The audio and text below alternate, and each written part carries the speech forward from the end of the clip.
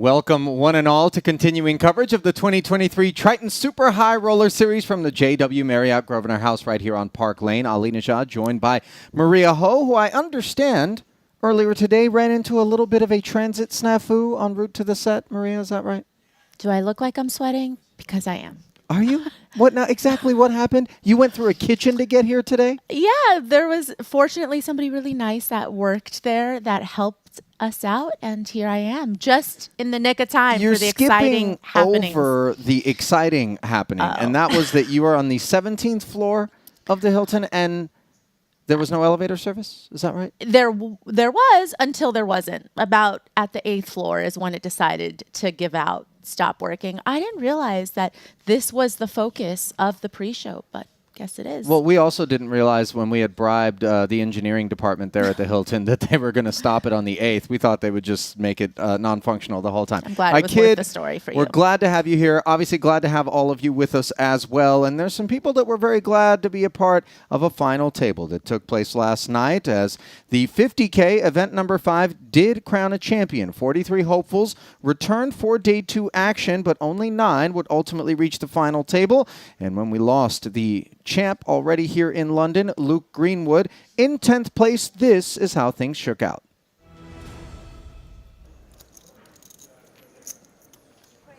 Two black queens for Ole Shemion, who certainly ran well at this final table. More on that as we progress. Worked his way up against pocket jacks for Danny Tang. A jam with 810,000 in front of him, and the blinds at 40 and 80 was an understandable spot. Pipped. And Tang would be denied another title, but obviously points toward the Ivan Liao Player of the Year award, which he has his sights set on here in Season 3. So the first knockout, claimed by Ole Shemion. Then it was the turn of David Yan, who jammed with Ace-King. Leon Sturm was caught with an Ace-5 suited. He would obviously be able to get out of there. It was the two black aces now. Shemion absolutely crushing the competition pre. And on the turn, it was some chopportunity, courtesy of the 5 in an almost 5 million chip pot, but it was a 5 on the river as opposed to the deuce, and David Yan would collect 173,000 for the 8th place finish. Danny Tang, coincidentally, in 9th, 134,000 went his way. 7 were left, and the year of the Nacho came to an abrupt halt in this event. Thank you. Oh my God, he has me dominated. When he had Jack 10 up against the King Jack suited of Jamil Wakil, who looked so good throughout his play in this event. Flop top pair, out kicking Nacho. What a boring car. No straight draw for some sweat on the turn, and no 10 would leave the Gaucho off his saddle. 235,000 collected. 6 were left. Aces popped up once more in the hands of Roberto Perez, and music to his ears was Leon Sturm, the German, saying, "Let's go." 1.4 million, and he had obviously designs on an easier path to a victory, as on the flop he had the gut shot straight draw. On the turn, he had the flush draw to go with it. On the river, unimproved Sturm, here at his first Triton, would notch the 6th place finish for $313,000. And then Jamil Wakil would put roughly half his stack in there from the button with the Queen-9 suited. Ole Shemion waking up with the Ace-Queen would jam, and he was back to his ways, dominating, flopping top pair, and leaving the Queen-9 drawing dead on the turn, claiming his 3rd pelt at that final table. So then, 4 were left as Jamil Wakil picked up the 400K. Very good. Oh, yeah, Orpin Kisachikoglu pipped by the deuces. So many outs on the Jack 10 high board. Backdoor spades were available as well. None of it materialized. 10 outs one time and not able to connect. Orpin would finish in 4th for $497,000. So 3 remained as Ole had claimed his 4th pelt. This time, Ace-King against King-Queen as the domination parade rolled on.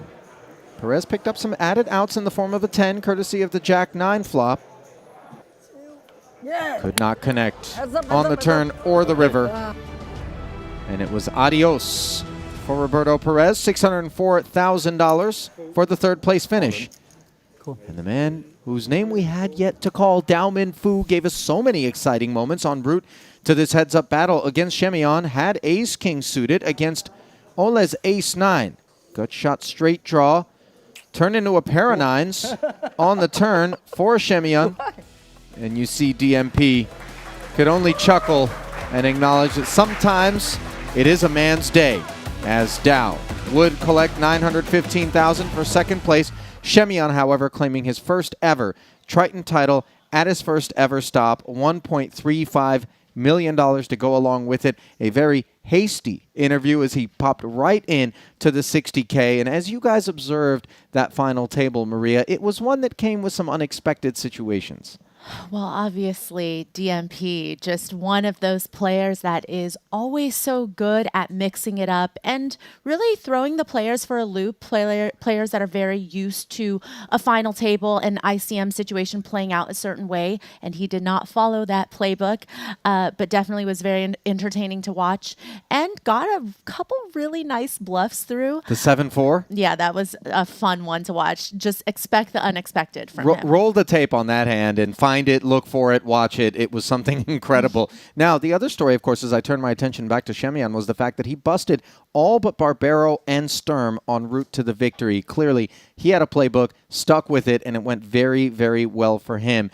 Going to be one of these crushers that you think we're going to have to worry about as we're still kind of in the early phase of this Triton festival? I believe so. I mean, so much experience on his hands, a resume that has really stood the test of time. And Yeah. I feel like now that he's had that breakthrough here, he's just going to keep going up and up. 2011 was the first time that we saw recorded cashes on his resume on the Hendon Mob. Within a couple of years, he was playing 25Ks and then 100Ks after that. And a guy that's just quietly, I want to say, stood the test of time. Our very own Andy Wong, who is the president of Triton Poker, said that is his idol in poker. Not all the time does he come over to the side of the stage and want to watch a winner's interview or meet someone, but on this occasion, he very much did. Of course, Dao Min Fu adding another very deep run, second place for him, a guy that we will also be keeping our eye on for different reasons, perhaps. But now we turn our eyes to other matters that happened during the dinner break of that event, of course, the mystery bounty draw, my personal favorite time of any particular Triton festival. Not sure how much of it you got to soak up, but we had the deflating 400K pulled by Johannes Straver very early on. 9 pulls, Maria, and he earned more than Espen? I mean, he nabbed that top bounty prize immediately, which is so anticlimactic for all of the other people waiting in line behind him. Not to say that there weren't some really substantial bounty prizes as well after the 400K pull, but people are hoping for more of a sweat than that. Yeah, there was 3 180Ks, and in the end, Straver, who had the most bounties, 9 of them in total, ended up pulling 10 times as he got one of the draw again tickets as well, the 400K, and courtesy of the 236,000 that he got for his 4th place finish, add up the 900K from the total of 10 pulls effective that he got, and he outpaced the champ, Espen, over 235,000 more going home with him. Just goes to show you how much fun a mystery bounty can be. Sometimes guys can end up well in the black without even making the money in the event. So a little bit of a wrinkle there. Ivy, of course, winning the Bombay Cruise. That was another added plus that was going on. But I loved, and I don't know whether or not you had your eyes on him, in the background, Triton first-timer and friend of ours, someone we've known for a very long time, very dry sense of humor, Eric Wasserson, dead last to pull. And with 4 envelopes left, what did he end up with? The men. Yeah. There was 4 pulls left. He had just 1 pull. There was a 180, an 80, a 60, and a 40, and you could just watch his face in the background as the 180 was pulled, and the 80 was pulled, and the 60 was pulled, and then it was kind of that anticlimactic. So wait, do I just What do I get? He's it's a like, 40? I waited in line for Yeah. this. Yeah, exactly. He had to go dead last, too. So obviously a little bit of disappointment there for Wasp, but did manage to already pick up a cash here and a final table at this Triton Series, and we're looking forward to seeing him in the Lux on Pay Invitational along with his partner, Nick Schulman. So let us turn our attention then to the upcoming event that we will be concluding here today, a 7-handed 60K Maria, 104 entries, 67 uniques. We're seeing the fields dwindling a little bit as the entry fee goes up. That's to be expected. Just 32 players are going to be coming back here for day 2, 17 of whom are going to make the money. So we've still got about half the field that's got to get paired off before we get there. Min cash of $98,000 up top is going to be our biggest payout thus far, $1.57 million. Second, also going to be worth a 7-figure payout of $1 million. And take a look at the leaderboard, if you would, Maria, and let us know who sits atop it. Oh, Jason Kuhn. Mr. Triton, How I think, could to we? you. Yeah, I mean, I don't think we're too surprised to see his name up there. 1.57 million in chips, 105 big blinds. He is on form, yeah? Yeah, I feel like he is always ready to play his best. He shows up with an incredible mindset. I feel like peak physical condition, some might say as well. So I think that he always just wants to take each tournament one step at a time, doesn't look too far ahead, but when he shows up, he's well rested and ready to go. Yeah, no doubt about it. And he's got some company at the top of that leaderboard in the form of Alex Boyka. Boyka is fresh off of his 7th place finish last night and back for more already. So we'll see how the two of them shake up. Lines are going to be 10, 15, and 15. Let's take a first peek then at the feature table where we've got Paul Pua, the boss. And I'll zoom in on that table for us here. There it is, along with Boyka, as mentioned. And you start to see a lot of talent, kind of, the upper crust in terms of skill set, ponying up in the 60K. Paul, 37 big blinds. Is there anything else jumping off the page for you?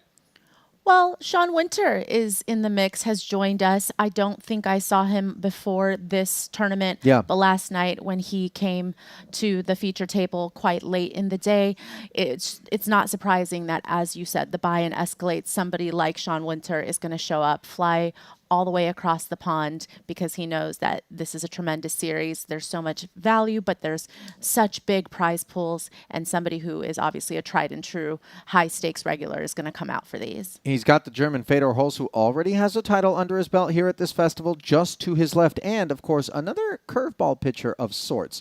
Granted, there's been an evolution to Santosh 2.0 at our last stop, perhaps even 3.0 here, as we'll get a chance to observe India's Santosh Suvarna with 49 big blinds in front of him. Then let us turn back to the app and to the secondary feature table. And as we look out there, we find El Jefe, Kerry Katz, somebody that you're very familiar with from your work with Poker Go. He is seated with 17 big blinds.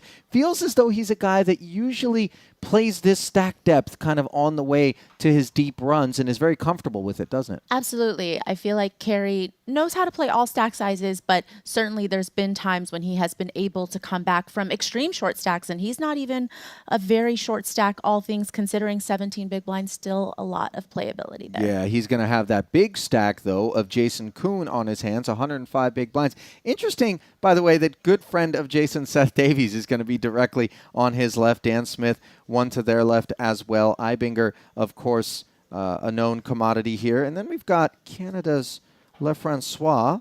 Let me take a look over here. Pascal, first Triton Festival yet to cash. There's his bio there and his chip roller coaster. 42 big blinds. Going to be able to do his bidding without feeling any sort of pressure to get things in there early and often. Scrolling down to the bottom now of the chip counts in the Triton Poker Plus app is where we find another Canadian in Tim Adams and, of course, Phil Ivey, 15 big blinds. You and I know Phil. Do you feel like there's a measure of impatience from time to time when he gets short stack and he's just like, listen, let's either spin it and make this exciting for me or let's just find something else to do?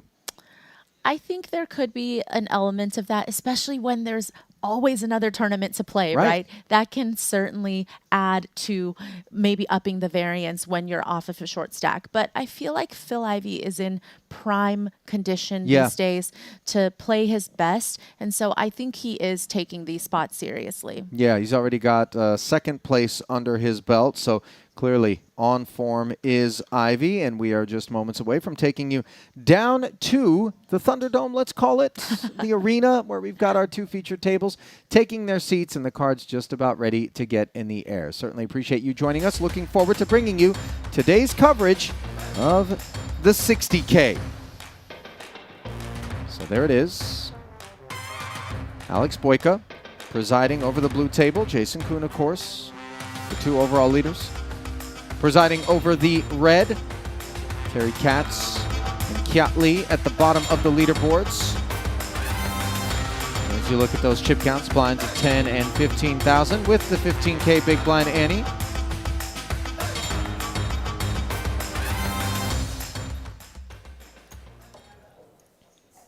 Button good? This is the 6th event on the docket for us here of a total of 17 that we will be spreading. Technically 16. There is no event 4, of course. That's a number we look to avoid here in the Triton Super High Roller Series.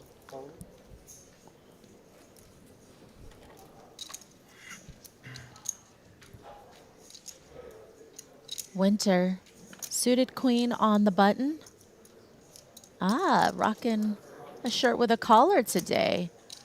Preach. It's business time, Maria. And by the way, Luca Vivaldi stepping in to point out to me something that I had overlooked. The number 4 is so lucky, not that Sean Winter feels that way about it with Queen 4 on the button, that we don't have an event 14 either. So it's actually 15 total events. No event 4, no event 14. I know all too well about these Cultural matters of, yep. superstitions. Jack 6 here. Lovely stuff for Kiat Lee. No connections elsewhere in the field. And All right, so we're just getting started with day 2. We have Paul, Alex, The- Sean. button limp from Sean, by the way, is something to keep an eye on, Maria. He is one of those 500K. ultra milky types of players who can take 3 big blinds and really 17 people in the money, I think. We're grind it 32 as people. hard as anybody in the game. 100K min cash and like Round of 1.5 checks. As Kiat 1.5 slow on top, playing something like that. the Jack Can't 9 remember. on Anyways, we're on feature table, both so I'll flop put a link to the stream. and turn. You can tune in on YouTube. Here we are at the river. He's desperately trying to get Right. Winter to do something. Yeah, and with the lack of action posts, Fedor has a reason to think that perhaps the King High could be good in this spot. So far, Winter has not fallen for it, but now can't resist. Wow, the overbet. So the King High not interested any longer, and Kiat obviously delighted to see that finally his 3rd check draws chips into the middle.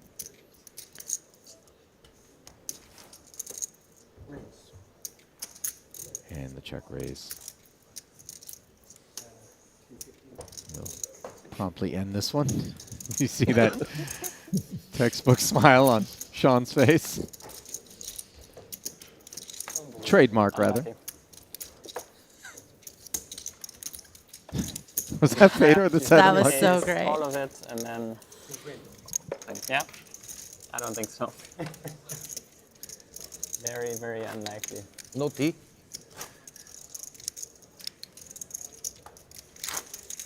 Can I please have Americano?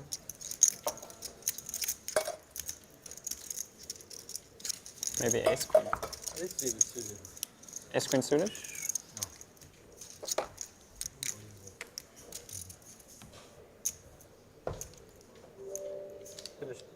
Did you have the bonus hand? Jack 6, you mean? Or 7 deuce? Jack 6. You would have showed 7 deuce. We know that.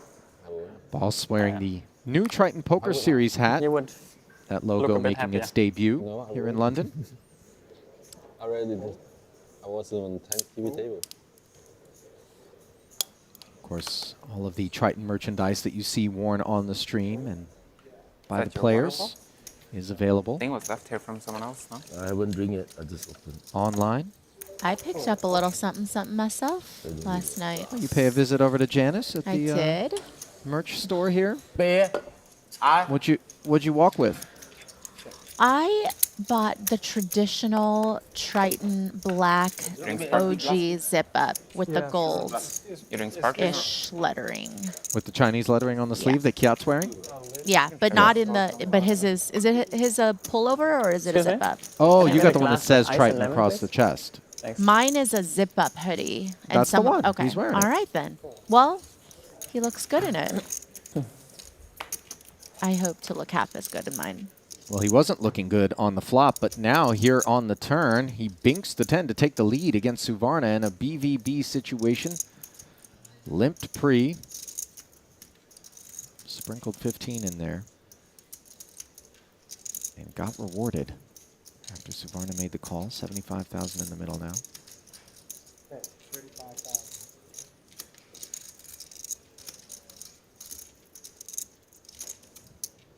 Kiat firing again. So, Ali, tell me the distinction between how we know Suvarna is going from 2.0 to, say, 3.0. Would it be a specific type of playing style, or is it just a general demeanor? How are we judging this? I mean, The next generally stop speaking, we just look at Is the next Triton stop on some now? of his procedures from the previous festival, and then we contrast Either Taipei similar or spots Monte Carlo. and the way in which he Monte Carlo. approaches them, Monte Carlo. perhaps seeming Good. 90,000. to have a little I'm more surprised. thought and care. I thought Here's a maybe prime- Montenegro again. Possible Montenegro. opportunity for him to showcase This year some of that care as next year. 145 in the middle. Kiat now barrels a third time for 90,000. Montenegro. Obviously, we're less concerned about this being is up okay. against 9x now that the third 9 hits the board, Uh, but quite hard to get there for a lot you, of people. Yeah. For Europe, It for us, does. it's wonder, fine. For me, is it's the fine. 6 But good? It Would does Kiat bet a feel 6? you need like in a blind six- versus there's a blind few spot, cities though. that- It's almost And you have a, to mandatory, drive, like, a long mandatory flight and call. drive. Even from London. Yeah, and you can see some disappointment on the face of Santosh as Kiat doing well so far here as the short stack coming in. Working his way up the board. 10-10. Looks like we've got an all-in situation here and a cooler between the good buddies. 10s and jacks. Davies all in and covered. He says king, king, queen. Let's do that. 4 aces and a queen. But it's Set We over still got set. nine queen. And Set nine over Seth. Yep.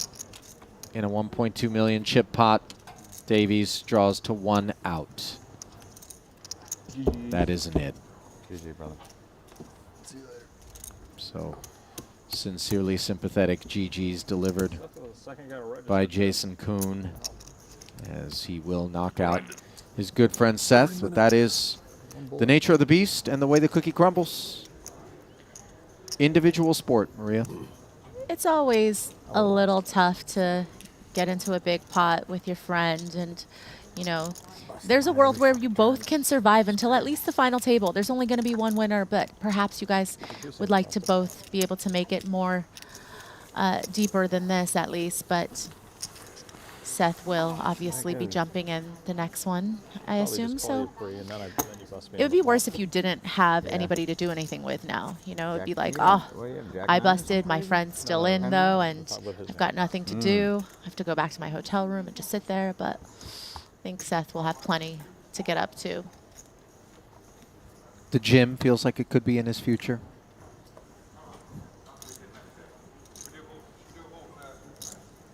One can safely remove that from my crystal ball.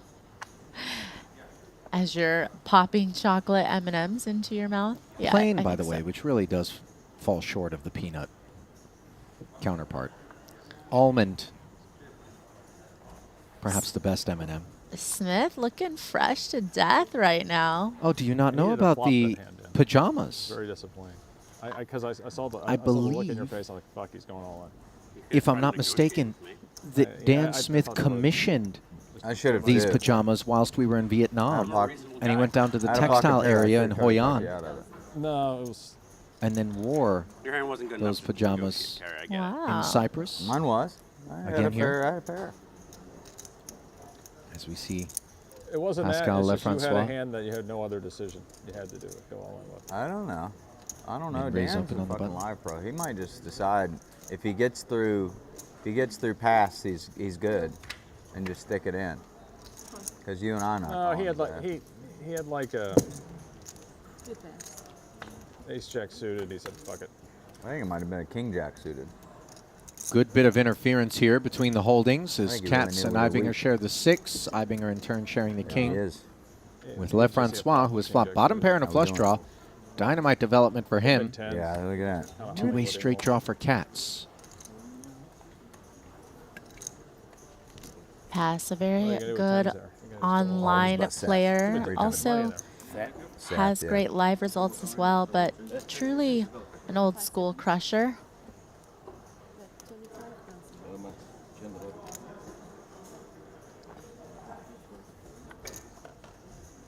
Going for about quarter pot on the continue.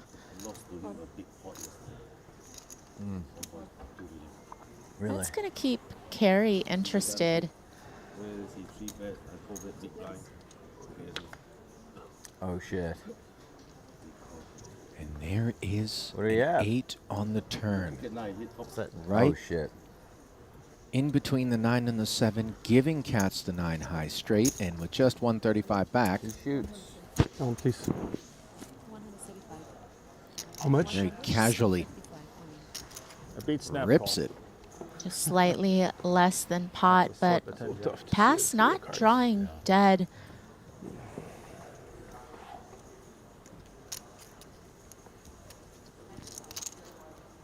Knows that the 4 is very unlikely to be good, but with the spade draw and perhaps the ability to hit another 4 or a king and be good, he decides to call, and he'll be shown the 9 high straight. What do you got? Flush draw. Pair and a flush draw. Not what you wanted to see. Give him a 2 pair. You know, fuck. Give him trips. Too generous. 5-6. 425K out there. And the 8 on the river. Hard, too hard to see. Non-spade in I nature. could've sworn that was the 9 of hearts. We were like, I was watching the hand. When on the turn? Sends Saw El the 8 of Jefe hearts. a double. In my head, I just registered it was 9 of hearts. Yummy. Excellent. Just a straight. What will follow you? And then that's 10. Just a straight. She should have swapped. I will just double up as well, and we'll do it later. Carey's playing for the visiting team out there, Yeah, for sure. rocking his merch. Double up. Responsible for I will double up and then we just Poker Go. Paul. I think she's the best dealer in the whole world. Yeah, she's good. Not for Seth. But maybe for you. Yeah, no, I mean in terms of Oh. technical skills, and also making me lucky. But in terms of technical She's skill, very friendly too. no, Yeah, that's. she knows everybody's name. I think she's the best dealer in the whole world. I really do. And Wow, I think high there's a lot of great praise. dealers in here, but I think you're the best. Why, Coming you said from on Jason camera, Kuhn I for said it on Daniela. camera, You can alienate, 2 days in a you can row. alienate hundreds of dealers around the No, I love the dealers. I just think, if there's a competition, I think she'd win.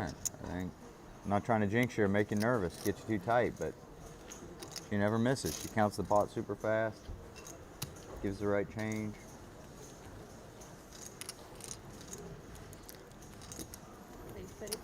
I've seen a player compliment a dealer like that, and then immediately the very next hand, Oh, they yeah. make a mistake. All right, which side do you want? I think she's locked in. Yeah, I like your side, actually. No bet. Katz, 30K of his newfound stack. Gets after the blinds.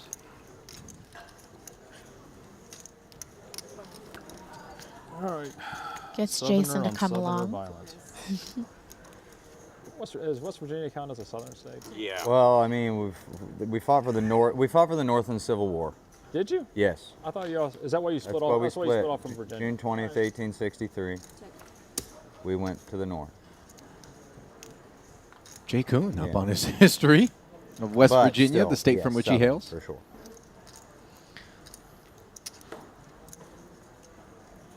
Only heart draw acquired. belongs to Jason Kuhn. He's also picked up a gut shot straight draw here as his 8-4 dominated pre. 2 streets of checking. His cats did not follow through. Board pairing queen on the end and a full shutdown. And look at Carey.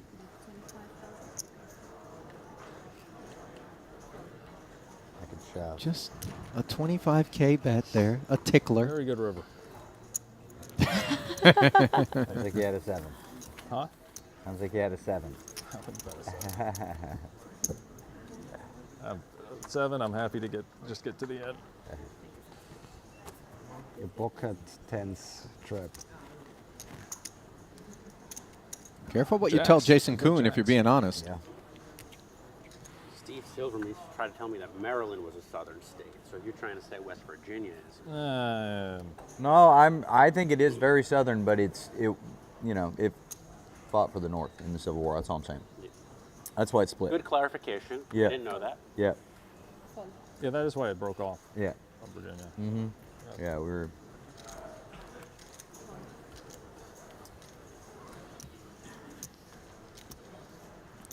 Actually didn't know that. There's a lot of things I don't know. Truth be told.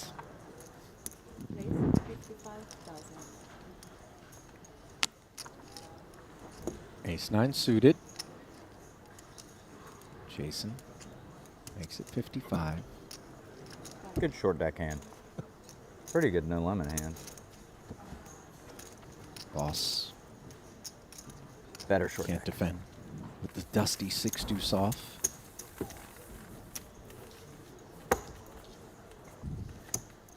I played. Back over to the feature now.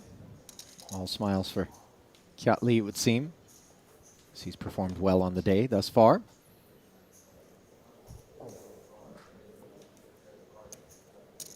And event 6, the 60K.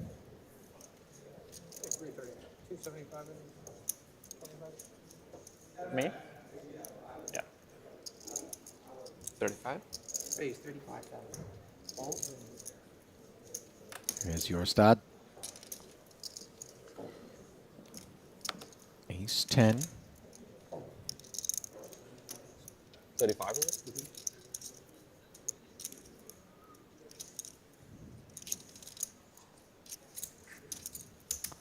Espen took down the 40K mystery bounty event number 3.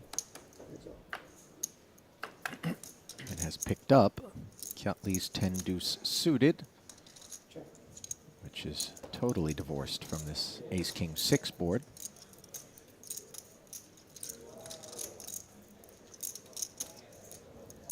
Not that a previous WSOP main event champion needs it, but you would imagine that winning that tournament, especially after that long 3-handed battle with Phil Ivey and Stephen Chidwick, that's got to really up your stat's confidence, especially in the high roller realm, which, you know, even though your stat has played other high rollers before, this is the cream of the crop. This is where you're going to find the best players, and to feel like your skills can match up against them is something that I think even a world champion can say that they could use. It's interesting. The World Series of Poker main event in particular, I think, is one of those where I've often heard some apathetic rhetoric about, like, well, anybody can win the main. You know, there's thousands on thousands of people. You have to get so lucky. No, I think But it's like they made I don't think that should diminish the feat. That said, it's a different sort of respect that comes with the opportunity to truly battle against some of the top pros worldwide in poker. In small fields, nowhere to hide, no soft table draw, and then earn a title, in particular 3-handed against the likes of Ivy and Chidwick, tremendously validating. Nailed it. I want to bet. Want to put small bet? You should have asked before you threw in. I kill my. You misunderstood the hustle. You need to fuck up and then ask for the bets, not nail it and then ask for the bet. Yeah, but then you asked for the bet after you nailed it. That's not. I didn't knew that I would nail it. Nobody. He thought I was going to fuck it up again and get better odds.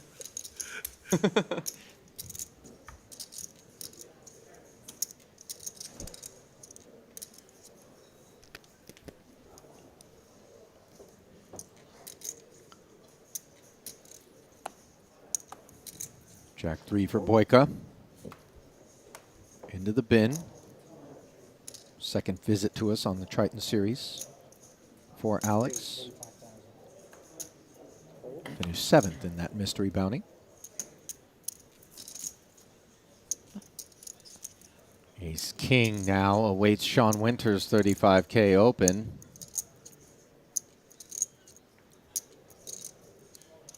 Nothing like a yawn before a 3-bet, you know?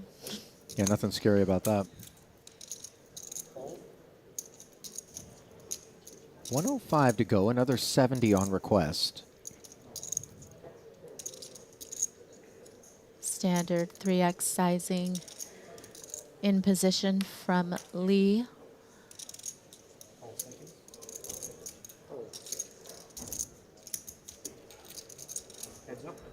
Winter wants to make the call. 875 after that call. Doesn't attach itself to either holding.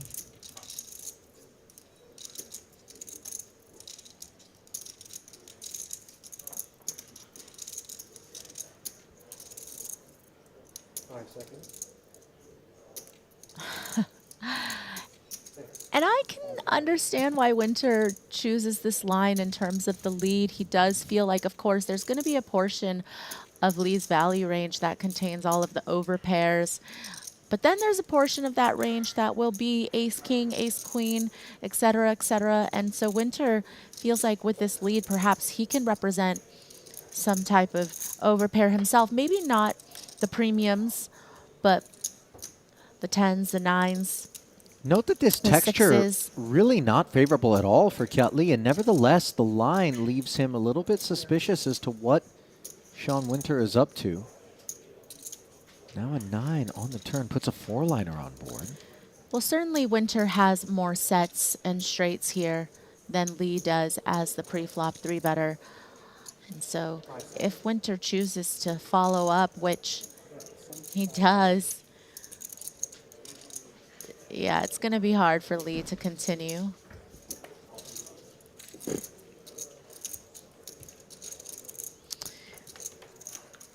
Nice line there from Sean Winter with the king-queen, correctly identifying that Kiat Lee would be unable to continue. Fires the second barrel and takes it down. We got chat saying that Winter is a little bit of a Jason Statham lookalike in his, maybe his collared shirt and his glasses, a little. Guys, there's really truly only one doppelganger for Sean Winter, and that is James McAvoy. Believe the movie Split. You remember it? No, Look it up. I'm going to look it up. Yeah. And then you'll instantly go, oh, wow. You're right. The movie's called Split. Pretty sure that's what it was, yeah. I think it was an M. Night Shyamalan one. Oh, I see it. Thank you. Sean Winter sees something that we don't see. Obfuscated is his holding here as he opens to 35,000 once more. This time doesn't face a 3-bet, let alone a call. Feels like a bit of grog in the room right now. Maybe the caffeine yet to take hold. Did overhear some Americanos being ordered out there. Hello. Dealer push gives us a chance to take a peek at Sean Winter's Triton track record, but not before we remind you that the only place to play Triton satellites is on GG Poker. Cannot qualify from anywhere else officially. What should be the next stop? Talk about some qualifying opportunities. Some working their way off of $54. Dongwoo Ku, I believe, or Dongwoo Ko, I think, comes to mind in one of our 25Ks. Yeah, there were 5 or 6 qualifiers in that one, right? And I feel like it's such an incredible experience, but timing-wise, pretty good with the WSOP circuit that's going on as well. So if you qualified and, you know, you didn't do well in the first one and you're not able to really parlay it and play more, there's always, you know, something else just on the other side.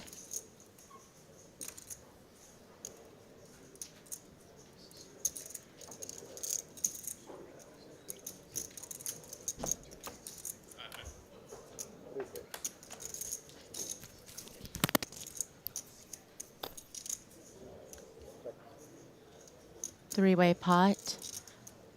Jorstad, pre-flop aggressor.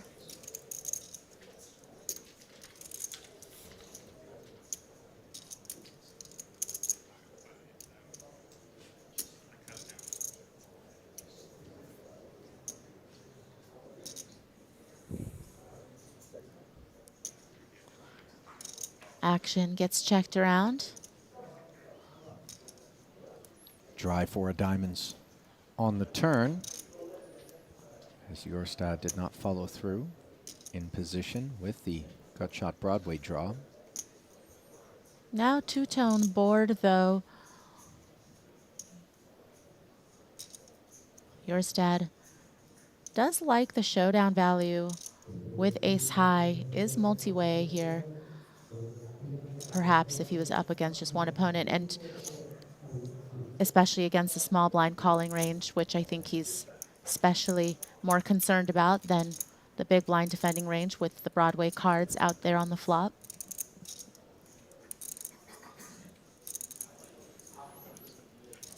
Second round of knuckles.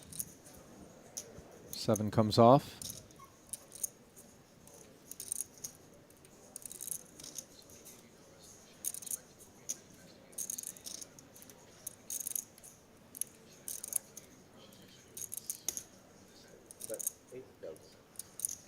Now Boyka is deciding that he wants to bluff in this spot, recognizing that Jorstad will have a lot of ace X's, but that Boyka can certainly be calling from the small blind with quite a bit of queen X, king X's, you know, the king jacks, queen jacks. As played, Boyka certainly could have avoided a barrel on the flop or the turn in the interest of trying to get a check raise in with that sort of kit, so that credibility lends to why the ace-10 finds the muck. So nice activation there from Boyka.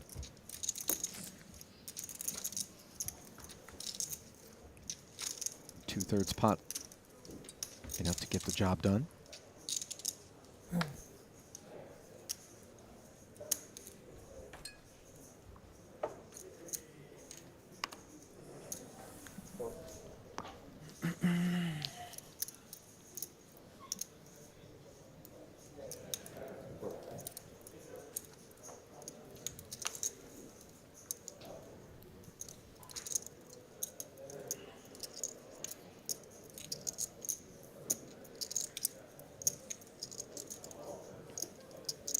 Ace-jack for Jorstad. A click ahead of the ace-10 he opened a moment ago, this time from the cutoff.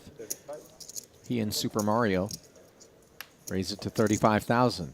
During his winner's interview after he took down the mystery bounty, I forgot to ask him how far back he and that Super Mario good luck figurine go. You see it there, top his time banks. He did have it when he 7 won the main years. event, Yeah. right? So I would never get rid of it. How could Oh, are you you at kidding? this point? What was the significance? Did he say? Just No, just not sure where he got it, not sure why he got it. But I'll tell you this, if I'm at a table with Espen Jorstad, quietly, I'm going to reach into my bag and pull out a Wario figurine. That, of course, being the evil Super Mario character. Or maybe like a Bowser. I thought you were going to go in a different direction and say you were just going to steal it from him. But okay, I get Well, it. I was actually contemplating, especially now that he's pumped up The klepto quite in liquid, you. a handsome ransom No. could possibly be commanded if we were to make off with Mario. You bet 2, you win 1. Do you think he leaves it there on How break? about 2 Think I can run out there? Does of the missing Espen Mario? look Even money is stupid close, to you? money. Leave it on break. Come on. Now you Guy are- won. You have the You could Main distract him. you have the moves. Oh, you want me to be your accomplice in this? Duh. No, I want to go to jail by myself.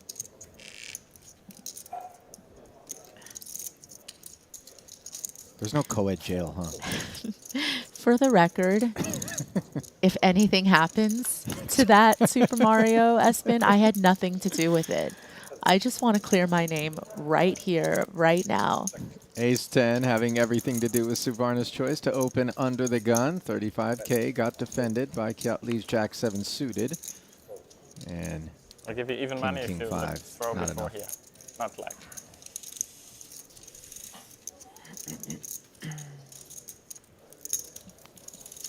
I think even money is close. Now you restricted my comfort zone, so it should be. No, like- I just want to make should be sure, 2 you to know, 1 like, now. because you could.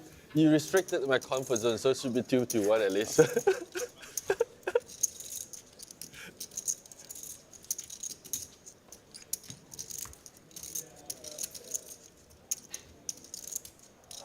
not sure what Kiat and Fedor are discussing. Might have missed the front end of that exchange.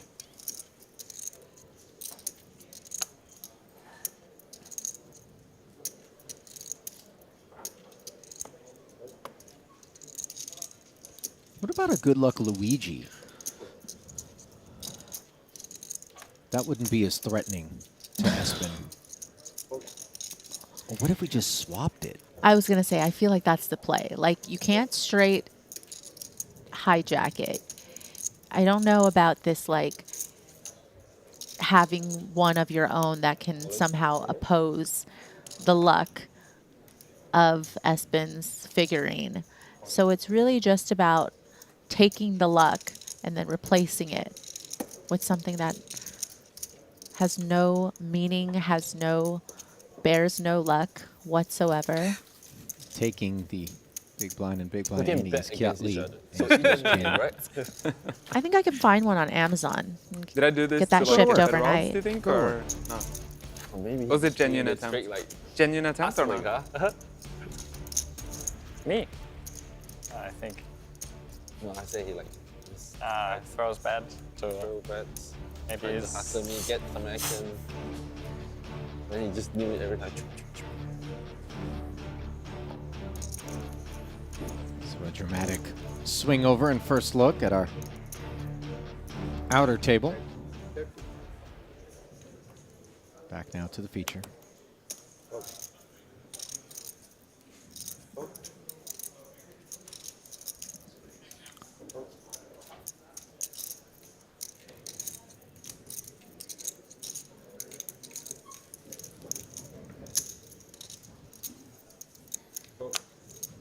Boyka. Queen Jack suited. Up front raise. Picks up Suvarna. Ace 5 offsuit flat. Suited connector for Espen. Comes in with 31 bigs.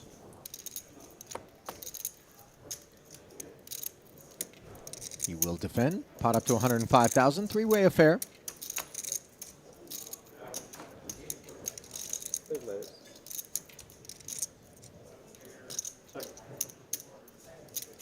Ace 10-8 board. Suvarna. Top pair up against the double gut shot and backdoor hearts of Boyka. Let's see if Alex wants to barrel.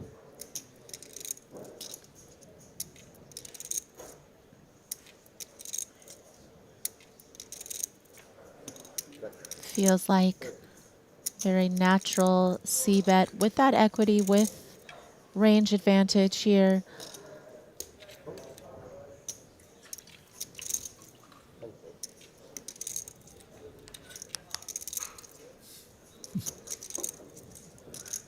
That barrel does come in. And get called by Suvarna as the heart draw shows up. Now heaps of equity for Boyka. Yeah, and with heaps of equity, You would imagine Boyka is going to size up. Heaps of chips, Yeah. if you will. Going to be a considerable bet coming, I think. Trying to shed a lot of these weak ace X's, the 10 X's as well. You know, Savarna likely to be calling out of the small blind against an under the gun open with hands like 10-9 suited, Jack 10 suited, Queen 10 suited, etc. And then all of the ace X suiteds as well. I'm kind of shocked to see the check back, actually. Feel like that was a prime spot to really go big.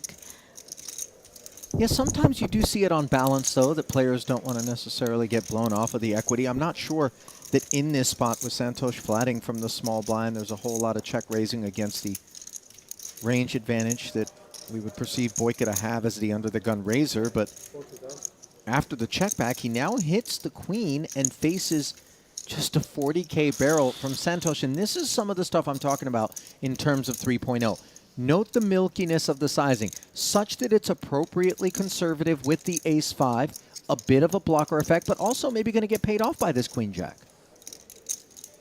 I feel like if I were Boyka, I'd be looking to turn my hand into a bluff, actually. I feel like against the sizing, I'm not saying it would work against Savarna. Savarna might not be the perfect opponent to do it against.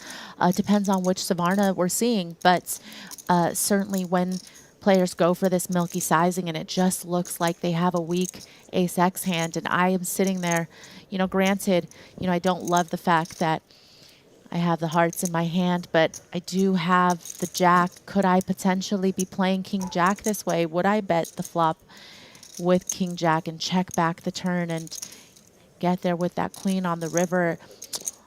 It's hard though, yeah, because if you think Savarna also goes this size with just maybe 10x as a block bet, then it's so hard to feel like maybe your hand's a little bit too good to turn into a bluff. Yeah. And so the quarter pot sizing You can take this. works to great effect for Santosh Savarna. Yeah, perfect. Santosh first joined us Thanks so much. in Cyprus in 2022. Picked up 1 cash, both there and in Vietnam. And then all of a sudden, earlier this year in Cyprus, he went on an absolute tear. A win, a 4th, an 8th, a 13th, and a 2nd place out of 10 swings of the bat. So far, though, here in London, has not cashed.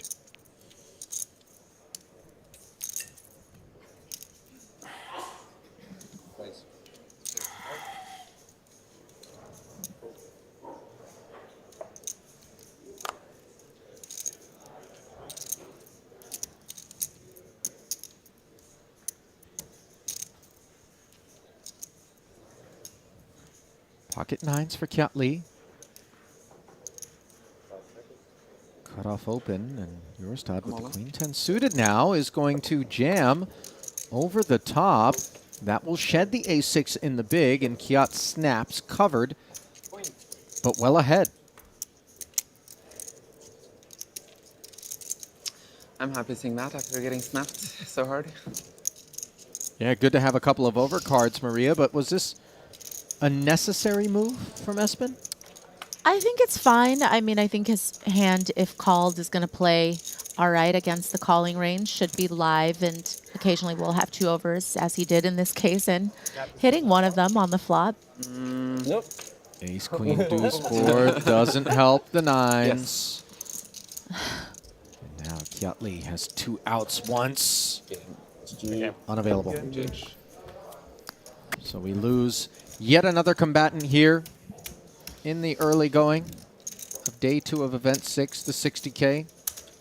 We came back with 32 players. Tim Adams was the short stack overall. He did finish in 32nd. We saw Davies busting in 31st. Tago Tam, first-time Triton participant, finished in 30th. And of course, we just observed the demise of the great Kiat Lee.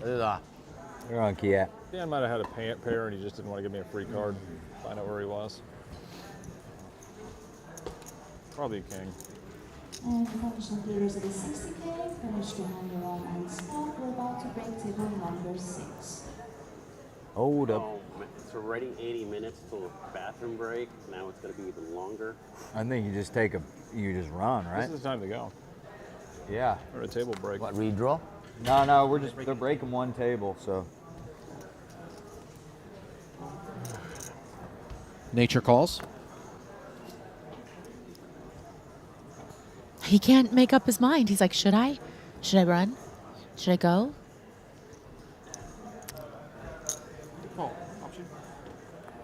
Check. Tense moments for Dan Smith. Heads up. Blind versus blind limp pot here. Cats flops top pair.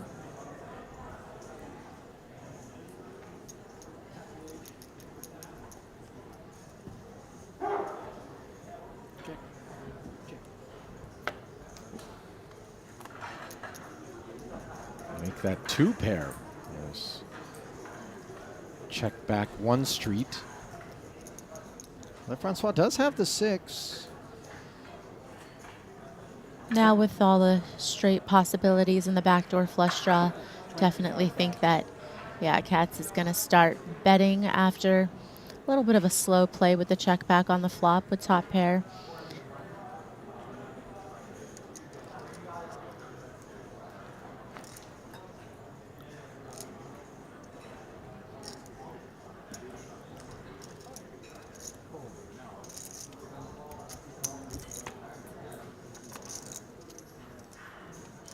Queens up gets counterfeited as the 25k turn bet from Carey was called by Pascal.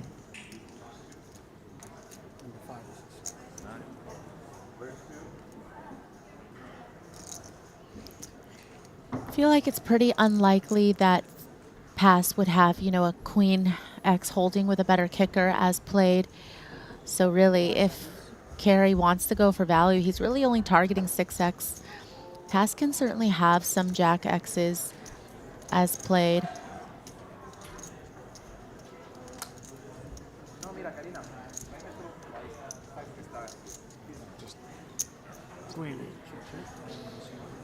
Cat's not loving that river. Yeah. Yeah.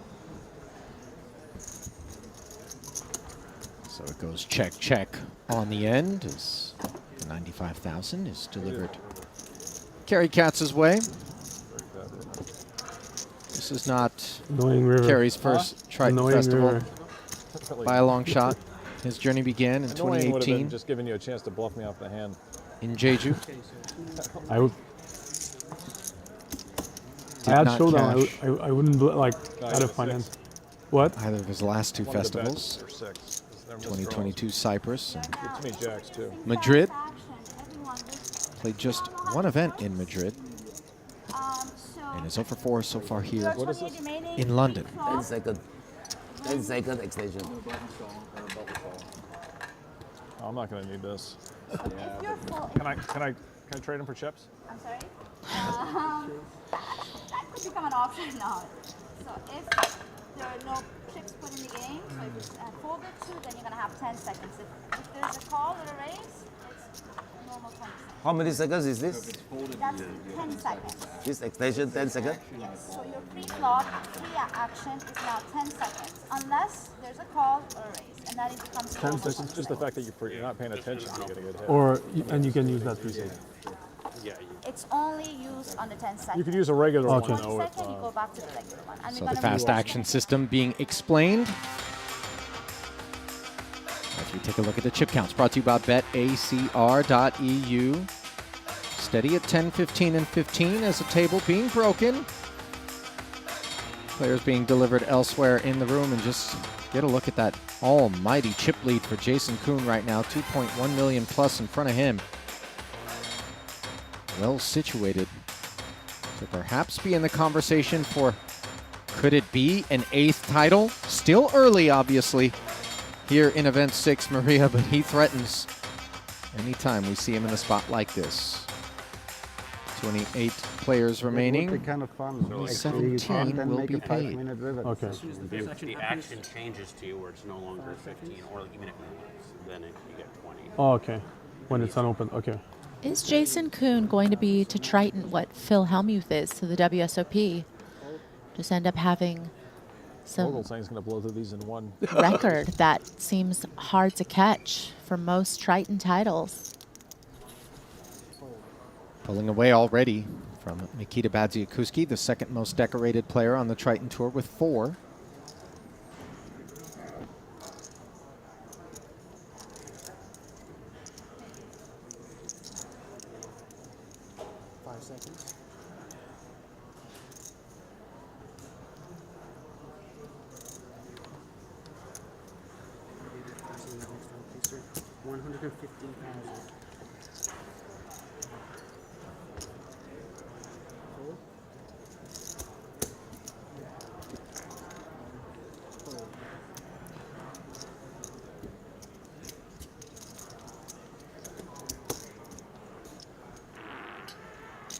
Viewers and players, complete that going on and raise your blinds to 10,000, 20,000. 3-bet from LeFrancois over the top of the Kuhn Open. Always risky business, but perhaps not when you've got ace-king. It's one of the only small blinds I'm happy to have an increased blind level. Perfect. The best seed. Because I pay the same as in the previous level. Oh, yo.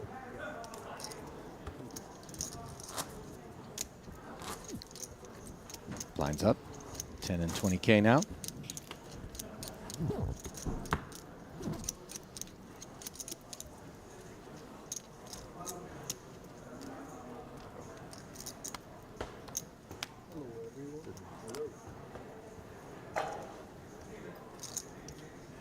Pocket 8s for Paul Fua, 415,000 in front of him, just north of 20 bigs. Going to put 10% of his stack to start into the middle in the form of a min raise.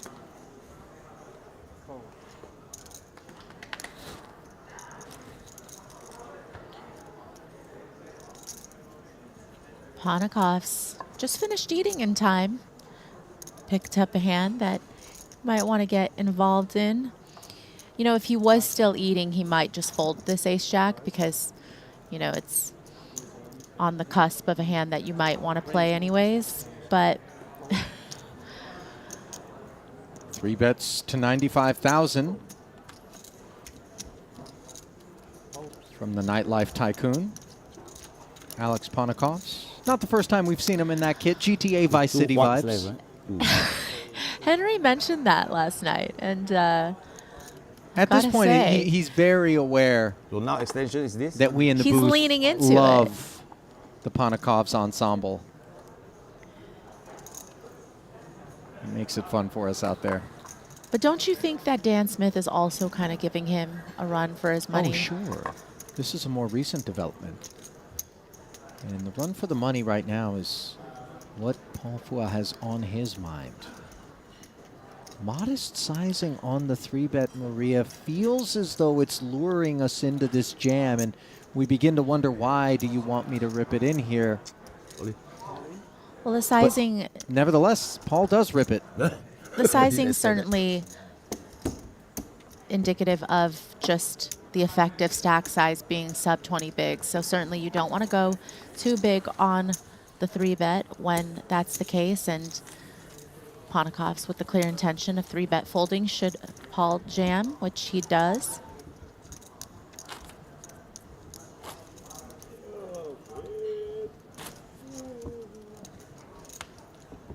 Alex down to 235K. You heard Paul kind of chuckle. He was very surprised that that kind of clicky 3-bet would come in, and then when he jams would muck.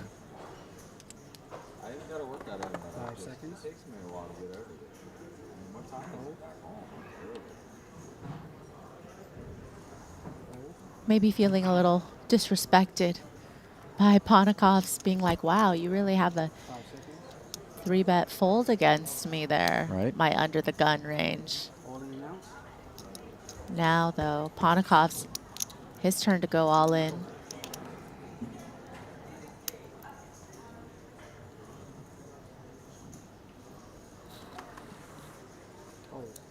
I have a count. Okay, for you, I'll make it like this. Jam with his remaining 235. How much is that? Really? As the pretty queen jack suited must find the muck, and now Paul asking for a count. Jason, you're pro. Queen 7. Too much Man. experience in counting stacks.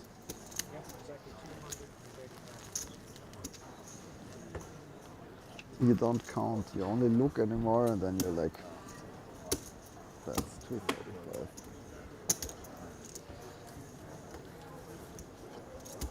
Ten jack suited. You have king jack suited here? No takers. Potakov's hauls that one in. Alex plays under the Latvian banner, 3.1 million plus in career Triton earnings across 6 caches. Began his journey with us in Madrid in 2022. Ace queen. He's had at least 1 cache in every Triton festival he's played.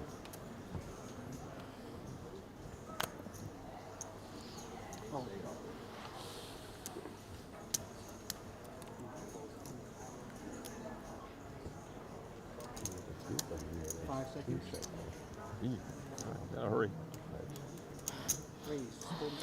Now 10 seconds in an unopened spot, not really all that much, but of course does speed up unnecessary tanking. I feel like your job is Not going to mention any names. much tougher than ours.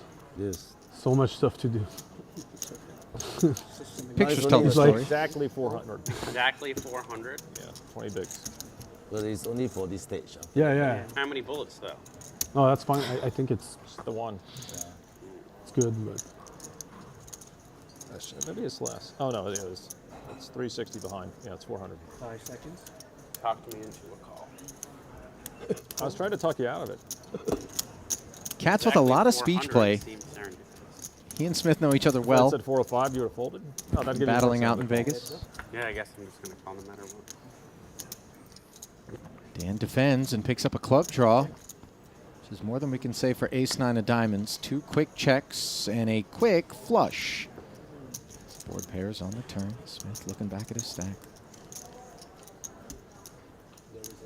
I think Dan knows full well that once Carey checks back on the flop, a lot of times he's going to have some type of showdown value like this, some weak ace X's. Okay, yeah, one of us could make it.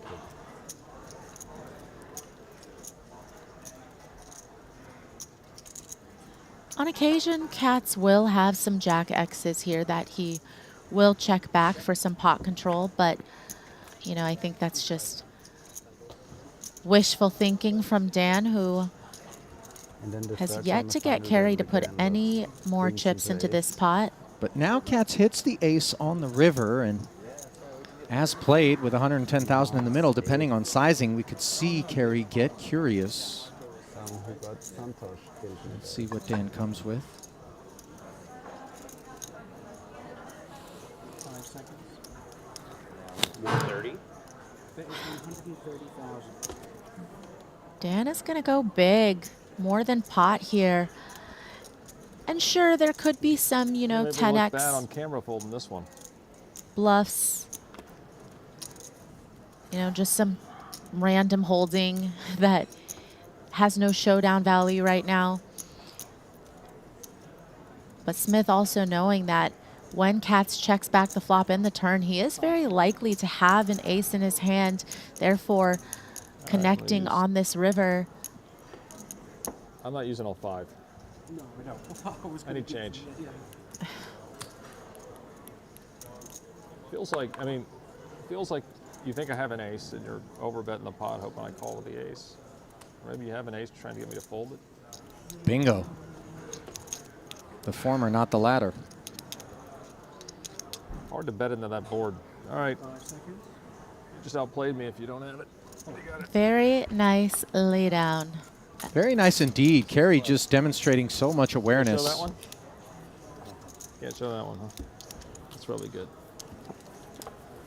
I was saying this yesterday about Orpin, and I think the same can be said about Carey.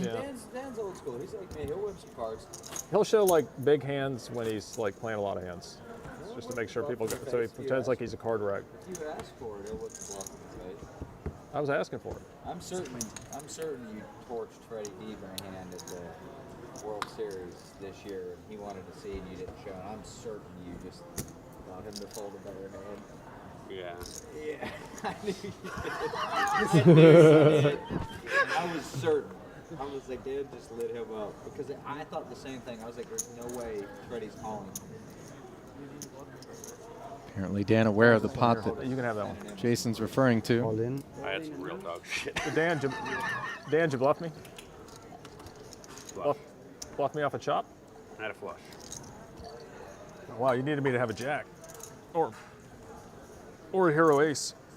I had an ace. It's 120. Thank God you're greedy.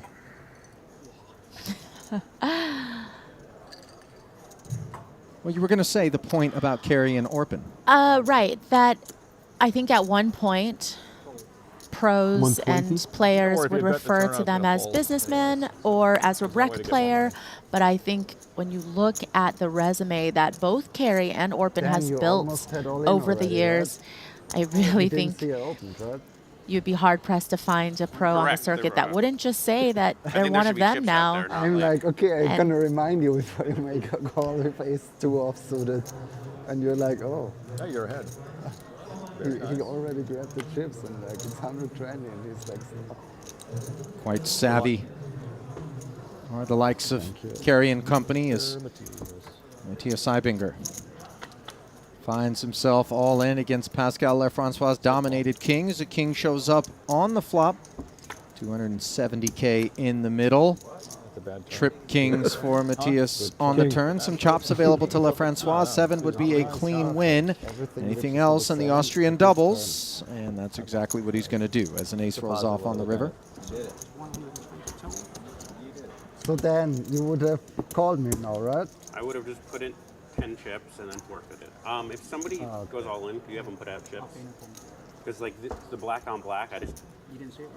Yeah. I mean, probably partially because I was talking to Carey, but. Yeah. I didn't know he was all in Egypt. Yeah. That one going to change color. I mean, especially like what this shit. Yeah. Change to red. Dan, what'd you have on the king 3-3-3 board? Just a four? That one I was getting spicy. I had an ace high flush draw. Flames, all in. Ace high flush. And it needs to blink. Ah. Ace queen. Like, yeah, it needs to Yes. blink red when you're all in. Good bet. That's a It needs to be red and gold, and then blink. Doubling up. Yeah. Can I see that play? $3.5 million plus in career Triton earnings, 10 caches, 2 titles. Yeah. The color is not nice. Yeah, we Right. just 2 of those need- 10 caches yeah, we coming need already red here and in London. gold, and then like never the red But and too black. short, he's never getting Like the that. full Yes. ever. a million plaques. This is probably a better spot. The bluff there. He has too many kings. So. Levan versus his hand, you only split. It was king 40, 33, so your kicker doesn't play anymore. 40,000. Raise 40,000.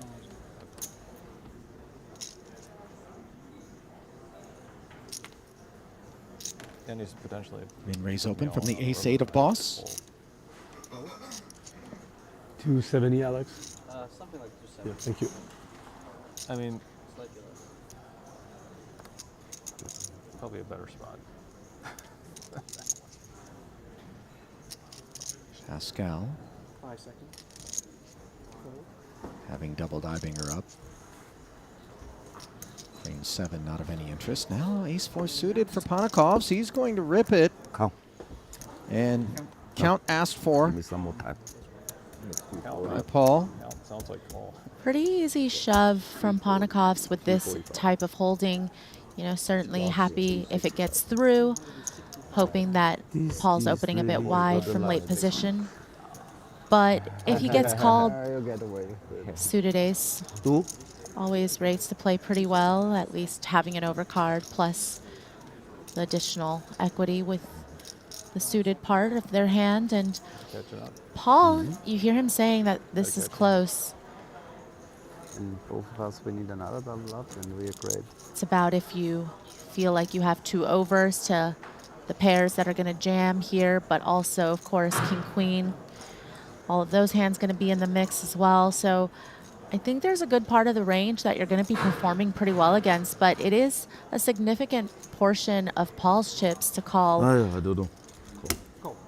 But he doesn't want to fold. Yeah, he didn't take too long to make the call. We'll have 245K back. A 7. Just about 12 bigs left. Somebody knows their opponent. If for some reason this one doesn't work out, but Paul has good equity. Oh, probably chop. King, queen, 9. This Neither player pairs, and you see the likelihood of a chop increasing. Wait. Ooh. Wait a minute. Diamonds. Still probably chop. But Manikovs. not definitely. With the flush draw. A wrap at the back door. Yeah. Oh my And then God. a clean 8 Wow. on the end for Paul. What a Jeez, run I out. was like, it took a second for that to process in my head. Showers. What happened? I forgot you could Alex win. Ponikovs. He can win So too. improbably there. No, I knew he could win. I just forgot that you could. Oh, yeah, the flash draw. Yeah, the I fucking didn't flush notice draw. it. Be the Yeah. 28th victim. That's why you Oh, won, yeah. because you didn't realize. I didn't sweat. Holy shit. No need to sweat. Yeah, you had 2 outs for the scoop. Nice call. Whenever I don't know, I call. Oh yeah, I know. Believe me, Always I know. That's how I don't That was fucking a hell of a bluff. call. GG. 13 big blind. Okay, guys, you have yourselves a new deal. mental notes. Don't. So with that departure, we swing it back over to the feature. Pre-flop action here. Phil Ivey raised it up. The minimum, Sean Winter, 3-bet it to 95,000. Ivey made the call with his 2 10s on the 8-6-4 board. Winter now following through for 120,000.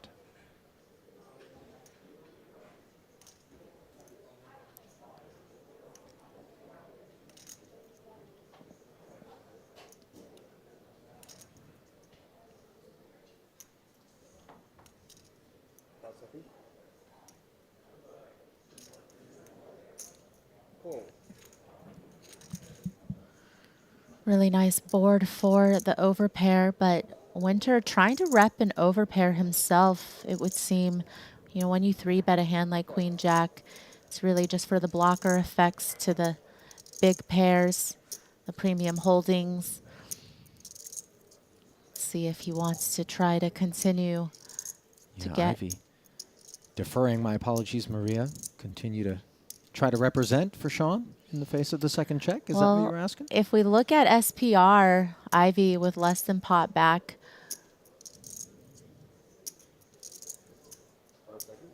And Winter's going to ask for all of it. And Ivy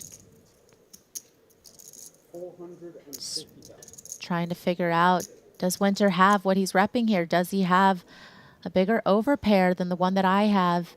Or does he have, you know, 2 overs? Does he have these high cards? Pretty heroic procedures here, the type that aren't guaranteed to fail. As Winter has Ivy covered. Does Phil? Certainly looks very strong from Winter. Credible line.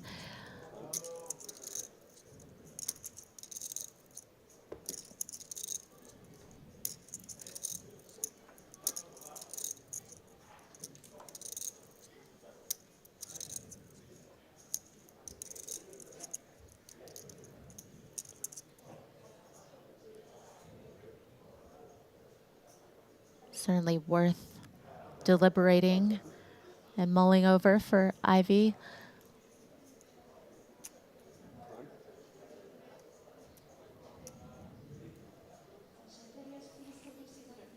I wonder how much history Ivy and Winter have. You know, obviously Winter does play all of the high roller events, not just in Vegas, but around the world. But it strikes me as Ivy probably doesn't have that much experience playing against Winter, maybe not understanding, you know, just how creative Winter can be, how aggressive Winter can be, maybe how capable Winter can be. How queen high Winter can be right now.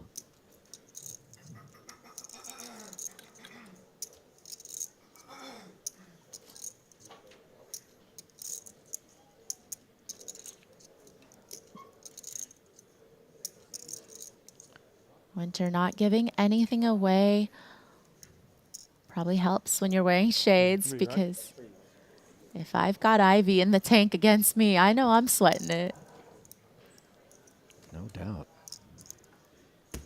Paul, you're doing yourself another cruise. What's that mean? He's like, what's that? He's He's like, no talking time about for the shenanigans, I know, but he's like, show me your hand. Bounty.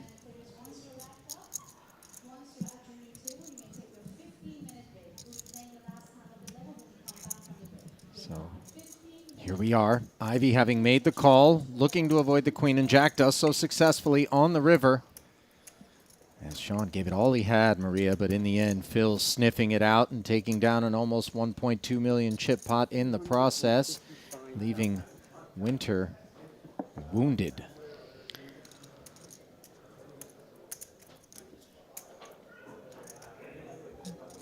All the viewers happy to see Ivy with the full double there.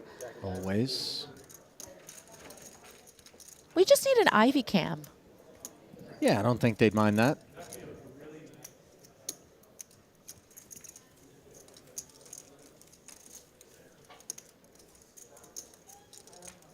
Ivy looking sporty today. He's got the aloe hat. He's been doing yoga of late, and you talked about it during the pregame show, how both you and I, having known him as long as we have observed really the kind of mindset and presence and focus that it's been a minute since we've seen. A new dad. Things been going pretty well for him. Ivy looking healthy, sharp as ever. Doesn't really show that new dad sleepless fatigue that some new dads might be rocking. I suspect it's there somewhere. Robo won also? Or did Robo finally lose? Robo given seat to me. I don't know his score. Raised to 45,000. Fold.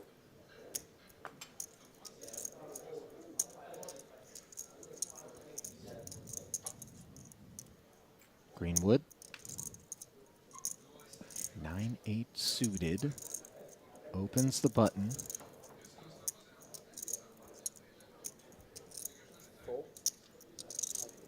Jorstad's a caller with the ace-4.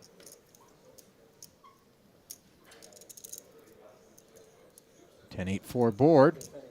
Both players with a piece. Espen checks with flow, bottom pair up against second pair.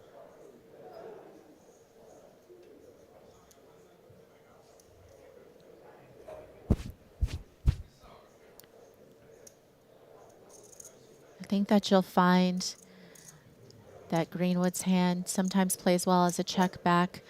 Just want to exercise some pot control and protecting that check back range, because it does allow you to bluff catch very easily, and it makes it a little bit harder for your opponents to be able to put you on a hand that has as much showdown value as the one that Greenwood has. So still 120 in the middle as the 5 rolls off on the back end of the checks.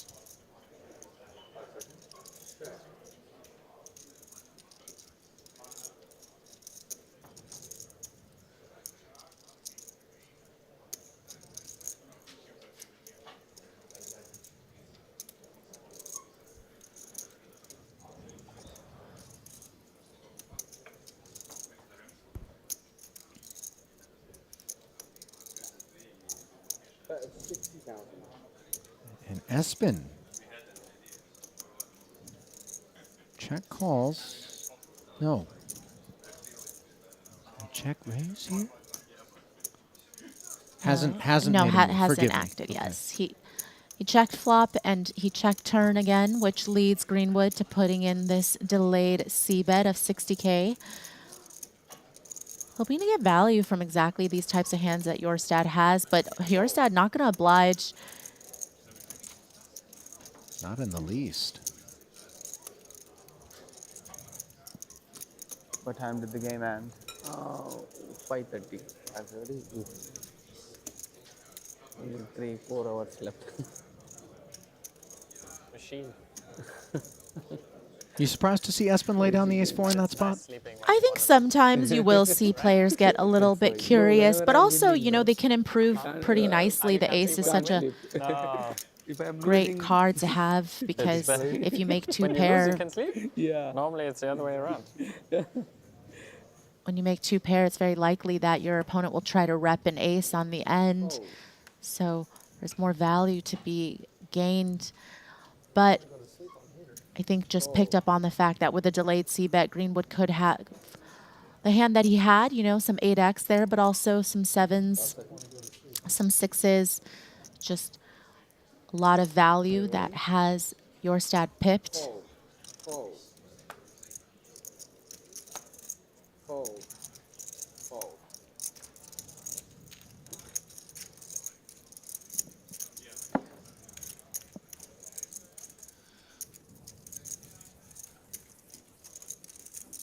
Fedor gets no customers as he ripped in his 250,000 there.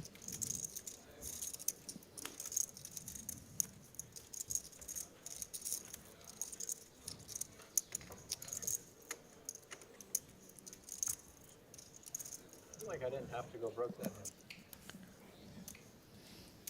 Don't go broke. You got him covered.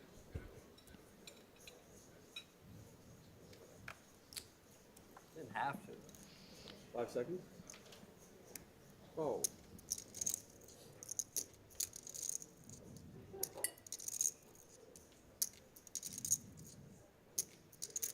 Raise to 40,000.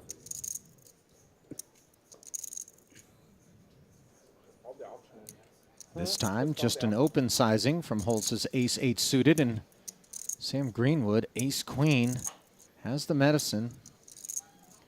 Holtz started with 15 big blinds, so we'll have raise folds here, but Greenwood would be happy to get it in against Holtz's effective stack. Certainly. Fold. Fold. Fold. Fold.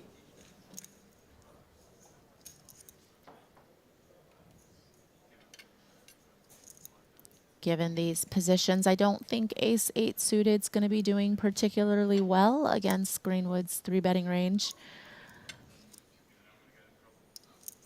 110,000 sizing, an extra 70 on request, and Fedor will respectfully lay it down. Thank you.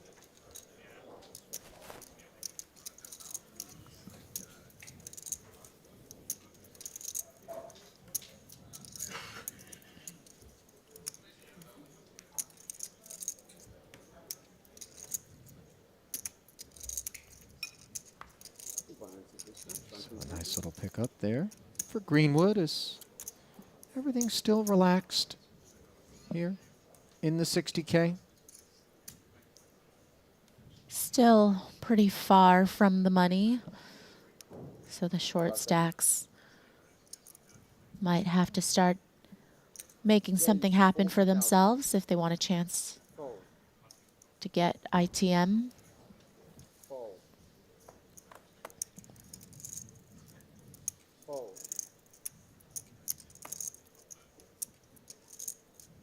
Fold. Fedor opening again, considerably better. The ace-jack of spades. Boyka's spades are smothered in the small blind. We pause on him.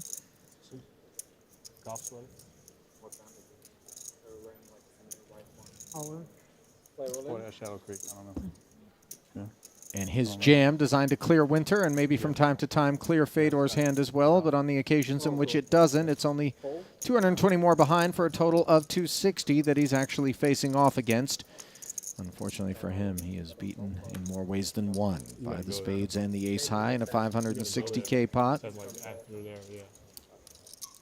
I'm sure it's like this brand. I don't know. To the flop we go. Ace Jack 7, and despite being up against top 2 pair, Boyka now picks up a gut shot straight draw. Turn doesn't deliver, and all Fedor needs to do is fade the queen,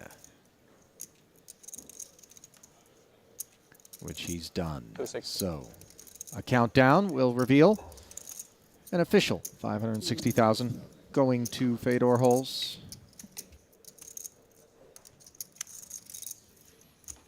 Talked about already the fact that he's picked up a title here in London. That one coming in the 25K 7 max. Played the 40K mystery bounty and the 50K 8 max. Failed to cash in either of those. But here he is looking to add to his career Triton earnings of 10.8 million plus 11 cashes, and having joined the 3 title club, that puts him in rarefied air.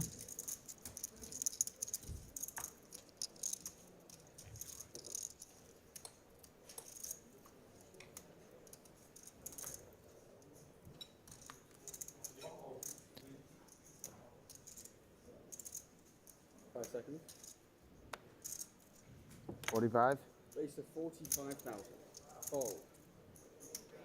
Baby suited ace for Sam Greenwood under the gun. Little raise. Fold.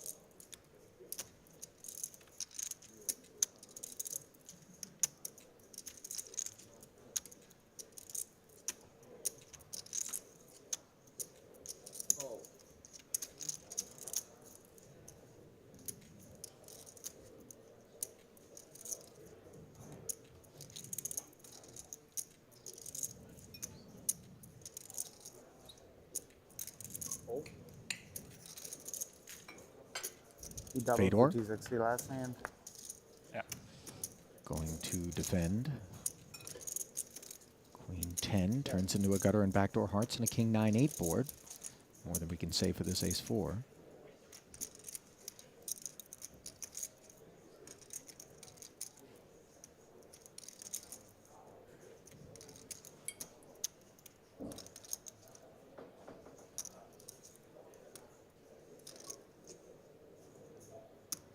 Seconds.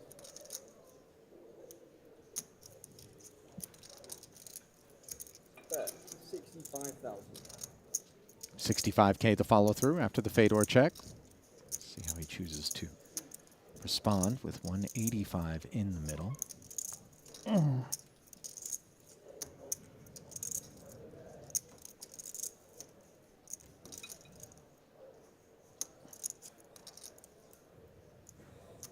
Seconds.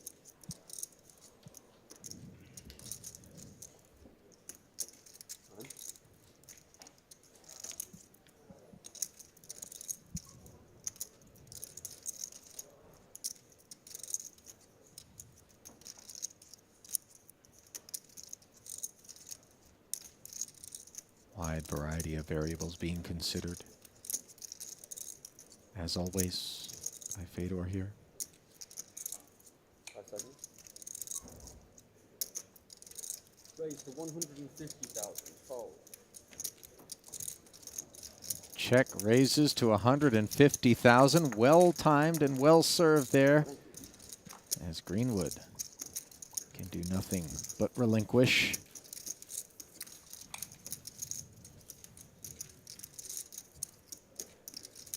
And you get a glimpse at exactly the sort of stuff that Fedor Holz is made of, rising to the occasion and executing in spots that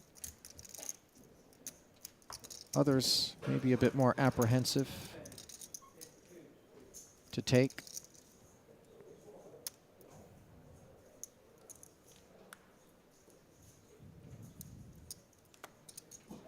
King 10 suited now for Santosh. 5 seconds.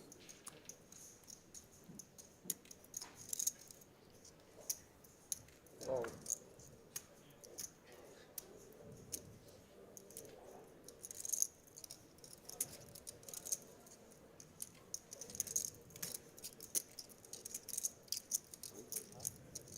45,000.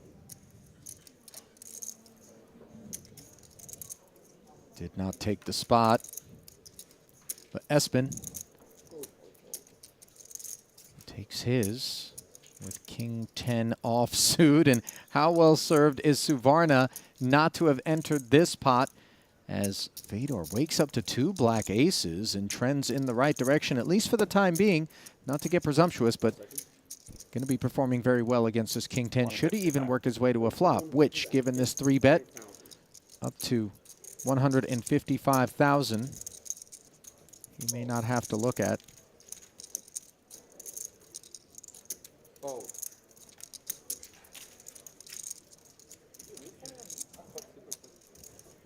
Second question? Yeah, it was just 10 seconds. Oh, it's 10 seconds. It's 10 seconds, yeah. Because the red time banks are in.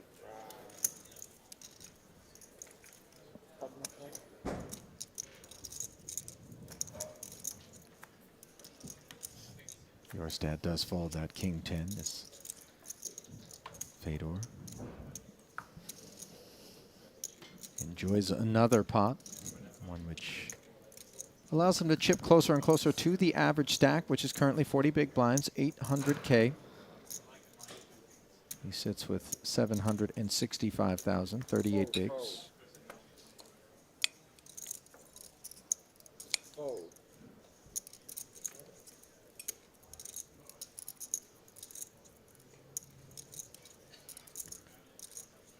Winter's been really cut down after doubling up Ivy.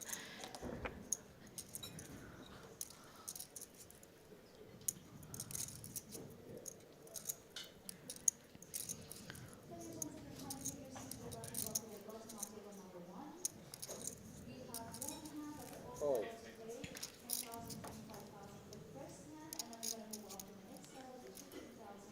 Greenwood with a nice hand, especially against the cutoff open. Winter started the hand with 14 big blinds. 5 seconds.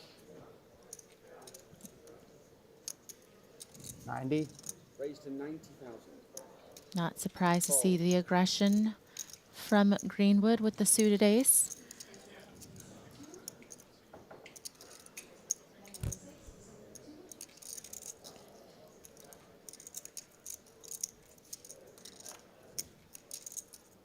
Wagging his finger in the face of the cutoff limp from Sean,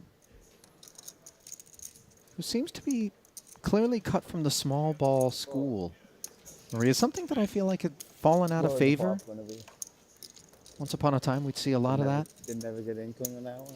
I think the only person that it's never fallen out of favor for is Dean Eggs. Yeah. Daniel Negreanu specifically, the name that comes to mind in terms of those who kind of, I want to say, pioneered the approach, or certainly adopted it and committed to it heavily. Sean Winter has employed it to great effect, though, yeah, Maria, through the years. Negreanu's new saying, limpin' is pimpin'. Unless you're 7 Yeah. and you just want to be nice to me. He's trying to make it a thing. What do you think? Fold. The saying, not. Oh, the saying? I was like, Not just, you know, limping. People are limping in certain situations these days, but the saying itself, does it need a little work? Can we make some merch the or what? saying's fine. We can make some merch. Okay.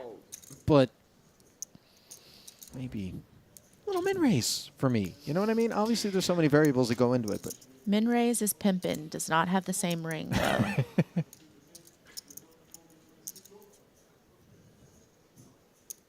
yeah, the min raises plus EV collection probably not going to sell out from the merch store. Fold. Fold.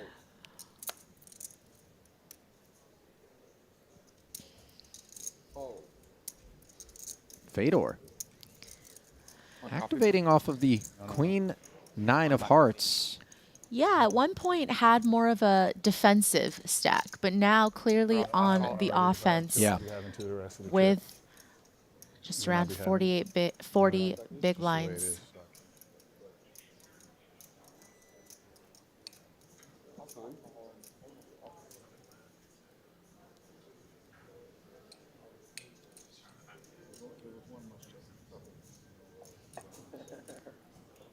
Not sure what Boyka's side card is.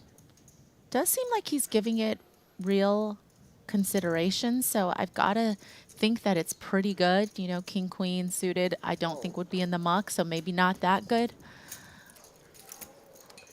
Or whatever it was, he didn't want to play for more with it. As Fedor really starting to flex and surge here.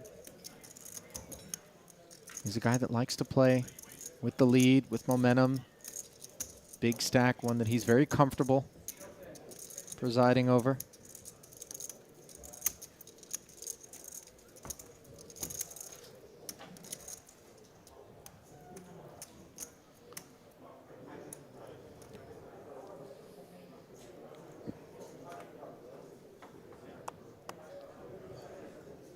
Fold, fold, fold.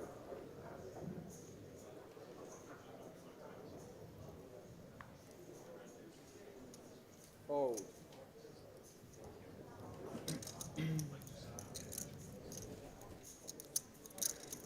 Five seconds. Base of 40,000. Folded around to the button of Santosh, 8-9 suited. Opens to 40.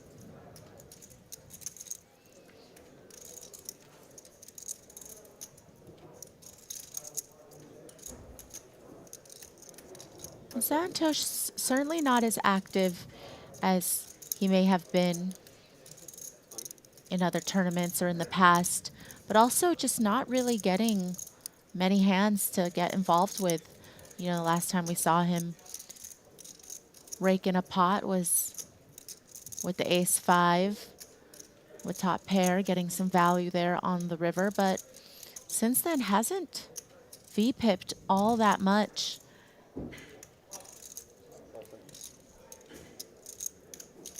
Re-raised to 135. And in spite of that, your stat.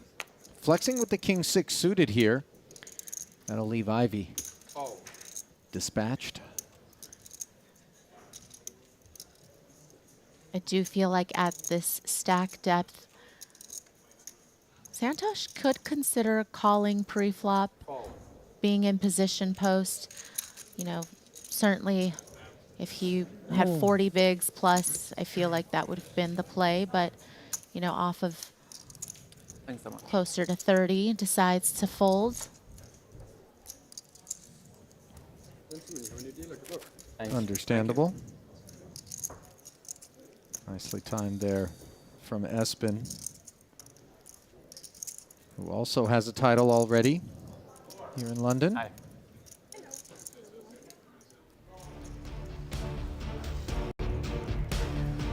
And you would have been well served to have had a piece of either Fedor Holz or Espen Jorstad or anybody that made the money thus far here in London. And the only place to get those pieces is at PokerStake, the official staking partner of Triton and the ultimate platform for staking and professional poker players around the globe.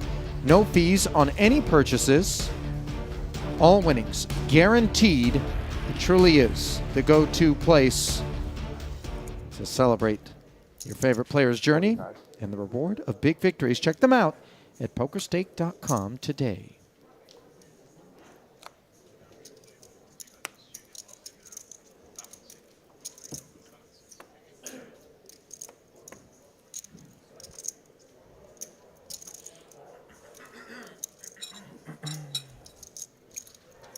Hijack open for Greenwood. Earns him an orbit's worth. We are gonna stop dealing and let the other table catch up. This table is not dealing and this blinds are 1025. Let's stop.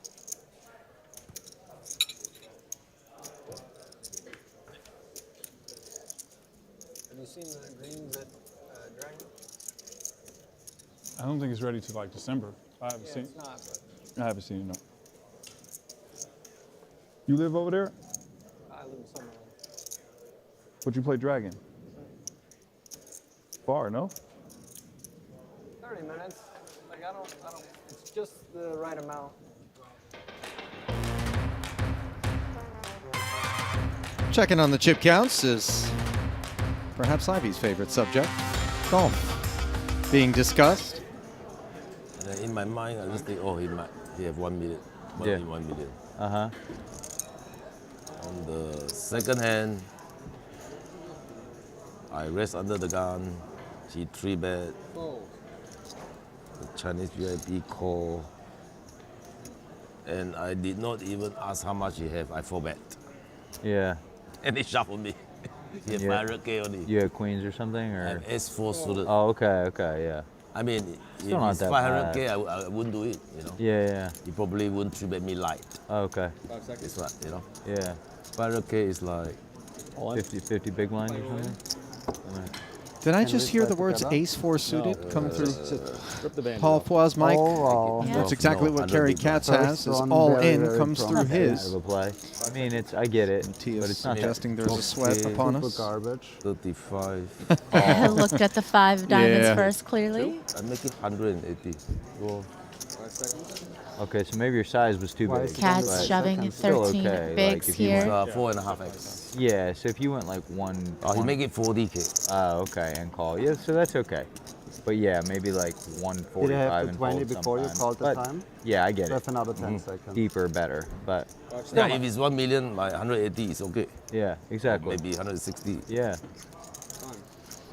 yeah, yeah. I'll show you the bad Not that one. bad.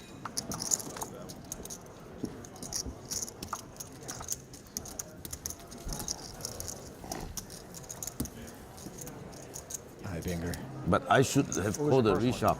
You thought it could Not be enough. an ace, but it was like a 2. Right? 180 in the pot. 320 more. King is good. I have 9 Yeah. big blinds. Right there, No, yeah. king. Yeah, Yeah. I would have won. 3? Yeah. The- Heads up, right? Higher? 5. Like yes, pretty- the guy already fall behind. Yeah, it's Quite a just lot of barely good kings. enough, I think. Yeah, Yeah, very close. yeah. All if it's suited. True. I think I need something like 30%, 28. Close. That was a king. Yikes. yeah. His king would have been bad. Well, ace, I probably, 5 seconds. with 8 big blinds, don't need to look at the second card. Raise Ace to 4 suited. 50,000. I did not want that. When do you want to? I mean, do you ever want to call? Breaking the conversation as boss opens. Oh, Oh, Queen 10 suited.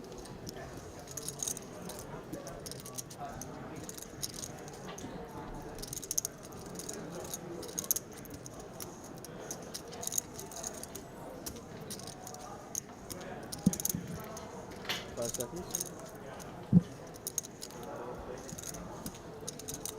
Pascal paused with the jack high.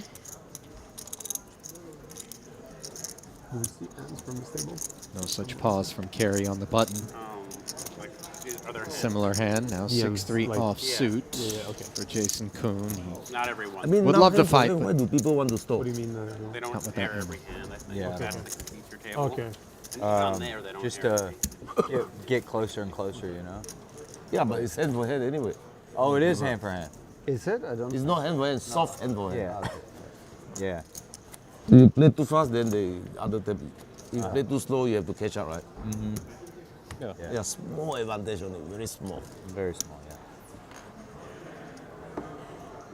So interestingly, 34 boss bringing minutes up the idea of soft hand for hand, Maria, and how Counting the minutes it's to the designed to toilet. prevent 5 seconds. any sort of Trying to get rid of them, stalling but they're stuck. that can Fold. plague the Or path stuck. to the money bubble. Yeah, this way. you go to 25 all players. the- With 17 paid. 5 seconds. You're a fan, I assume? I'm a fan of whatever makes the game go faster and whatever is the most fair. So, you know, integrity-wise, it's never fair when one hand is playing fast, one table's playing faster and the other slower. And, you know, I think it's on the tournament director and the organizers to make sure that things like that don't happen. Players are going to stall and take their time within the confines of the 200. rules. 8 big blind. 1, 2. Dead. Matthias Ibinger jamming. 5 seconds. Jack 9. Not enough. Got my hand. Good. Is that the bad one? All 10. All 10. In fact, I had also a 4. the fold. Jack 9 call. Earning Jason Kuhn's affirmation. May have heard him say Jack 9 suited. Would have been a call there, but offsuit variety. Yeah, no worries. Can you bring Not enough. $10 or 10 pound and keep 10? Go ahead. Thank you. Yeah, appreciate you. We're so fast. Dan, secret bathroom right there. Well, cards aren't in the air right there. You now, can go and right my now. understanding is it's because we'll be doing a little bit of rebalancing right now in event number 6, the 60K 7-handed, where 25 players remain, and obviously this is the kind of reality that from time to time we have to contend with.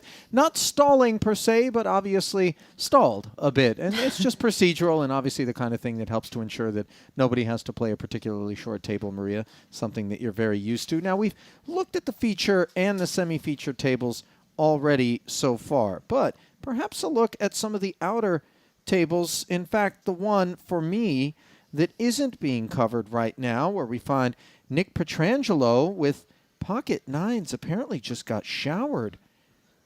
We may have missed it just there. Nacho Barbero with 130 big blinds, 3.2 million, I suspect might have been the man that was involved. And just look at the surge for Barbero. Indeed, it was a king-queen for Nacho Barbero. Small blind hand. Pietrangelo ripped it in. Nacho called the 285. Dan Dvoris then also came along, so there was an active side pot. Nacho flopped himself top 2 pair. Side pot was checked down, and then Barbero fired 240,000, which got rid of Dvoris, and of course the 2 nines unable to hit the needed jack. So showers for Pietrangelo, and of course that in part why it is that we are here at this redraw. Tan Schwen also looked like he collided with Barbero at one point. So things have been a bit more active at the tables that we haven't had our eyes on. It's been largely quiet at the feature and semi-feature. Yeah, I have a feeling, though, that if Barbero was on the feature, especially running well as it would seem, it would be a lot more loud, a lot more gregarious. Barbero obviously loves to talk. Whether or not he has chirping chips, you know, but here now the overall tournament leader with over 3 million. And certainly some other players that we really haven't focused on, though, on the outer tables, you know, Gottlieb, Malka, who it is his first Triton series. He's 8th in chips currently with 40 big blinds. But not a player that I'm too familiar with, so would be interested to see what his playing style is. Yeah, no doubt about it. How about Justin Saliba there in 5th? 1.2 million in front of him, 48 bigs. Saliba joined us for the first time back in Vietnam, failed to cash, 0 for 6. A bit surprising because I actually know just how good a player he is. 0 for 3 so far in London, and you know, this is the kind of start that can really cause one who is a professional poker player, maybe stepping up, to start to question, do I belong? Am I supposed to be here? You and I both know the man has solid fundamentals, but notching that first cash would go so far. Yeah, on one hand, it might make him feel that way, but on the other hand, as we know, a lot of these structures a little bit faster than maybe some structures that Saliba has been used to or has played, the ones that he's gotten results in, maybe longer levels. You know, here we've got 35-minute levels, 40-minute levels, and sometimes because of that, it ups the air variance. So I don't think Justin has reason to think just yet that he's not cut out to be here. I think that the sample size is still quite small, but of course, you never want to get stuck early. Yeah, I'm not suggesting that obviously the results are indicative of the fact that, you know, he's not up to the task, but obviously we know how challenging it can be on the mental game and kind of waking up and going back to the office and doing it again at progressively higher stakes, mind you, as the festival moves forward, is a bit of a challenge. I'm glad that you brought up the level length, by the way. 40-minute levels in event number 6. In a 60K or a super high roller elsewhere in the world, you're not going to see that pace of play. Right. So I think that there's also just some adjustments. Perhaps some players very well studied in, you know, being very deep stacked throughout play. But of course, at this point and in these tournaments, we see how shallow things get towards the end. So definitely want to be brushing up on your short stack game as well. Yeah, we saw Ivy find the big call earlier in the coverage with the pocket tens as Sean Winter got after him. He currently sits in 7th with 44 bigs. Up at the top, though, Nacho Barbero took a big chunk out of Tan Schwen with 4s full of jacks against Jack 5 and just jacks up. in a pot. Elsewhere, outside the purview of our coverage, which resumes now. Blind steady at 10 and 25. 25K big blind Annie, 60K in orbit. Chip counts brought to you by GG Poker, showing Sam Greenwood, the chief, here at this table, and of course Sean Winter. 260,000, 10 big blinds, which is really his cup runneth over, Maria. Certainly enough. We've seen people spin it up from less. No, we've seen Sean spin it Well, up from right. less Sean specifically. does quite well in those situations. You know, he's more comfortable in the 1 to 3 big blind territory. Yeah, he doesn't know what to do with a massive stack like this. We should call him the spin doctor, shouldn't we? He's done it against me. I mean, it was incredible.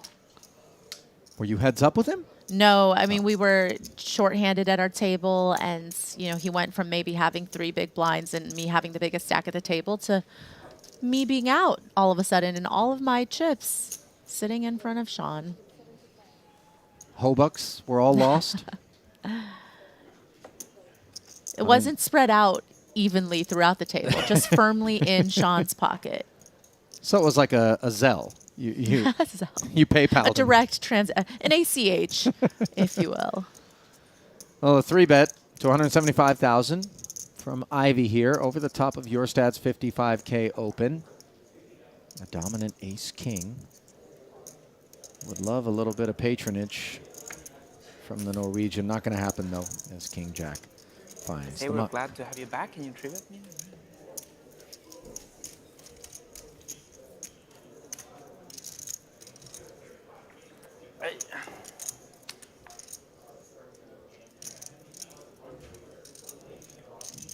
Ivy happily accepting those coins. On the topic of coins, you dabbling in crypto, Maria? A little bit here and there. You know, it's at a point now where I've never been, you know, an active trader or anything. I'm more just a hodl type of gal, and I'm sitting there in that space now. I think it's a lot of work. You have to really know what you're doing if you want to day trade. Sitting there in that I'm buried and I'm hoping it goes back up space? I wouldn't say I'm super buried. I actually got in quite early. Okay. But I don't deal with any altcoins. You know, I'm a big believer in Bitcoin, Ethereum, and that's about it. Keep my portfolio nice and small. A 2-coin. Quality over quantity. Deeply boring. Deeply boring. I mean, I'm modestly sorry. diversified portfolio. We can't all live on the edge like you, Ollie. And worry plus, about what I I got enjoy going my on. sleep. At least the stock market closes, unlike crypto, as Espen Jorstad opens. Makes it 50,000 to go. Holtz considering his options here with King 6 suited from the small, looking over at Greenwood stack in the big blind. It's just going to let it go.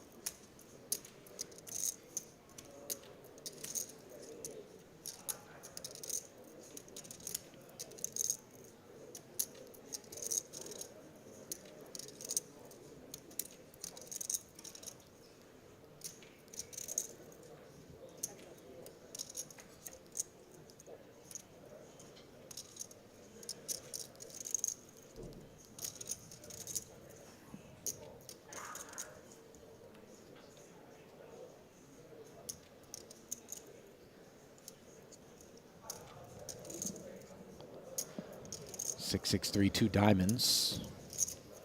Sam came along, defending the King 7 from the big. His check. Awaits a directive from Espen, and note the check back with the 2 overs and the nut flush draw. It's the kind of check back where you really hope to get there and be heavily under-repped. Absolutely. And also you realize that with that flop texture, certainly you will always be able to find continues against check raises. But if you want to exercise pot control, it's good to check back sometimes with that ace high as well, because there can be a lot of potential for Greenwood to find some check raises with some gut shot straight possibilities, you know, and certainly, of course, 6x can be in his big blind defend range as well. So a matter of getting to the turn cheaply, but also now pretty comfortable still with that showdown value. A light wrap of the index finger upon a stack. And now the double paired board fills up. King high, quite fortunate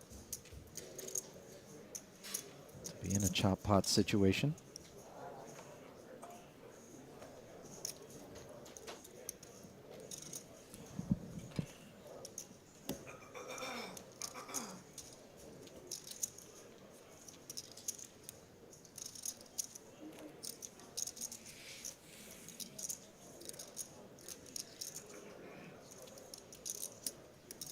Is there any point in betting at this juncture?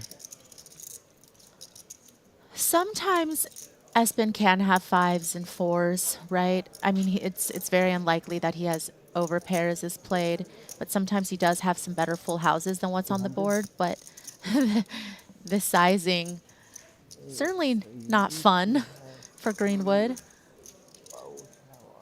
Yeah, you can see him a bit annoyed. Never going to be a razor.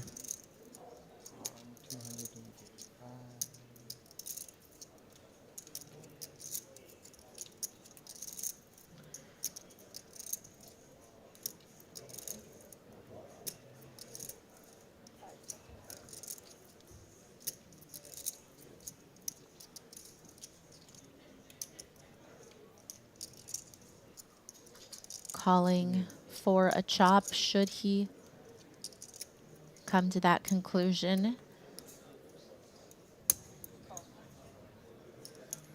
And he does. As Espen tried to get the overbet through, but Greenwood not buying it. I wonder whether or not you pull that off against the wrong guy and all of a sudden some sort of savage check raise comes in. You ever remember seeing that? There's one person I wouldn't try it against. DMP. Exactly. We already know. But yeah, I have seen that. I mean, there's just spots where you're like, oh, there's no way that I could ever get check raised in this spot. And you do.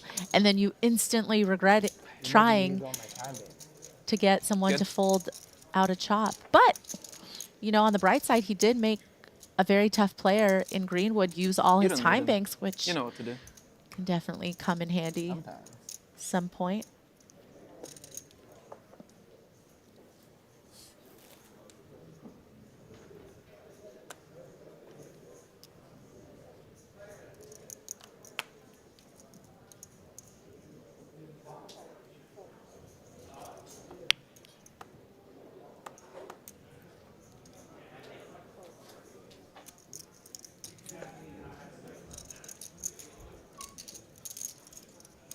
You know what's very interesting to me is you can see Fedor every time he's just watching every hand so intently, whether he's involved or not. And I can just see the wheels turning, you know, in that spot particularly. You could see him off on the side, just very intently paying attention and thinking about what he would do in that spot and how other players are approaching these spots. And here, getting Greenwood to shove against his button open from the small blind, having both Fedor and Santosh in the big blind covered. Just going to shut that down immediately.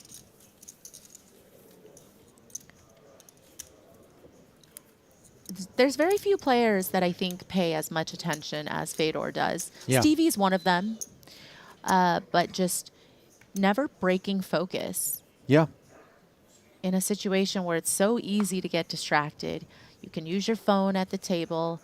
You know, you can be having side convos. You could be scrolling Tinder, but no. Fedor got the eye on the prize. There's a few people who feel like they've got those eyes that just stare right through you. Ivy, of course, comes to mind. Fedor, you mentioned Chidwick.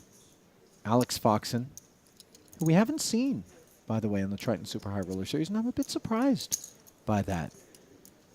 GPI Player of the Year, once upon a time. Always in the conversation.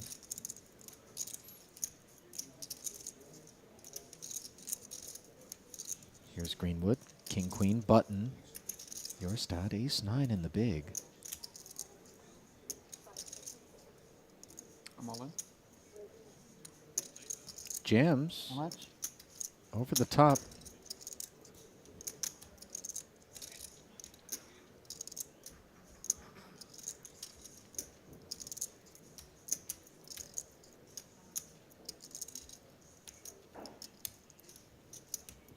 Yarstad with just over 25 big blinds. Certainly worth considering with King, Queen.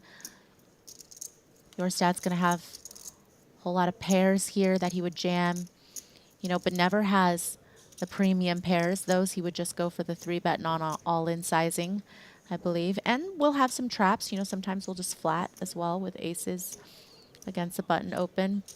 So Greenwood's hand performing decent against some parts of Yarstad's shoving range there, but it's okay to pass on a high variance spot. Yeah. That myself. To what? Don't allow in the first time. And he shoved on me, and I was like, man, this sucks. Or maybe I saved myself getting snap called. Do you feel like in terms of the pros that there's like a few different camps into which people fall, those who are maybe more willing to take the high variance spots and press thin equity, and those who maybe look at those spots and go, listen, I don't need to take this one. I'm going to look for a better one down the line. I do. I think most of the top pros probably fall into the camp of taking some lower variance routes, especially because, again, you know, when we talk about what your skill edge is going to be in certain tournaments, depending on the type of fields, if you push the high variance spots, that's saying that your edge is not going to be realized quite as often as taking the low variance route. And so that's a function of how good the structure is sometimes. That's a function of what your table draw is, right? If your table draw is perhaps weaker, then you don't want to take the high variance route. Right. Because So you presume that you're going to be change. given a lot of spots. Right. So that can change from time to time, and it's a little bit situational. But I can completely understand why Greenwood thinks that his chips will be better served elsewhere and not in a 50 big blind flip. 17. Foxen, by the way, who I brought up, Maria, pardon the interruption, has actually played in Triton. Both of the occasions on which he did came before I was a part of the mix. I've yet to see him here, but he did pay us a visit in Montenegro in 2019, and in fact finished second in a 250K. Then joined us right here in London, pre-COVID, 2019. Played 3 events and did not cash. Yeah, now that you mention it, I do feel like I vaguely remember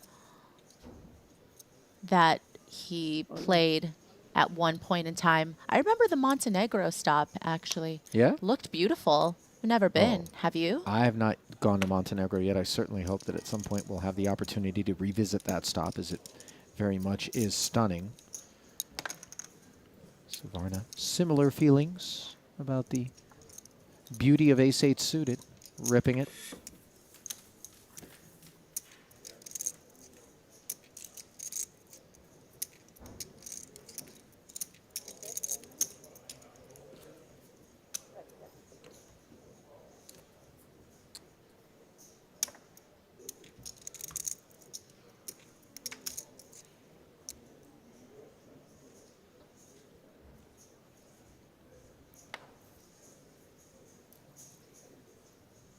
King 5 suited for Greenwood.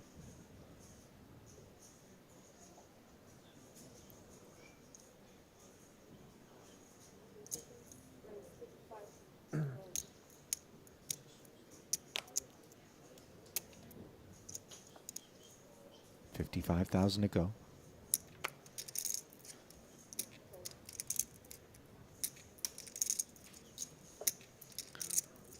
Boyka with the real hand. 36 big blinds in the small.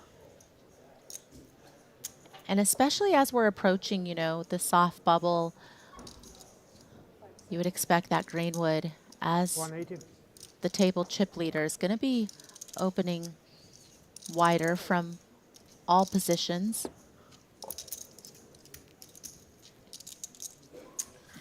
Three scoops. Too many. As the understandable 3-bet comes in from the ace-king suited. For Boyka. How was your pasta last night? Well, That's all you I could say think about. My pasta, Maria, as Randy and I did step out for dinner yesterday in the Marylebone area of town. A lovely place called Lena Stores. Open late. All the pasta handmade in-house, as though there were a singular course of pasta that I indulged in. In fact, we did the pappardelle ragu. And then upon looking over at Randy's black truffle tagliatelle,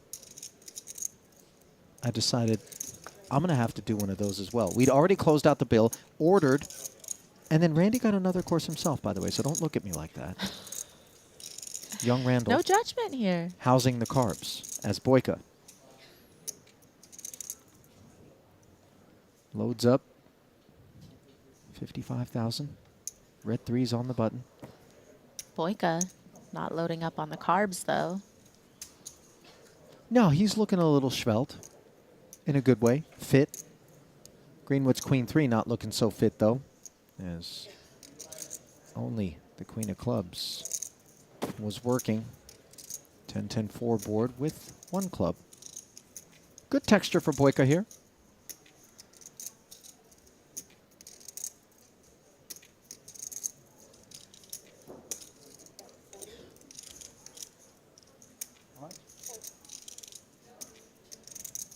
Greenwood might be interested in the backdoor possibilities. Also has an overcard to the board.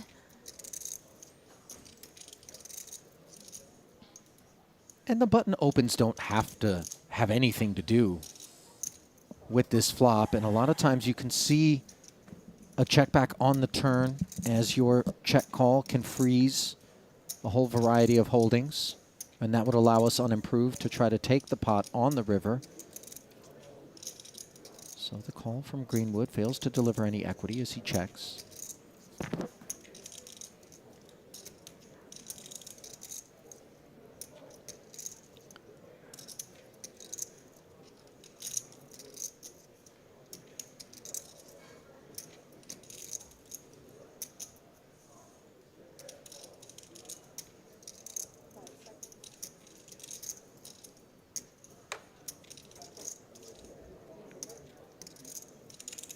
Boyka does check back, and I do think that there could have been some rivers that Greenwood might have taken a stab at, but this river, especially given the line of flop bet by Boyka, check on the turn, might dissuade Greenwood a little bit more than if it filled in some of the running straights, you know. Yeah, the stuff that maybe he could more credibly rep, because this line is obviously very consistent with an ace-high sort of barrel once, just clear a whole bunch of things.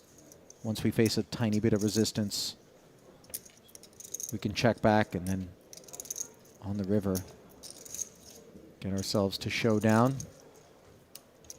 or maybe seek value. So able to roll the 3s over and collect one.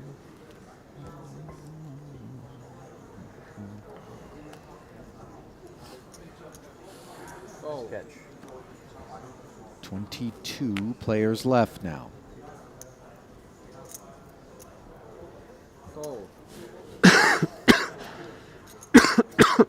Good. 22. Who busted?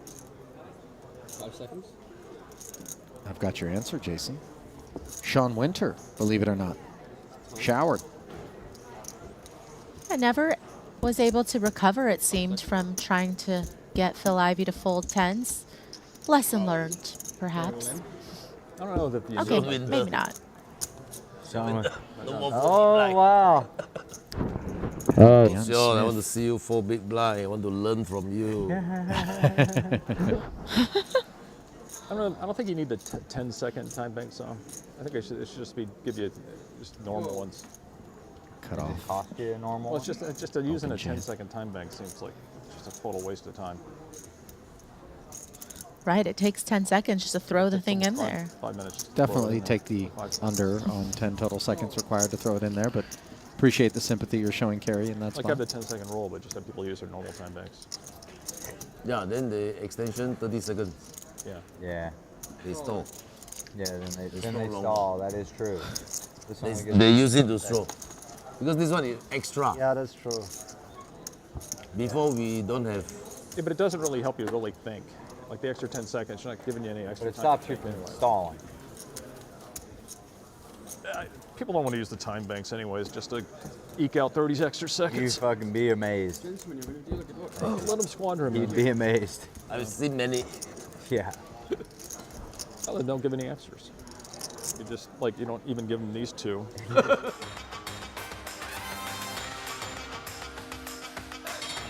Peek of the chip counts now, brought to you by betacr.eu. 10 and a quarter with the quarter big blind Annie. Jason Kuhn, 87 big blinds, not the overall chip leader. Those honors belong to Jose Ignacio Barbero. We call him Nacho. He calls himself Nacho. And he's got a very macho 1 million chip lead over Jason.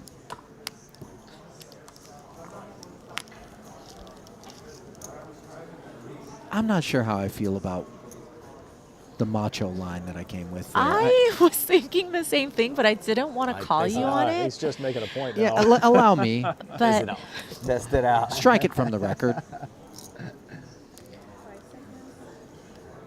I guess it worked. usually you're able to find really seamless connecting threads, but that one felt a little forced. Thirsty. A little thirsty. Pocket queens for Dan Smith. Not thirsty, but perhaps hungry. I got that shove through with ace 9. All in. And now finds a real hand. That'd be a nice No, boss. Limping under the gun with the king 10 offsuit.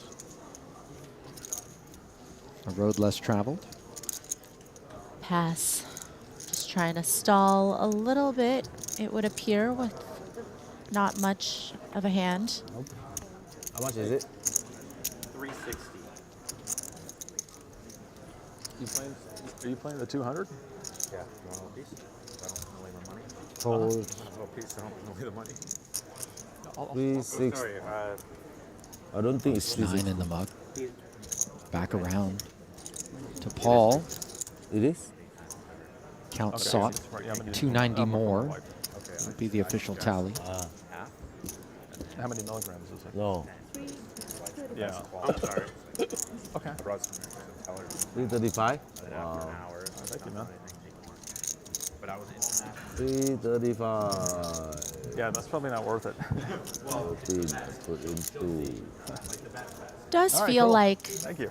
I'll let her know. Compliments Smith's is shove over the limp here, or I'm sorry, over the raise, is going to be a lot tighter than, of course, an open shove, Must be and pretty strong. especially, yeah, Yeah. especially since we are getting close to the money, and Smith is going to show. Glad the other check didn't come. So that time Dan Smith gives the boys a look. This is the first one. Oh. I'm already like, it's coming. 1 in 17 chance. And note that the thought that you were having was one that was arrived upon at the same time by Paul Pua. Once He's you have 1 ace, yeah. it's a really come so far as a player since he first burst onto the scene, and Yeah, makes sense. it's no accident. Yeah, 3 out of As 51. often as he has the opportunity to play alongside 221. some of the best of them in the world Before you look at and it. bounce ideas off of them. One would expect there to be some Doubled up nicely. positive evolution. Well, naturally, you know, if you are a successful businessman or Stack Ninja. entrepreneur, you're clearly very intelligent. And so the poker might not necessarily come naturally to you, but you will start picking up on things and naturally, of course, figure things out, get better, especially when you are successful in other realms and in other industries. It would only stand to reason that you're probably pretty good at figuring things out and optimizing and being efficient. 325,000. Sounds familiar. Ibinger, 325. Jack 8 suited, jams for 325. Obviously, Paul doesn't love the idea of 325. 13. having to take that much of his stack and push it forward for a defense, but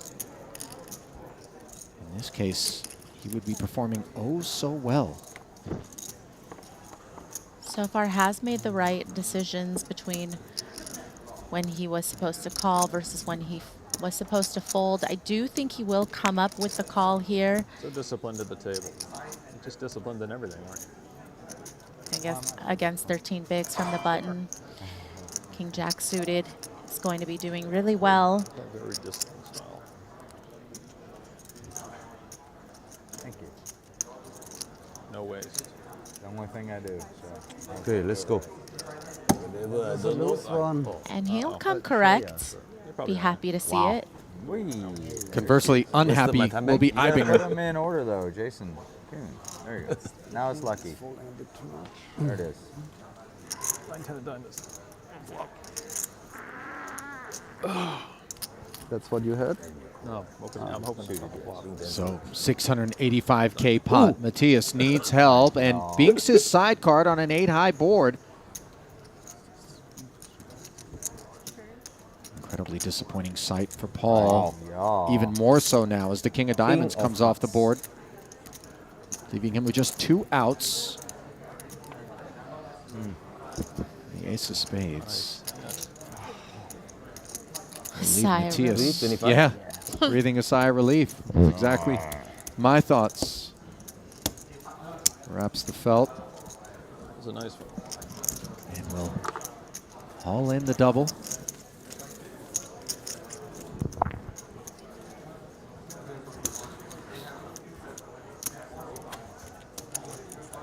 Down tick for Paul to 21 bigs, Today's my 515,000, 18th of Oh, yeah? 22 runners. maybe. Dead bottom Strong. is Kerry Katz with just 10 bigs as it stands. It's about time also. You run pretty bad in Triton. Only as Also down there, a name that we my killer. certainly I haven't had the chance to call thus Santos far in Gil. London. That of Yeah, yeah. Tommy So Kim, this is with his playing kings under the with Korean banner. Rouge, and then the final table. he 11 passed me bigs as well, in front of and Tommy. He just likes to pass me over and deep. Yeah. It was like, it was whatever. Mr. Santos.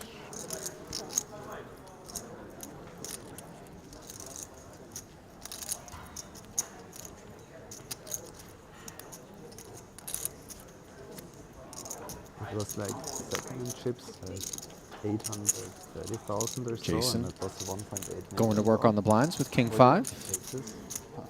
Three bubble in. Dusty Kid Hit kings. in both those blinds. Hit kid, yeah. Earns him one uneventfully. Final table at 50k. Early position opens. Queens, I go all in. It's rather short. It was the two-way event. Closing Something in. was short, but everyone was short, you know. On the money bubble here. Behind his pocket eights, which is clear fold. He likes the hand. He goes for it as well, and he busts me as well. And my queens are out. 17 places will be paid, 22 remaining. Here in event number 6, the 60K 7-handed 1 minute. no limit hold'em event. Everybody went. Part of a total of 15. What am I gonna here at this Triton Super High Roller Series London Festival. Ali Najad and Maria Ho, pleased to have you with us. If you're streaming us live on YouTube, give us a like, give us a subscribe, help us to continue to deliver the finest in streaming poker entertainment at the also right price of free. Fold, fold.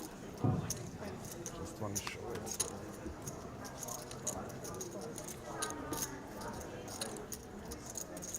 Jack 10 suited now on the button for boss. I think we're 21. Yeah. Yep, we are. You know what it means? You skip your big blind. Oh, yeah. Yeah, play slow. Good. Well, that was lucky. Oh, we're going to have to do this with a minute left. Huh? Oh, I'm going to miss the blind. So very fortunate. That was very lucky. Have you seen the Terminator yet? Oh, we're going to He's redraw. open. Huh? I think. You like that movie? Dominating. You watch LaFrancois 10-6 suited, which Second one too, right? will defend. 135 in the middle, and a 7-4. Unrelated. All four of the cards that we see here. 6 of spades nestling in between the 7 and the 4.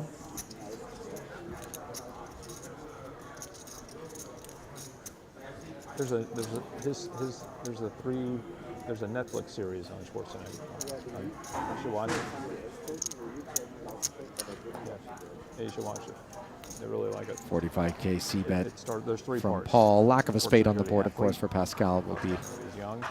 part It talks of about him as the actor. It talks about him as a the politician. reasoning behind the Story. There's so much footage. check in him. fold. Also the presence of the ace, and Really interesting.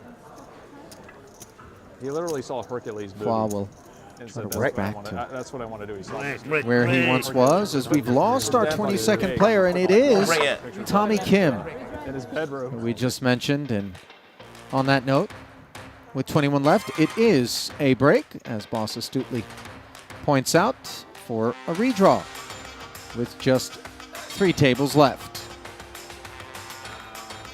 There's the chip counts. Brought to you by GG Poker.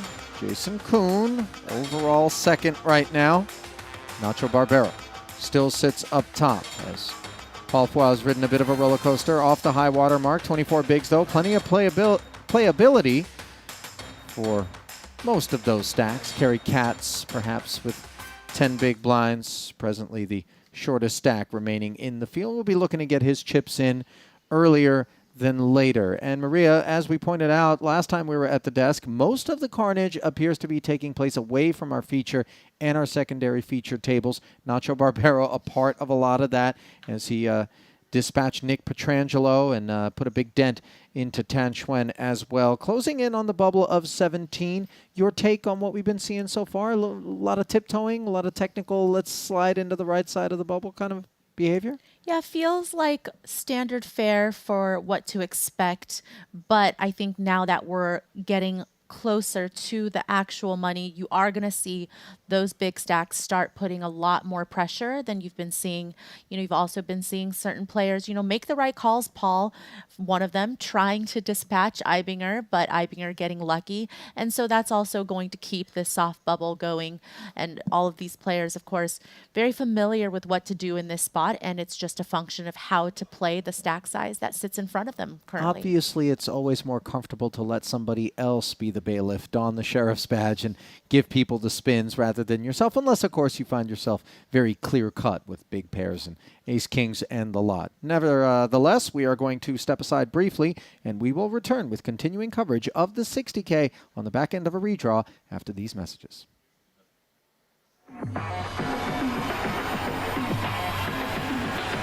GG Poker. Why so many players? This is a crazy thing to do. GG Poker Broke the Guinness World Record. Welcome to the World Series of Poker. The biggest poker site. Larger than all of GG Poker's traffic reaches all-time high. Jump, jump, jump, jump! No way!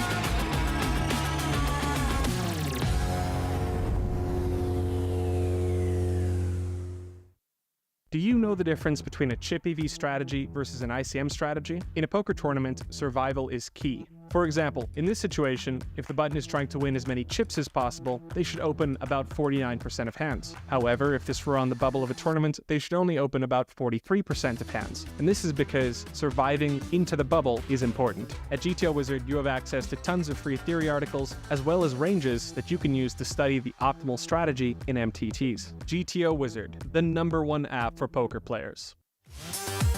Introducing the all-new BetACR.eu, the premier destination for sports enthusiasts. What sets BetACR.eu apart is our exclusive offering of live-action prediction options on the Triton series.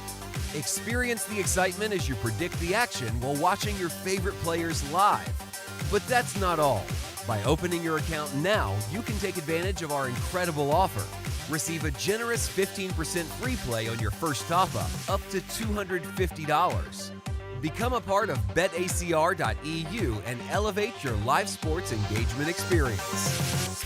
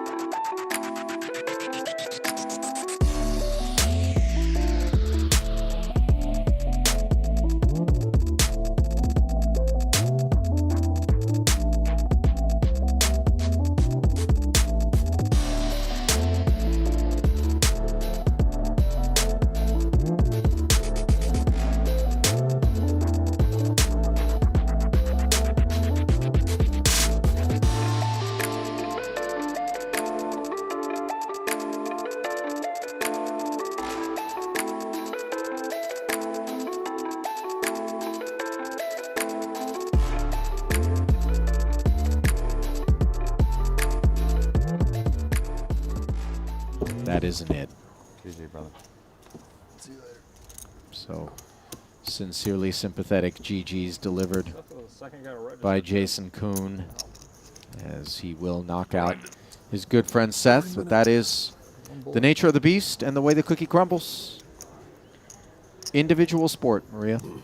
It's always a little tough to get into a big pot with your friend and, you know, Safely remove that from my crystal ball.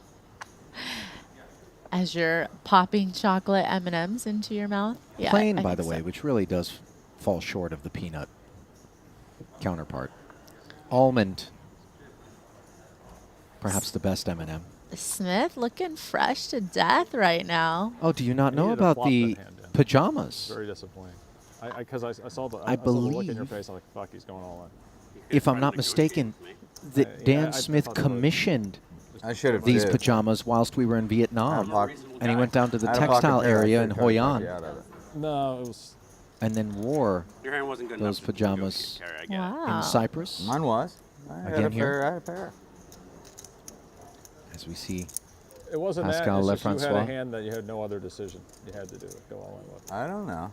I don't know. And raise Dan's open a on the fucking button. live pro. He might just decide if he gets through pass, he's good, and just stick it in. Because you and I know. No, he had like he had like a ace jack suited. He said, "Fuck it." I think it might have been a king jack suited. good bit of interference here between the holdings as think he Katz really and knew Ibinger we- share the 6. Ibinger in turn sharing the king. he is. With Lefrancois, who has flopped bottom pair and a flush draw. Dynamite development for him. Yeah, look at that. Two-way straight draw for Katz. Pass, a very What are you gonna do with good tens there? You gotta online about Seth. player. Great Also Seth, has yeah. great live results as well, but truly an old school crusher.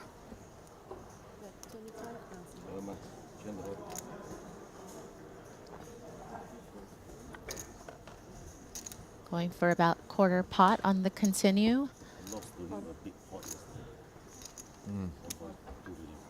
Really? That's going to keep Carrie interested. Oh shit. And there is What are you an at? 8 on the turn. Oh Right shit. in between the 9 and the 7, giving Cats the 9 high straight, and with just 135 back. Who shoots? Oh, please. How much? Very casually It beats snap rips call. it.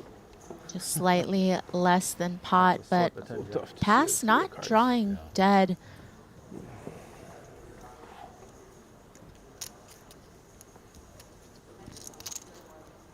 Knows that the 4 is very unlikely to be good, but with the spade draw and perhaps the ability to hit another 4 or a king and be good, he decides to call, and he'll be shown the 9 high straight. What do you got? Flush draw. Pair and a flush draw. Not what you wanted to see. Give him a 2 pair. You know, fuck. Give him trips. Trip general. 5-6. 425K out there. And the 8 on the river. Hard, too hard to see. Non-spade in I nature. could've sworn that was 9 of hearts. We were like, I was watching the hand. When on the turn? Sends Saw El the 8 of Jefe hearts. a double. In my head, I just registered it was 9 of hearts. Yummy. Excellent. Just a straight. More will follow you. Then There's in that one, right? Mhm. And I feel like it's such an incredible experience, but timing-wise, pretty good with the WSOP circuit that's going on as well. So if you qualified and, you know, you didn't do well in the first one and you're not able to really parlay it and play more, there's always, you know, something else just on the other side.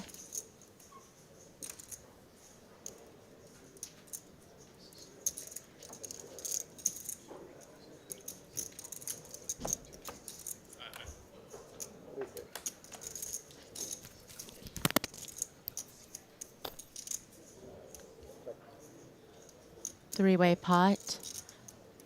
Yorstad, pre-flop aggressor.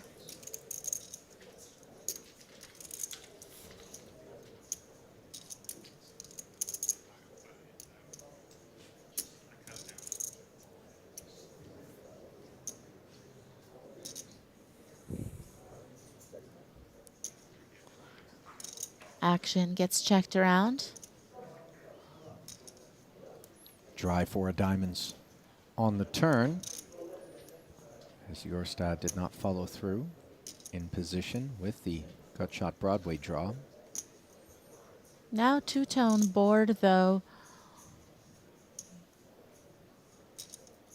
Yorstad does like the showdown value with ace high, is multi-way here.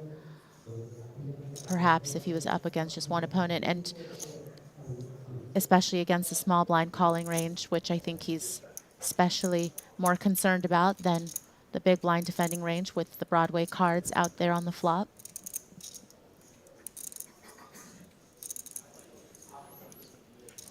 Second round of knuckles. 7 comes off.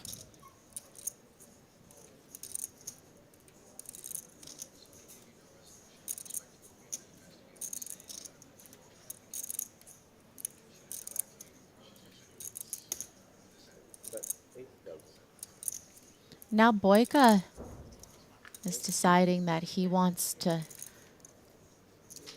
bluff in this spot, recognizing that Yorstad will have a lot of ace X's, but that Boyka can certainly be calling from the small blind with quite a bit of queen X, king X's, you know, the king jacks, queen jacks. As played, Boyka certainly could have avoided a barrel on the flop or the turn in the interest of trying to get a check raise in with that sort of kit, so that credibility. Back now to the feature.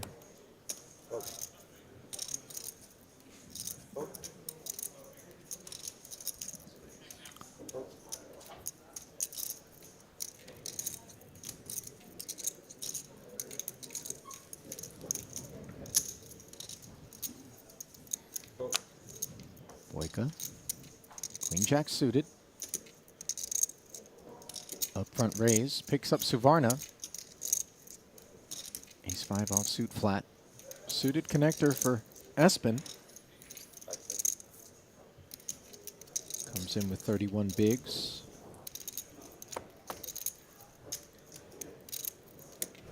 He will defend. Pot up to 105,000. Three-way affair.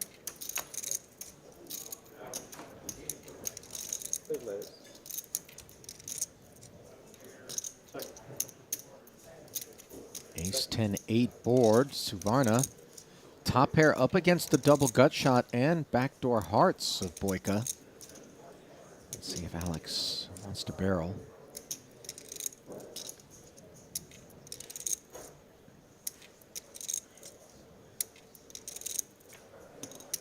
Feels like very natural C-bet with that equity, with range advantage here.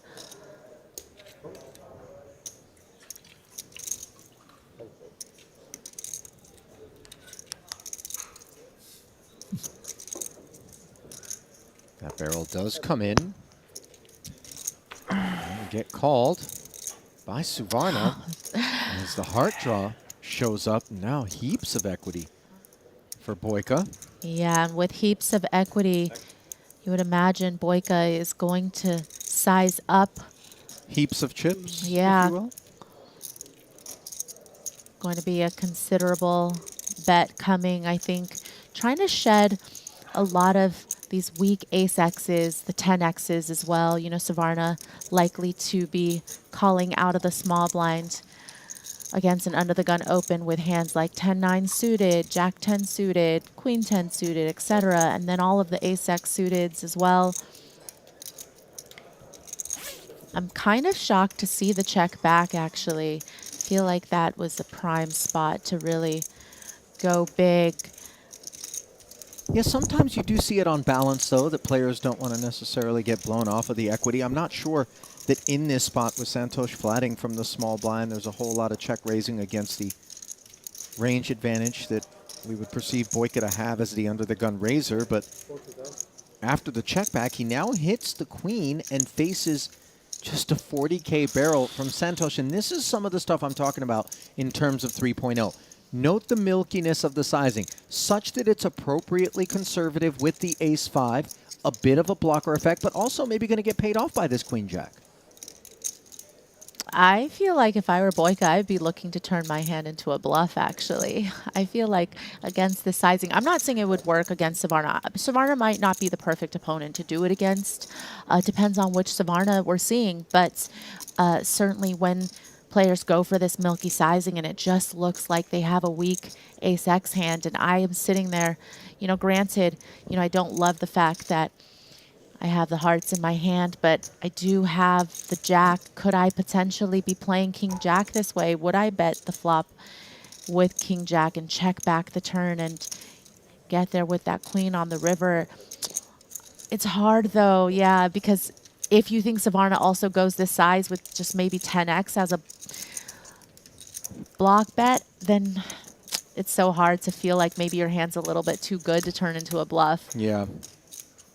And so I was certain. They did just lit him up because I thought the same thing. I was like, there's no way Freddie's calling. apparently Dan aware of the pot that you can have that one. Jason's referring to. All in. I had some real dog shit. Dan, did you bluff me? Bluff me off a chop? I had a flush. Oh, wow, you needed me to have a jack. Or a hero ace. I had an ace. It's 120. Thank God you're greedy.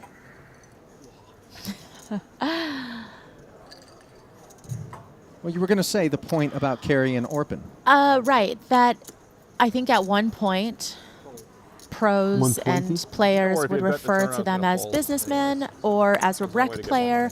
But I think when you look at the resume that both Carey and Orpin has built over the years, I really think you'd be hard-pressed to find a pro on the circuit that wouldn't just say that they're one of them now. I'm like, okay, I'm gonna remind you before you make a call if ace 2 offsuited, and you're like, oh. Yeah, you're ahead.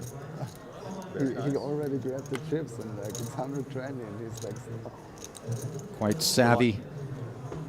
Are the likes of Carey and company as Matthias Seibinger finds himself all in against Pascal Lefrancois' dominated kings. The king shows up on the flop.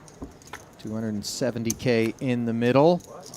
Trip kings for Matthias on the turn. Some chops available to Lefrancois. 7 would be a clean win. Anything else in the Austrian doubles? And that's exactly what he's going to do as an ace rolls off on the river.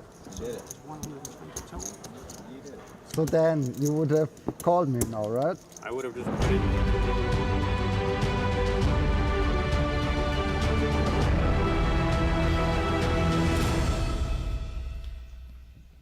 And welcome back to continuing coverage of the 2023 Triton Super High Rollers Series here in London, Park Lane, JW Marriott Grosvenor House playing host to our festivities and also, of course, a parallel event happening, the World Series of Poker. A lot of looky-loos a bit, guys who like to, you know, peek through and say, wow, there's, you know, the stars of poker playing at these super high stakes near us. There's some buzz in the room, some excitement. I'm sure you've been around it as well. Yeah, they do keep it pretty well separated out there. Yeah. Some tight security, but of course, why wouldn't they be interested? You know, the likes of Phil Ivey right next door. And also when we're talking about the buy-ins and the amount of money that these players are playing for, you know, then obviously there's going to be a lot of interest from everyone. Well, on the topic of money, Maria, taking a peek now, 6.24 million total collected in this 60k buy-in prize pool. 1.57 million will go to our champion. Not one, but two 7-figure payouts, as second will pay 1.06, and 17 players will make the money. 98,000 is going to be the min cash. We just finished a table redraw. 21 left. Can give you a peek now at all 3 of the tables if you want to get us back into the app here. I know it's a bit small and a little bit cluttered. You are welcome, of course, to download the Triton Poker Plus app to your Android or your Apple device and feast your eyes on just such an incredible depth of information and real-time, as well as delayed, real-time, going to the players, obviously, delayed to us here on the stream and those of you at home, tracking of what's going on out there. Phil Ivey is going to find himself at the feature alongside Jorstad and Tan Schwen. Fedor Holz, secondary feature, is where we're going to find Suvarna and Boss, joined by Gottlieb and Saliba, a chance to see some of the faces that we haven't thus far. And we are just about set to take you back out there as yours truly, Ali Najad and Maria, thank you for joining us at the 15 and 30K blind level with a 30K ante. Jason Kuhn, Nacho Barbero, and Daniel DeVoris, the mayors of their respective towns, blue, red, and black tables. The only 3 remaining here with 40-minute levels. In event 6, the 60K. Lions working their way upward.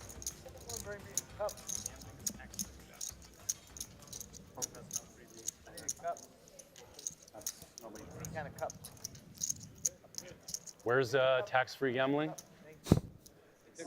That's a great question. Yeah, not in here. David Malka, the man inquiring, here in his very first Triton Festival, very first ever Triton event. Maria? He was at the feature late last night and was talking a little bit about what it's like living in Puerto Rico. Now, I know a lot of those we touched on earlier involved in crypto made their way over to Puerto Rico. I guess there's some tax benefits to Calling being a crypto him trader a out crypto there. bro? No, I'm just, you know, maybe he really likes the Caribbean. No presumptions.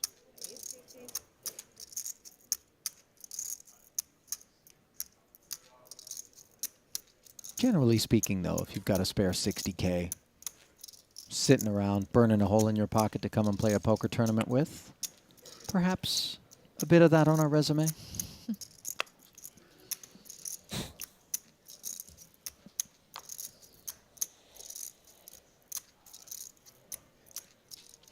Jason cut off 10-7 off suit.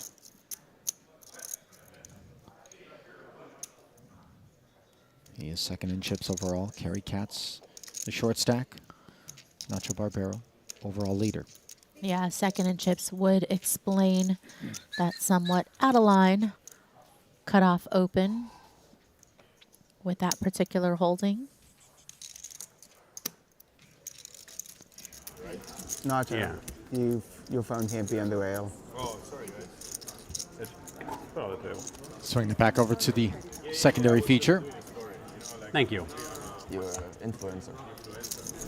How many Instagram followers do you have? It's not too bad. I'd even say that's pretty good. 14,000 on Twitter. I have more on Twitter.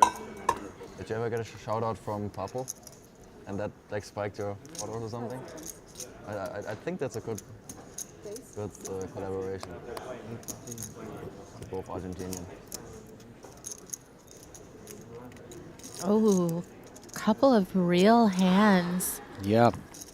Collision imminent as Boyka has Dan Smith covered with his ace-queen suited, opening to 60,000 and 385K. We're talking about just over 12 bigs for Dan Smith's second shortest stack in the room.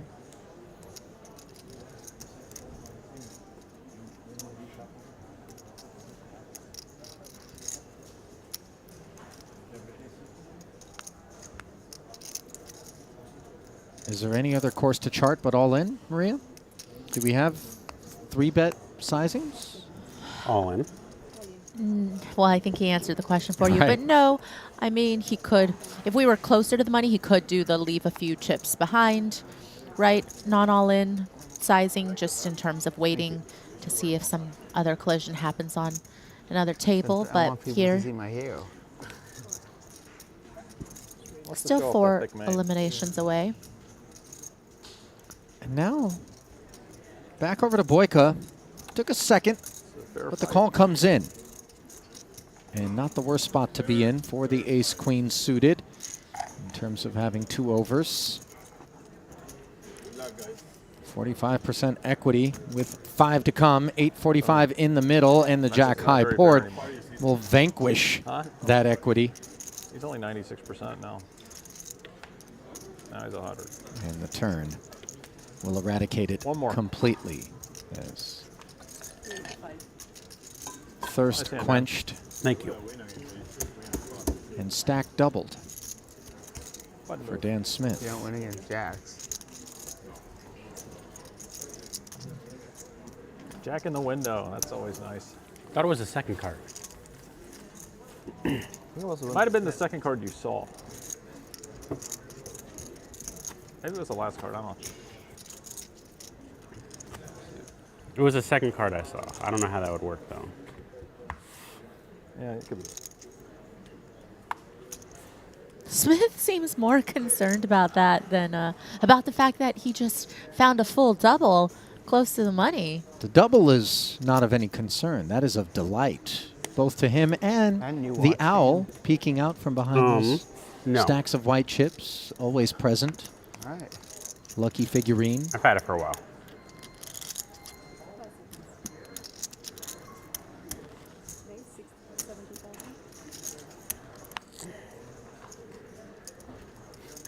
Nacho Barbero. Farrell got me a hot deal. Pocket Good threes double and jacks pop up once again, this time Fell off the back of the truck. in front of Leon Sturm. Sturm's turn to have jacks is a little deeper than Smith was when he shoved over the open.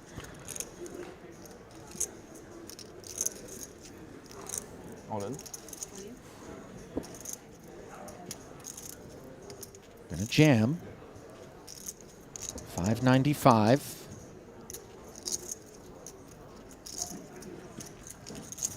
Nothing interesting brewing behind him in the blinds.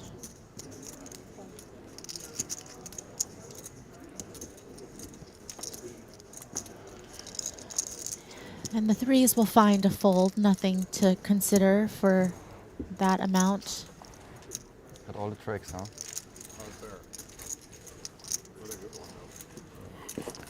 Very Nacho. fair, they say in my country. Very Quick fair. luck. True. Very fair. Hard to make pairs. you talk about? 1 out of 17 hands, you get it. Sturm, by the way, one of the fresher German faces out there in the high roller world. Did earn himself a World Series of Poker bracelet earlier this summer. Earned himself 6th place honors in the 50k 8 max. Good for 313,000 here at his first ever Triton Festival. Yeah, but this is I 1.5 million believe up top. Sturm's story is that he I think the Poker was a Poker Masters should get gamer record who, turnouts for sure. if you gonna remember miss it, Carrie, I'm Stefan sorry. Schillhabel, who plays a I little do. less now, Yeah. but certainly one of the German high rollers that played a lot with Stefan Sontheimer and, Goose. and Reiner.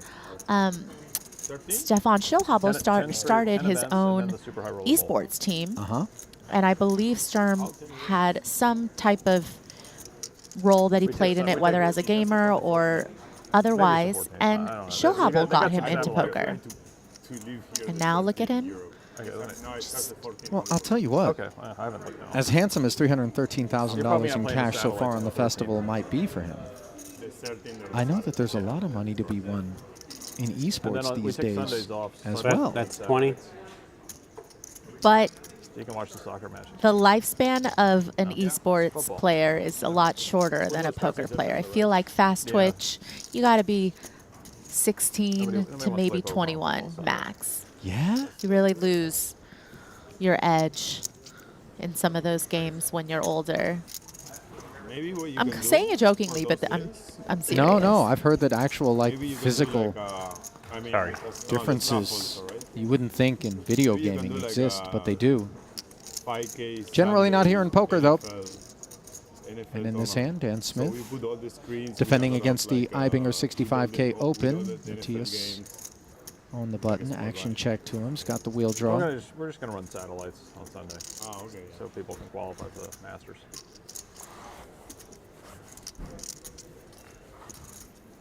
What's the biggest buy-in of the Masters? 50k. The event 10. The last one. And then the Super High Rollable is 300 right after the Masters. And then there's the mixed series in October, right after. And he's in and the PLO series. No, which is yours. And this is 30k. Easy fold for Smith. And those are mine. Carrie, always working. Nope. Promoting Both mine. Nope. some Poker Go high roller series that are coming up. Also mine. Oh. Thank you.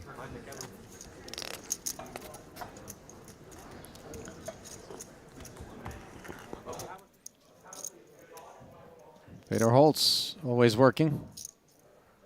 His way toward the money on this occasion. Another man who's already picked up a title here in London. Espen as well.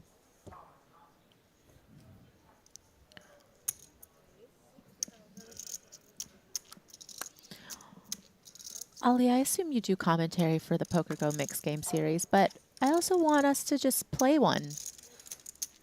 I would enjoy that. Do you know, do I have to like split the cards or I can just Am I put 'em allowed here to and, like for like a decide second? Yeah, just put them here. the mix? Even if they're on top of each other. Maybe I can get It won't be a problem. a Triton mix event on the docket at some point. Don't rule it out, Maria. We'll have the Triton Super Low Roller Series. 1K buy-in.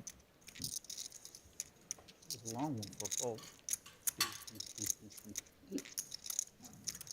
Raise and take it for Ivy with the paint.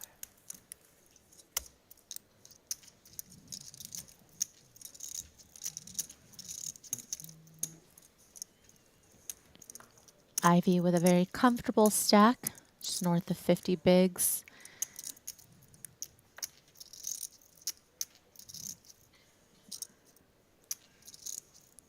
We might be reaching new milestones in terms of viewership if Ivy makes another final table. Yeah, I mean, easily one of the most popular players that we have on tour. Anytime he shows up at a festival, incredible amount of worldwide attention. focused upon him. Word gets out pretty quick when he's at an FT. You see the streaming numbers just balloon.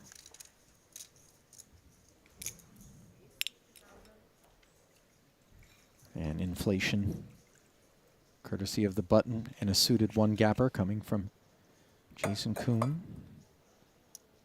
Pocket sevens now for Fedor. Listen, Fedor knows what Kuhn's up to. I mean, not only with the button open, but obviously from any position, as I mentioned, Kuhn's going to be opening wider than normal, this close. Holtz is ready for him there. Jam makes the matter a simple one for Jason. Hole's currently 11th of our 21 runners.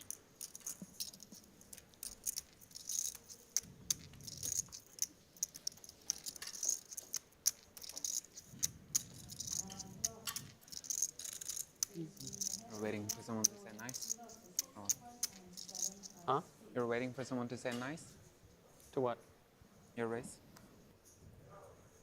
No. It wasn't a meme? But you're miming. You mean the 690? Now, China's Tan Xuan. Queen X up front, 60 to go. The meme. I think One of the more exciting players on tour and the most exciting hand pre-flop. Pocket aces for Jason Kuhn as the excitement will fade pretty quickly for Tan Xuan. Let's see how Jason chooses to proceed. It's always fun when everybody expects you to be big stack bullying it close to the money and you just have aces. Yeah, right about that.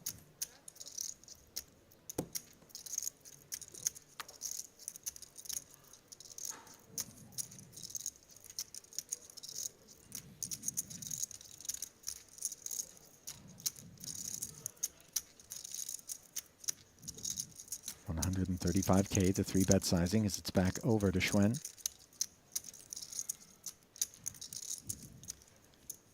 Fearless is the adjective that comes to mind whenever describing Tan.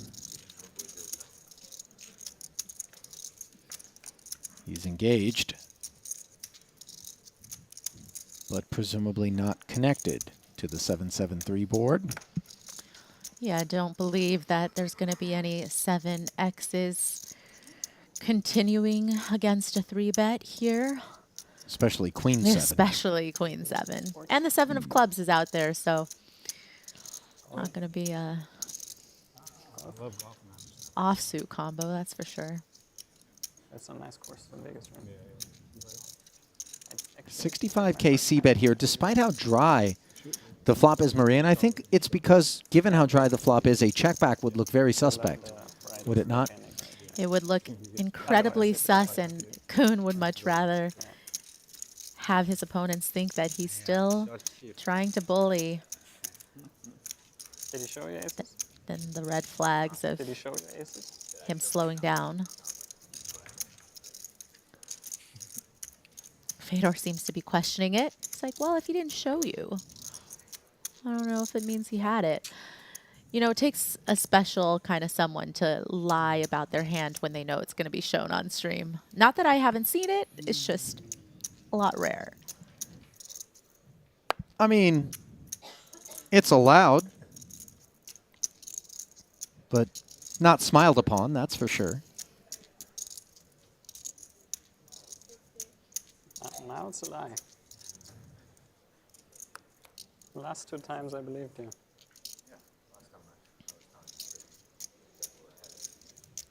Same hand for Ivy. Yeah, look at this. The very rare pocket pair in 2 seats. 9s on this occasion, as 60K is flatted by Phil. Let's see if they've got company. Have our answer. Blinds are out of there. 2 overcards. A little bit of an advantage for Jason Kuhn in the form of the 9 of spades.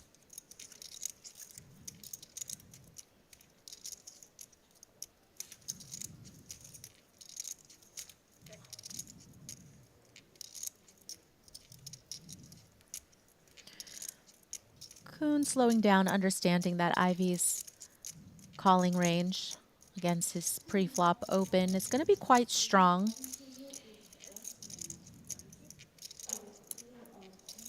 That actually gives Ivy room, though, to bet with the same hand.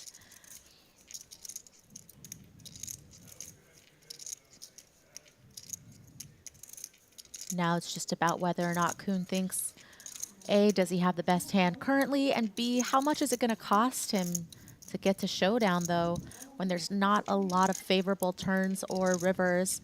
Does have the 9 of spades, which helps.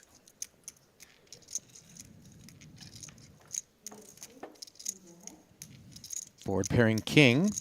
That's somewhat favorable. Yeah, very welcome. As Kuhn again defers.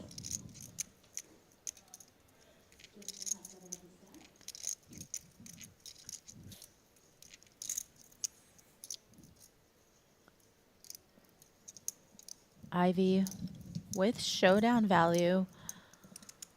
A lot of draws possible. Good check. What a delightful run out for both of these guys. Obviously, realistically speaking, after the turn was checked, 10x would be the only hand of concern.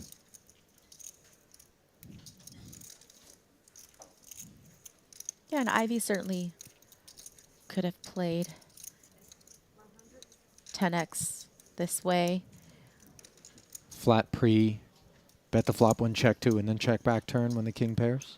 Yeah, because he can't beat jacks and queens, which sometimes Kuhn will Play check this call way? those on the flop.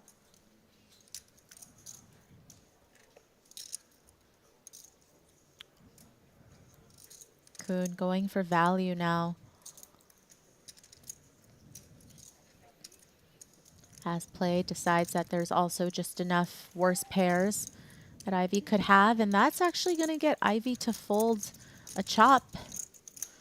But obviously, you can't put your opponent on the same hand as you. Certainly can't. As Kuhn Okay, yeah. bets the 100,000 and avoids the chop by doing so. Huh? Kuhn said pre-flop I had you. Every second hand. Sick hand every fucking time I put money in the pot. Had 9-7 of hearts when he shoved on me. That's kind of a good hand too to have on fucking button. Sad when you're all in. I just wanted to see it go.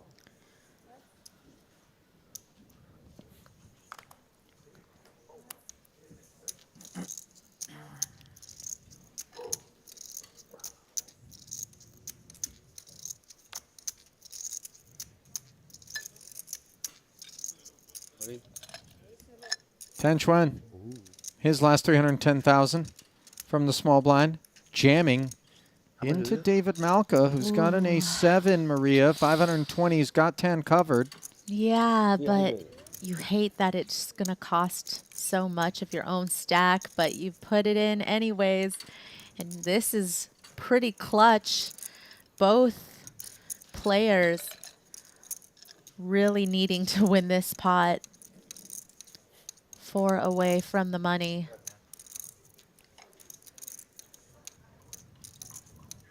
$680 in the middle. The player that needs to win it more than the other is Tan Xuan, behind and in trouble on a king 4-3 all heart board. Jack of hearts, 8 of hearts removed. 4 outs for Tan, and there is a spicy black 8. And you can see Malka saying, no, not like this. And the ace of hearts gets David there in more than one way. But it will not allow Tan to get there. And by there, I mean into the money, as his elimination leaves behind 20 players.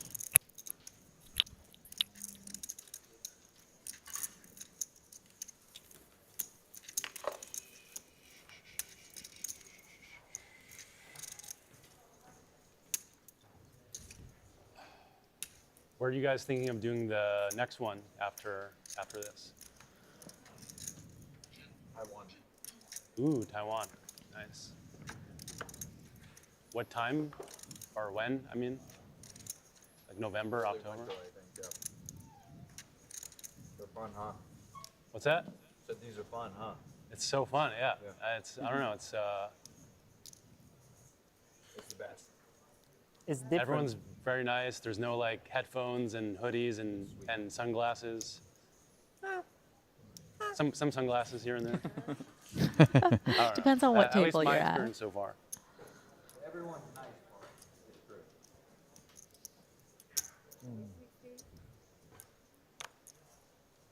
Best staff, Yeah. Well organized. best dealers.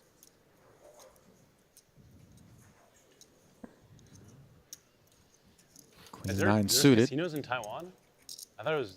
I don't think there's casinos there. Private clubs. There's, Yeah. I think, one big casino.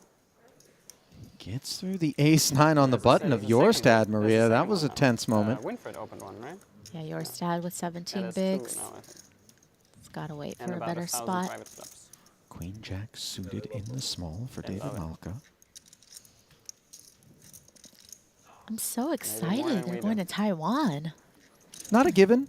No Okay. official announcement has been made about where Well, I'm the subsequent Triton stop will be. Some speculation there by PSOP, man. Jason Kuhn, but generally speaking, prior to the end of each festival, we do announce our next destination. It's like And truly, TBD.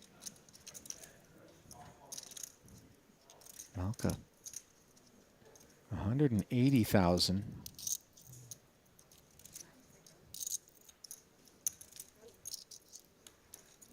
Ivy dominated, going to invest the extra 120, Maria. The face of the 3X likes the idea of position. We'll play for 420. Wow. 10, 8, 6. Backdoor clubs and a double gutter for Phil Ivey. Gut shot and diamonds along with 2 overs for Malka, whose Queen Jack is the best hand. what about What a MC? flop. Sounds hopeful. Yeah, definitely sounds hopeful. But is it clear already that type is right? Is it clear already that Taiwan is right? Nothing's ever. Yeah. But Until like, we're there. looking like it. Yeah. Yeah.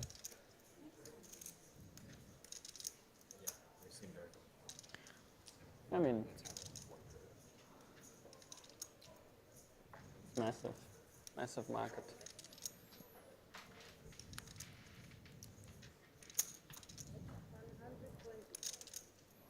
Malka choosing to check instead of follow through on the pre-flop 3-bet, and that obviously leaves Ivy thinking maybe this is a big ace that hasn't hit. I've got good interaction. Let me take the betting lead. 125K the barrel.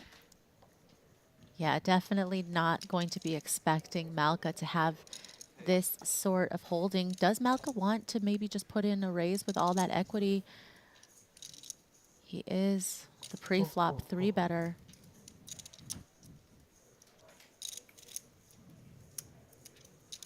Looks like he does go for the check raise. Fuck this hand up massively. Wow, and Ivy just bins it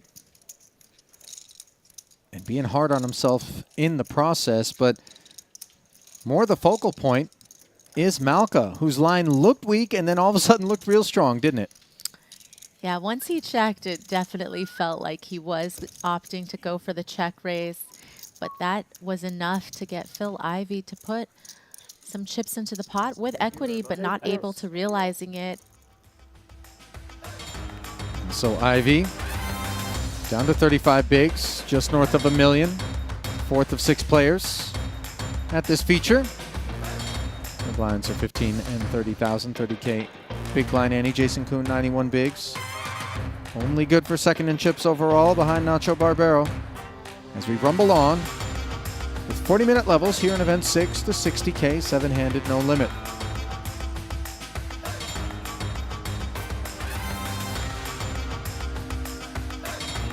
discounts brought to you by betacr.eu.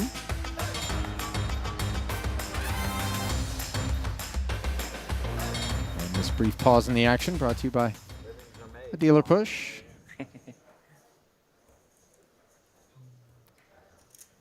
Flattering words, by the way, by the likes of Jason Kuhn, Better than Boba. Fedor Holz, and even the newcomer David Malka in terms of their experience here. Raised to 65,000. Whether first-timers or true veterans, all able to appreciate what it means to be a part of a Triton Super High Roller Series. So much attention to detail. And Fedor paying attention to King 9 suited to the tune of 65,000. Diamonds are smothered for Jason, who's in the big with this Jack 7. Yeah, it feels like a tour that's for the players, right? All of the players' needs being met and understood, and always innovation and always improvement.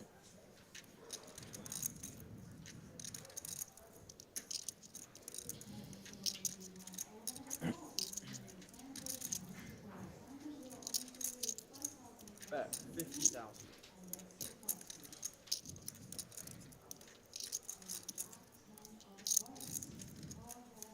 50K from Jason, who flops top 2. Just going to come with the lead and disguise the strength of his holding and just how well he's connected with this flop. Couple of draws out there. If Holtz had a huge hand under the gun, then clearly he would just end up fast playing and wanting to get the chips in. And that's what Kuhn is hoping for. We see that Holtz actually doesn't have a whole lot.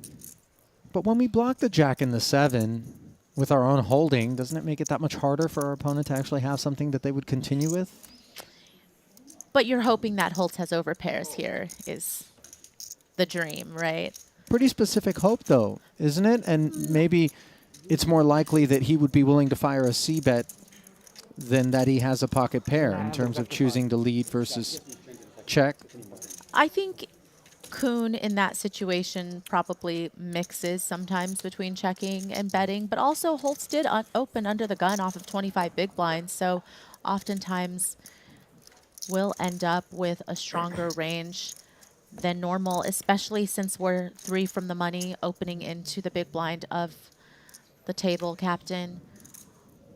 All of those would create a setup for a stronger holding there from Fedor. 5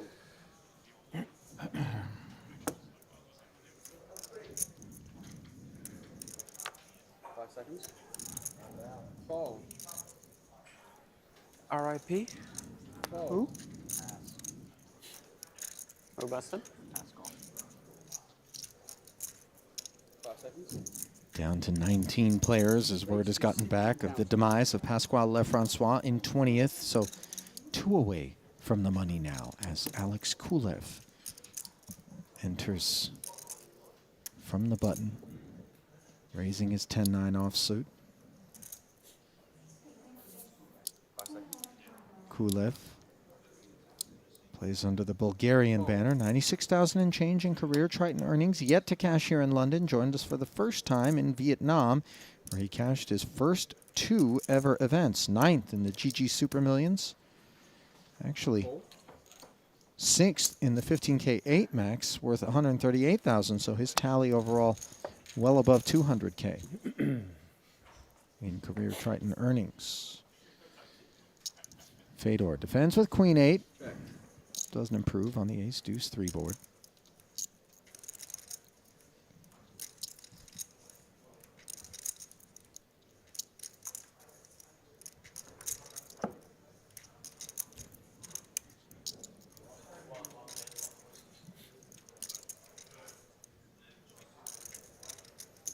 Bet 30,000. C-bet of 30K with the 10 high. Uneventful check fold from Fedor, delivering things to Kulev.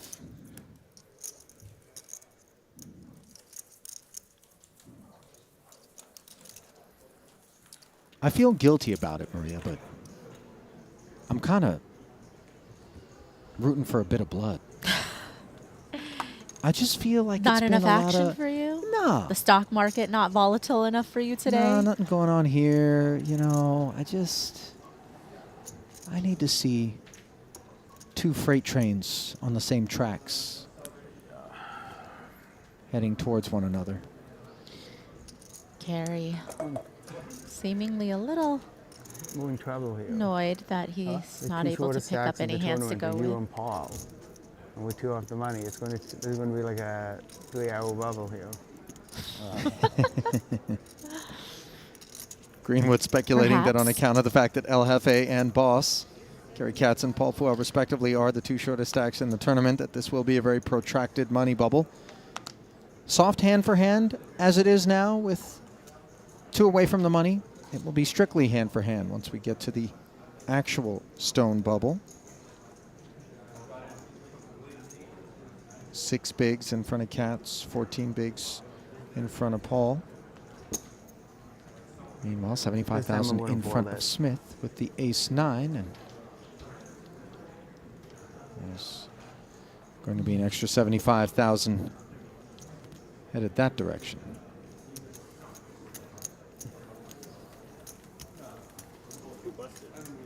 Pass. Pascal. Whom? Pascal Lafrancois. Pascal Francois.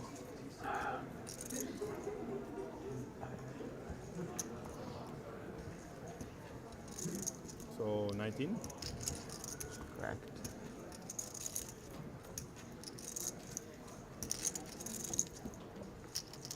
Dan getting some hands on him. DK is gonna be bad, I think.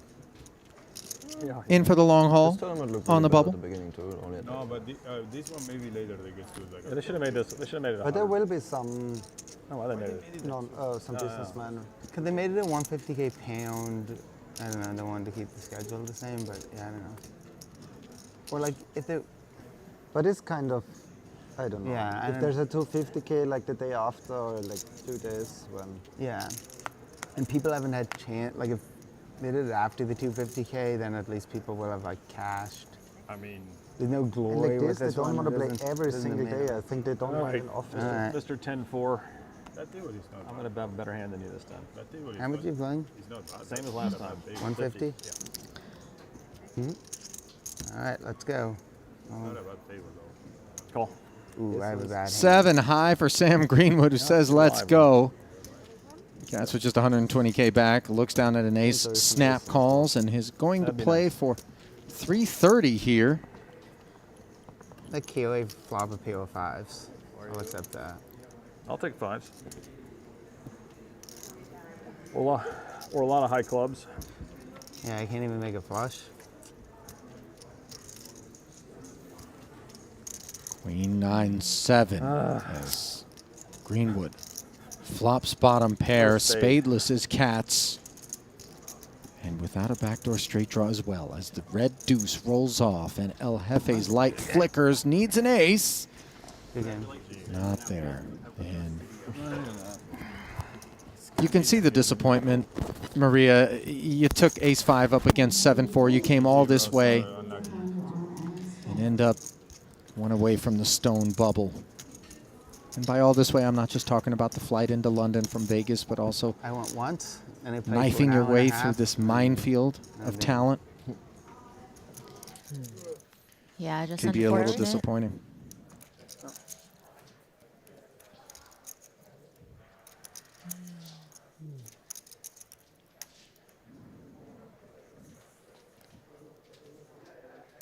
Excuse me?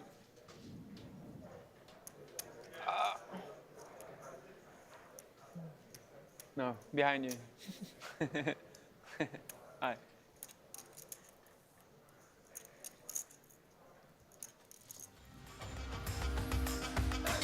Stone bubble situation now here in event 6 to 60K, where 18 players remain spread across 3 tables. And you get a look at the chip counts. Departure of Kerry Katz.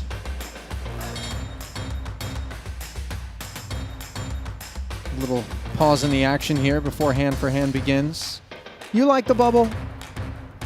I do, because I think that there's strategy that should be implemented during the bubble by the big stacks, and it's just another part of the tournament where you're going to have to adjust and adapt based on your stack size. And so certainly those intricacies and the nuances, something to be studied and something that I think a skilled poker player will be able to navigate, and it just adds to the various stages of the game, right?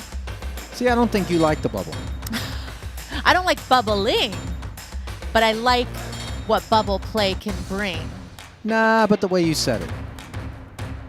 I feel like the bubble is when you break out your Clash of Clans and sit back, because you generally aren't going to be a nub, and you just wait.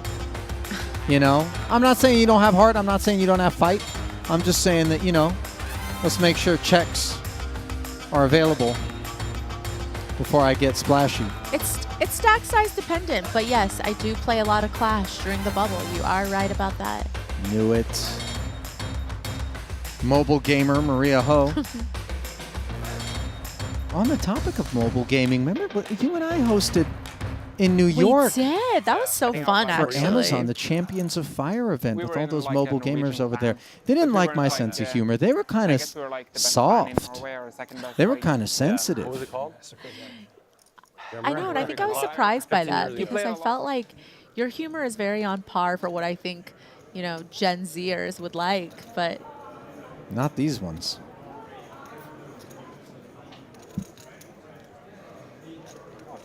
They threw me in with the snowflakes.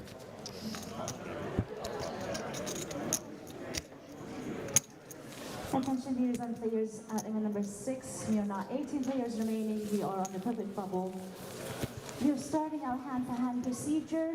Please, in case someone owns So then, do not show down your hand. Keep your cards face down. cards will be back in the air. You hear the announcements. The table will be chopping the last price. If there's two players on the same table, Hand-for-hand procedures. is based on the chip count.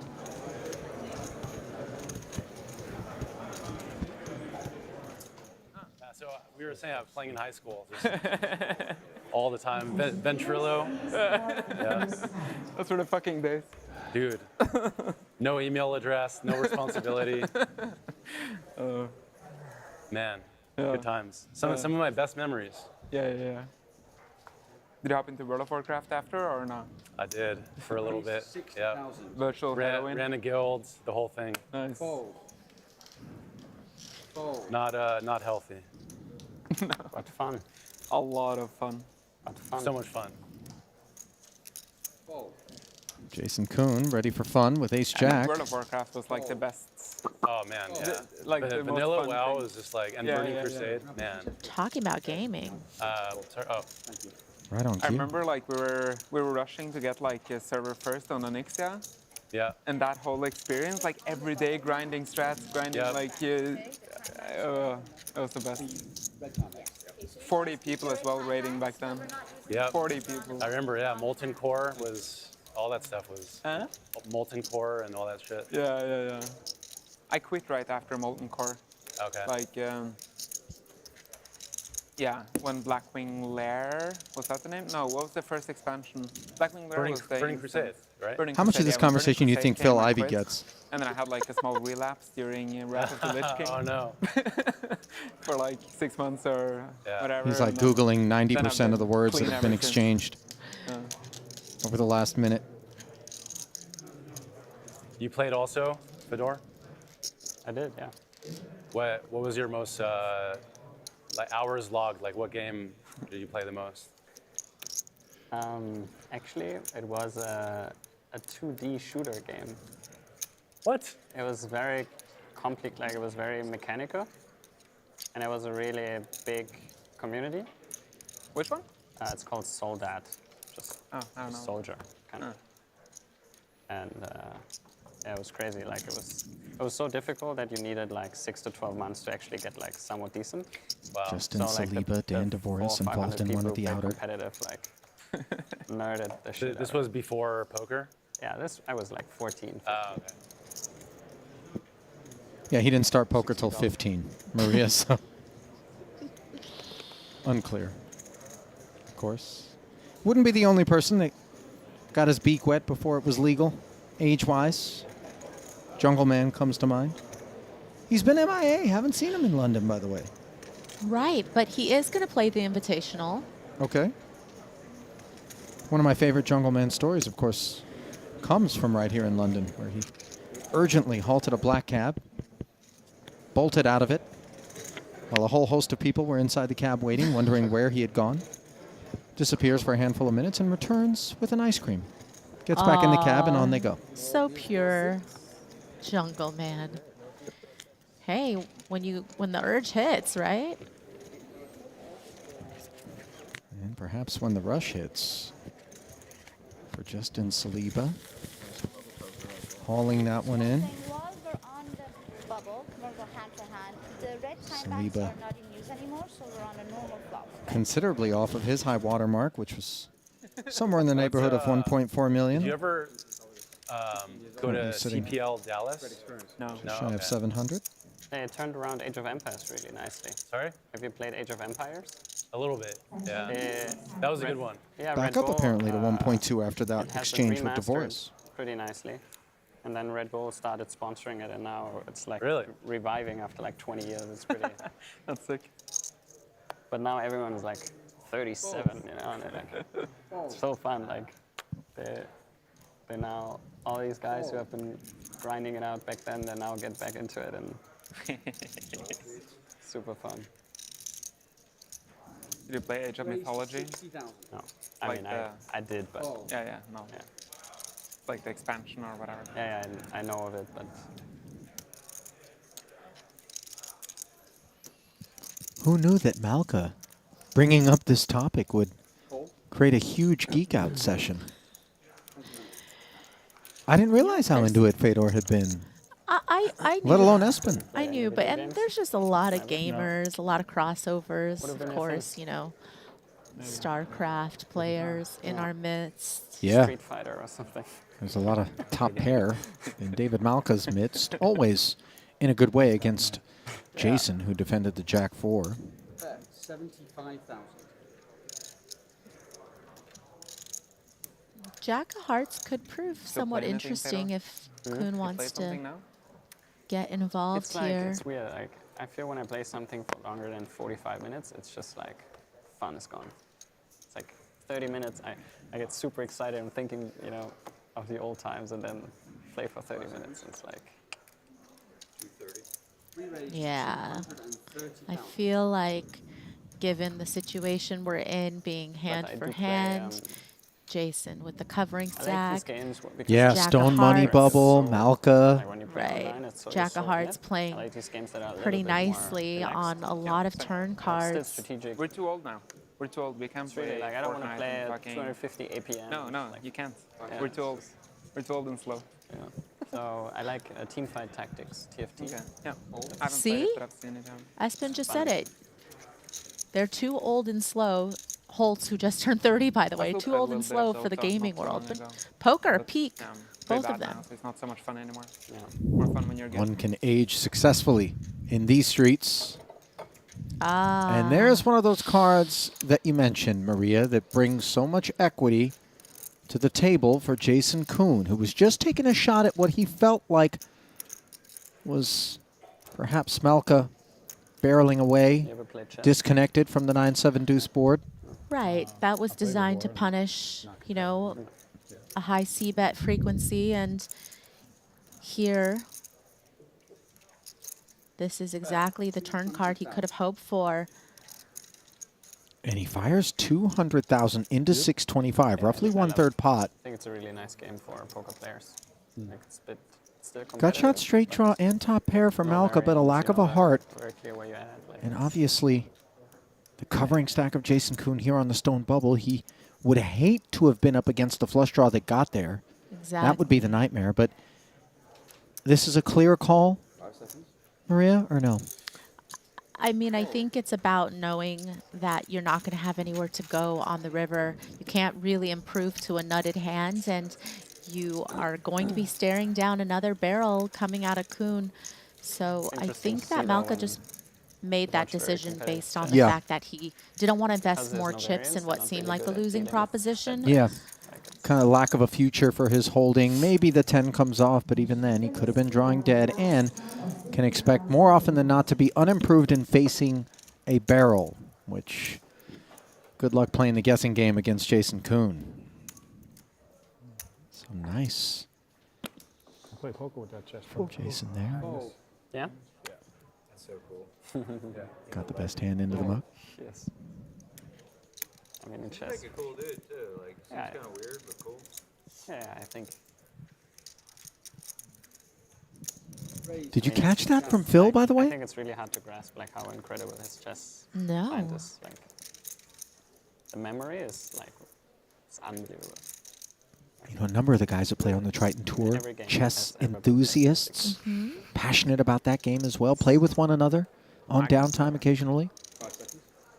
Phil Ivey Like, I would say that's generally, saying he played poker against Magnus Carlsen. you know, you would like he's a very, I would Grandmaster. say a very intuitive player. World Generally, number like, one. You know, he wouldn't explain it in a concept like, oh, this is more like you feel. If you see a pattern, you kind of feel what's going on. But then also at the same time, he just studied more than almost everyone else. So like he just has seen basically every. 5 seconds. Oh. Malka right back at it from the cutoff, ace-6 suited, and now Fedor. Ace-9. He is covered.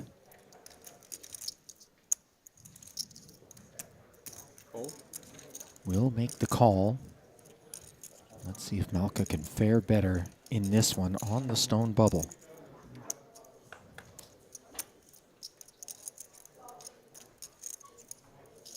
Queen, Jack, 10, 2 hearts. We've got the bad end of an open-ender, checking it over to the nut flush draw. Gut shot as well to the Broadway in Bet 75,000. both camps. So effectively a two-way straight draw for Fedor, let's call it, as he faces the 75K follow-through.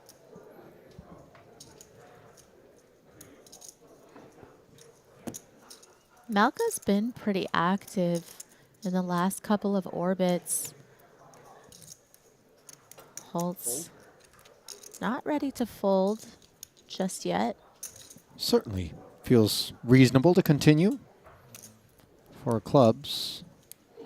Jason Not what he had in mind. 8-time Triton champ.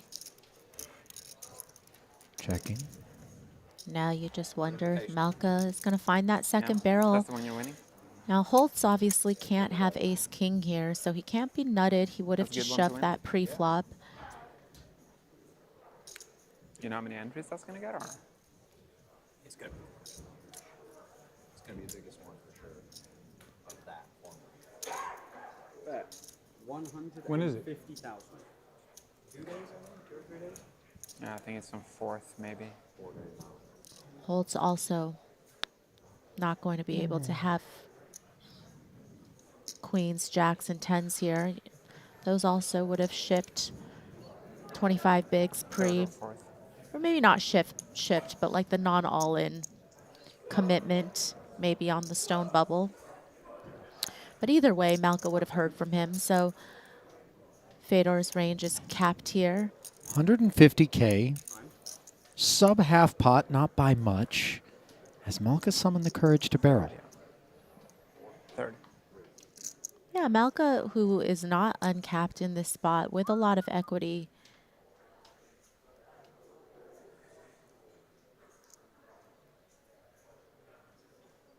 But the price seems enticing to Holtz. 5 seconds. It is going to end up folding. Nicely done there for David Malka. And you know, we're guilty, all of us who are watching these streams. Puerto Rico. Oh, never been. Well, between PR and Amsterdam.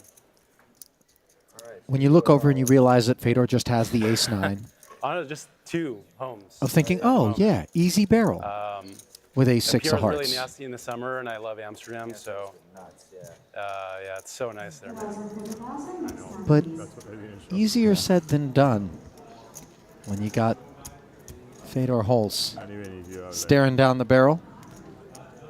some don't flush draws. Flipping it back over. Elsewhere in the room.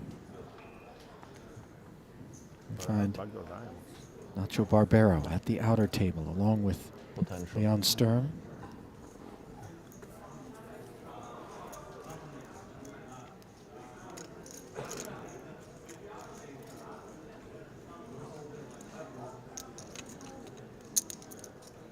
$90,000.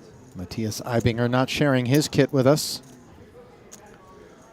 as he opens to 90,000. Looks like we've reached the lower lumbar part of the program here for Smith, and the upper part of range. Ace Queen, small blind. Has Eibinger covered. Eibinger opened off of 16 big blinds. In comes the 3-bet, quarter milli.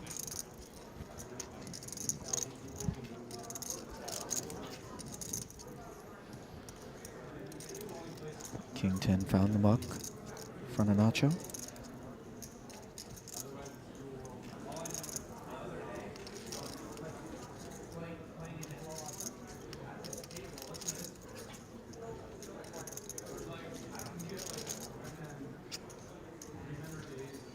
Eibinger 13 of 18 right now with his stack. Can almost guarantee getting into the money. But what does he have here? Is he willing Well, that's to the kind of find thing himself in a big confrontation? that's definitely running through his head here. You can find a lot of hand heading for the muck in these spots, Maria, when you consider the implications of bubbling versus riding a stack of your depth into the money, presumably.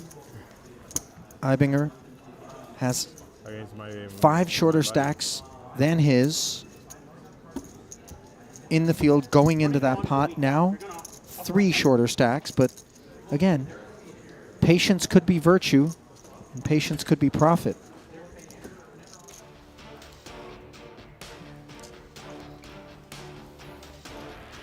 Well, Les Ambassadors Club, or Les-A, as it is fondly referred to by its members, has been welcoming aristocracy, diplomats, and famous names since the early 19th century. Once owned by the Koningham family, Leopold de Rothschild. The club was reopened in '91, established itself as a major landmark in the heritage and social life of the Mayfair and London scene, one of the most exclusive and sought-after casino memberships, where fine dining and high-stakes gaming can be found. Les-A welcoming players from around the world who seek the ultimate gaming experience. What was that story you told me? That was incredible when we were upstairs overlooking. Well, it's one that I heard from Henry Kilbane, who feels like the more appropriate historian for this part of the world. So just in case it's not true, you want to make sure that Henry VIII, I even double-checked for troll factor. Henry VIII, one of several Henrys who reigned in the English Empire, actually used to stand on the very balcony that we were standing on and hunt deer in what is now Hyde Park, but was just wild land back when old Henry VIII was doing his thing. And a wild spot seems like it's developing here as 9, 7s, and ace-jack are the buttons, small and big respectively. Dan Smith raised it to 80. Nacho jamming the covering stack. Stop at 1.1. Sturm. Ace-jack. His interest is piqued. He's covered, though, by Smith. He could sit this one out and hope that Dan is going to find a call and potentially get showered. Weigh the best of it, though. And let's see, you know, on Dan's mind also is the fact that his stack is 7th coming into this pot. Does he really want to risk bubbling? Thing is Dan knows that for his stack, Nacho's going to have a lot worse pairs in there. And Maybe what I am a on the flop. brilliant development it is for the time being for Dan Smith, who, unafraid, took his chances here. Perhaps bottom of range. Nacho's going to have the 2 overs, but this is the perfect spot. An under pair. Would you have gone 3-way? Would you have gone 3-way?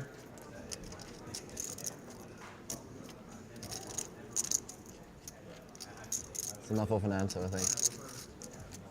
If you need to think about it, right? Huge pot on the stone bubble. Don't think I could.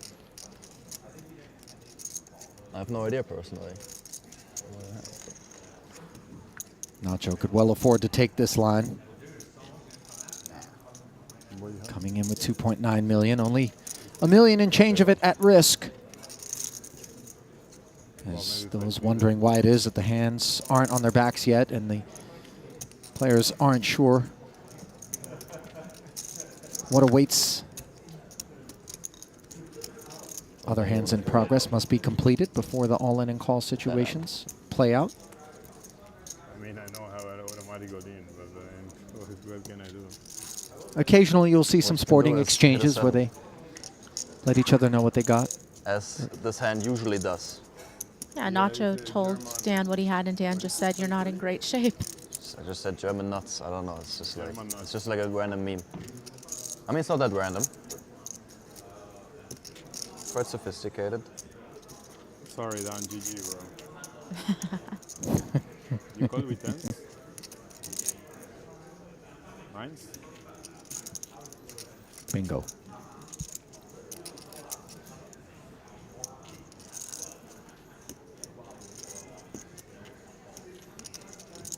Pocket 8s make this call as well for you, Maria? Where does it get cuspy? Oh, it feels like 8s is pretty cuspy.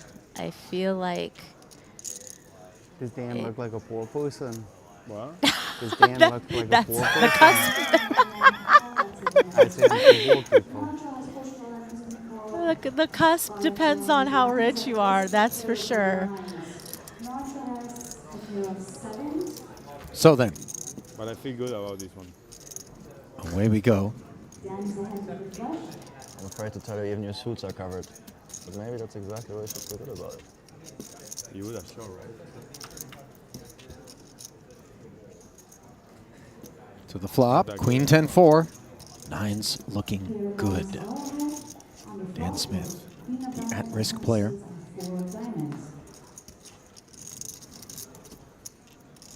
No concerns about a flush as you see Paul Pua looking it over. Wrong suit.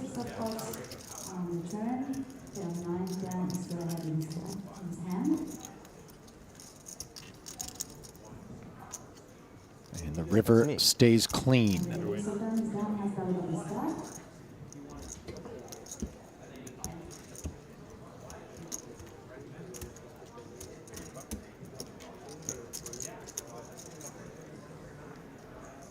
I don't think Boss was studying massage technique there. I think he was more, how many chips does Dan have now? Yeah, that's a good read, Ollie, especially because Paul currently sits 17 out of 18 in chips. But lucky massage. Keep it going. You seem like somebody who spent some time in a day spa or two in Vegas and beyond. Maria, maybe getting some hands on you? I do enjoy a good facial, a good massage, a good sauna, steam room action. The amenities, they're all going to get used. I've got massage envy right now. I mean, this appears to be solid work being put in. Well, you know, if you're a superstitious poker player, though, it could cost you because she might be working on you till the end of the day. And Money well spent. yeah, true. I You mean, know, if you can get the massage right into the money, bill covered. 98K, the min cash. 2 7-figure scores up top.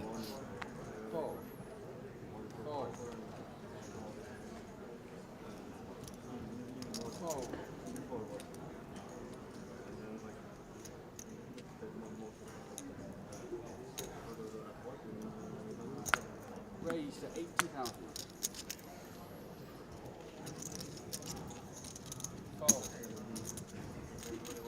Barbero, undeterred by the blemish, which sends him down into 4th in chips overall. 1.85 to start this one by our count. Opens once more from the button.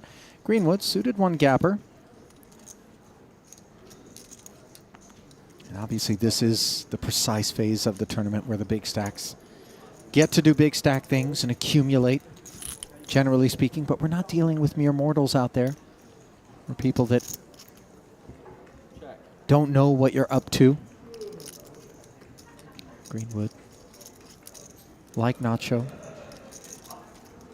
not related to this board.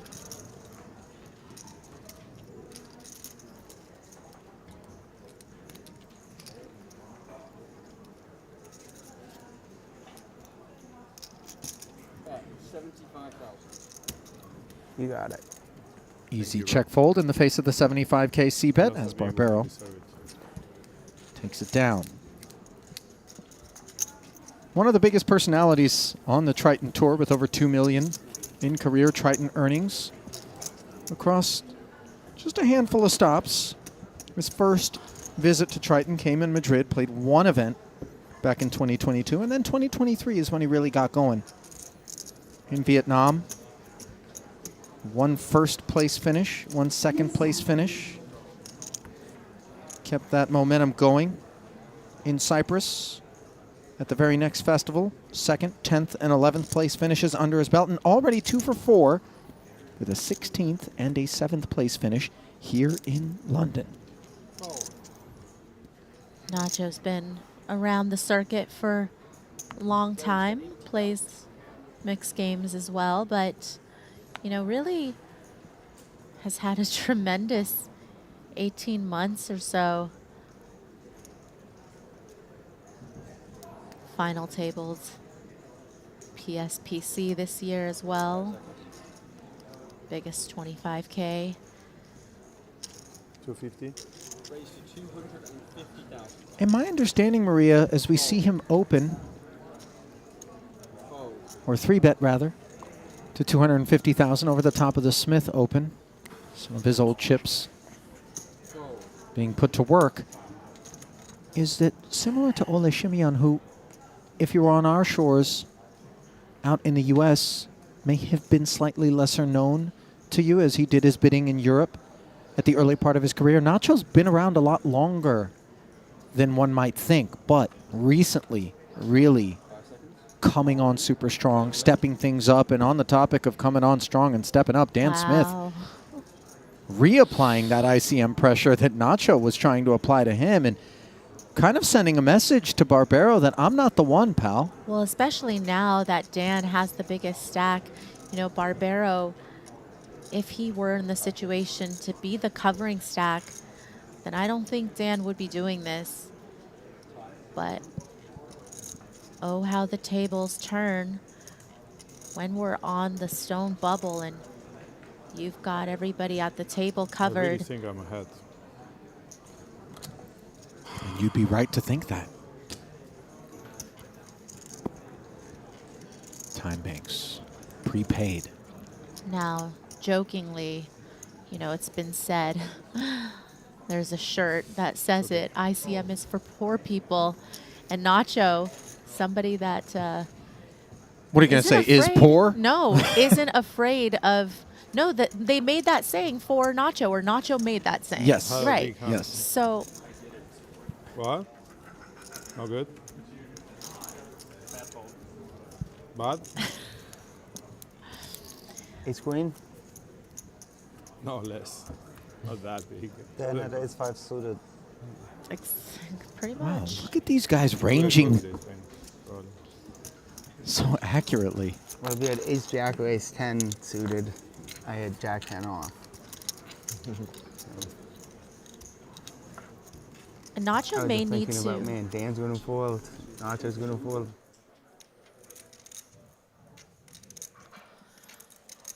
Go on, finish the thought. Just that I think that Nacho's going to have to recognize that now that he's not the big stack at the table, he's going to have to switch up his procedure a little bit, Yeah, right? clutch in, shift gears, a few adjustments. As we see Jason Kuhn and Alex Kulev, pairless, save for what's out there on the board, which is double paired on this river, colliding. Kuhn, pre-flop min-raise, defended against by Kulev. His king-jack.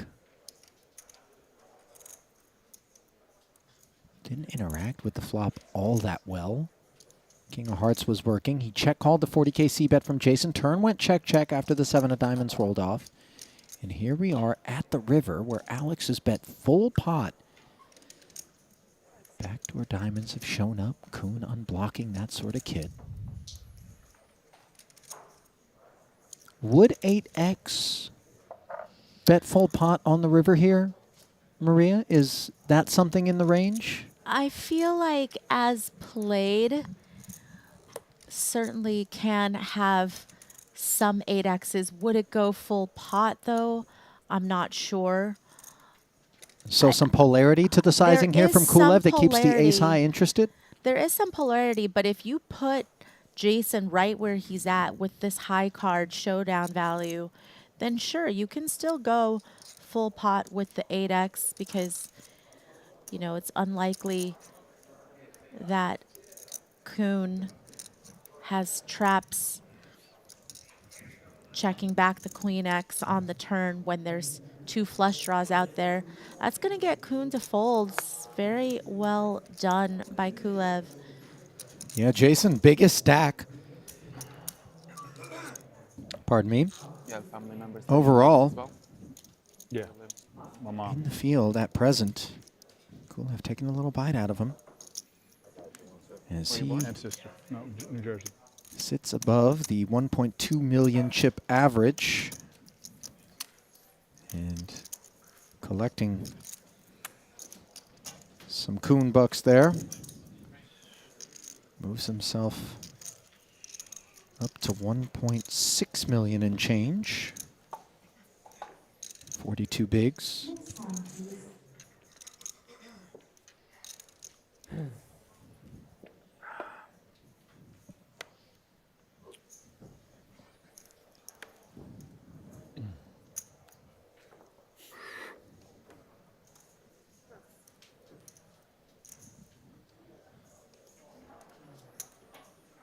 Ivy. 10 of clubs. What we know he has. And an inkling to raise from the hijack to 80,000 as Malka looks down at King Jack on the button.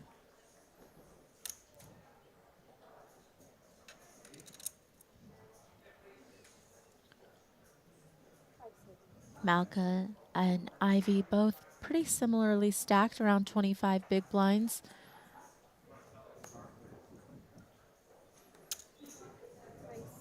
Malka has kind of been relentless against Ivy.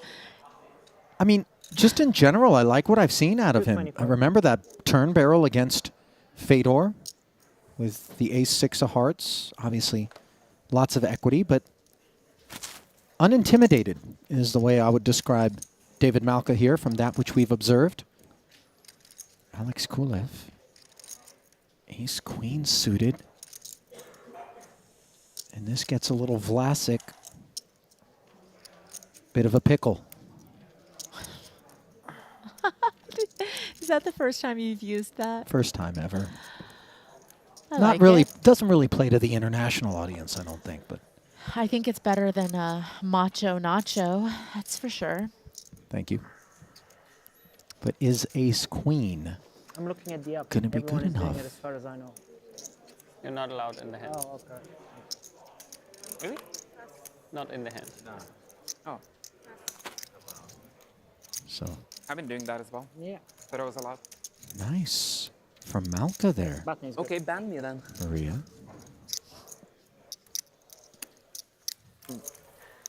Kulev, by the way, copping to the fact that he was taking a peek at the app, and Fedor Big fold.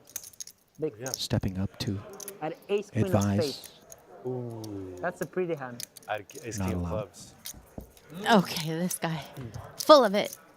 Caught him. We got a Could've liar told him on he our has hands. ace-5 of clubs, man. Just don't let him off the hook. True. By the way, Ivy could very well have had a king of clubs or an ace of clubs attached to that 10 of clubs. Maybe privy to the white lies of David Malka there. King 4. Wants to keep those ace-queen suiteds Do we muck get more bound time banks? in the face of 3 bets. Okay.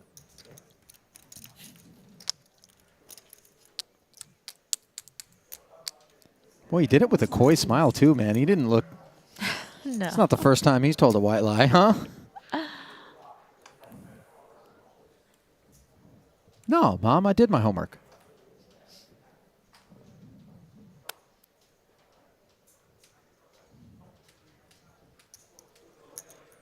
Pocket fives.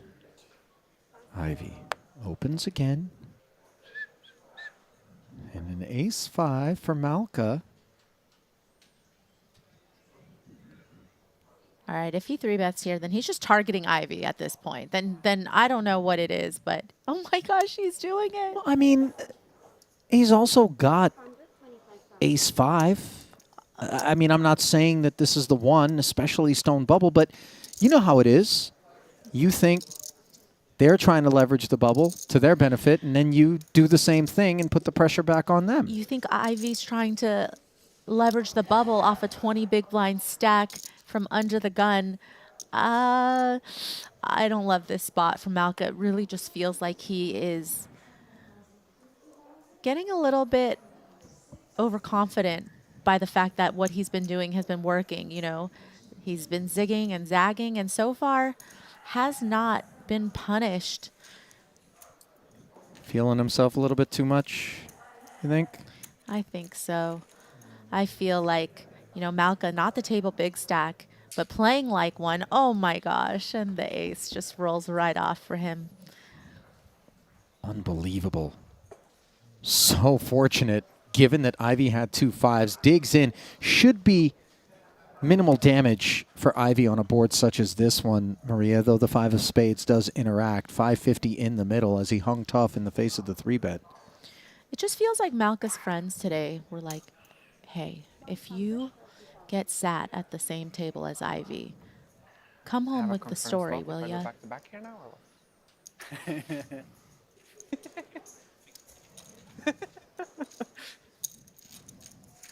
what? Feels very much like he's going to be ready to give him that story as the C-bet makes quick work of the 2 5s. Malka now up to 6th overall in chips. Yep.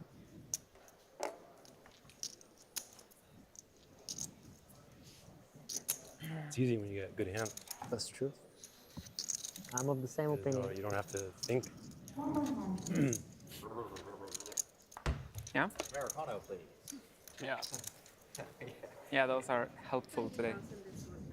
Yesterday I was so dead. All right. I was completely out of it yesterday. Sleeping's great. I just, you know how it is, man. We just, it's hard to get over that jet lag. Yeah. Hard to get over that jet lag, something I know. I feel like I have jet lag. Maria, I came from Europe. Like, you can relate too? Oh, I can relate all right. Vienna, London. Last night was my best night of sleep I've gotten in, what, 6, 7 days? How long have I been here now? Too long. Too long to not have had a full night's sleep yet, that's for sure. a lot of stuff. Insomniatic beginning to this series for Maria. Sleepless festival. Meanwhile, Kulev's cutoff open with the ace-8. Drawing the attention of Jason Kuhn with 10-9. Yeah, now Jason with designs perhaps to leverage a little something here. Gonna call in position, and Ivy Suited king. About 15 big blinds.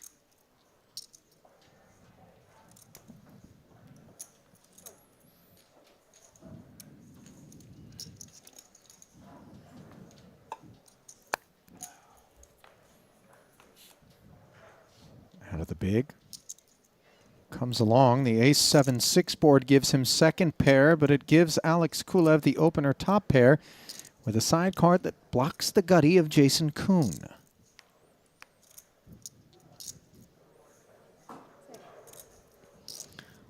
Interesting. Nah, no time, Gets man. checked to Work too Jason, and much. Jason with that How gut about you? shot equity. Play a board game called Settlers of Catan sometimes. Oh, yeah. Yeah. Like the online version of that. Online? Yeah. I'm too much of a boomer to play like the fast games now, so just play that. Yeah. Boomer APM below 140. No Yeah, good. no good. But the Settlers of Catan and stuff like that, I think is nice. You can just do it casually while you're listening to some podcasts or doing some stuff, like if you want to relax, you know? Yeah. But it's still like competitive, it's still a lot of strategy and Yeah. kind of similar Is there to a poker. trading you do with trading? So Kulev or no? choosing not I'm to not see really bet good at that part. Yeah, I'm not big on that. activates Kuhn's I'm not too gutter big on that. in position against the field very and high leaves level, it's a Ivy big feeling part a of the bit game. better about But sevens, king kicker, backdoor diamonds. Of course, I Alex wonder, not going to go anywhere Like, if we were as born he 10 years flats. later And another $250,000 and esports change is heads bro, toward the we- center. back then when we were playing. We would be. Now we'd be Jason Twitch picks up the superstars, lone yeah. flush draw in the field. Warcraft 3 Twitch superstars. Yeah, Jason getting called in 2 spots. It's like, well, the RT Probably the problem, knows that's that kind of there's the going to problem be with some RTS. Like, weak there's no- ace X's out there. It's not as big Most as likely in Kulev's hand. Dota or League of Legends or Counter-Strike. Like those games are just much more fun to watch. Yeah. Rocket League. Yeah. Dota's pretty big. Like from. Yeah. Are there any? I don't even know. Like, are there any big one-on-one RTS game esports? now with, like, Jason big following? I don't think there checks is. back, try to realize that equity for cheap. Makes a pair on the end. Those nines are no good. Age of Empires might be the biggest right now. Actually, What's like a biggest tournament first place? On the turn, though. 50k. 100? Something like that. For what game? Age of Empires. Might Oh, leave really? Kulev feeling better about the ace Yeah, eight. Is this a Red Bull spot to is pursue value, Maria? Are we just happy to check and This was really cool. They let rented a Jason nice do the map. thing if he wants to, otherwise get to showdown? Cool. I think if you don't close the action here, then I'm excited to maybe see it it's in best the to Olympics just one year. check. But I think if you're closing the action, then it makes for an easier value bet. And you see Kulev Dude, but, checking like, it the over. Dota 2 And Kuhn now with showdown Championship value had more himself, viewers able to than, check like, behind. Yeah. Like the international has like infinite prize pool as well. Yeah. What is it, like $50 million or something? There was a around? 20 million one for Dota 2 that I saw a few years ago. I don't know anymore. Yeah. No, they're insanely There's a huge. 50 one? So I it's mean, it knuckle all down. depends because when and people Kulev. buy skins and whatever in Steam for Dota 2, that goes towards Able the to prize haul it pool. in there. So like if Dota gets bigger, then Took the the prize pool passive gets line bigger. post flop Plus they have a bunch of sponsors. in the three-way affair. Jason getting sticky with the 10-9 offsuit on the button there. Big stack, inviting Ivy in as well. But I suppose it's important on balance not to feel compelled to always be a 3-better pre-flop at this stage of the tournament, Maria, right? Yeah, I think that, calling with 10-9 if you're going to pick the offsuit combo is probably better, in position.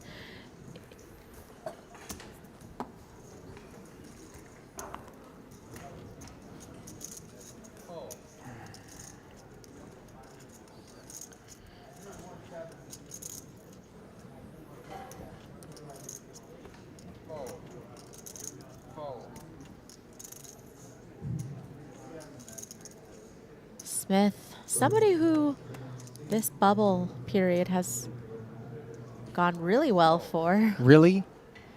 You looked up at that new image and thought that talking about his run during the bubble period was that which we should discuss? That's a 41-gallon cowboy hat there, not I a 10-gallon, not a 12-gallon. But it's not surprising to see it, though, even though it's Why is that? I know he's Cowboy Dan Smith, but Yeah. I'm saying he had to bring it all the way here to London. I don't know that he... You think he went out and bought it here? You don't think there's some type of Western shop in London? London has everything. I'm not sure, but Need to know, right? That's perhaps more worthy of our attention right now is the fate of Leon Sturm hanging in the balance. Dominating ace queen against Barbero's queen 9. Looks like light has been shed. Far from flipping. Yeah, Barbero hoping that he's live, but he is actually not all that live. So with the completion of hands elsewhere in the room, on their backs they go, and I knew I was going to be dominated by one card. It's the same thing again with play the suits too. 1.2. The suits is the same thing, but this time you have an easier time making a straight potentially. So there's that. Nacho jammed into the big and ran into it. Fails to improve on a jack-high rainbow board. I think an 8.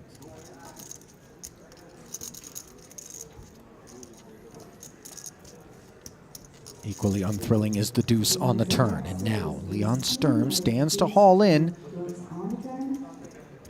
1.2 and change if he can fade a 9, which he has done.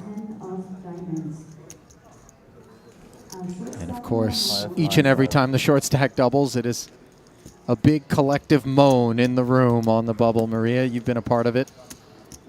You've been that short stack. You can feel the daggers on you. Oh, yeah. Oh, I see. Little discount. It's always awkward when people are just like vultures waiting 9-5.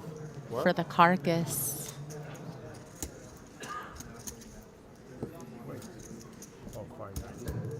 Such is the bubble.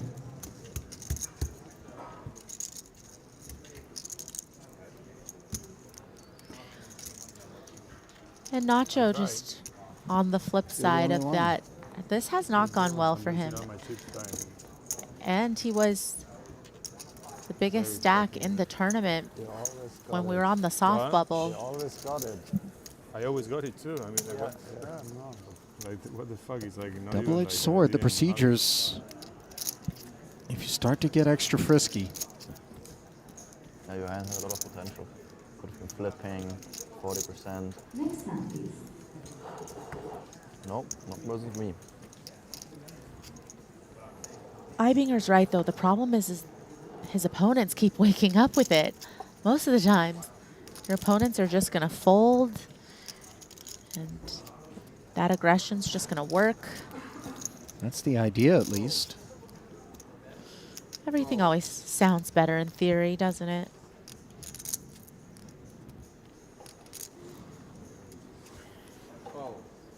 Smith not going to mount up with 7-4.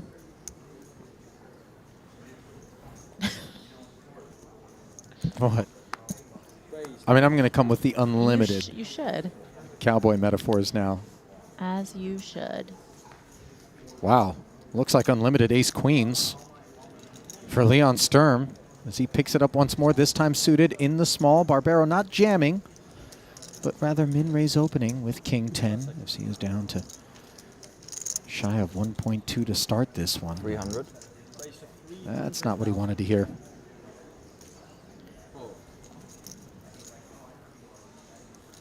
And you can see just how demoralizing the impact of what Nacho's been experiencing here is. Well, the expectation is when you go into a bubble period as the big stack, you're expecting to come out of the bubble period with an even bigger stack than you went in. Because most of the time, that aggression, as I mentioned, is just going to work. Your opponents aren't going to be able to pick up hands to really contend with. But for Nacho, he's slowly approaching one of the shorter stacks in the room. Just look at that stack in front of Dan Dvoris, Maria. It is actually good for the chip lead coming into this hand ahead of Jason Kuhn.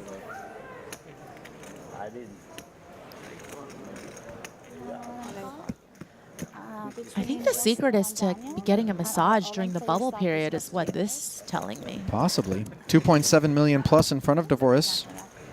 Coming into this pot. Saliba.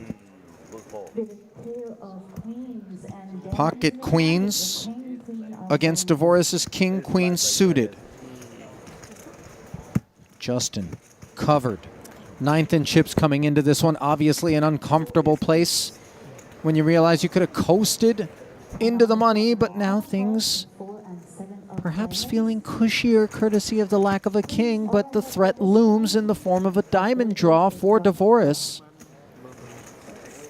Keep it black and non-king.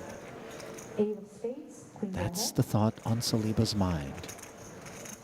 Still in search of his first cash at a Triton. And on the river he holds, and there is the big smile, Maria.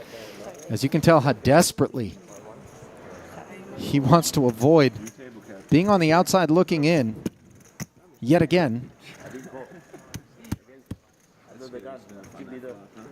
Good. 1,025,5 and pick 8, 1,025. Can I take it? Yeah.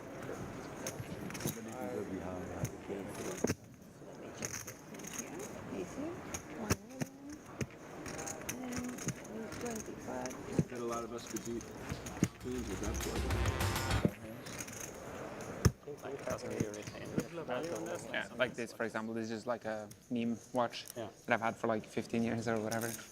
I don't really have any like nice watches. I have like one okay one that goes with like a suit or whatever. I won't wear this if I'm going to something nice, but like, yeah. I need something in between. If I would choose one for you, I think I would go for like a caoutchouc. A what? How do you say in English? Like oyster flex? You know, like similar to this? Yeah, I know what you're talking about. Like, The material, in German we say caoutchouc. yeah, I like the way those look a lot. Yeah. It's kind of like a metal mesh. That's what he's talking about. But it's also this like really like... Like similar to that, or what do you mean? You mean like the... Not the holes, but the material. Yeah, it's plaster kind of looking. It has like a sporty... Chrono 24 live at the feature as Watch Talk breaks out. Jason, very much a watch connoisseur. Fedor, good taste in watches as well. Espen saying he's perhaps looking in the market, as Kuhn is in the market for customers. Under the gun, ace, queen. How much do you have roughly? Like 2 million? Yep. Thank you. Saliba, by the way, just to put the button on that collision with Something like Dvoris, is now 4th in chips Like the- overall. no, Kulev like 3rd. Wait, I'll show you. I'll show you. Dan Smith 2nd. Jason Kuhn at the top. Cool. So 1st and 3rd squaring off here.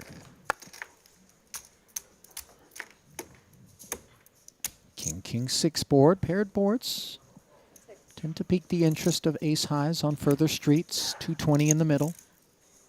And again, still on the stone bubble right now, Kuhn. Certainly going to be opening quite wide.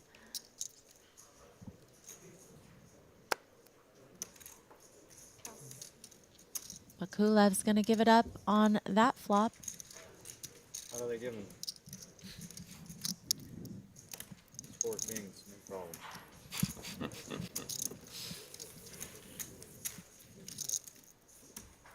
What'd you say?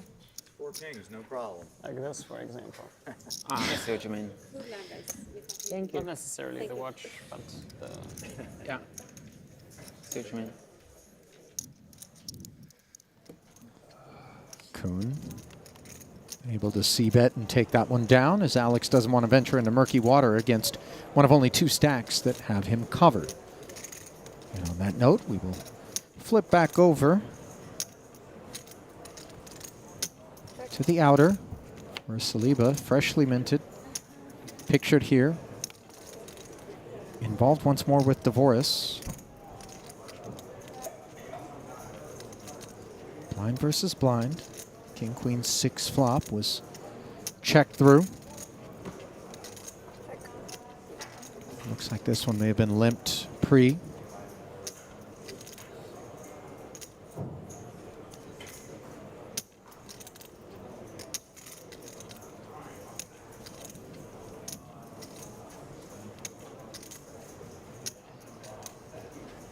Check.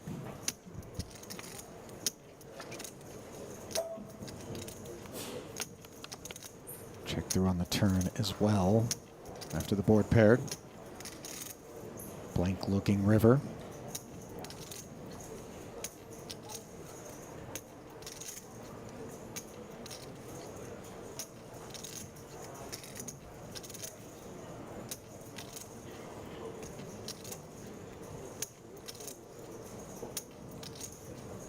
Second. 180. 180.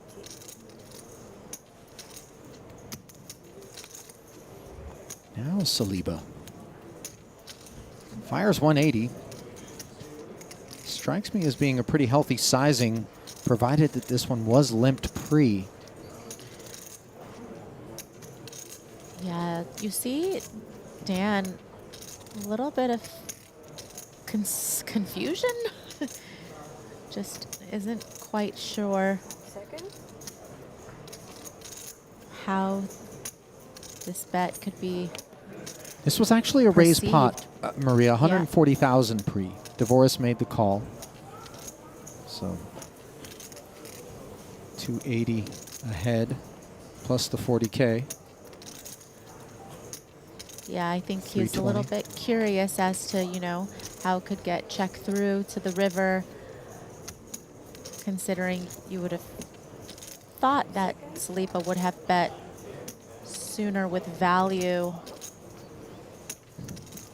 but is going to fold.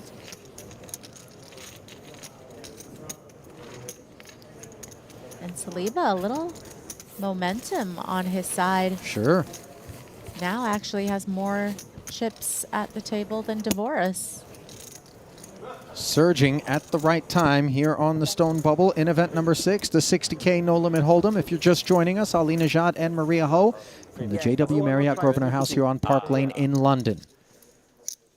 Star-studded field shaping up to deliver an absolutely dynamite final table, no matter who we reach into the bag and place there. 2 7-figure payouts up at the top, 98,000 the min cash. As you see, has been your stat on the Triton Poker Plus app. Keeping an eye on things.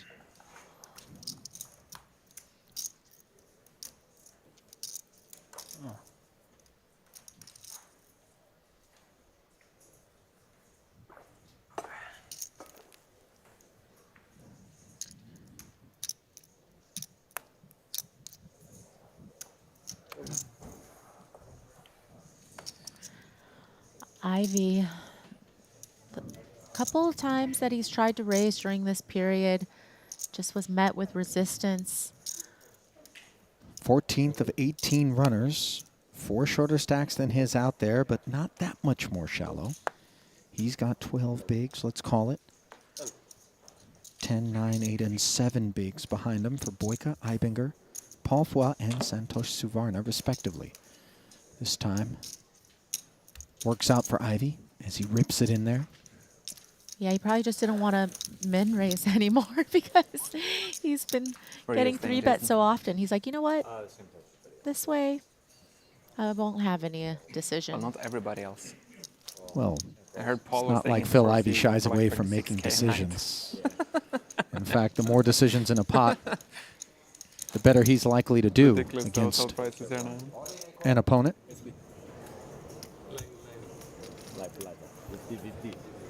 Santosh has ripped in 260,000 here at the outer. Have we a customer? Feels that way. Looks like Paul's stack is getting count out. Santosh is the only player who Paul has covered, by the way.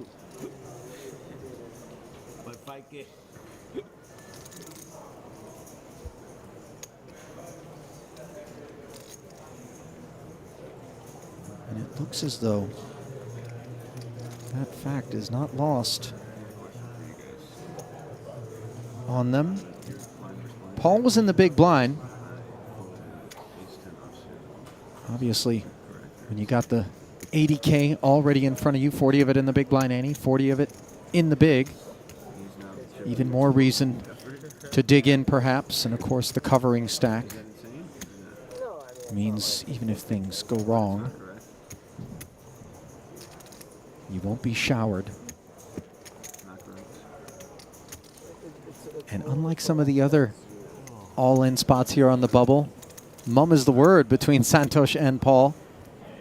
Well, it always has to start with someone inquiring, right? Someone getting curious or someone offering information. But if nobody says anything, then it's like if I tell you what I have, then usually the other person will respond with what they have. Or if I ask, they might answer. But seems like neither of them care too much. I would Anxious cliffhanger if you're Santosh. Certainly if you're Paul as well. So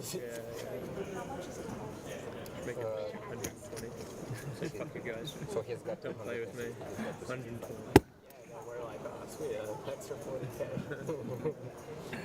And on table number 3, we have an all-in call between Santosh and Mr. Paul. Santosh is our all-in player with 5,000 less in the hand.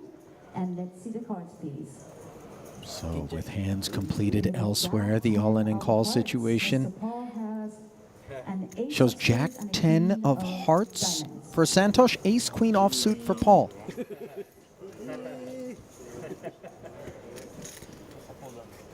Rooting for an ace, provided it doesn't have a king and a queen behind it for company, is boss. Flop is Jack, Queen, 6, both players with the pair. Ace queen is ahead with a pair of queens. Advantage boss. Sitting pretty.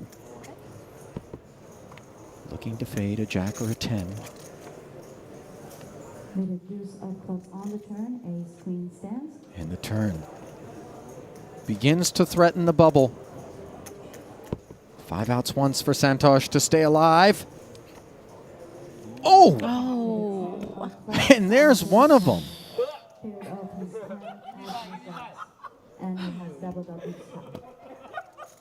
And despite being on the wrong end of that one, even Paul can appreciate the beauty of poker.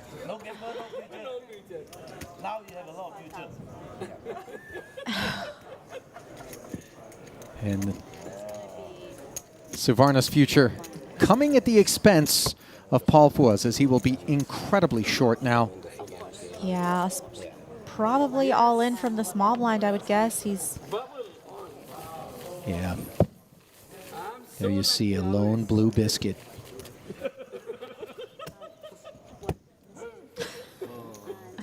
Santosh still laughing at his good fortune. Legit chip in a chair situation for boss.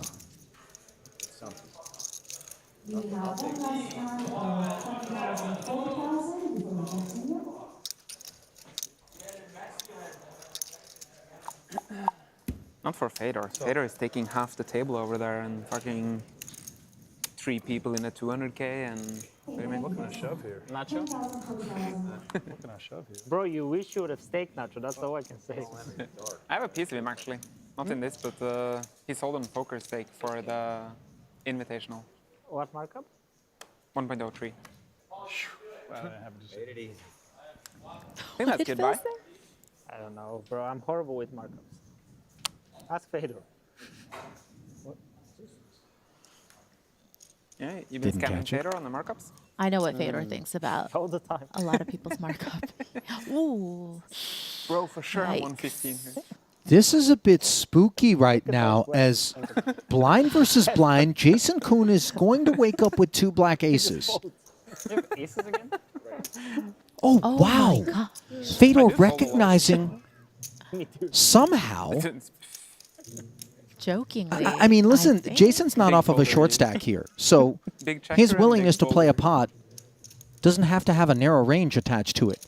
Maria, And he's looked down at 2 jacks, has Fedor. I was so surprised when I didn't have to press call 3 times with my ace-10 of clubs there. It was very And he's going to play I was one. shocked. It was actually very close. I had king jack, and I was thinking I figured, that, yeah. that I Playing could it get as to a run it call, I sometimes. think Yeah, he's yeah. well aware too that Paul's sitting over there. I mean, if you're blasting that one, just blasting range then. Oh, boy. Monotone ace-high board.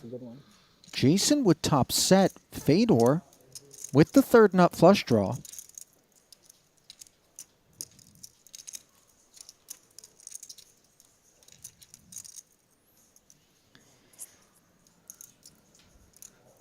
I mean, not lost on everybody at this table is the idea that a collision between Fedor and Jason at this very juncture with Paul for a single chip on the stone bubble is one that neither player should be working toward.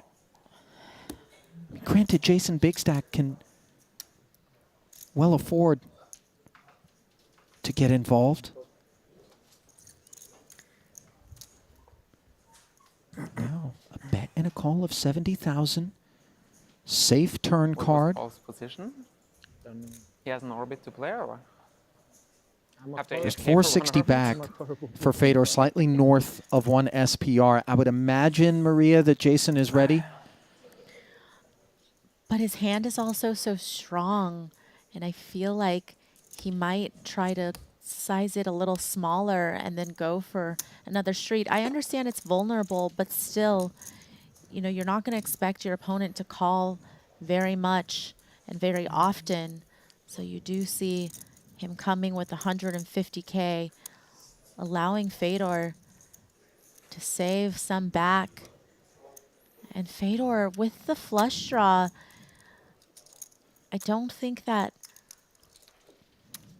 you know, given the way he's proceeded with this hand, you know, in a lot of other spots would have just jammed, but because of the bubble situation with Paul sitting over there all in from the small blind, this hand, yeah, we'll just find the call again because there's just no reason to commit the rest of your chips when you can save some and decide on the river.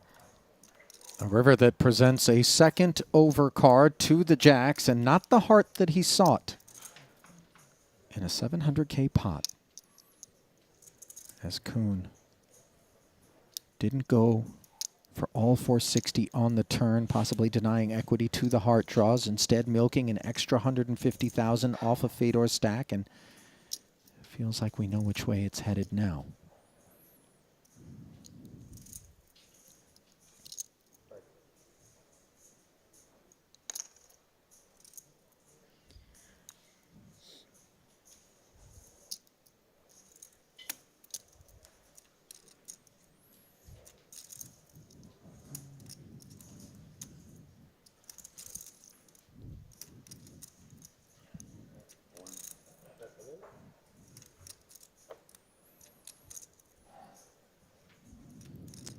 And now Fedor in a really tough spot, getting a pretty decent price to call. But what hands does Kuhn take this line with that doesn't have Fedor beat? Of course, there is, again, the dynamic where we are on the stone bubble. So Kuhn might be a little bit more liberal with his bluffs in this spot. Also a lot wider than normal, raising from the small blind. And Fedor under-repped in terms of strength of hand in a lot of ways. But also a couple of overcards out there to the jacks. Flush out there as well. And when you allow Kuhn in there with two random cards and just unclear and unable to really put Kuhn on a certain range, you know, because there is going to be, in a non-bubble situation, Kuhn will find more limps from the small blind against Fedor's stack size pre, and, you know, even might find some folds as well, but certainly on the bubble, Kuhn's going to be pretty active from the small blind into the big blind, regardless of his holding.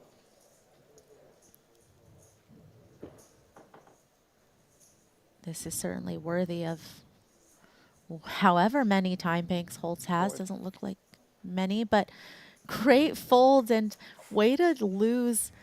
What a dumb spot. It is an incredibly dumb spot and way to lose the minimum, I think, you know, and way to find a way to realize your equity there with the flush draw. Even though it didn't come in, you saved your tournament life, and yeah, now it looks like Patiently waiting was Paul Foy. Boss doesn't appear thrilled as somehow small blind versus big blind. He finds himself with 7-9 offsuit up against 2 10s. Can he get any help? Doesn't look like it. Queen Jack 5, and the bell tolls for Boss.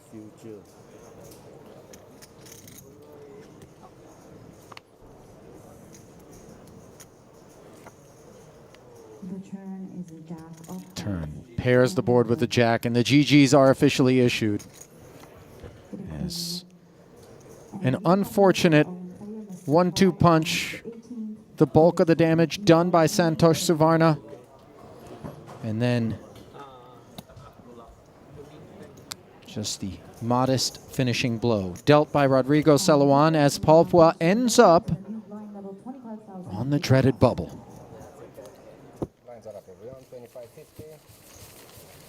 Busting out and leaving everyone else in the money here. Something that the field can certainly get behind. 2-7 off. You might. Go back to 2-7. No, fuck no. I would have got the worst stuff. 25 here, please. Yeah. 5 seconds. Yeah. Hold. Straight.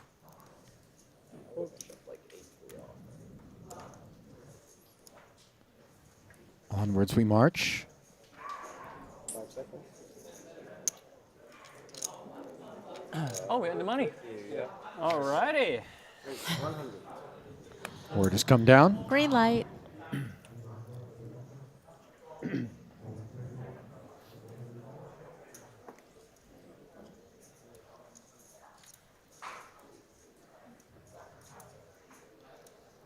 Oh. All in. Nines and kings as this time Fedor, the man who's got the goods. And you see him whip the 2 kings over. Delighted 6 bigs.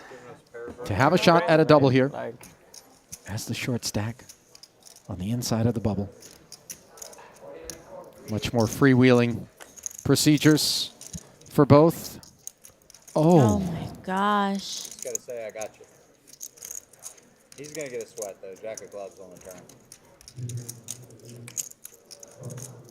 That's not the Oh, that's not the right club. From a set to quads as Fedor goes down with pocket kings. Obviously can feel slightly better about it considering it took place on the inside of the bubble, but he will be the first cash collecting 98,000. Wait, you RFI'd pre, right? And he called? Yeah, I mean, Flat payout for 16th will be 98,000 as well. Don't look now, Maria. For sure. But yeah, like Jason Kuhn. Where I'm How many times have you had ace? Seriously, tell the truth. 3. Really? 3. Whenever I opened the one time, when I opened the one time, 3.5 million plus. and he called. Very much in contention for a possible 8th title. 6. Fuck, I'll take aces all day, baby. I'm not complaining.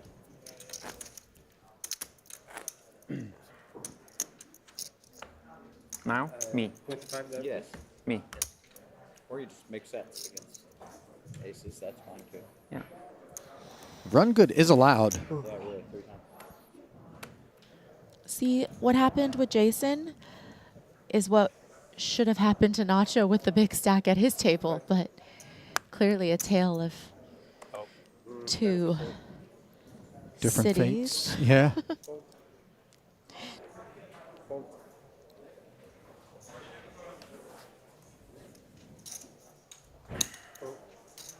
Alka limps the Jack 10 suited. We'll find out, won't we? Ivy doing the same. Your stat. Interfered with his queen nine. Knuckles.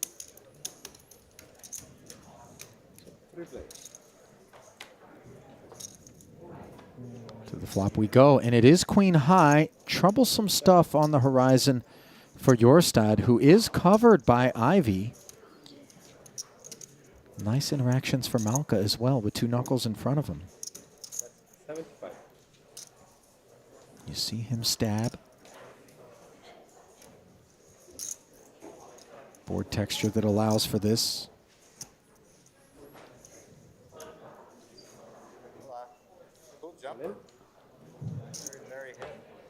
And how weird do things get for Espen now? What is that? Very weird. The problem for Espen is if this was just heads up or Espen was closing the action, I think it would be much easier for him to find the call. But because Malka bet and then Ivy jams, and now Jorstad has to call off for his tournament life with Malka yet to act behind him, it certainly does make the queen nine look worse to him, and he does fold. So actually, just ends up with a great situation for Jorstad, Yeah, I agree. where he doesn't lose any more additional chips after a pretty cooler flop. I have 5 for a diamonds or what? What do you have? I had a queen. You did? Huh. Should have called you to shove. Huh?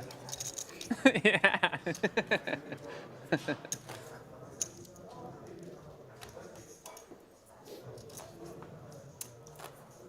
I don't know.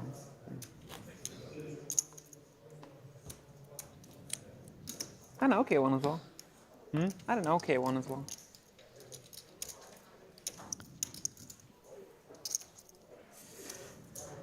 Yay, yay, yay.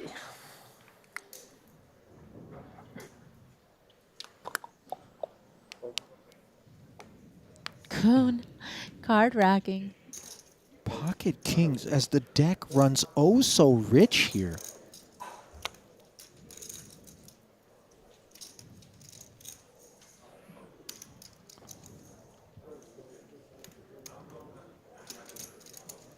Jorstad avoided the confrontation with Ivy moments ago. Now facing a min-raise open with a7 in the small blind, once again avoiding a collision in a bad spot. Malka. Queen 10, defendable, out of the big. Shared sentiments.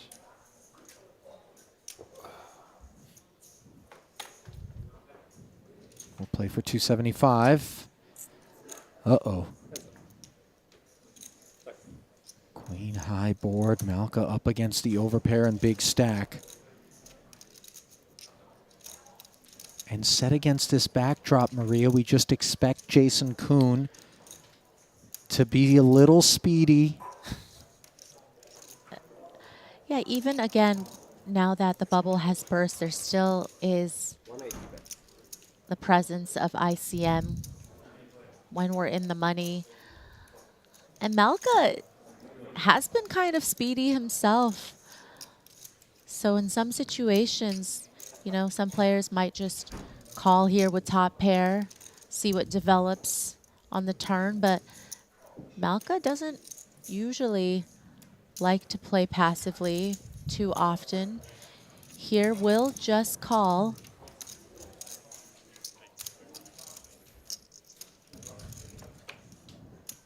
Keeping things quiet for the time being.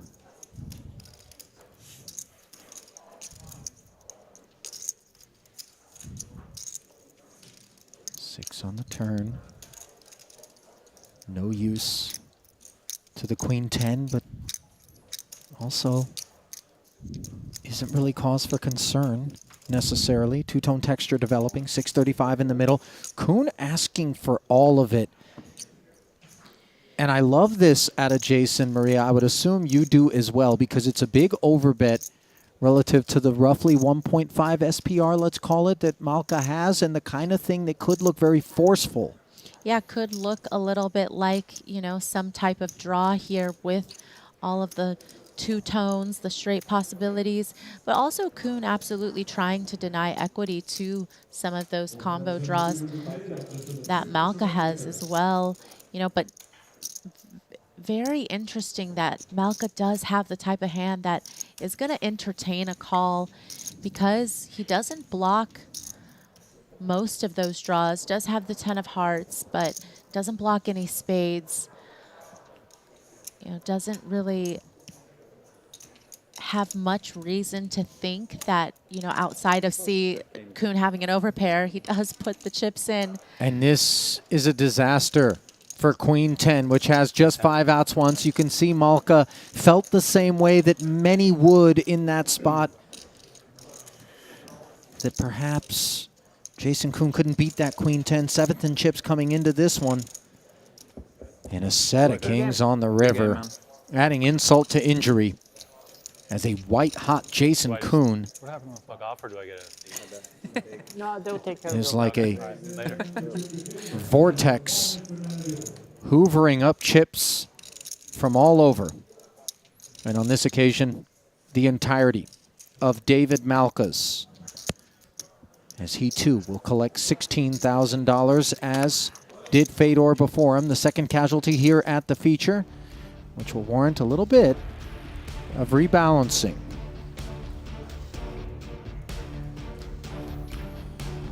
Well, it's that time to talk about our official timekeeper here at the Triton Poker Series. Jacob & Co.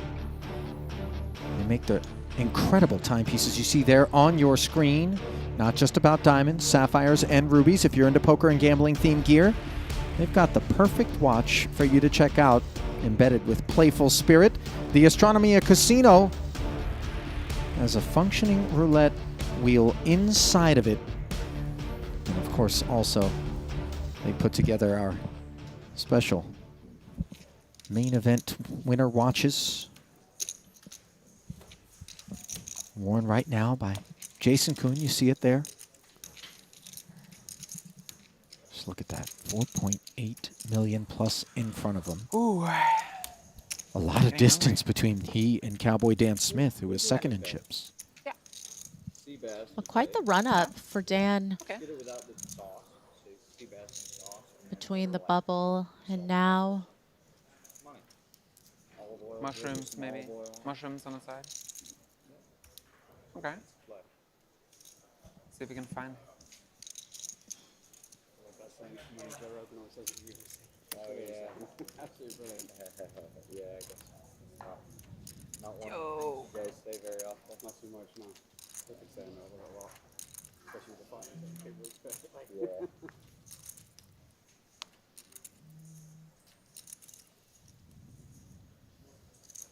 Looks like one brewing there. Coming to a conclusion. no. Was Dvoris against Saliba.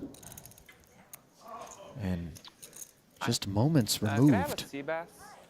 Sea bass with some mushrooms on the side? from Malka's elimination. Thank you. It would appear that Dvoris too has met Rip the table? an untimely demise here. Dropping like flies in the 60K. That payout for Dvoris will be a touch north of the 98K min cash. 103,000 for him. As a full-on redraw is upon us in this 7-handed format with just 14 players remaining. It didn't take long for us to get there. Jason Kuhn, 97 bigs. Runaway chip leader here in event 6. 2 casualties on the battlefield at the feature table, and 2 hosts here at the desk. Ali Najad alongside Maria Ho, and some very interesting spots there. How did you feel about Malka with the Queen 10? You can relate, right? I can definitely relate, and I feel like just given the way that Jason has been super active, as he should, during the bubble period, it just made sense that for Malka, he felt like maybe this is just Jason getting a little bit out of line. But Malka, again, just not shying away from those spots, right? We saw him 3-bet Ivy a few times, and I think when you are willing to play a little fast and loose, sometimes that catches up to you. Yeah, I don't know. It'd be tough to be too critical of Malka, I feel, in that particular situation. Many would relate to the fact that in that specific circumstance, Jason Kuhn, you know the lion heart that beats in his chest, is going to be getting after everything and looking around and going, boy, this is a great spot. And notice he didn't get milky. He recognized that it's going to look bluffy, it's going to look speedy, and it could get paid off as it did. So then, we are headed to a break. Maria and I'll be back with 2 tables of action remaining in event number 6. After this, stay close.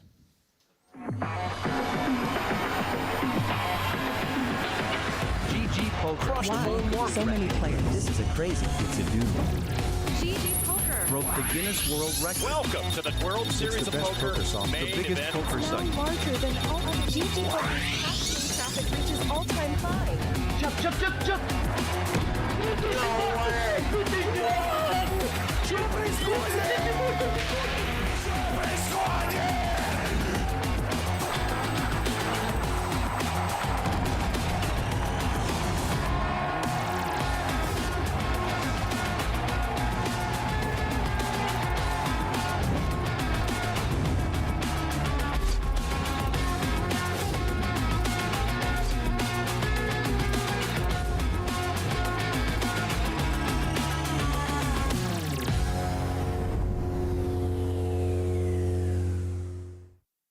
Reviewing your play and learning from your mistakes is a key part of mastering any skill. At GTO Wizard, you can upload your hand histories and compare your play against the optimal strategy. You can upload a single hand or an entire database.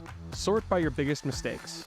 Replay the hand to learn how to improve one hand at a time. At GTO Wizard, we have all the resources you need to learn how to crush the competition for free. GTO Wizard, the #1 app for poker players. Introducing the all-new BetACR.eu, the premier destination for sports enthusiasts. What sets BetACR.eu apart is our exclusive offering of live-action prediction options on the Triton series. Experience the excitement as you predict the action while watching your favorite players live. But that's not all. By opening your account now, you can take advantage of our incredible offer. Receive a generous 15% free play on your first top-up, up to $250. Become a part of BetACR.eu and elevate your live sports engagement experience.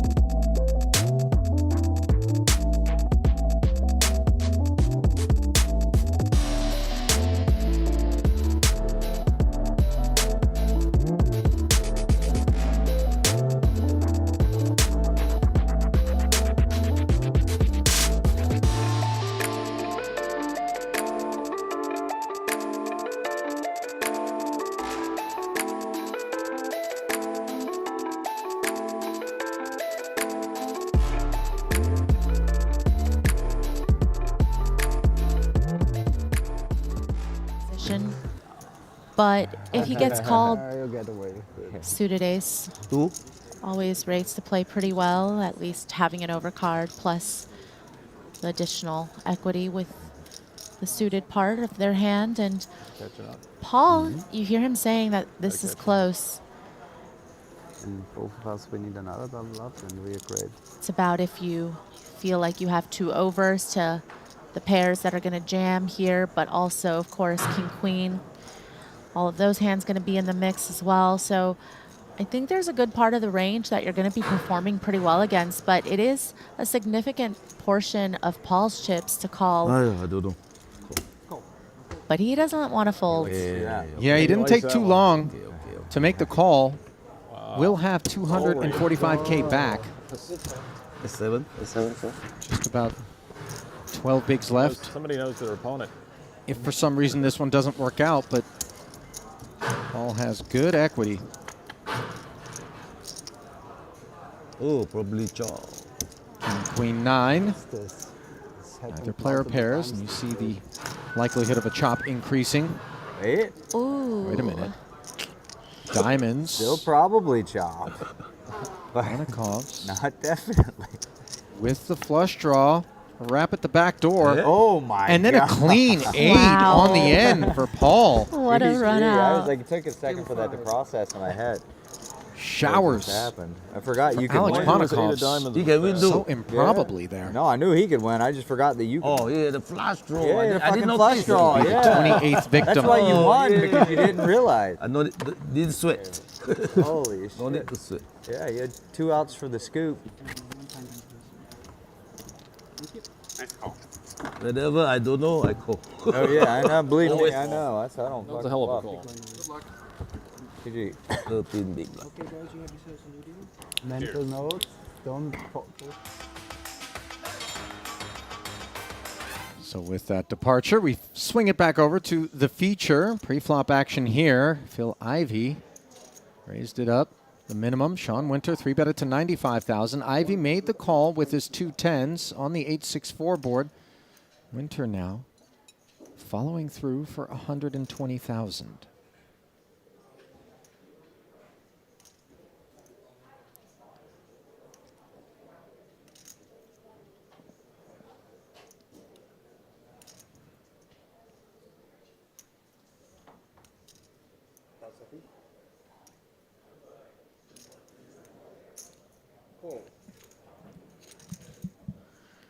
Really nice board for the overpair, but Winter trying to rep an overpair himself, it would seem. You know, when you 3-bet a hand like Queen Jack, it's really just for the blocker effects to the big pairs, the premium holdings.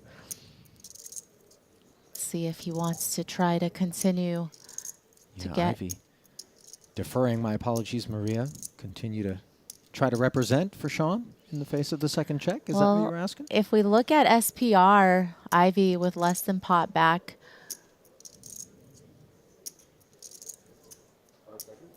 And Winter's going to ask for all of it. And Ivey trying to figure out, does Winter have what he's repping here? Does he have a bigger overpair than the one that I have? Or does he have, you know, 2 overs? Does he have these high cards? Pretty heroic procedures here, the type that aren't guaranteed to fail. As Winter has Ivey covered. Does Phil? Certainly looks very strong from Winter. Credible line.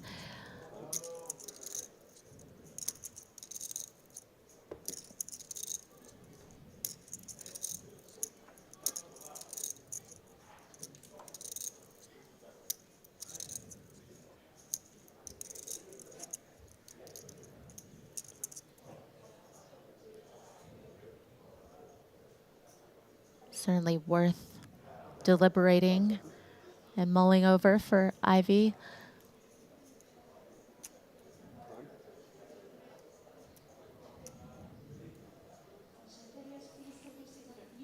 I wonder how much history Ivey and Winter have. You know, obviously Winter does play all of the high roller events, not just in Vegas, but around the world. But it strikes me as Ivey probably doesn't have that much experience playing against Winter, maybe not understanding, you know, just how creative Winter can be, how aggressive Winter can be, maybe how capable Winter can be. How queen high Winter can be right now.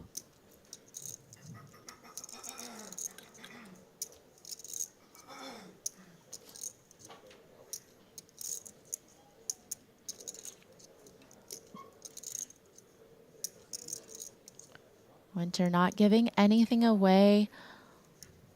Probably helps when you're wearing shades, because if I've got Ivy in the tank against me, I know I'm sweating it. No doubt. Pull. You win yourself another cruise. What's that mean? He's like, what's that? He's He's like, no talking time about for the the shenanigans, I know, but he's like, show me your hand. Bounty.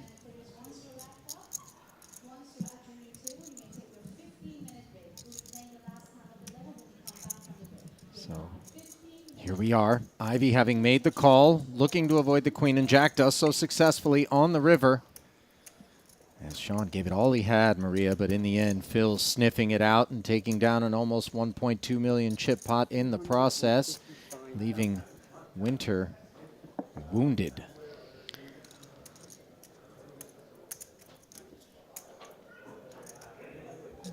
In the 60K? Still pretty far from the money. So the short stacks might have to start making something happen for themselves if they want a chance to get ITM.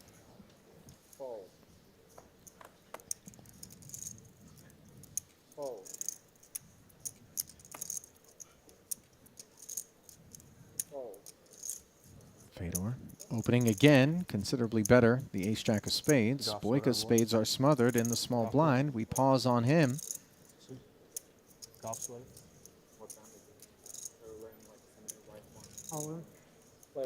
Shadow Creek, I don't know. And his jam designed to clear Winter and maybe from time to time clear Fedor's hand as well, but on the occasions in which it doesn't, it's only 220 more behind for a total of 260 that he's actually facing off against.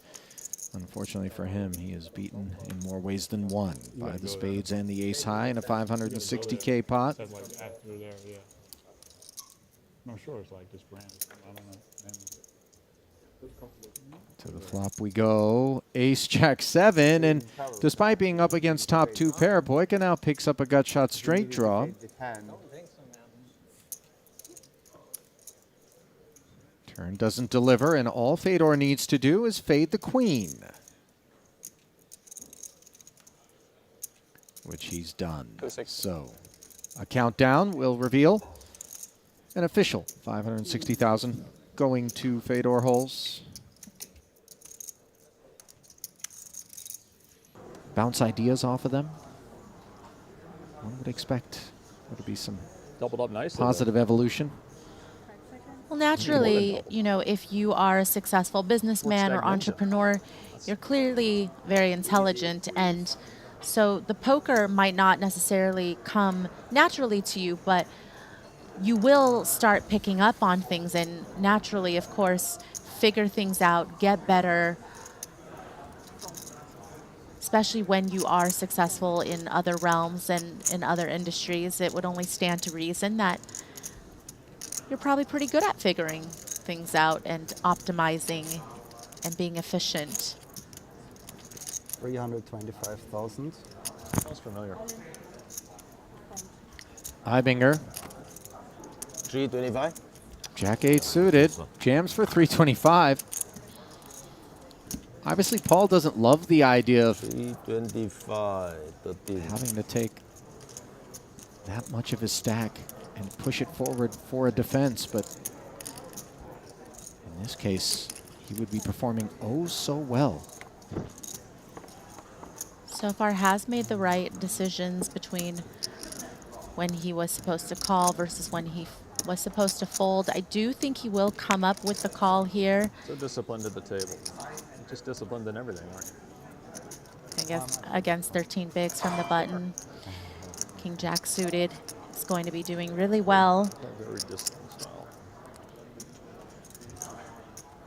Thank you. No waste. The only thing I do. So. Okay, let's go. This is a loose one. And he'll come correct. Be happy to see it. Conversely, unhappy will be You gotta put Ibinger. them in order though, Jason. There you go. Now it's lucky. There it is. 9-10 diamonds. That's what you heard? No, I'm hoping to flop. So 685k pot. Matthias needs help, and binks his side card on an 8 high board. Incredibly disappointing sight for Paul. Even more so now as the king of diamonds comes off the board, leaving him with just 2 outs. The ace of spades. Sigh of Matthias, relief. yeah, breathing a sigh of relief. That's exactly my thoughts. Wraps the felt. That was a nice one. And we'll haul in the double.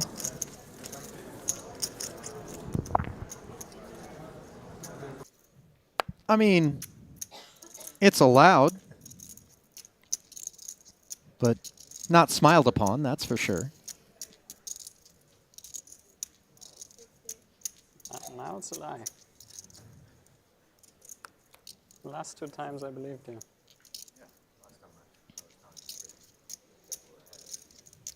Same hand for Ivy. Yeah, look at this. The very rare pocket pair in 2 seats. 9s on this occasion, as 60k is flatted by Phil. Let's see if they've got company. Have our answer. Blinds are out of there.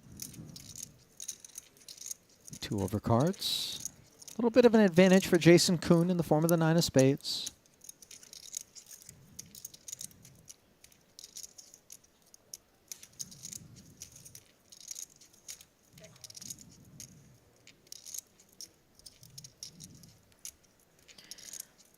Kuhn slowing down, understanding that Ivy's calling range against his pre-flop open is going to be quite strong.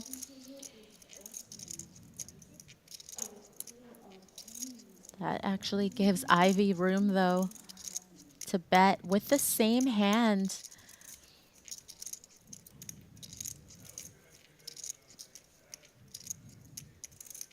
Now it's just about whether or not Kuhn thinks, A, does he have the best hand currently, and B, how much is it going to cost him to get to showdown, though, when there's not a lot of favorable turns or rivers. Does have the 9 of spades, which helps.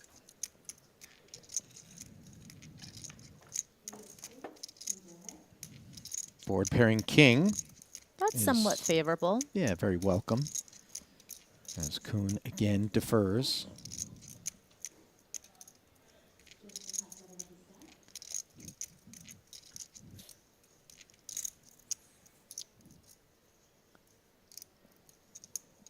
Ivy with showdown value. A lot of draws possible. We checked. What a delightful run out for both of these guys. Obviously, realistically speaking, after the turn was checked, 10x would be the only hand of concern.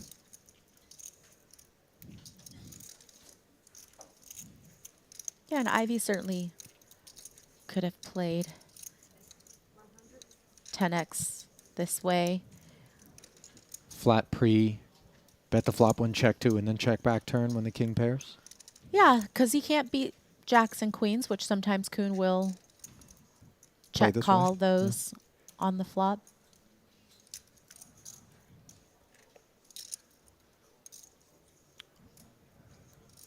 Kuhn going for value now.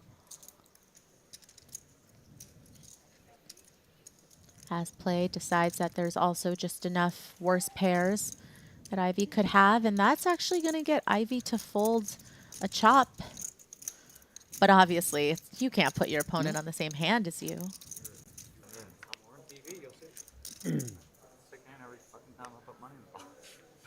9-7 of hearts when he shoved on me. That's kind of a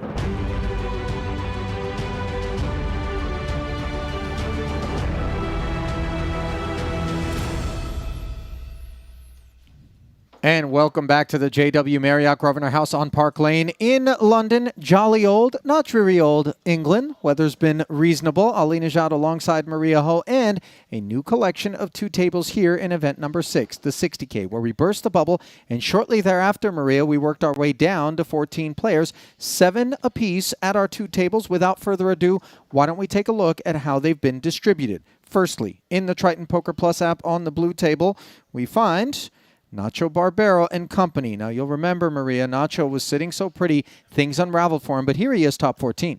He's still doing all right despite some of that setback during the bubble period, and now he's going to be in that rebuilding phase, but still plenty to work with. Yeah, and he's going to have his work cut out for him, obviously, because the boss stack in the overall field belonging to Jason Kuhn, sniffing distance of an 8th title, which would be incredible, sitting with 4.9 million, going to be good for 97 bigs. Of course, Saliba also there, by the way. You remember he was kind of hanging around looking for his first cash and then got that big double through Dvoris, ended up polishing Dvoris off just before the break. So then let us take a look at the secondary feature table in the app, bringing that up here momentarily. That's where we're going to find, bear with us, something not working, but Ivy, Dan Smith, there it is. Let's take it. Dan Smith, Phil Ivy, Suvarna, who, of course, got very lucky. Maria, and as you look out at this one, what stands out for you? I think the presence of course, Ivy still hanging around, but Sturm, with a very playable stack, one of the fresh faces we've seen, but a very, very tough player. Kulev, always incredibly tough as well. So. Yep. All of these players have their work cut out for them, I think. 40 bigs in front of Bulgaria's Alex Kulev. Espen Jorstad, of course, already a title under his belt now, looking to threaten for a second, and not the only title holder. Of course, Jason Kuhn doesn't have a title here in London yet, but what a story it would be if he could put even more distance between himself and Mikita Badziakuski. Blinds, 25 and 50 with a 50K big blind ante, 1.5 million the average stack, 30 bigs. 14 left of an original 104 entries. The on-tap payout for 14th will be $103,000, a jump of $9,300 up to $112,300 if you can slide into 13th. Fedor Holst busting in 17th for 98, as did David Malka in 16th, and Dvoris just before the break picked up $103,000 himself. So then, here we go. There every day. I didn't know it was Starbucks. Boyka. Raised to 100,000. Gonna make it 100 to go with ace-8 in the cutoff. Oh. The one that is on the entry of the hotel to the left? Yeah. He's talking about this hotel, though. Oh. Yeah. Okay. Yeah, this hotel. I didn't know if you meant the Continental. Yeah, I get coffee there all the time. I didn't know it was Starbucks. Yeah. They have so many different things at Starbucks. Pocket jacks for Seth Gottlieb. Maria in the big blind. They have all different stuff. Ready for him. Yeah, much better, but going to 3-bet. Seth, who we've I seen ate the other day before, one of those. definitely I didn't plays have like cards for 1 week, and I was pretty aggressive. I think his opponents know that as well. Does have a real hand here, and he's going to take it down. I'm going to eat cards now. And I ate the croissant, and it was so good. Ace-8, not able to take the heat there. I mean, Tiana, somebody brought the girls' Kate, Masha, and like, they brought like these past 3. I think Melanie brought them. It was insane. I had a bite. Wow.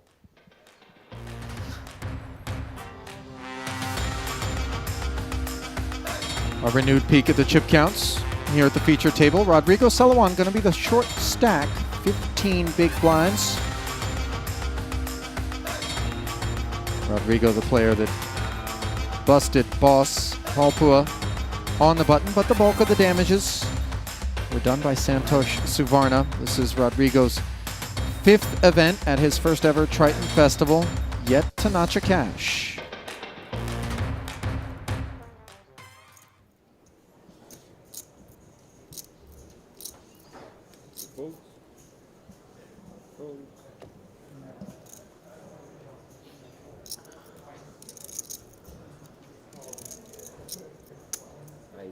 1000.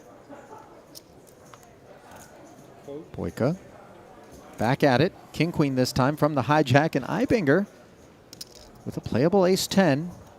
Stack of similar depth coming in.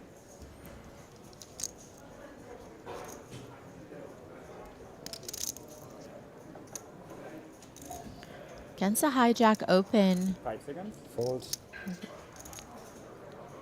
Does decide to fold, giving that respect from giving Boyka some respect for that open.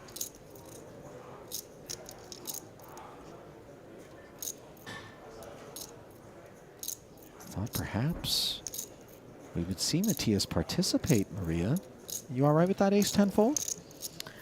I think that 5 seconds. you can certainly decide based on your opponent, based on the stack sizes behind you, how you'd like to proceed, and I think going either way is okay. Most players probably would find a way to get involved somehow.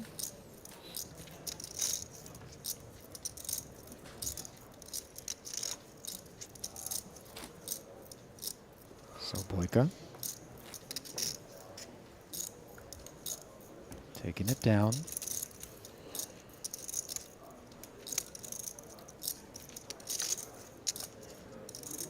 Little Java to wash down that pot, presumably. Maybe some tea, given that we're in England, would feel apropos of our surroundings. But I just don't like it when they always serve my tea with milk. No, that's not how I take it. But it is how they take it. I know. And I know we're we're here. here. I get it. I mean, is it not optional? The milk just comes preloaded? No, it's been on the side. So I do have a choice. So then I guess maybe we I have shouldn't my be free will. complaining. Yeah, right. And volition, as does Matthias Ibinger, to not play the ace-10 as a caller, but to open the ace-8 from the cutoff. As he'll be quite all right with Folded the pair. taking down Move that. blinds and ante. We are on the verge of a pay jump between 14th and 13th place. About 9,000 and change there. Difference.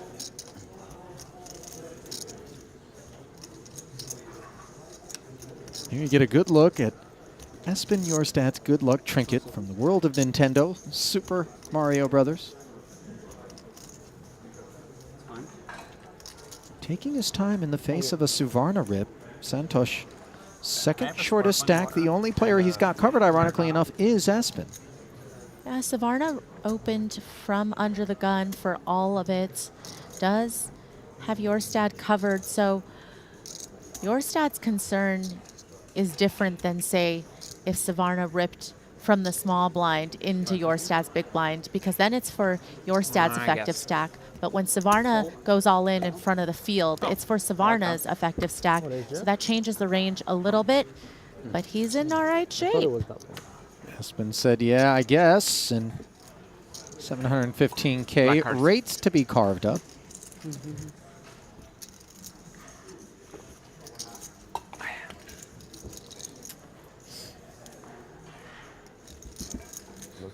Now Jorstad More black cards. has the That's spade greedy. draw.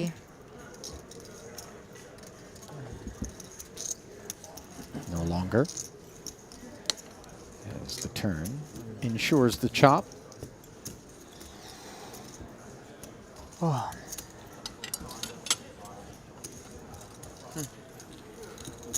Ace Jack will be very easy, I think. I thought so, but when you said good news. Yeah. Meanwhile, back at the feature, Jason Kuhn involved against pocket deuces here.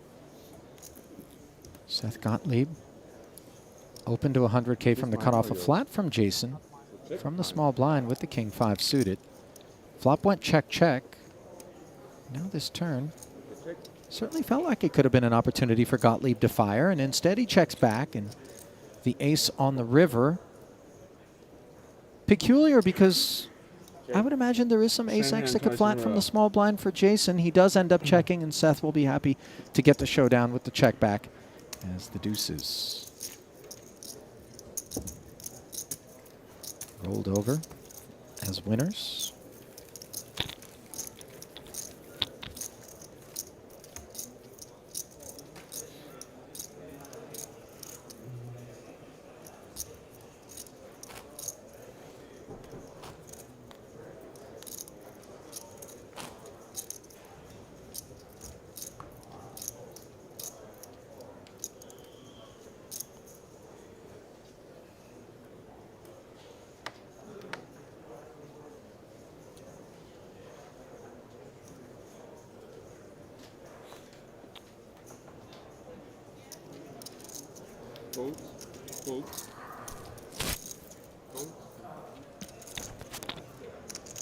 Mucked around to Jason, and he continues to be a bit of a card rack. No shame in it.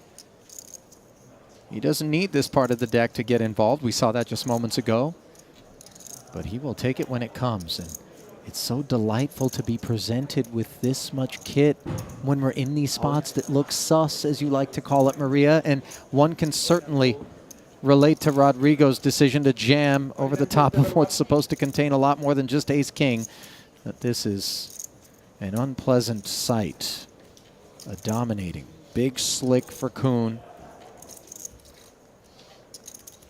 who's looking to put the hammer down on even more hopes here in the 60K on this occasion. The Brazilian plays for 1.36, in need of assistance, and it's delivered to him. Jack 9-4, top pair for Seluan.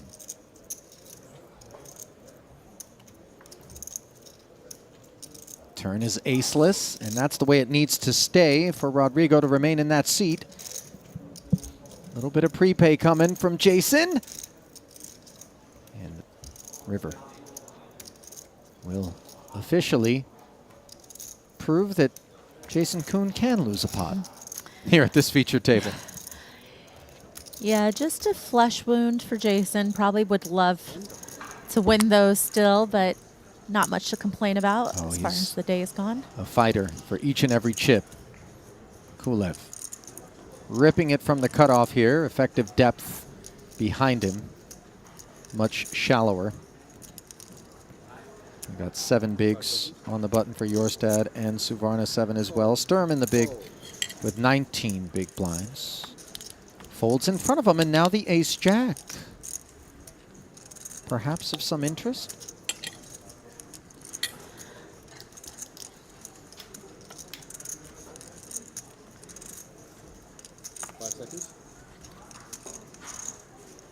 Sturm makes the call.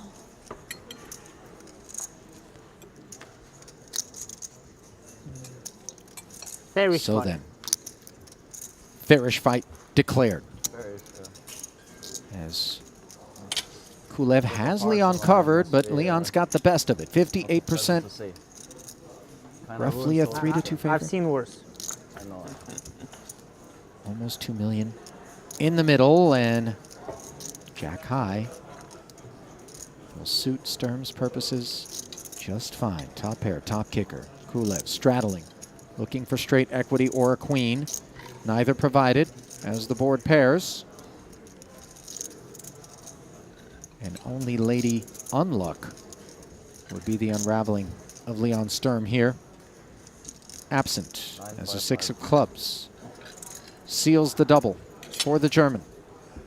955?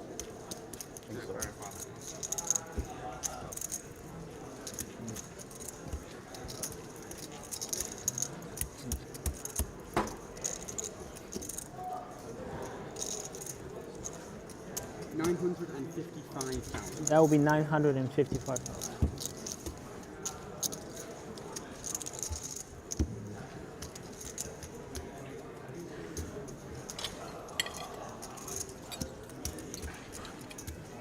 Official accounting. Looking at the chip counts right now, Maria, is this what we can expect? A bit of a merry-go-round of shoving? Yeah, well, when we look at, you know, all of the shorter stacks, anything 15 big blinds and under, you would expect that they're going to get looked up by, you know, quite a few players, but that doesn't mean that it's not significant to those players' stacks as well. If we see average being 30 big blinds, then for a lot of these players, it's going to be around half of their stack to call off a quote-unquote short stack. And if they lose, then their positions will be reversed. So I think we will see a bit of that flip-flopping until the shorties get consolidated and absorbed into the bigger stacks. Until then, outside of Kuhn, nobody really that comfortable and able to pull away.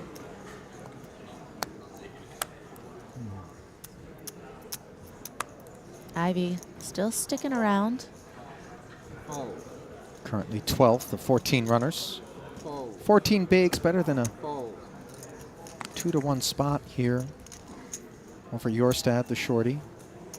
Just shy of 2-to-1 over Suvarna. And the shorty's got just what the doctor ordered in the cutoff. Ace, king suited. 5 seconds. Raise.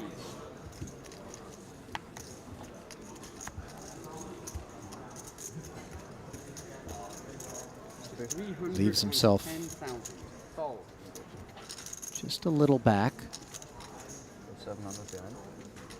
650 then. 23K to be exact, as Leon appears interested, and that'll suit Jorstad just fine. Dominating the king jack. And Sturm does jam. Freshly minted stack. Greenwood, queen 8 suited. I think it's easier for me. Yep. Decision becomes easy, and a snap of the remaining 23K will allow Espen. Running down the clock on the verge of a paid jump before he commits. I think I know what I'm going to do. 5 seconds. Yeah, I was going to say it's going to allow him to Call. flick it in there, as he eventually does. And you heard him say, I think I know what I'm going to do. Fold, never in his future. Huh? That's a strong hand. You think I'm going all in with worse? That's why I'm so short. I've been waiting for fucking forever. I thought you put ace queen in there as well sometimes. Wow. 50-50. Cut off from button, maybe. Ace queen. How loose do you think your stat is? You should tell me the ranges before I jump king 10 suited. Probably should have thought of that hard. 10-10-3. Heartless kit for Sturm. Don't ask for black cards. You want red cards? Fucking terrifying black card on the turn. Which is chicken. Far from terrifying, and Well played. the ace polishes it off as Kulin gives Jorstad the old well played. Yeah, I didn't even have a pair. I didn't even have a pair, bro. 335,000. How many things? 7. Felt good about making a pair though. Yeah, 25. True.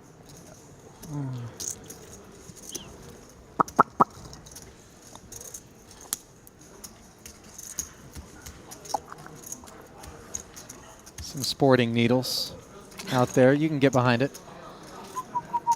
Yeah, at this point, they're just one happy, gambling, dysfunctional family. Well, that double up proving functional for Jorstad, as it takes him off the bottom of the leaderboard and places Ivy, Greenwood, and Suvarna behind him. With that pay jump available.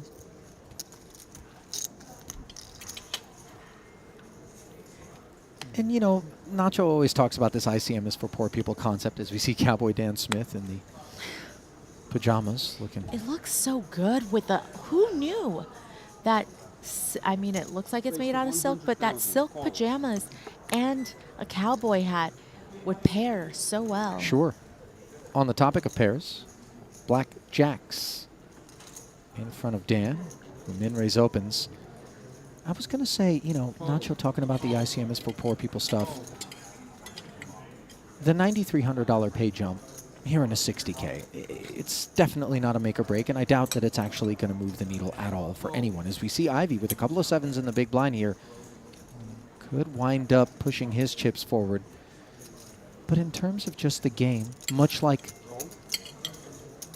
everyone looks upon things, as we see Ivy flatting, as just chips, not monetary or cash value necessarily when they're out there. You know, barring the ICM situations, as we see top set on the flop for Smith against the bad gut shot for Ivy, which checks over.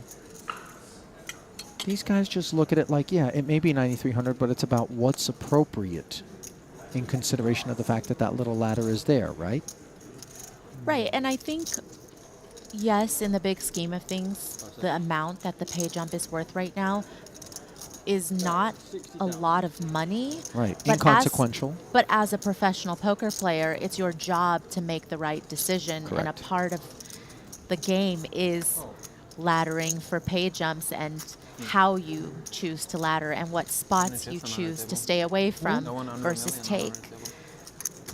And so if it's about making the right decision every time, then even if it's not for a lot of money, it's about playing your best.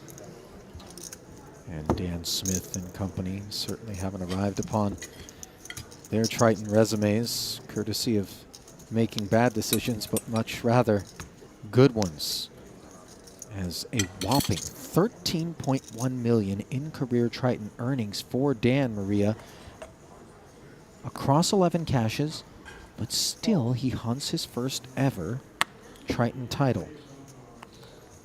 He's got a fourth, 2 fourths, and 3/3 under his belt by my count.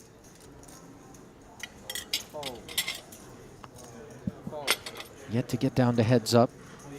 Currently 4th in chips overall. Wow, but played all the way back to 2017 in Macau. So has been around. When was the very first Triton event? I'll say it was a Manila event. 2015, maybe earlier.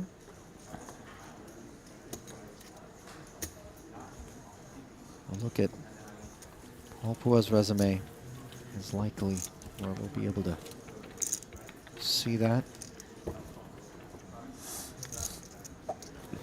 Philippines 2016. Hey, Paul, put me in some believe the payroll, first. bro. What the fuck? Yeah, I want to get put on the payroll by Triton, bro. Honestly, me and Jason should be get paid on the. I mean, he's putting on the payroll every time he comes anyway. He's getting paid 1 title every trip. They give him 1 title every time he comes. Good Well, thing nobody's giving. He's not gonna keep coming. Jason Maybe anything. we'll have a chance. He earns it. I know. What are you talking? That's what I was saying. It's Barbero picking a bad time to open a pot in the cutoff. Queen 10 suited. Can totally understand it. What a delightful 235 thing to wake up to on the button. For Ibinger, announces a 3-bet to 235K.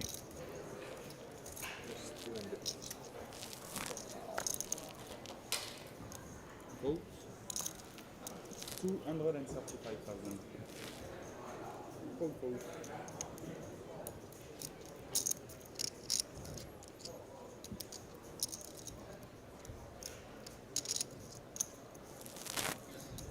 Another 135 for Nacho to call off of 935, and he's going to make that call, Maria. I think the suited plays a big factor into why he's making this call. Just going to play a lot better, even though he recognizes Ibinger. Oh, my goodness. 987 monotone, queen high flush with a straight flush redraw just in case. Fortunately for Nacho, he's not up against aces that contain the ace of diamonds. It's Ibinger. 595 in there. 695 back. What's the best way forward on such a sopping wet texture? Yeah, there's so many other textures where he would have just liked to go really small. Given how strong his range is and his actual holding is in this spot, 3-betting off of that stack size, and I feel like he could just opt to go big. I don't know. Certainly, there's a lot of hands floating around all around that. You would expect Nacho to have a lot of suited combos, though.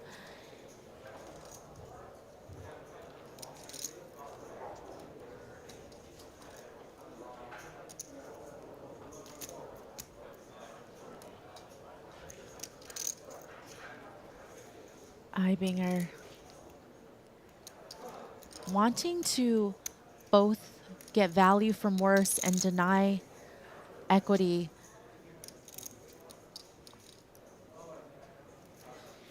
That's 120. And in the pursuit of that, yeah, it comes with a bet of 120,000. Can you get behind it?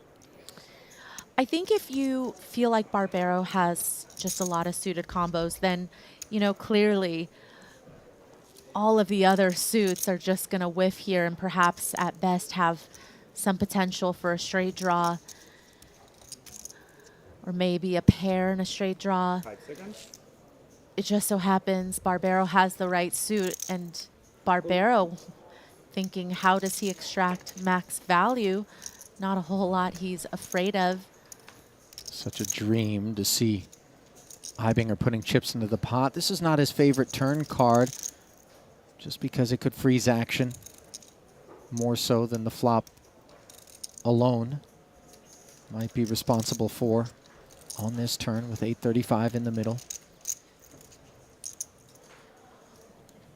And Nacho can't have a lot of sets here, right? Because around 20 bigs effective, all those pairs are just probably going to rip 5 seconds. pre-flop. So that's not really what Ibinger is afraid of. What Ibinger doesn't want is for Barbero to have the part of his range that just flops a flush there. But again, not worried really about obviously jacks, having a set of jacks here, nines, etc. Because I think cutoff versus button, Nacho would have happily shoved those types of hands in pre. You know, not afraid of tens here either. That would have gone in pre-flop as well. Fire? 5 seconds. Too much? Bye. Check. Top 2 dish.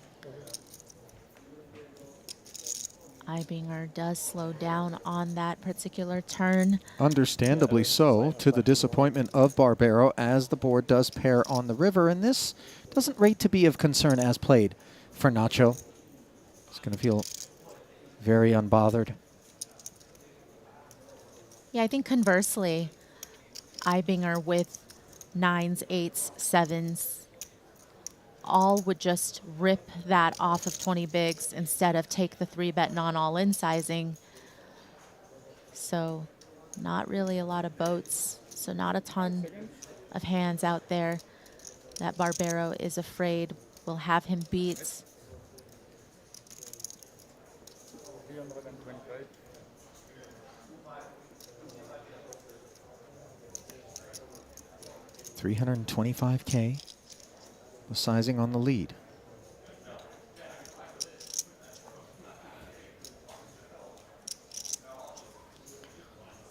Some hands that Barbero could have, though, of course, you know, Jack 10 suited comes to mind. Hands that aren't flushes but straights and can go for value pretty easily here. No problem.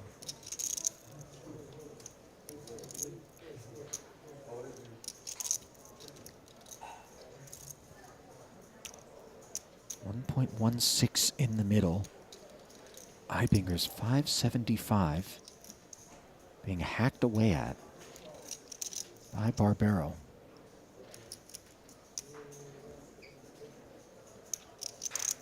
Can we fold aces? I think given that run out and the way that Nacho has proceeded in this hand, yes, you can find a fold with aces, and Ibinger does. All of them. Pretty incredible You call from Ibinger there. I have no idea. Okay. Nacho fails to get any additional value. Ace of spades, ace of clubs, huh?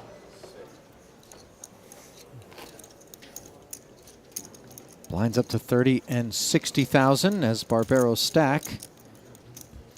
Trends in the right direction for a change. Had a tough go of it on the way up to the money bubble.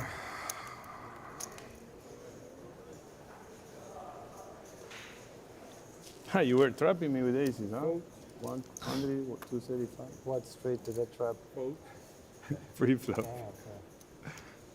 I thought flop with that. Hi, Binger saying, what street did I trap you? Good fault, The buddy, good terrible fault. board. You were very, you were extra dead on the flop. Like, But straight like, flush you have to show him. like you were, I think the screen shows 0% almost. Or 5%, I don't fucking know. Yeah, like a little less. 2, Then 3. I was lucky that 2, the 3. turn was such a shitty card. You save you. I know you show, but On top of that. More you show collisions 100% on the and you horizon work here down. as Gottlieb I stuck on him the button. 100%. 5 seconds? Okay. 575. I got lucky on pre-flop. In raises. Aces is absolutely not the case. And the I got predictable lucky 3-bet post-flop, so from the ace-king of Kuhn. I should have just Okie checked. dokie. My first instinct told me check shove here. I couldn't do it. Seth can't dig in. It's not guaranteed that you would get it paid. Yeah, I know, exactly. That's what I thought. I think on the blank you shove. I was channelizing his use of spades. It didn't come. I was channelizing a different flop. Next time bluff, no bluff that time. I think maybe I drop a chip, but I'm not I'm sure. glad you folded. Did you just hear the word channelizing? One, so it could have gotten spicy. In lieu of channeling? You know, and I thought you're the only one who makes up words. No, apparently I've got company in that department. Channelizing. Who said that? Nacho, and then Someone used it. Someone repeated it. That's how you get. That's how you Ibinger. get it going, though. That is how you Not get sure it going. thought, well, you're not doing this to me. I thought we're friends. And then you're pulling this one off, cracking my aces. Like, what the fuck? They were really well cracked on the flop, let me tell you that. They were like really well cracked. You need an ace or something else, or like a 9-9. Kuhn, Almost ace dropped you in king. the river as well with that sexy size. Back to back. With the sexy price. I'm like, I'm gonna fold if you I mean, call it's it. kind of scary how many times we see these big hands. Ace, king, aces, kings, jacks. Should have it less. Really disproportionate frequency of the rich part of the deck paying a visit to the feature table in general, and even more so to Jason Kuhn. Okay, merci.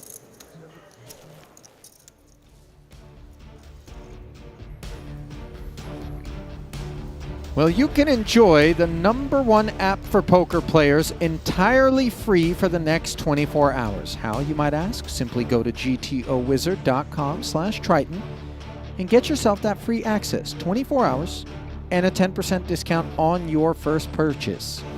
It's GTO Wizard, the #1 app for poker players with a newly launched GTO Wizard AI. It is the world's most powerful poker solver. Check it out today. First. Must have had some tough spots today. I was kind of short on the bubble and all that. Oh, yeah.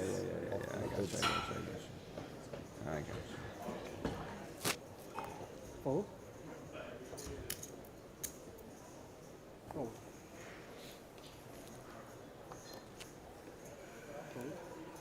I was thinking to myself earlier today, I don't know why they keep giving people time banks, you know, because I've never seen anyone use all of them, but Yeah, this now I isn't have. the World Series of Poker. Everybody here plays fat. Hey, Nacho. Ollie, there's an extra chip that got lost. Rodrigo I Salawan think somewhere. rips it from the small blind. We're always relieved when we have I didn't find it. I gave up. something like a Jack-7 suited. I've heard We get the I was snap like, when I fold. We said know it that out the loud, calls are going to come from there's a hands chip better that than that. Missing from my start.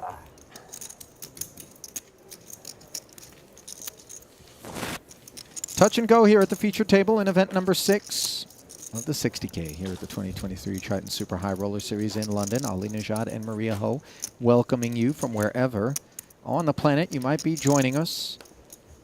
Thousands upon thousands of you doing so via YouTube at our Triton Poker channel. And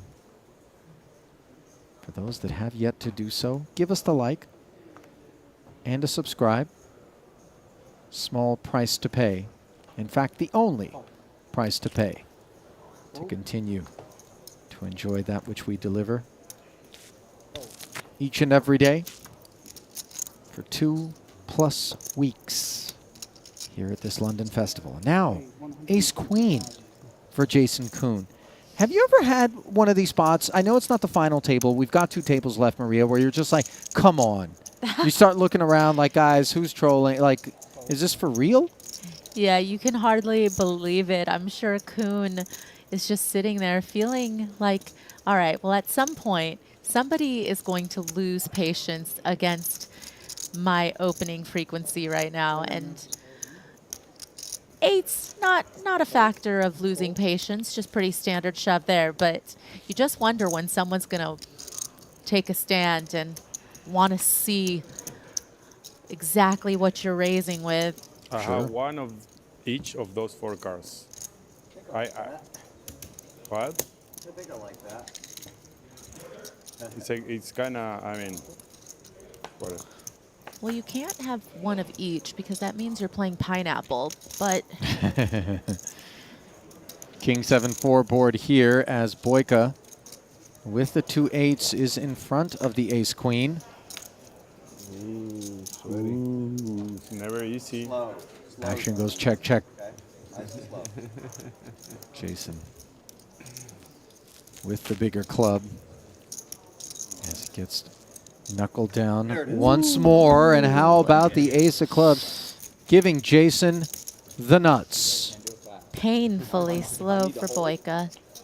Quick. Sheet open, table 1. Over 2 million chip pot collected by Jason. Actually, that's good. That's good to know.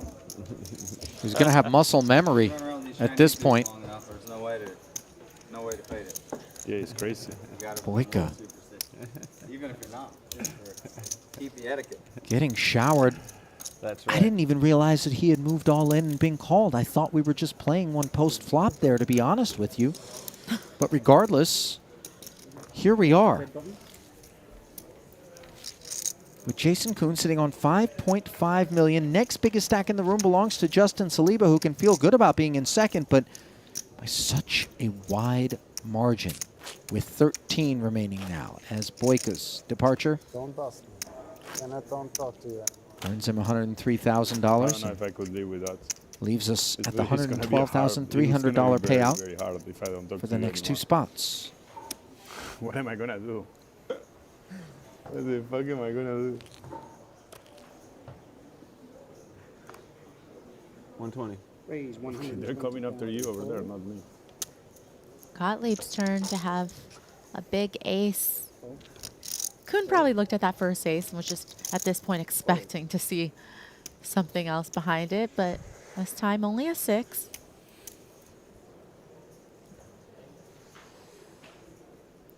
Maybe Jason should start playing after seeing one card. Just assume that the other one's good. Just to make it fair? I mean, he could afford to experiment at this point if he wanted to. Nothing experimental about this Gottlieb Open. Up front, ace-king suited. Heibinger going to defend with so much invested already in the big blind. A lean stack, but one that turns into a better hand.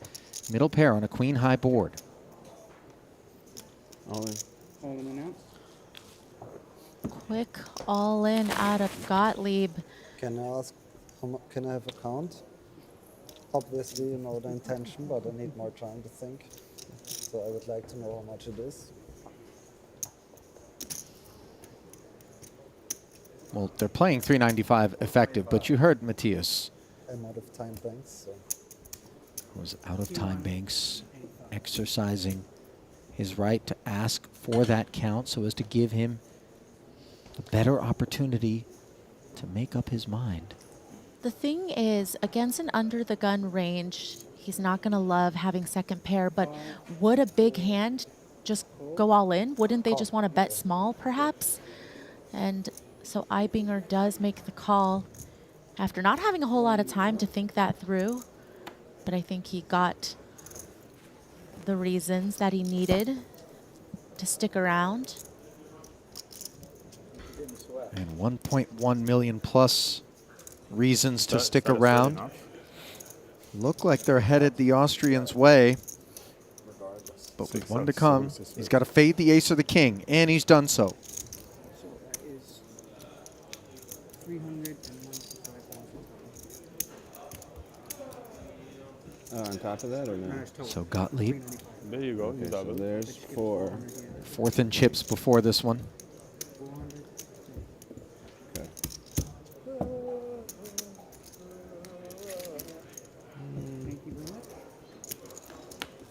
Takes a little hit.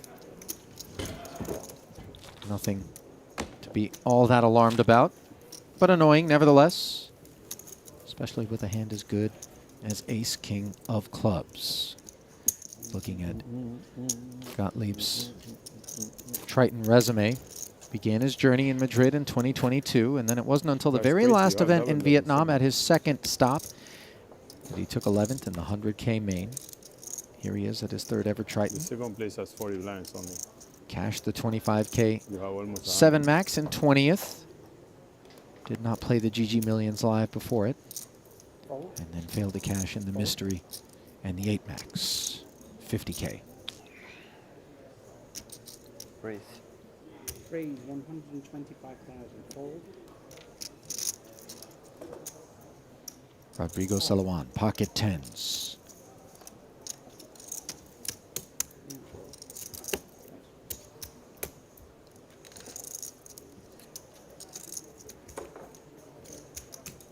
Paul, yes, I think you should pay me something, put me on the payroll. Yeah, I think you should put me on the payroll so I entertain these tables. 100K a year, now Jason Poon is going.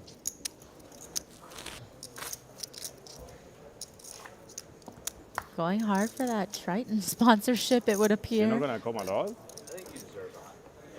Minimum. Oh, yeah. Minimum. I think you should. I think I deserve for wearing the clothes, entertainment the table. Like, I think I deserve more, by the way. Okay, 100 is not too much, actually. I should ask for more. 200 is like a 200 entry, yeah, Paul. Yeah, that one. The 200 is just.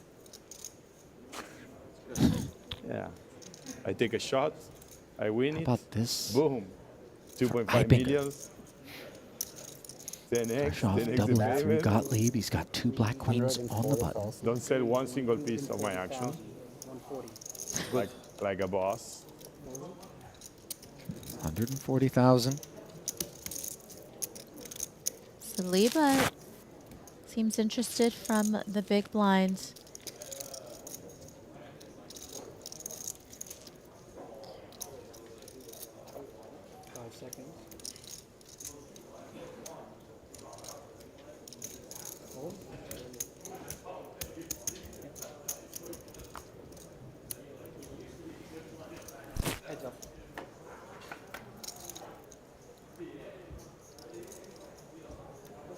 Oh. Ace and a mystery side card for Saliba, that which is responsible for him defending. Well, checks it over to the overpair. We know it's not going to be some of the strongest ace X holdings just because Ibinger started the hand with 25 bigs. You would imagine Saliba, say with a hand like ace king, would go for the 3-bet. But could certainly have some wheel potential here with his second card and this flop. And ace high. Doesn't seem too bad against a button open, but against Ibinger's continuation, doesn't like it all that much. It's not very good. Doesn't feel like the deuce and the 3 or anything to sweat. So then How much 10x are we up against? How much overpair are we up against? And maybe the ace Before I was would surprised appealed if because it you even was. got the colors and like how I is think that it's possible? But because now you of were Matthias's pretty lost. sizing on the flop that Saliba decided to fold, you know, a little bit larger But than why now? So 10 normal. seconds now. If there is no action. Okay. I don't know why.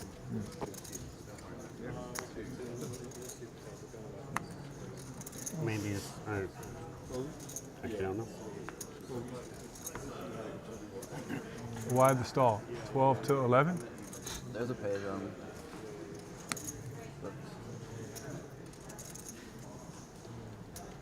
Proof that Ivy doesn't use the app. Over It's the red okay. feature now, Kulev, ace-5 suited. There's players at the table that'll tell him when the pay jumps are. Alex was up at the top of the leaderboard for some time. Now, third shortest stack.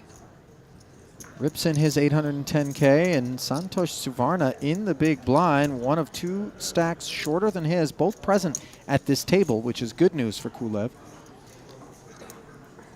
Do the exercises or the movement I'm doing remind you of Tai Chi in the park with the senior citizens of the world? For those that have no idea what Maria is referring to, it is very much a Tai Chi-esque gyration. But it feels really good. I've Trying just to been okay, sitting too things much. getting uncomfortable deeply now.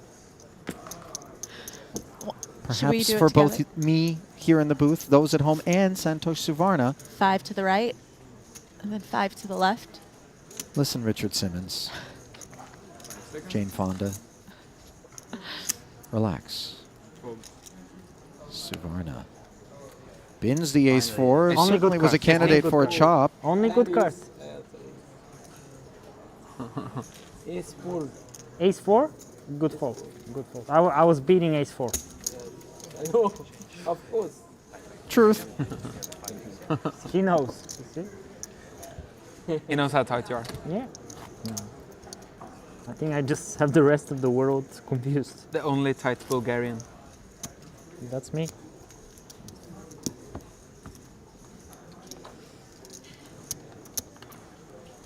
That is you. You keep on laughing. Do Bulgarians have a reputation for being loose players? Judging by that exchange, I would say yes, but I have not played with too many in my time, so You know, can't Henry say. Kilbane lived in Bulgaria for a good bit. No, I had no idea. Would he qualify, despite not being of Bulgarian heritage, as maybe one of the people responsible for I that don't know. Is Henry a nit reputation? or no? I don't know. I know nothing about his poker game. But I do know that Pocket Queens is going to feel very nice to Suvarna, especially after he laid down the ace-4, and here Espen ripping into him with the ace-6 suited. This is just an exercise in trying to look a little bit weak and milk the clock. So Suvarna rips it in there. Look at Sturm. Yeah, Sturm a little curious because, again, Suvarna does not have to have a hand as good as Queens to go with this spot, considering how short he is. And Jorstad, putting both of them effectively all in, can certainly have worse hands than ace-9. And even if Sturm loses to Suvarna, could still win the side pot against Jorstad, but does end up feeling like Okay, ace-9 Santosh. just a little too weak. All in and call table 2. Black cards? No. Sturm agrees. Well, yes. Let's see. And the After bad you news for refuse the black Jorstad cards, I don't have a good feeling for you, my friend. That's all I'm going to say. is that one ace is in the bin. Good news, of course, he has Santosh well covered.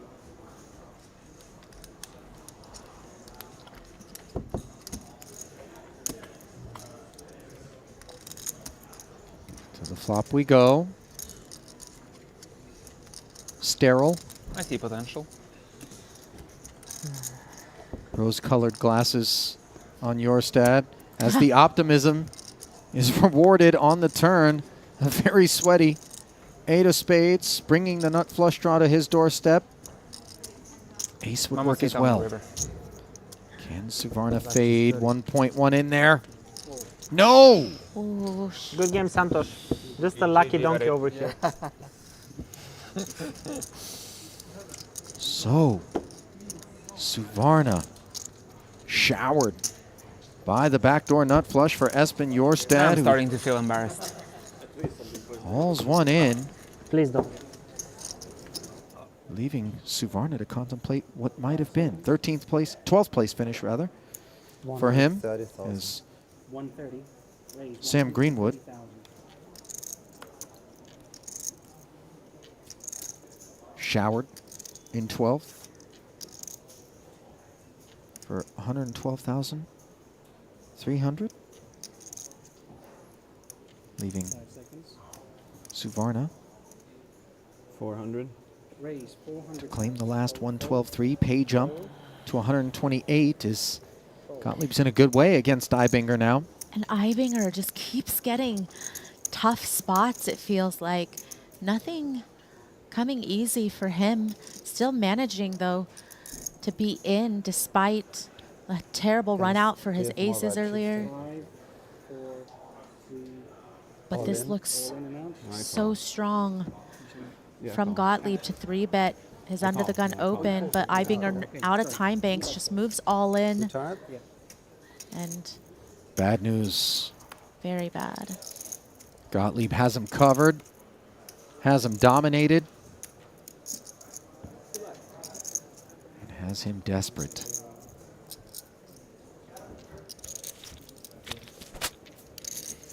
So might the chips passed to his right have just been on loan from Gottlieb? That board certainly suggests the answer is yes, as it leaves Matthias grasping at a king, and a king alone. Oh! King of clubs promptly delivered to the board. And now the grasping is Seth Gottlieb's for an ace. Absent the river. And that was nasty. Neither player reacting much to it, despite how ugly that turn card was. 1.4, 1.465.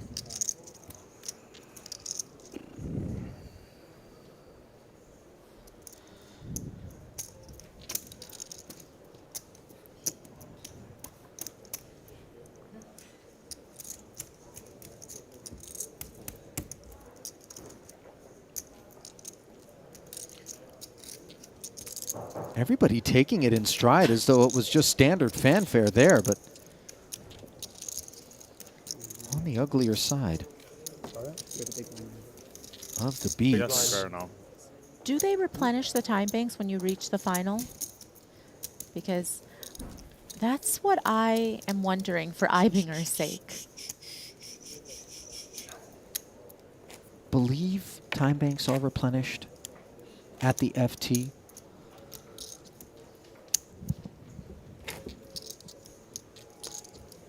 Eibinger really having some tough spots, and with no time banks, it's really difficult to be able to find a solution that you're going to feel really good about, because in that situation, had Eibinger had a little more time, perhaps he wouldn't have just gone with the jam pre. We did see that it worked out for him there, but I think, Jason. 5 additional time banks will be delivered at the FT as aces yet again delivered to Jason Kuhn, and this adds insult to injury as Gottlieb understandably up front, ace 3, deciding this rates to be a better hand than that which I'll be delivered in the big blind next time around. And you understand why Jason would want a flat, as all aces are accounted for, ace 8 into the bin. hoping to bring in Eibinger, who has one big blind invested. Gottlieb all in for 3 bigs. 5, 4, 3, 2, 4. So 3 players, 1 all in. 0 time banks, fast action system in place. He has 10 seconds to act pre. Plunks in 120 of that newly minted second place stack just behind Jason of 3.1 heading into this one. 2 clean cards. one of which problematically delivers itself to a very dry-looking flop of 8-5 deuce. And Ibinger can't even make two pair without losing to Gottlieb, who would make a wheel as a dry side pot develops in dreamy style for Jason Koon's two aces. 185,000. And Matthias leading out understandably here, Maria, into the dry side. You okay with it? Yeah, I feel like because he didn't see an ISO coming from Koon, just the call, he's putting Koon on the part of his range where perhaps some equity denial is nice against overcards and playing pretty honest and would get the believability from Koon. Did he not have aces in this spot? Just because it is a dry side pot and they will be trying to cooperate to some extent to eliminate Gottlieb here. Yeah, a little bit of implicit collusion, which is a real concept. But once Jason calls the bet, Maria, in the dry side, it does speak volumes as to the strength of his hand, or no? Not quite yet, just because that sizing wasn't too big, and certainly there will be some floats that Koon can find and doesn't have to be an overpair or an overpair as big as this one. 220,000. And still you see Ibinger in pursuit of a little bit of value, still not going for any big sizing here, which does, again, keep Koon's range a bit more open. Let's see whether or not Jason wants to rise up here and now, as the texture does dampen. Yeah, you wonder if he feels like Ibinger has some leads on the flop with a hand like 7-6. But nevertheless, ace is still so good and under-repped. Will find the raise. Doesn't feel like Ibinger would go that sizing on the turn if he did have the straight. Ibinger only went for about a third pot there on the turn. So now it's time to attack all of the one pair hands.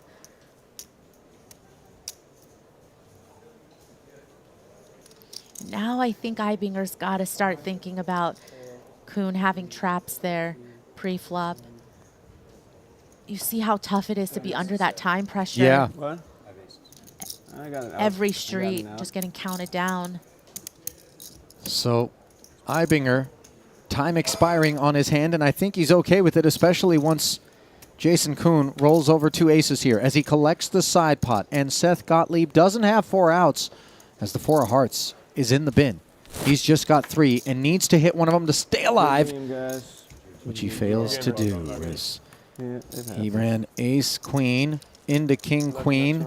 Thanks, man. That's where the bulk of the damage was done. And then ace-3 into two aces as the wheels came completely off in back-to-back pots for Seth Gottlieb. 11th place finish for him, though, Maria. Collects $128,000 as just 10 remain now. Yeah, and by the sounds of it, off to the 200K.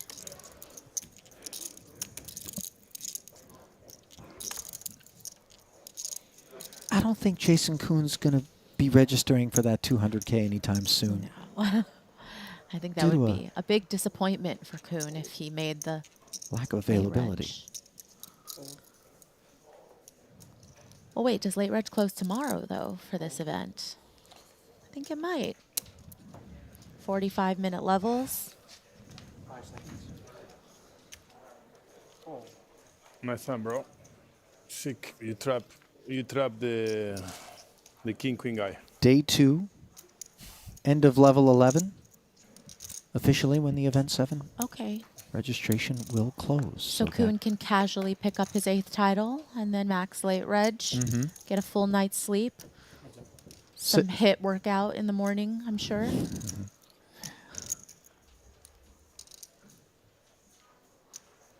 Blind v blind here. Ibinger Saliba. Siempre tiene Matthias todas fichas. with 5s. Siempre tiene muchas fichas. Hace esas reyes, dama.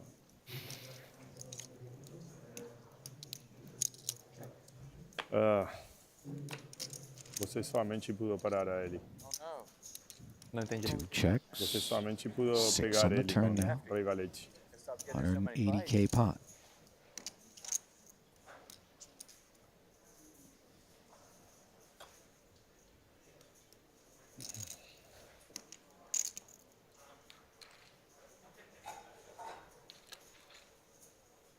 Check.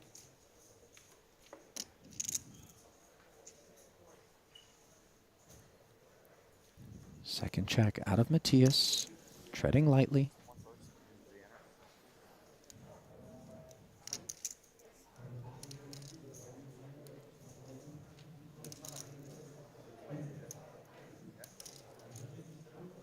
That's 125,000.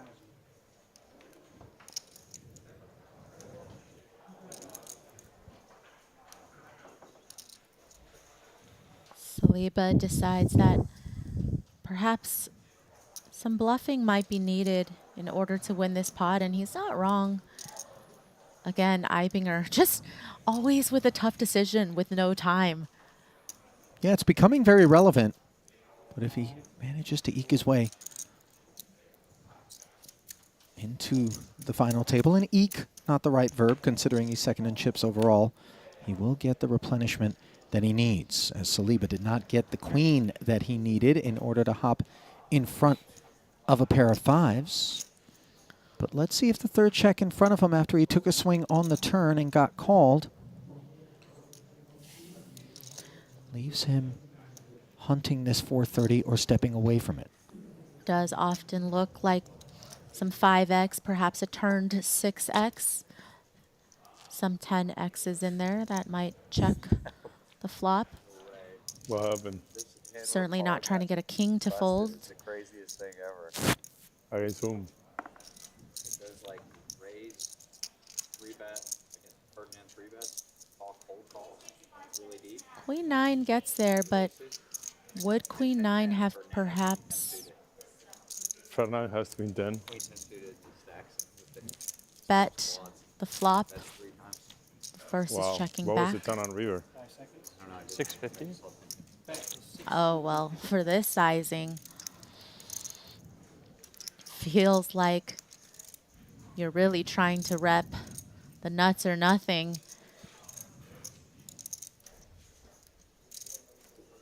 Can Ibinger with a 9 in his hand, so very relevant card to have with his pair of fives.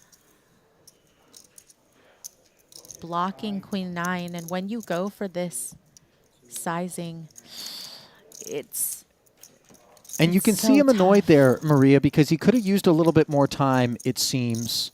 And not to cut you off there, I know it was the sizing in particular. And credit Saliba, by the way, for finding not just one but two barrels with air. Doing so on that delayed basis. Thank you. Getting the best hand into the muck, but maybe in some worlds, Ibinger able to take his time, reconstruct, and feel a bit more comfortable about picking off that bluff. One will never know. As Justin Saliba, second in chips at this table and overall, as it is a one-horse race with 10 players left. Average stack 2.1 million. Leon Sturm, currently the shortest in the room with 10 bigs. Alex Kulev, 11 bigs. Ivy, 13 bigs. That's the bottom portion of the leaderboard.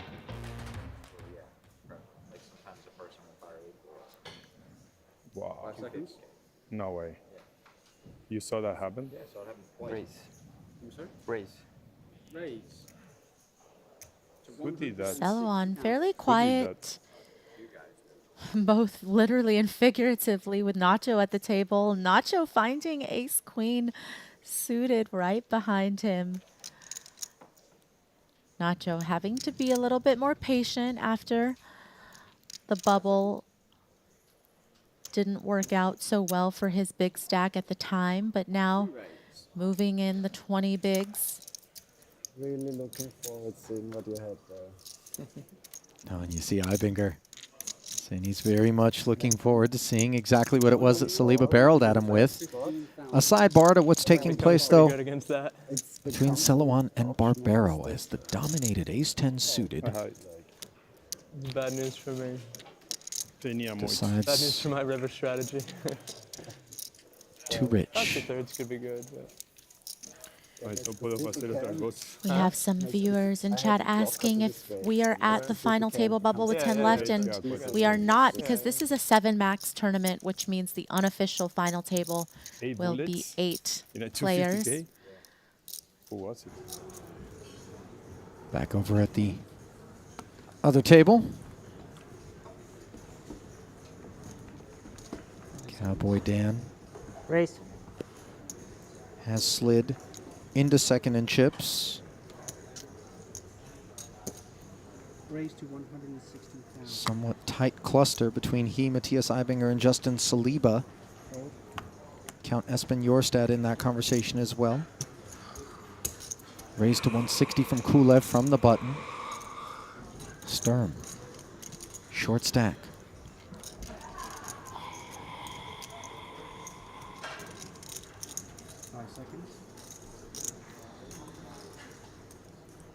Call. You have how much? Like 6, 7? At 600 behind, so now I'm calling 80, so I have 520 behind. Thank you. Sturm would rather see a flop when he doesn't have a lot of fold equity pre, so would rather see 3 and proceed post. Certainly not a bad flop for King 9, especially because the button opening range doesn't need to contain all that many ace-X's, can certainly have wider than that. But to be expected is that C-bet that we see out of Kulev.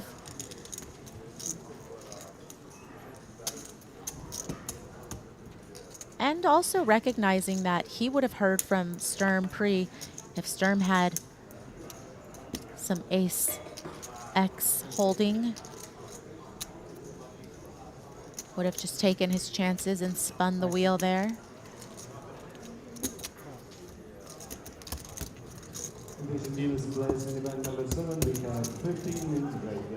Of course, there is a pay jump between 10th and 9th. Getting more substantial now are these jumps. And there's also a 7 on the turn for Kulev, who took a swing at things, and once Sturm gets sticky, you get the sense that he's got something other than a 6. Maria? The 6 comes along as well, though? I think a 6 comes along once and decides. But What sorts of 6 combos might feel compelled?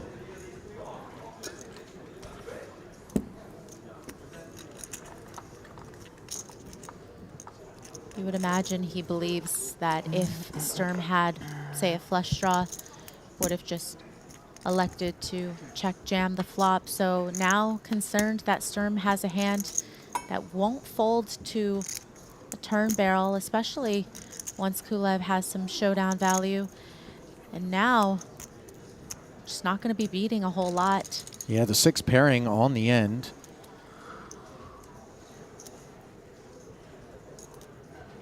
Kulev cannot beat any flopped pair.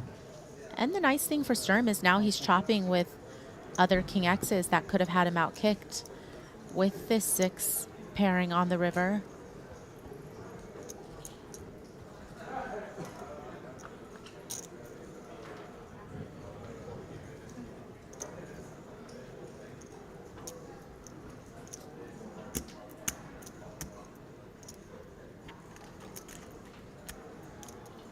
$145.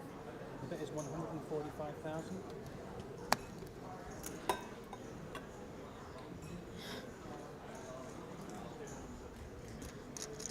I think Kulev will find the fold. As I said, I think if Sturm had flopped a flush draw, he would have probably just check jammed and gone for all of it and give himself the opportunity to see two.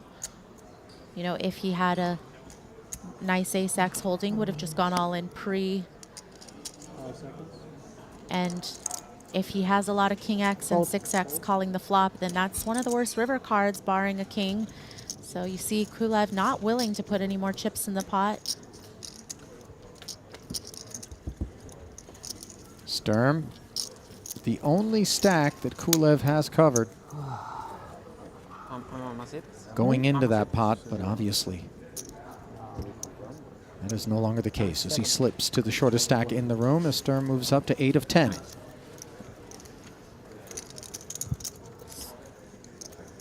Rather a 7 than Mamacitas. Rather have a 7 than Mamacitas, of course. Yeah. I had queen 7. Yeah. That's, yeah. 5 and 5 we play. Oh, lovely. With 10 left. That peppermint On tea tap is very payout, 128,000. Pay jump of 28K. That sounds really good. Not actually. negligible. Oh no, it's the best I've had. You can work your way Peppermint? Yeah. 5 seconds. into 9th. Yeah, half Excuse a me? buy-in is nothing to scoff at, even for these high-rolling gentlemen.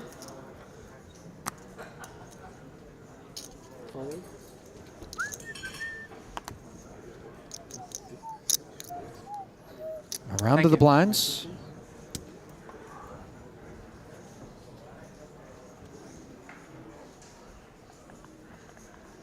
The peppermint tea, please. Peppermint, yeah. Thank you. That sounds good. 190. Perhaps that's what Leon Sturm is thinking as he raises north of the min by 30K to 190,000 total. 2 deuces for Phil Ivey. Currently running right behind Sturm, 9th of 10 runners. Call. Ivy just going to call here with the deuces. You favor the flat? I think he's a little concerned that Sturm could have a strong hand, especially considering both of them, you know, have similar stacks. Oh, well, he's no longer concerned on this delightful Jack 5 deuce rainbow board. Bad news for Phil as Sturm hasn't found any improvement. I think if we were talking about chip EV, then you can shove the deuces against a small blind open off of Ivy's stack size, but with ICM, with the pay jump, and Sturm willing to risk a good portion of his stack with the raise pre, just gonna give it a little respect and here hoping Sturm actually does have a hand. So the 80K lead, slow played, understandably, by Ivy, with almost nothing to worry about. Now some things show up, none of which Sturm has. 620 in the middle, north of 1 SPR for Phil. Let's see how hard Leon wants to go at this. Leon can exclude a lot of strong hands from Phil, again, because of that effective stack that Ivy had at the start of the hand. Going to be shoving a lot of those over the open. So now it's just about trying to get him off of the weak one pair holdings.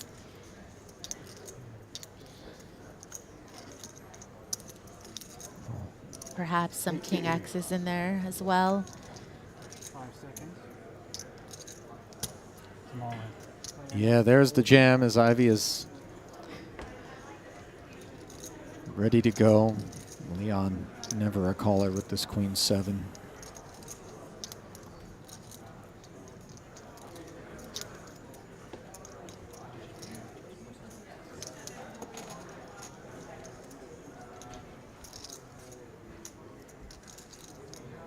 Just scrubbing time here, Maria?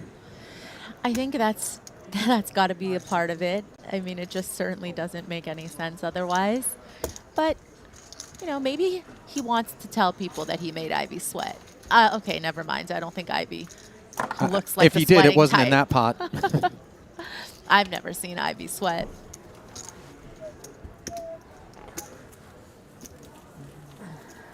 Maybe sweat a card, but not a poker game.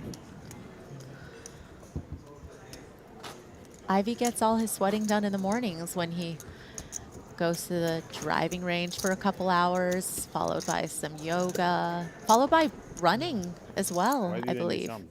Really? Running? I think so. I don't know. He's got all sorts of things going on.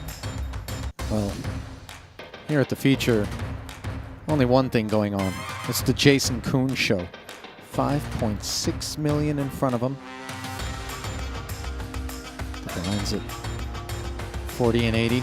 Good for 71 bigs. And a massive lead over the remainder of the field. Shortest stack here belonging to the Brazilian, Celoan. 13 bigs. Still enough to play with. He's not gonna do anything unreasonable. You Like, said it basically. Your second guess was it. Yeah. 5 seconds. That would be All in. very savage. All in. Check off. So Play all in. like, that's not my thing. Do you want to pick a stack of chips and preset? As if on cue, the shorty jams it. King, queen suited count, for please? Ibinger, who, remember, does not have the time banks. Looks like maybe a red one there for pre-flop unopened, but none of the blue ones that he needs. Yeah, that's certainly not going to help him in this situation. But Ibinger knows these ranges inside and out, I believe. So if you think your opponent is shoving the correct range off of 13 big blinds,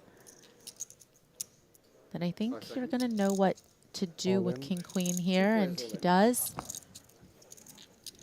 Jams over the top. Easy release for Saliba, and bad news for Celoan. I had the best hand, I folded. Ace-8. Nacho finding a way to make this one about him. Couldn't even consider for 1 second folding. Calling. I wonder if I call with Ace-10. Ooh. Queen 10-5. Open ender for Celoan up against top pair. 8 outs with 2 to come. Oof, no side. Make that 1 to come. No side of clubs. Will the carnival continue? The answer is yes, as the 9 of diamonds I'm good with King Jack today. King Jack is your lucky gives hand. Rodrigo the straight.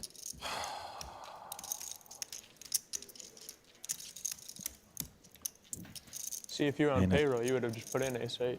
fairly chunky funds transfer If you were on the Triton payroll for entertainment. from Ibinger Good over to idea, having Celoan. the other hand.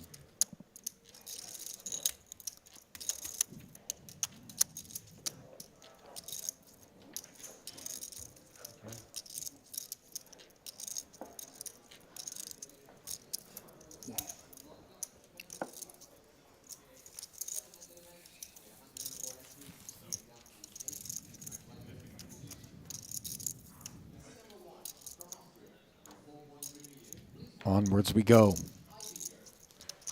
As Rodrigo proves resilient here at his first Triton.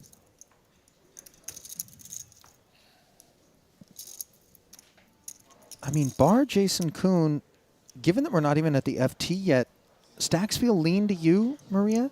30 bigs down to 7 from 2nd to 10th? Definitely. I mean, average stack being 26 big blinds certainly feels a little bit shallow considering the blind levels here a little longer than they have been in the earlier events. The buy-in being significantly bigger than the first couple of events. And Barbero with the aces. Let's see if he is going to get any customers, perhaps. Kuhn will oblige in the big blind. And this is what I was saying earlier, Ollie, is that somebody calling against a short stack right now is essentially calling for half of their stack or a third of their chips. So that's very significant and detrimental for them to be doubling up these shorties. Not significant or detrimental is the 7-4-4 board for the Jack-8 of Jason Kuhn, which defended and checks over to Nacho. Kind of board texture, or perhaps a check back could be in order, Maria, and not look entirely suspicious, given that Jason is the chip leader. Yeah, I do feel, though, that sometimes Barbero slow playing here does miss out on some value of the semi-bluffs, of the potential straight draws, the gutties that might elect to check raise against a standard C-bet. And even Kuhn, we see with the 8 of hearts, might have wanted to do something creative had Barbero come with a flop bet. Now does stab the turn. So credit Nacho with the flop check back, inducing, understandably, Jason Kuhn to get busy on this board texture where it feels like 2 big cards could work their way into the muck readily, especially with the looming threat of added barrels behind. Nacho flatting again, Maria. Now backdoor clubs show up. Jason unblocking clubs. Nacho doing so as well.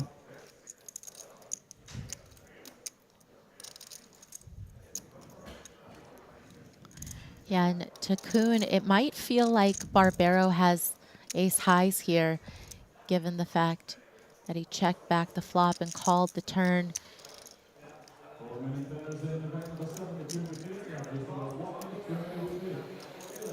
What does Kuhn want to do? Showing up to the river with Jack high again, unblocking the clubs, as you mentioned, maybe just not loving the backdoor flush coming in. White flag waved by Jason, at least that's what it seems like. Listen, if Nacho really wants that Triton sponsorship, he's going to find a value bet here. I'm just kidding. Oh It's my fine. gosh. It's fine.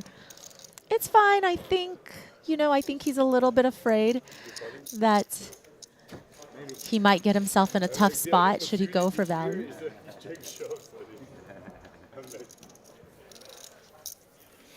And you hear him say he was worried about perhaps the check shove from Kuhn. I'm happy. I'm very happy about it. I'm just happy. A lot of respect being shown. Understandably situational and opponent dependent. So swing it back over to our secondary feature.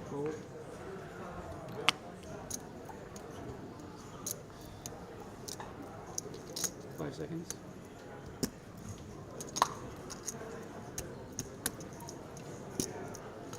We have no longer time left, right? 5 seconds. Fold. Fold. Ooh. Ay, ay, ay. You know you're calling. Ah. That might be too tight. Piece of shit spot.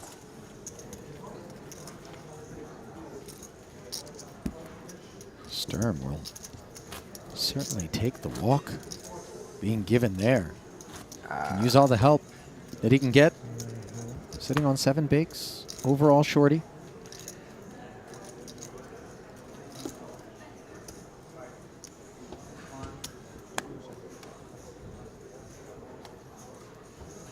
I mean, let's take a new profile pic for Dan. Why the Bagels hat and why not the cowboy hat? Always free to update such things. What is happening out here? Is there something in the air or the water? I mean, I have never, in all of my years of commentating poker, All of your years? seen this much pocket aces. That is so many years, though, Ollie. Are you sure? I can't remember on one other occasion, specifically one hand, pocket aces, showing up this often. It's freaky.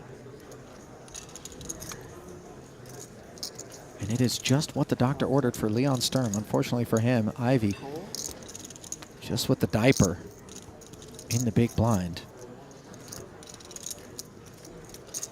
Occasionally, bottom of range. Likes to pop it. Try to take it down, but 15 bigs deep. Oh, and this is just exactly what Sturm had in mind, and he certainly could continue to slow play this one, Maria. Not obligated to come with the limp 3-bet. Yeah, 7 big blinds, though. Getting awful sus, I think, to limp call, but certainly an option that is available to him.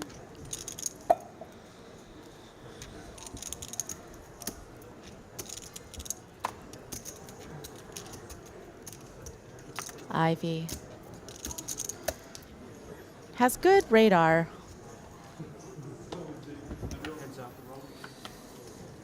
So Sturm slow playing as Ivy hits bottom pair. And do you think that in terms of hand composition, Ivy might be detaching Sturm's limp and then call the raise range from this sort of texture? Yes, very much so. I think Ivy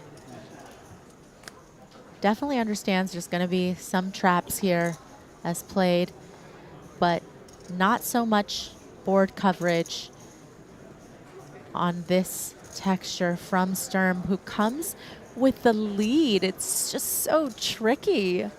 And unexpected. Absolutely. But of course, Ivy with a piece.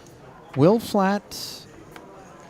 Pot grows to 590. Now a heart on the turn. Sturm's got that all covered. Yeah, couldn't ask for better texture as Sturm slow playing aces off of 7 bigs.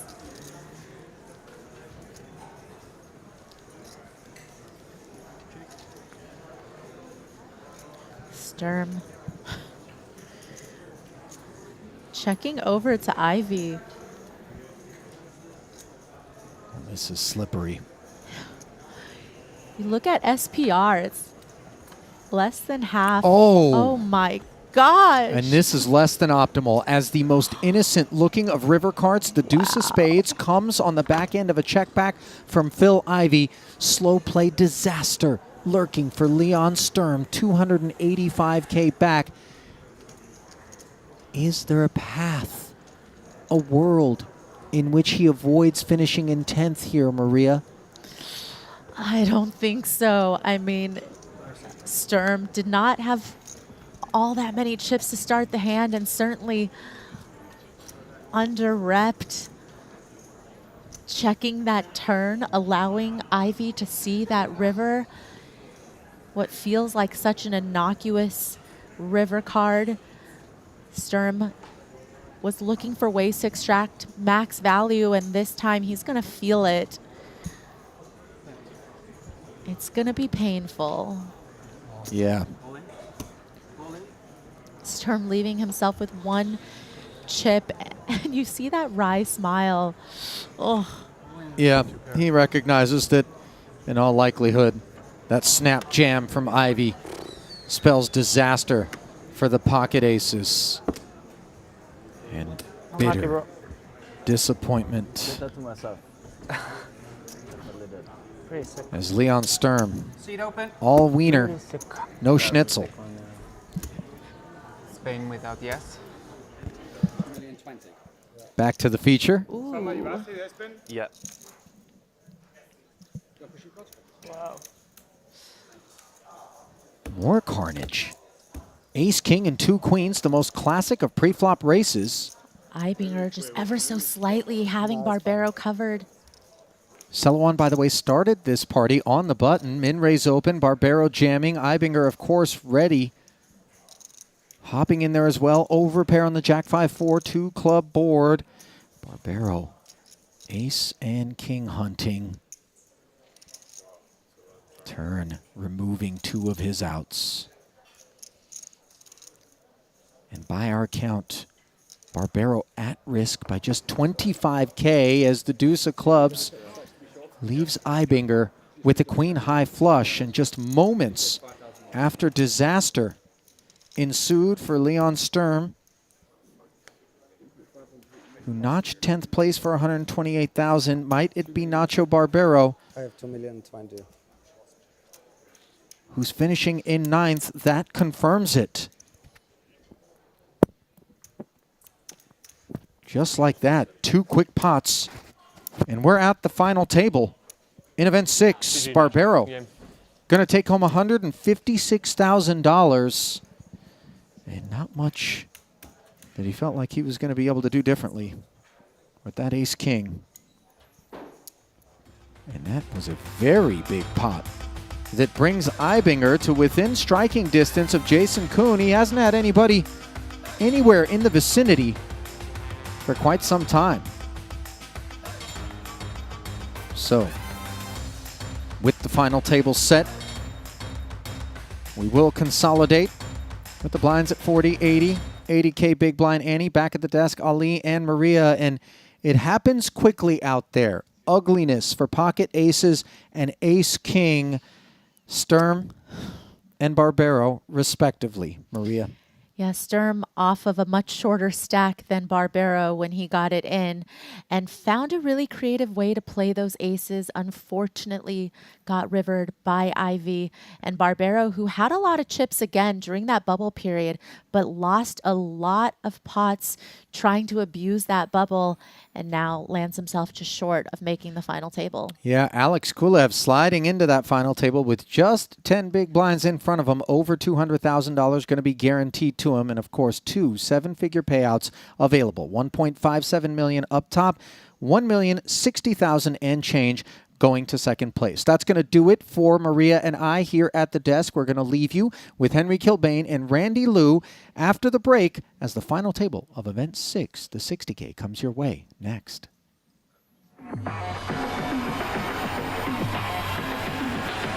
GG Poker. Wow, so many players. This is a crazy thing to do. GG Poker broke the Guinness World Record. Welcome to the World Series of Poker, the biggest poker site. Larger than all other GG Poker. Traffic reaches all-time high. Jump, jump, jump, jump! No way!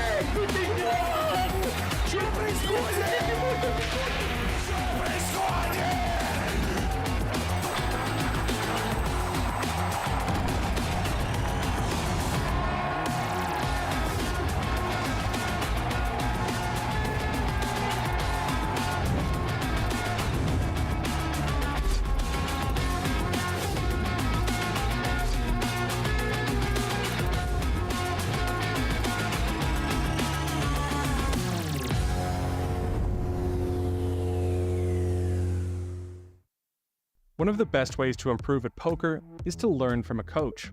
At GTO Wizard, all of our premium members have access to weekly coaching with the best pros. You can study MTTs, cash games, or general theory.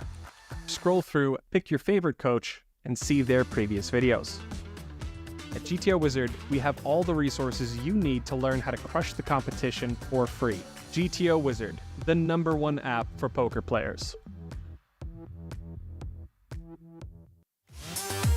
Introducing the all-new BetACR.eu, the premier destination for sports enthusiasts. What sets BetACR.eu apart is our exclusive offering of live-action prediction options on the Triton series.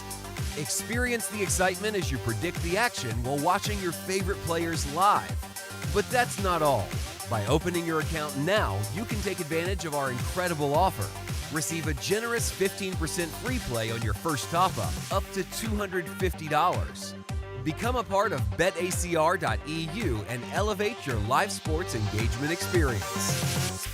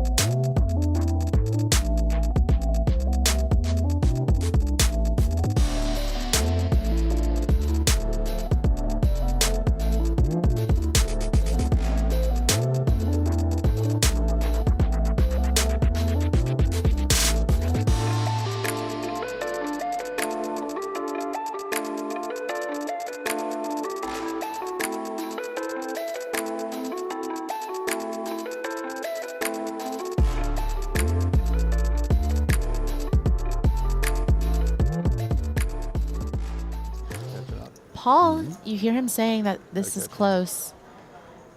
And both of us, we need another double up, and we are great. It's about if you feel like you have 2 overs to the pairs that are going to jam here, but also, of course, king, queen.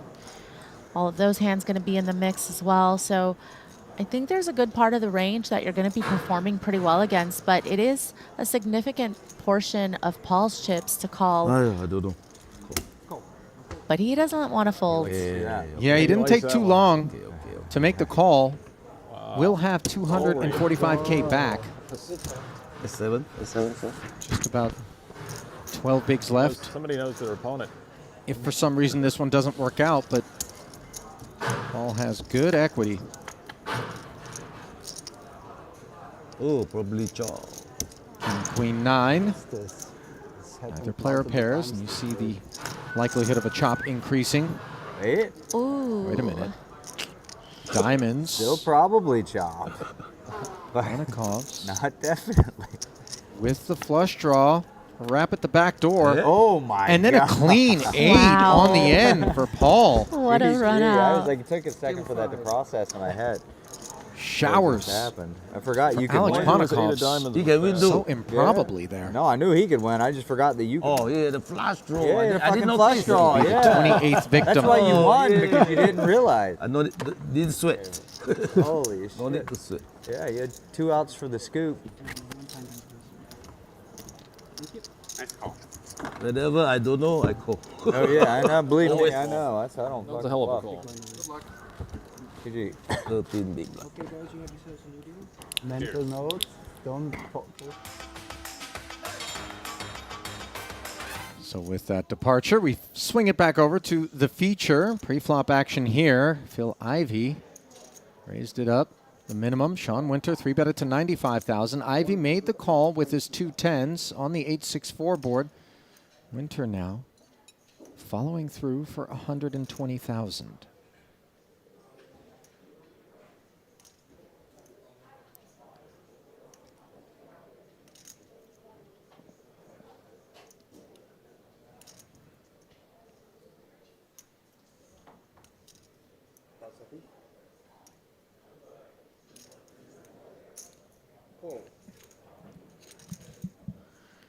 Really nice board for the overpair, but Winter trying to rep an overpair himself, it would seem.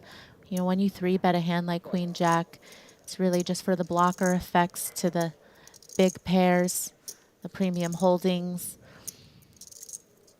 See if he wants to try to continue to get. Ivey deferring my apologies, Maria. Continue to try to represent for Sean in the face of the second check. Is that what you were asking? If we look at SPR, Ivey with less than pot back.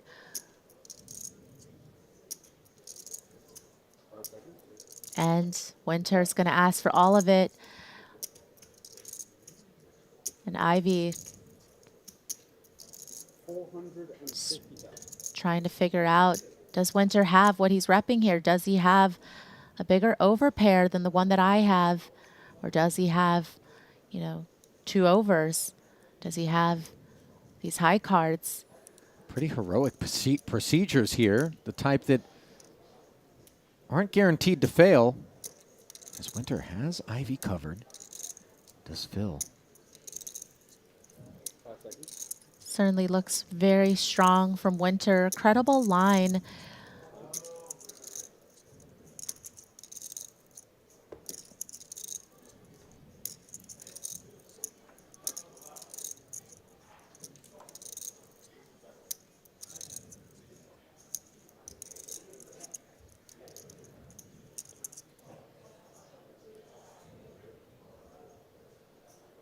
Certainly worth deliberating and mulling over for Ivey.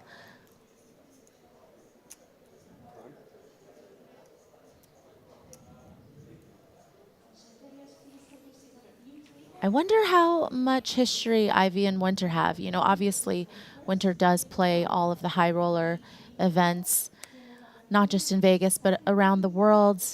But it strikes me as Ivey probably doesn't have that much experience playing against Winter, maybe not understanding, you know, just how creative Winter can be, how aggressive Winter can be,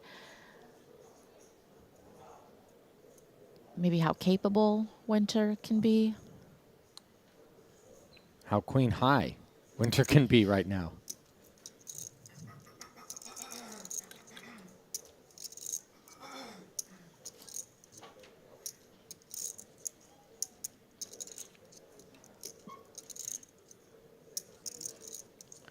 Winter not giving anything away. Probably helps when you're wearing shades, because if I've got Ivy in the tank against me, I know I'm sweating it. No doubt. Pull. You're doing yourself another cruise. What's that mean? He's like, what's that? He's like, no talking time about for the the shenanigans, I know, but he's like, show me your hand. bounty.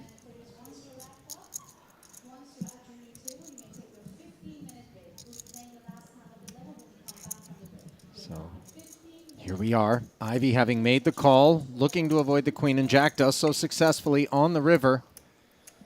As Sean gave it all he had, Maria, but in the end, Phil sniffing it out and taking down an almost 1.2 million chip pot in the process, leaving Winter wounded.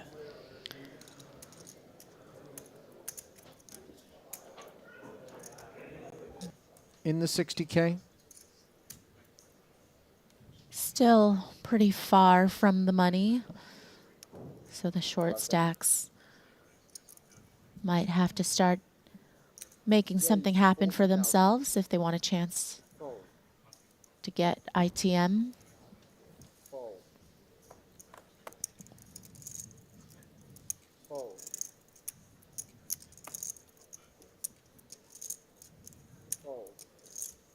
Fedor opening again, considerably better. The ace-jack of spades. Boyka's spades are smothered in the small blind. We pause on him.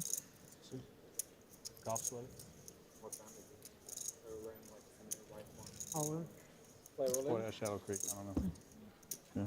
And his jam designed to clear Winter and maybe from time to time clear Fedor's hand as well, but on the occasions in which it doesn't, it's only 220 more behind for a total of 260 that he's actually facing off against. Unfortunately for him, he is beaten in more ways than one by the spades and the ace high in a 560K pot. Said like after there, yeah. I'm sure it's like this brand. I don't know. To the flop we go. Ace Jack 7, and despite being up against top two pair, Boyka now picks up a gut shot straight draw. Turn doesn't deliver, and all Fedor needs to do is fade the queen,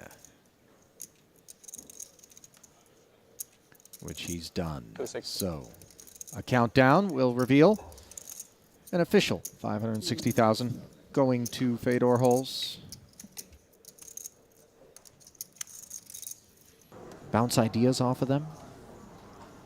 One would expect there to be some doubled up nicely, positive evolution.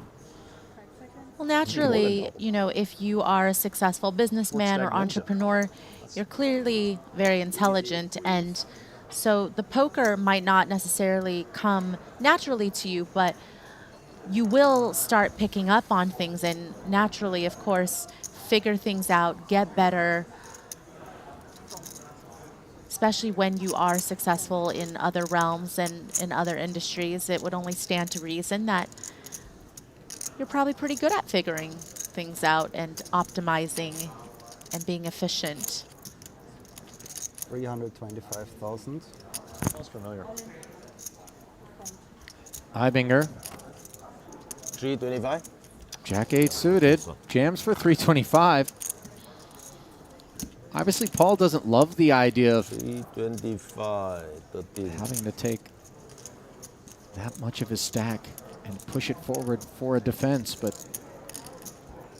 in this case, he would be performing oh so well. So far has made the right decisions between when he was supposed to call versus when he was supposed to fold. I do think he will come up with the call here. So disciplined at the table. Just disciplined in everything, aren't you? I guess against 13 bigs from the button. King Jack suited is going to be doing really well. Very disciplined style.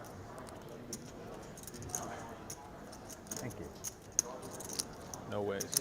The only thing I do. So. Okay, let's go. That's a loose one. And he'll come correct. Be happy to see it. Conversely, unhappy will be Put them Ibinger. in order though, Jason. There you go. Now it's lucky. There it is. 9, 10 of diamonds. Flop.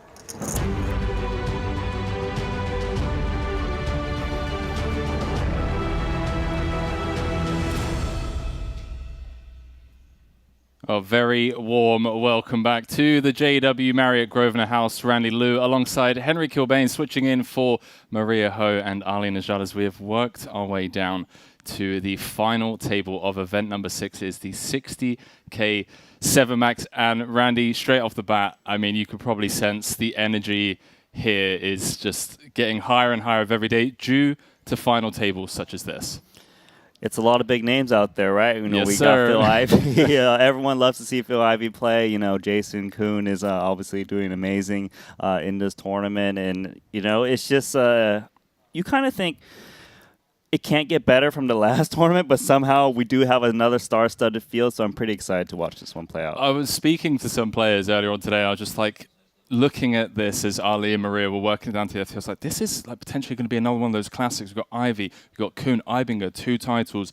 Espen, fresh off that title recently. Dan Smith, another one of those guys, one of the biggest names in the world without a Triton trophy. And the players just turned to me and were like, yeah, Henry, that's every Triton event. It feels like we just have a classic setting up. But no, all jokes aside, Jason Kuhn with the dad run good squaring off against the dad run good of Phil Ivey. What happens when 2 new dads square off, Randy? I mean, how do you settle that one? One gets knocked out, obviously. Well, 2 7-figure scores up top in this one. All the players remaining guaranteed 209,000 for their efforts, but will all, of course, be eyeing up the top prize of 1.57 million. Does anything stand out immediately to you, Randy, apart from the overwhelming chip leader, Jason Kuhn? Well, I mean, that is the main thing that sticks out to me, is that Jason Kuhn, overwhelming chip leader. He knows how to win tournaments. He's done it over and over and over again in No Limit Hold'em. No surprise if he just attacks. Well, 7 titles, looking for number 8 as Luca Vivaldi prepares the main stage as we look to throw it down to him to introduce this final table. Back for another final table leader, Triton Super Early Series in London. Event number 6, the 60k 7-ended event. We had 104 entries. We are down to 8, and it's my pleasure to introduce you to them. In seat number 1, from Austria, with 4.3 million, please welcome Matthias Ibinger. Second in chips, 2 titles, a force to be reckoned with, the Poker Code co-founder, looking for title 3.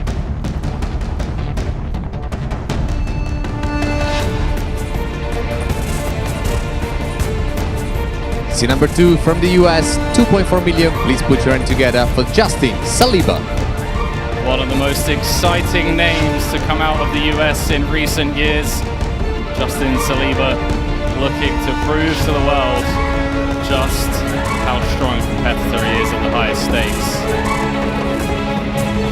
Seat number 3 from Norway with 1.8 million. Please welcome Espen Jostad. Fresh off his maiden Triton trophy just the other day in event number 3, the 40k Mystery Bounty.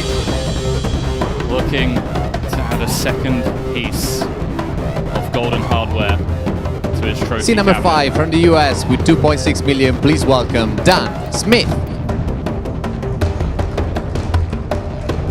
Cowboy Dan doesn't need an intro, rocking the old cowboy hat with the Vietnamese silk shirt. From Bulgaria in seat number 6 with 760,000. Please welcome Alex Kulev. Widely regarded as one of the best in recent times, number 1 all-time, number 1 online, number 1 in the mob rankings. Seat number 7 with 1.9 million from the US. Please put your hand together for Phil Ivey. Randy, this man needs no introduction. Been blessing our screens for the better part of 3 decades now. 3 Triton trophies, looking for title number 4. Seat number 8 with 1.8 million from Brazil. Please put your hand together for Rodrigo Celowan.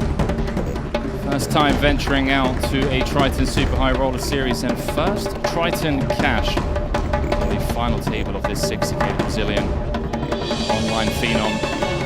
Last but not least, in seat number 9, our chip leader with 5.2 million from the US. Please welcome Jason Kuhn. 25% of all the chips in play, 7 Triton trophies. A man that knows how to close these events out better than anyone else in the world. Jason Kuhn. As the final table has been set. 1.5 million and change up top. As the stakes get higher here at the Triton Super High Roll Series London.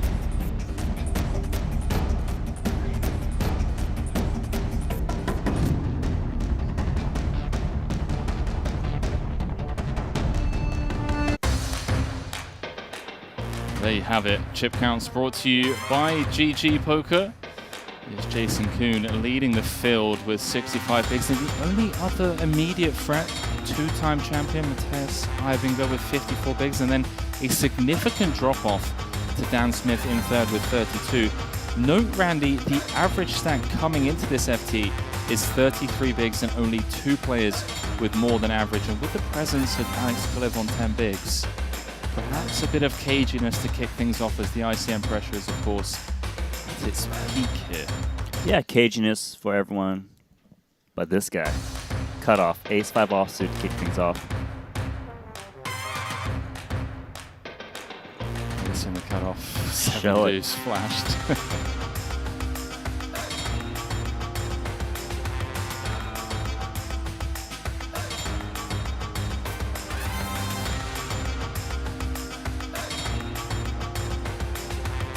First hand of the FT. Raising take. Jason Kuhn, and as alluded to, that presence of Kulev going to force the likes of Espen, Rodrigo, Ivy, Justin to tighten up a bit. Kind of waiting for Kulev to either double up or bust. Not to state the obvious, but he is the immediate short stack. Well, he's got a spot where he can definitely push a lot of chips in there. Just under 10 blinds. Big blind is next. See if he does one of those effective jam things. Yeah, most certainly he's going to put in like a half stack kind of move. Did make an announcement of 380k, exactly half. And the idea here is that in case there's heavy action behind him, you know, maybe he can potentially ladder up and fold. 760. Chip leader with a couple of 7s, inquiring as to the exact kit that Kulev has. Going to just come with call.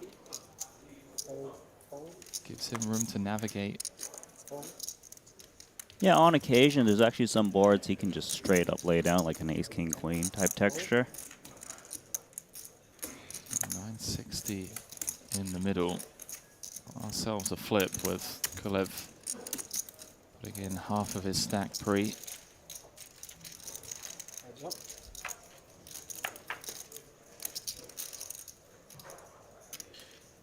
Ace 10-4, 1 spade on board. Inside straight draw for the Bulgarian, as well as the 2 overs to the 7s of Jason. Perhaps a path to victory here. As you did mention, those ace-10 type boards in favor of the young Bulgarian. Yeah, if Jason is ahead, it's exactly against these king, queen, jack picture type cards. Otherwise, most certainly he's behind.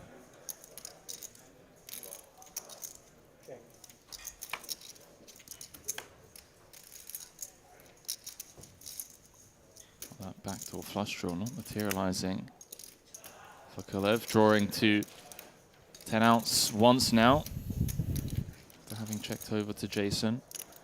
A really tricky spot here for Alex, as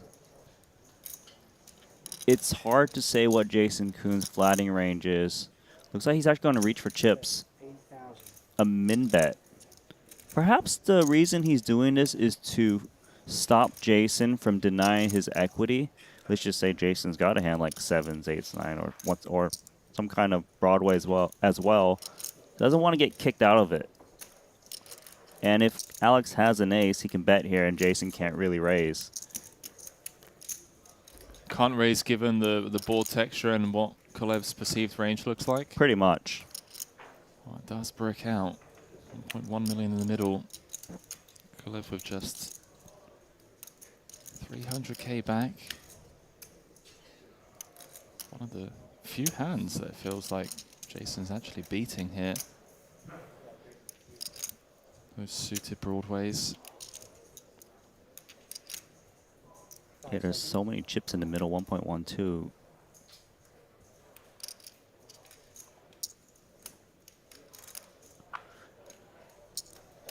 Like, maybe he's contemplating attacking like the exact hand his opponent has, 7s and 8s. I don't think he thinks Jason would call pre-flop with like 5s and lower that isn't a set. He's actually reaching for chips here, and he's actually put out a min bet.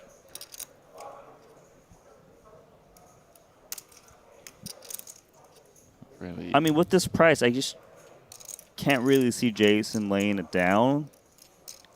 He probably doesn't expect to be good that often, but 80k to win 1.2 in the middle is absurd odds. An incredibly intricate part of the game tree, of course, as expected at the highest stakes. The best players in the world, as Jason does make the call and gets shown the king, queen. And with that, the chip leader separates himself from the rest of the pack, and perhaps even more importantly, Kulev now down to just 300k. Yeah, that was a very interesting way that played out post-flop. Perhaps Kulev also didn't want like the same hand to bluff him off. Occasionally he gets the same hand to fold. It was interesting for sure. Gave him a bit of a nod there. Kind of nod of respect amongst peers as, well, shout out to one of our respectful partners, betacr.eu. Check out our exclusive hub to predict your favorite players' live action outcome in Triton events. Receive a 15% bonus up to $250 on your first top up. Join now and start engaging with the sporting world today. And well, if any of you at home has already signed up and bet on the likes of Ivy, Espen, 2 final tables in as many events, a nice little ROI on that. Eibinger, 2-time Triton champion, looking to join his good friend Fedor Holtz in the 3-time champion club if he can close this one out here today. That 3-time champion club getting a bit snug now, Randy. The addition of Fedor Holtz out to 4 as Eibinger gets busy with the ace queen, and Kulev just down to 140k. Suited king Fair fight. is going to be enough for the Bulgarian. Yeah, I'm saying it's a fair fight. Potential ladder for everyone else. If the ace queen, Poker Code co-founder, can hold.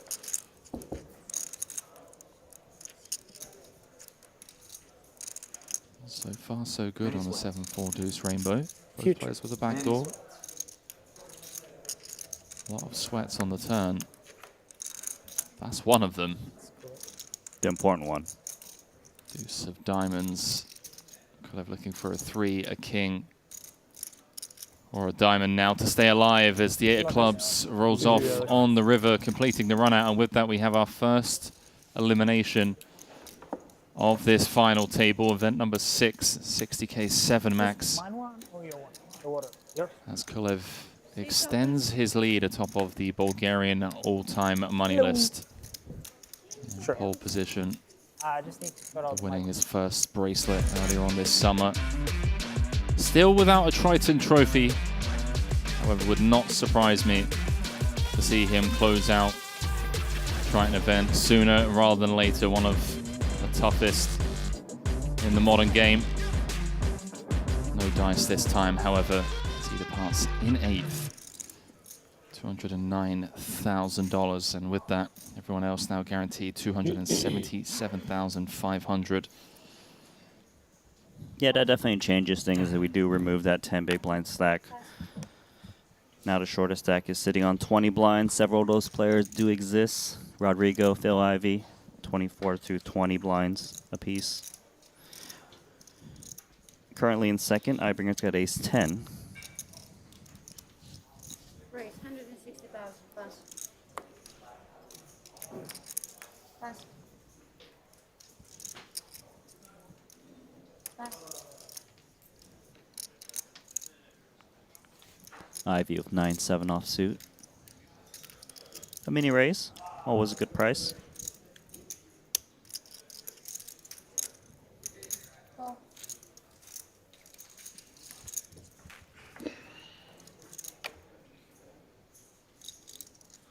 I wonder if Ivy does make the defend and flops best on the 8-8-7. This view. Like I wonder if they'll ever display it. You know what I mean? Like put it on a monitor, display it. Like, that'd be kind of cool.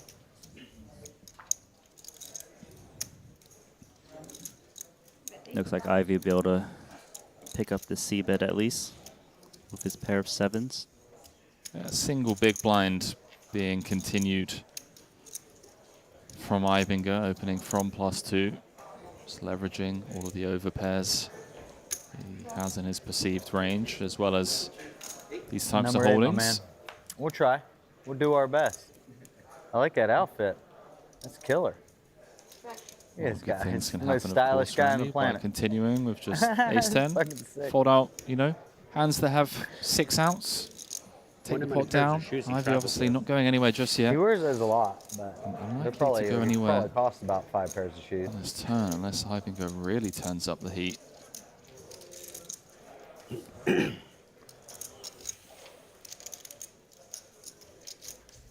Oftentimes ace-10 does check back on the turn on this board texture. Maybe pick one off. The 6 of diamonds is a great card. I wonder if Ivy will value bet this pair of 7s. He might feel that a hand better than this would bet the turn. As played, Ibinger should be pretty happy to check this one down. Still beat the worst aces, the king-queen type hands. I'll check it down, he does, and with that, Ivy up to 2.2 million. Closing in on the likes of Justin Saliba and Dan Smith. The departure of Alex Appreciate Kulev, the average stack has jumped up to 37 bigs, one of the deepest final tables of the series so far.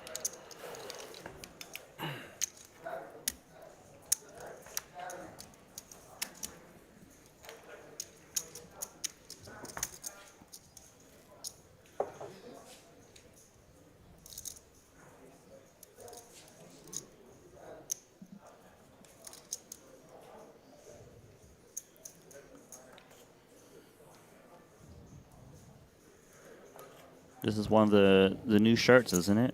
Right. Henry? No, that is a custom. Oh, it's the special one. It's the Jason only one. That's a Jason Kuhn okay, piece. my Okay, bad. pal. You can't mint that one.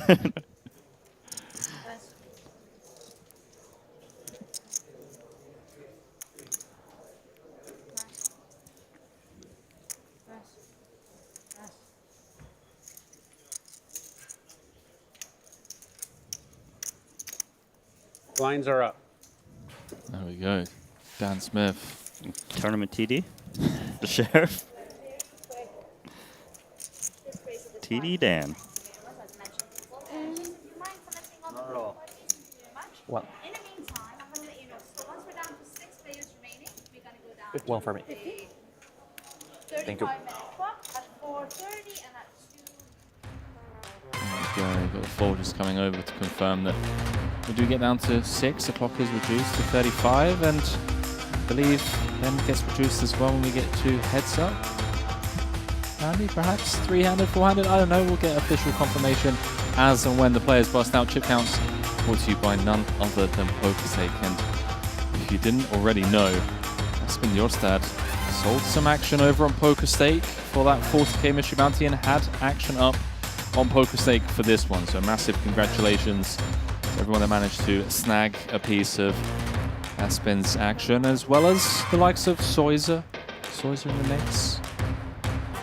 Managed to ship an event in Cyprus for 1.7 million. Once again, check out pokerstake.com if you haven't already. A lot of amazing stories of viewers from around the world sweating along with the stream, as well as sweating along some of their action and cashing in on some big payouts. Let's see, 1.57 million up top, the biggest of the payouts so far here in London. 6.2 million. The prize pool of this one, 77,500 guaranteed for the final 7.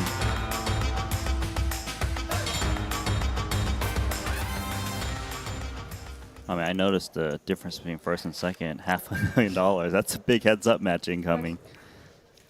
It's only going to get bigger from here on out, my man. About 200k kicking off today. I gotta have something, right? Above average. Sweat that along in the Triton Poker Plus app if you haven't already. Note the Jacob & Co. timepiece on JK's left wrist. Byproduct of taking down the main event in Cyprus just 2 months ago. Yeah, but my question is, which one is he wearing? He's only won one main event. Oh, he's only won one main event? Yeah. I just assume he won more than one. You know, out of all the assumptions you could have made, Randy, you know, that one is certainly one we can let slide. 7-time Triton champion, of course. Just seems so consistent. Says it's the only series he travels for now. So he recently became a father of 2. Raising a young family with his wonderful wife, Bianca, back home in Vegas. Very hot. Very hot. So that downtime in between series with the family is what keeps him fueled and energized to come out here and do what he needs to do. Whatever it is he's doing seems to be working for him.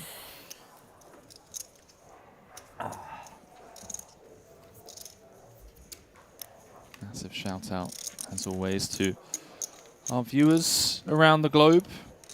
Those of you, 13,000 of you watching over on YouTube, the thousands on Twitch and the Triton Poker Plus app. Warm welcome to this final table. Randy Lou in the booth alongside myself, Henry Kilbane, and we're going to be calling the action all the way down to a champion today. If you haven't already taken a couple of seconds out of your day to click that like button, really helps us grow the channel, continue to grow the game that we all love. World You know, I class thought that the poker production, count free was of off charge, by of 100K. course. I was like, what is going on with that? And then that makes sense. Also, Randy, just to let you know, we're up to 176,000 subscribers now over on YouTube.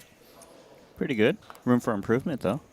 It is indeed. Would love to get up to 200k by the end of the year. I believe we had our sights on 180,000 at the end of this series, which I think we're on track to hit. But if you haven't already, another reason for clicking that subscribe button is the Nosebleed Cash Games that Randy has the pleasure of calling the action on, which will be released after the series later on in August, September. All right, so we do have the second biggest stack attacking Justin Saliba here of 10-8 offsuit. Queen Jack goes nowhere, does flop top pair, but Ibinger open in a straight draw with the pre-flop aggression. Hope you've got your seatbelt on, Randy. 650 in the middle, 2 million behind for Saliba. Top pair, decent kicker. Ibinger with the open ender.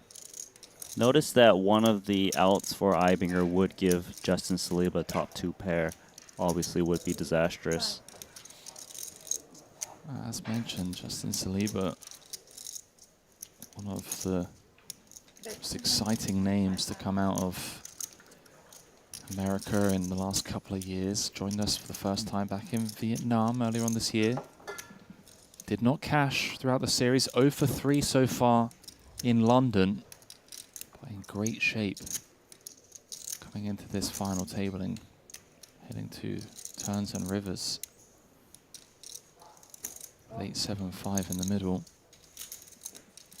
As we see the ace of spades roll off on the turn, perhaps a turn card that Ibinger deems a good one, Randy, to double barrel. It's a really good one to double barrel, actually. I'm not sure if he'll do it, but the reason is that the ace, of course, is heavy in his range. Justin Saliba's pre-flop stack's got a lot of 3-bet jams with the ace as well. And also kind of like the ace little, like the ace 5s, ace 6 suited and stuff. They might not call, probably won't call a flop bet with the jack 9-3 type texture. So he is going to check, but it wouldn't be surprising had he bet that turn. As played, Justin with the queen jack is probably pretty happy to try and show this one down without having to face 3 streets. 1.1 out there, 1.8 back, facing a check. Plus knuckle behind as the 8 of spades rolls off on the river, giving Ibinger 4th pair now. Just looked at you, remembered yawning, and I started yawning. And then when we touched my mouth, dirty chip. To me, this 8 is kind of a bit of a fake showdown value for Ibinger. Immediately yawned. It rarely ever wins. It may Fucking chop knows against the shit. same hand. Holy shit. I think there's some hacks. If it did somehow win, it would be up against I think I'm like just cursed forever. King-Queen, I suppose. But he just doesn't think with the line he's taken that he would ever get his opponent to fold. Saliba happy to show that one down and moves up to 3rd in chips now. 2.9 million. Currently residing in Las Vegas, the United States. He finds himself 8th on the Ohio USA all-time money list. Career best cash of 402,000. Which he could absolutely smash out of the park here today with a win. Just needs a couple more ladders to set I need a himself cold plunge. One of these rooms. new best live cash.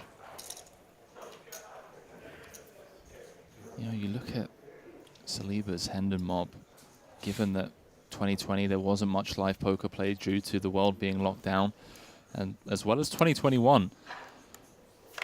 First recorded cash coming back in June of 2019, and then since 2021, just cash after cash after cash, been knocking on the door of a 7-figure score with several big FTs where he just came up short. Love to see the young American pro get it done here in London. Ivy opening ace-10 offsuit into your steads. 1.4 million stack. Got 9-5 suited. It's a hand he can contemplate playing. We are in a tricky ICM situation where he's got the same stack as Rodrigo at the bottom.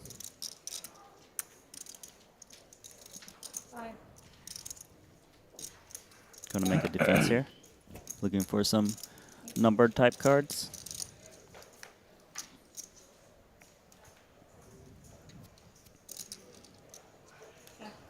Jorstad squaring off against Ivy, not for the first time. These two had a back and forth battle. 3-handed in the 40k mystery bounty where Jorstad emerged victorious over the greatest of all time. Coming up best on the Jack 5 deuce, middle pair backdoor spades. Yeah, really good texture for Jorstad as well as the price that he's being laid here. 1.5 BBs on the flop. Check call for now. Hopefully no scare cards. Ivy looking to deny equity on flop. Failed to do so. Turn card is the 8. Hi. No. Could I please have a overcard, no backdoor potential for Ivy. Not necessarily a zero equity double barrel, perhaps, but note the knuckle back, which allows him to see the 10 of clubs on the river and the 100% check mark next to Phil Ivy's name now, with 850 in the middle. It's going to be interesting to see if Ivy decides to value bet the 10x. It depends on if he thinks a hand lower than the jack would still call a bet if it does get checked to him. Don't think Espen's going to be looking to bet. Ivy's got to wait whether Jack X would bet out themselves as played. At what frequency?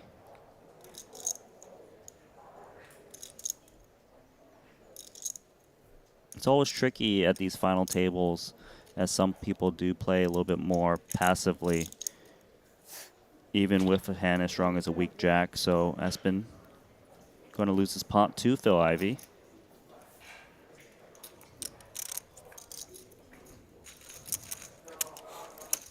Ivy's thinking, you got me last time. This tournament's mine.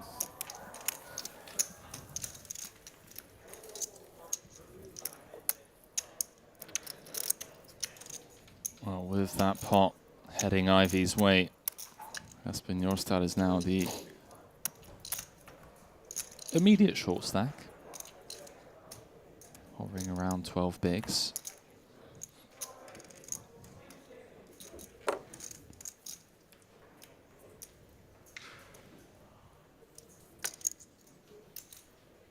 Like an incredibly American affair here. 4 Americans led by Jason Kuhn in pole position. Ivy, Justin Sleeper, Dan Smith. Rodrigo. Seguin, of course, repping the Brazilian Armada. Brazilians in recent years, Randy, as we all know, have been regarded as some of the toughest competition in the modern game, especially when it comes to stuff such as ICM. Seem to always be a couple of steps ahead. Let's not sleep on Ivinger either. If you want to be put in the blender, play some Brazilians. Yeah. You know. Do you like getting, 3x jammed on at a high frequency? If that's your thing, then play with some Brazilians. Snap. But yeah, if I'm not mistaken, that hoodie that you were admiring. No, he was wearing a shirt earlier. Did he just do a wardrobe change? Maybe. And this is also a special edition one. So Jason only wears the special edition gear. The regular one, he's not into it. It needs to be golden letters.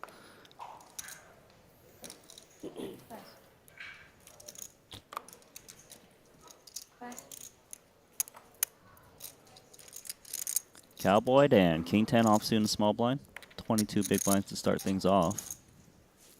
And he's also got that O'Dwyer charm. Don't know if it has a name.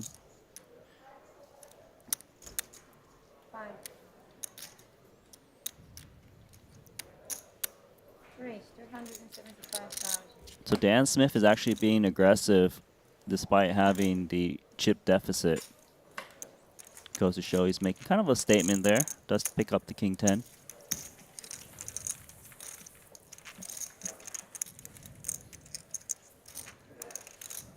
Yes, the Jonas Wood Triton X collaboration.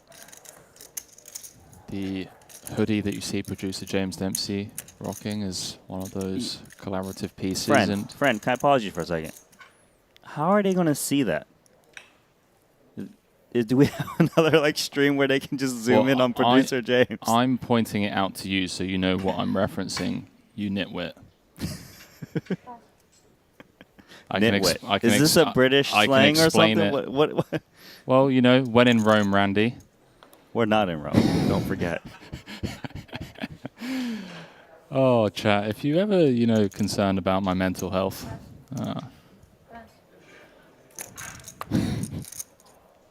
But that is the hoodie. That is the collaborative piece. So now that you know, so you can reference it in the future. And the golden cap and jersey of Jason Koons is a 1 of 1, if I'm not mistaken.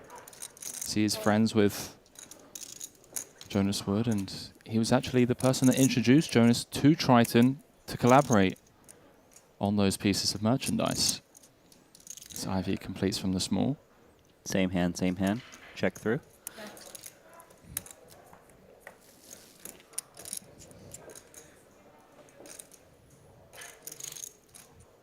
That was an interesting way to push to flop out. Did you see that? Like the left card push 10 It's like, hey, everyone, we know you got a pair of 10s.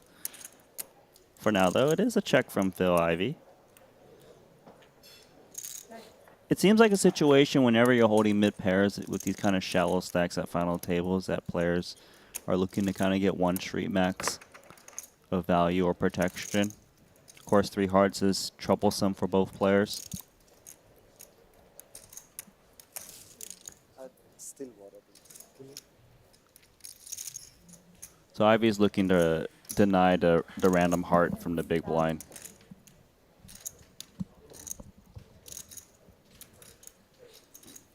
Also wants to pursue some value with his middle pair. Rodrigo, perhaps not in a tough spot yet, but not the easiest to navigate when you're 14 bigs every chip, of course, not to state the obvious.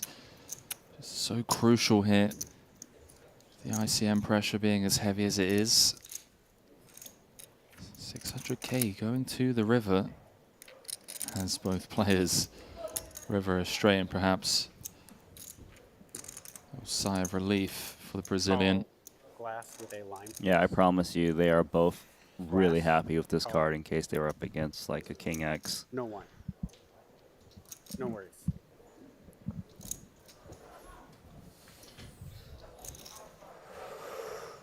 Ivy might size in a way to try to extract value from some 2-pair type hands. And it's Ivy that's more likely to have a bluff in this spot.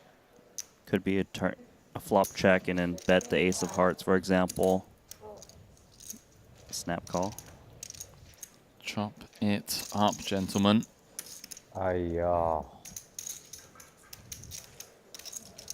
I opened 7-6 of hearts. Gotta grow up. Just open 7-6 suited. Fuck.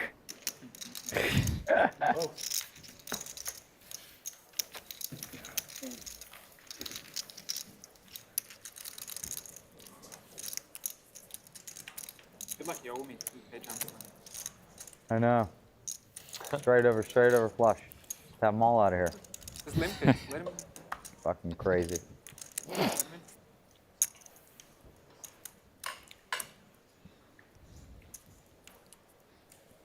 Yeah, had Jason opened that hand, he most certainly would have eliminated the big blind. No way he'd be able to get away with 14, 15 blinds to start things off.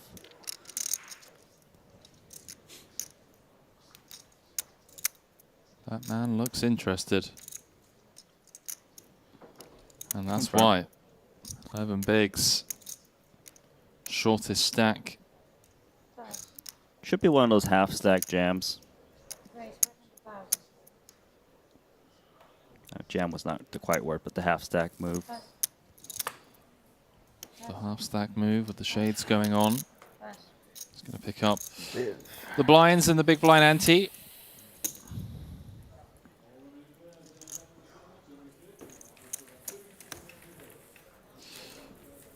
Good, 1.1. It's more now. This is 1. See that Dan Smith trying to get an accurate count of that spin there. The official chip counts brought to you by our title sponsor GG Poker, and look who's out in pole position. None other than the 7-time champion Jason Kuhn with an overwhelming chip lead. 64 bigs. Second closest to him, of course, is 2-time champion Mateusz Ivinga with 36 bigs. There are your payouts. Everyone guaranteed 277,500 for efforts so far. And you know, we overheard Danny Tang and some of the other regulars joking about how the start of the series, final tables like this, can guarantee that you at least break even on the trip. But this time, Randy, we got 250k. Got the 200k running. You know, you fired 2 bullets in both. There's 900k, as well as, I was going to say the smaller events, but you know, the main event, 125, couple of bullets in that. So yeah, we've heard them saying, look, you come to Triton, you need to have, you know, 1.5 ready. At least. You definitely need a role to play here. Not mistaken, Ivy and Boss were talking last night. about that 200k because Ivy wasn't aware that it was on the schedule. He's like, well, I'm going to Huge. play it. You know, if you're running a 200k, I'm in. He's like, what if I've run out of money, Paul? You know, if I fire one bullet in the 250 and the money on my account is at zero, he's like, don't worry, just shoot me a message. I'll take care of you. If you need to re-enter, it'll get taken care of. But kind of gives you an insight into these players' minds that they're like, you know, they understand the variance and the stakes are high, that it can get really expensive out here. Right. Not to state the obvious, but variance, be a cruel, cruel mistress at the highest stakes. Well, good news for Ivy is that he is, of course, at this final table. Be collecting a paycheck.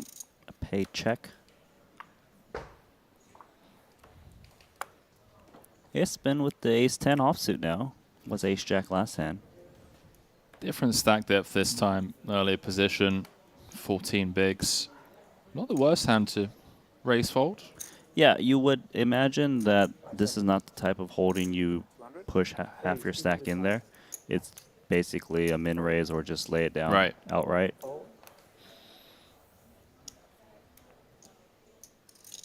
And the fact that you're min raising your biggest hands like aces, kings, and stuff like that, you can kind of get away with opening these hands to balance it a bit. I think it was a really interesting one. King Jacko in the small. Randy's second in chips. It's not an ideal hand to play out of position, especially from under the gun and being in the small blind, getting a worse price than if it was in the big. Saliba A7 offsuit. Probably doesn't love it. Price is always good though when it is a 2x raise, but just going to stay out of trouble. Oh, a couple of hands in a row for Jorstad, and he overtakes Rodrigo. Still 6th of 7.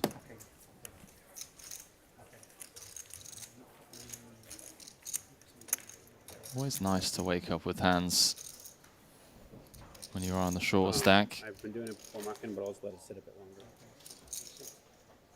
Give a bit of breathing room. Just a couple of seconds in the box, guys. Please. 6-3 club spade.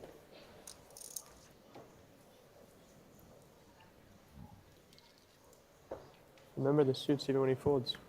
I don't know which one was which. Okay.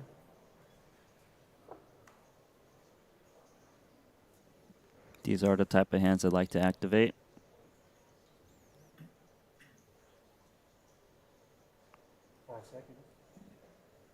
Raise 225,000. Fold. Fold. Jason Kuhn face 10. Could be a spot where he actually comes in with a 3-bet from time to time. It's not the greatest hand to flat in position, so do usually come in with 3-bet or fold unless you feel like you can outmaneuver with a flat, and he does put in a 3-bet. Like this play a lot. Yeah, note the size, Randy. 475, just north of a min. Really leveraging the ICM pressure that Smith is under. Yeah, so you can get away with these smaller 3-bet sizes when the ICM is quite heavy, which is obviously at the final tables. You would never see these kind of 3-bets early in the tournament when you're rather deep. But Dan Smith is just snap all in. Excellent play. Yeah, he's full suited. Taking it upstairs for the lot and getting the ace-10 to hit the muck. What's that saying about ICM, Randy? He's here to play.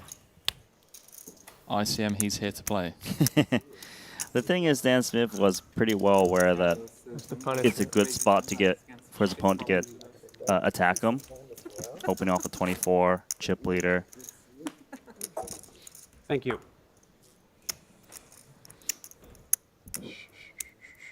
Sure, thanks. And an Americano, please. Play with Lady Gaga. Brilliant, thank you. Rinlin. Play with Rinlin. Watch this one. Yeah. He does. You know what I'm talking about? He hits his.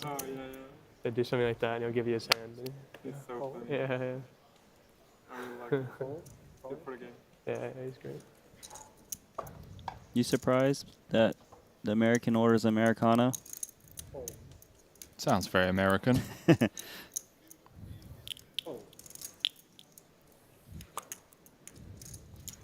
Let's see what Espen does with Jack 10 offsuit, 14 blinds. It does seem a little excessive to just outright jam this. Definitely a possibility. Don't think he wants to just raise small, though. He's just going to jam. Just kind of one of those, I hope you don't have it. Please fold. So that's good, yeah? Yeah, that's fine. Thank you. I'll use that one right there too, Dan, if you want. Might be easier. I think they're asking Dan to put his cards in the Yeah, RFID I've reader a seen little the, longer. GG 10K today. Oh. Red line. Nice. He plays big name or? Yeah, I think so. Yeah, I just saw it on there. Did he use the camera function thingy? I don't know. I haven't watched it yet. Not sure. Yeah. You've been busy. Been busy making final tables. Yeah, usually on dinner break, I would have 2x speeded. But Like a grinder.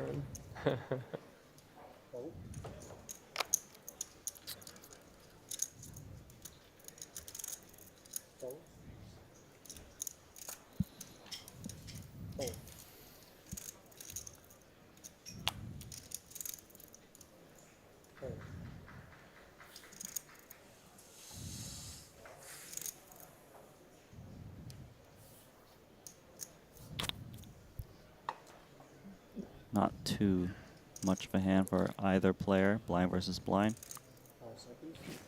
Dan Smith gonna lay it down. Ivy's gonna be pretty happy to take that one down with 4 deuce off.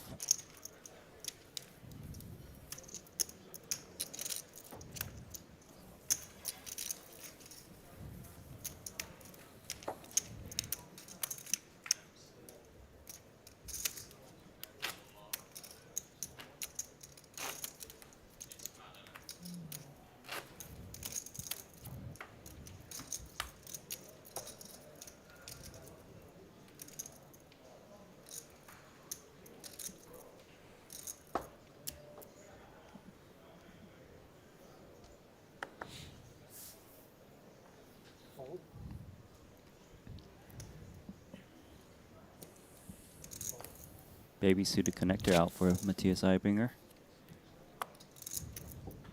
A better suited connector now for Espen in the cutoff. Scared the shit out of me when that happened. Let's see if he still opens his hand. It's not the ideal stack size. Going after that, I like jumped. I was like, he's shoving on me for sure. It's funny.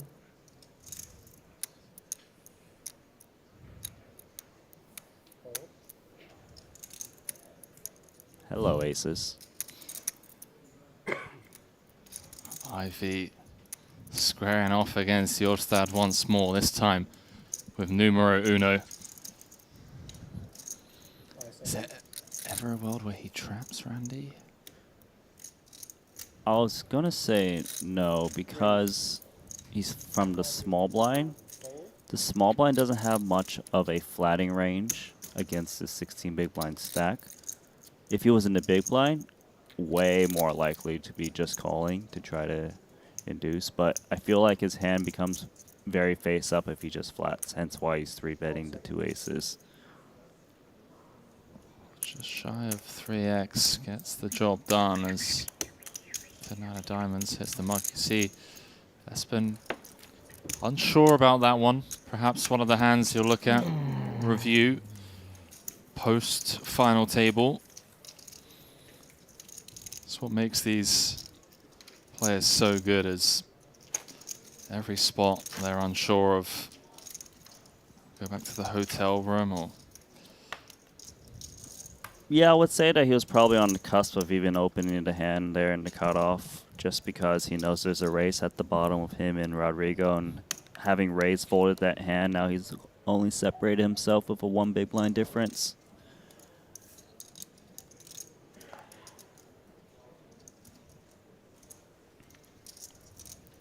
Justin Saliba. Ace 10 of hearts, and just to let you know, Randy? Let me know. Received word from none other than Josh Are that Saliba also sold action to this event on PokerStake. So it wasn't just your stat. Okay. Purpose of action. So again, congratulations to the viewers that currently Just over 2.8. 2.8. Just over. enjoying this content, but I got a better a question. little sweat on the side as well. The question is, did Josh R.A. buy some of the action, though? Ask him that. I'm and let not me know what he one says. to share people's, financial investments He and the like. may offer information. Perhaps ace 10 7 gut shot for JK, top 2 for Saliba.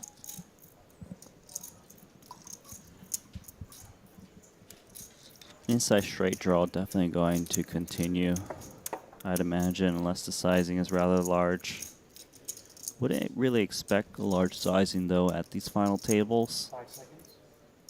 But let's see.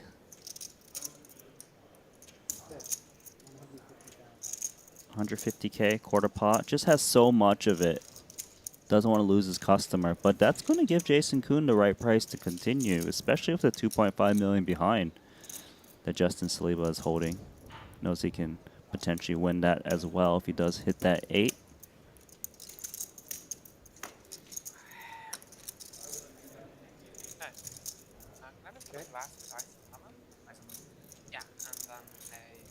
Normally the Jack is a pretty solid card for Jason Koon because it's type of texture where some Ace X's will just give the free card to him. Of course, if Ace 10 is quite strong 2-pair, don't expect him to be checking with 2-tone flush draws.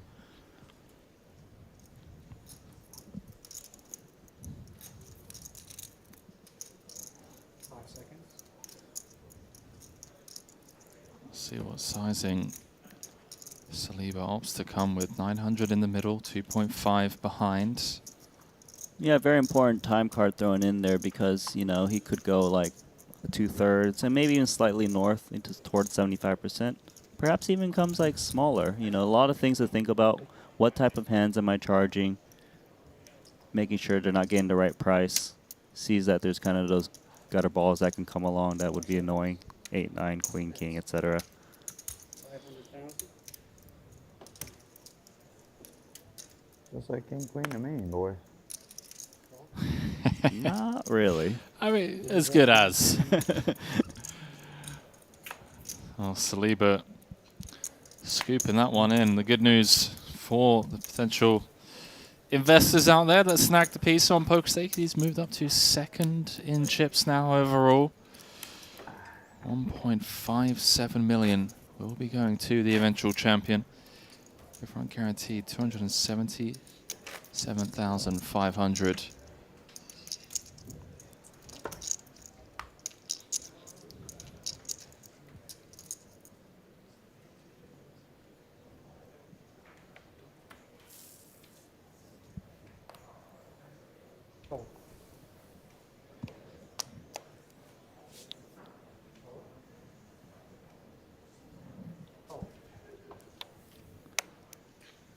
Only departure from this FT thus far. It's #1 on Bulgarian all-time money list, #1 on Pocket Fives online, #1 on the GPI rankings. Alex Kuliv bowing out in 8th. It's a lot of #1s. Jason Koon, 8 deuce off. Is tournament chip leader. The fact that he's a chip leader is why he's still trying to limp this pretty dusty hand. He's expecting the 2nd place player to rarely raise his limp. So if that's the case, he's just getting a good price with the big blind ante in play.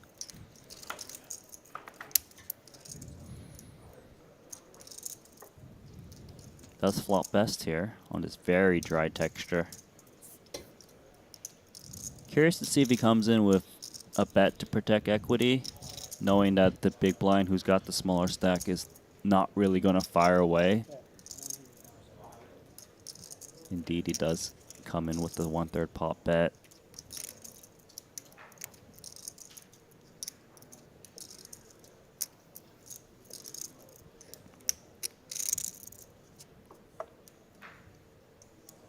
Giving some thought here, and actually looks like he is going to continue. The logic here is that he just thinks that Jason Koon would just fire relentlessly on his King 3-2 type texture. He's got Queen High, which could be good. A little bit of backdoor straight draw with the 6. In this case, the Jack does bring nothing.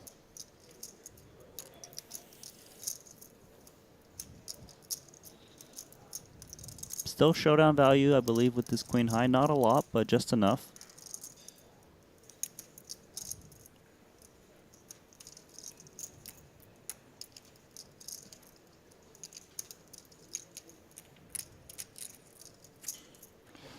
Well, it looks like Heidinger agrees with you on that one, Randy, as he seems content to knuckle it down to the river, and once that river finds the Queen of Diamonds, second pair. Now facing a second check from Jason. Perhaps going to look to extract some value now. Yeah, he needs to decide whether this hand is strong enough to extract value from a pair lowered into Queen. Also, the big question would be, would those hands lower than his Queen 6 pay off a bet? Feels like it would. He can still represent some bluffs here. The little gut shots, like the 4-5s, the 5-6, etc. 300K. Jason's got no interference with those straight draws that I just mentioned. He might also think that 2 diamonds bet the turn at some frequency. He might also find it odd if the non-King X still bets the river, hence why he's thinking about it.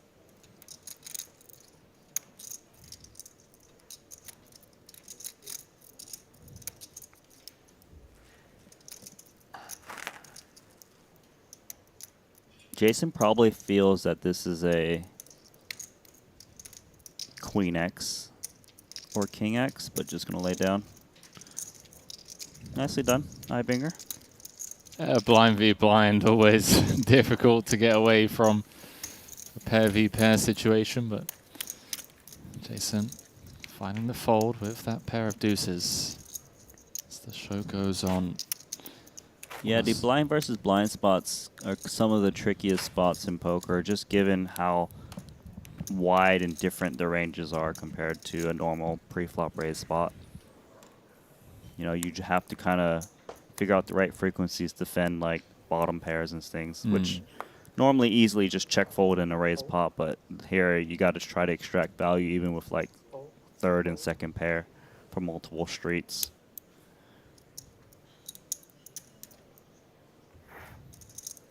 It's been quiet, but it's a good time to get busy. Race. Yeah, one of the lesser known players of the Triton Super High Roller Series, due to this being his first venture out to join us, Rodrigo Saluan. A little bit of a decision here of ace-9. Is in the small blind.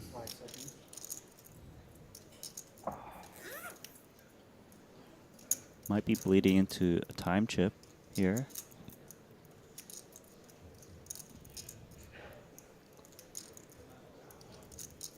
Just 452,000.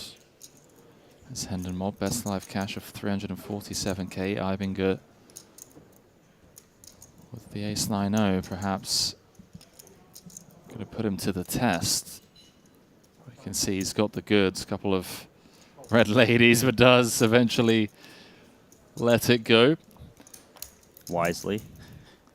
Again, just looking at Rodrigo's Hendon Mob, a bunch of cashes on GG Poker from online 10Ks, 1Ks and above. This guy's no stranger to and some of the highest stakes tournaments in the world. Great timing fold there, Queen Deuce suited. He only had 10% equity against the 2 queens.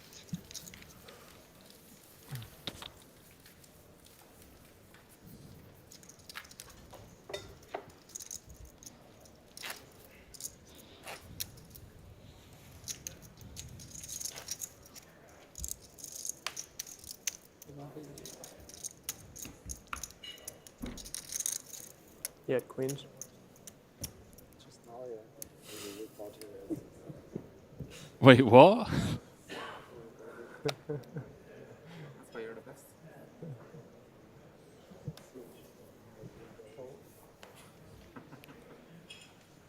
Fold, fold. Oh.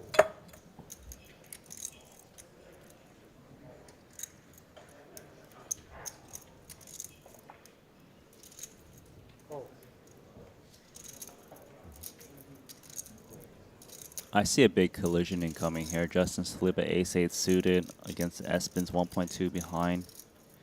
Espen start to hand him 14 big blinds. Saliba likely to just open rip this into the ace-10, and ace-10 is just going to have to call this off, especially as the shortest stack. So we are going to run it 2.75 in the middle. Key pot for both players. All in brought to you by betacr.eu as the two exchange a fist bump. Probably before your time, Rodrigo.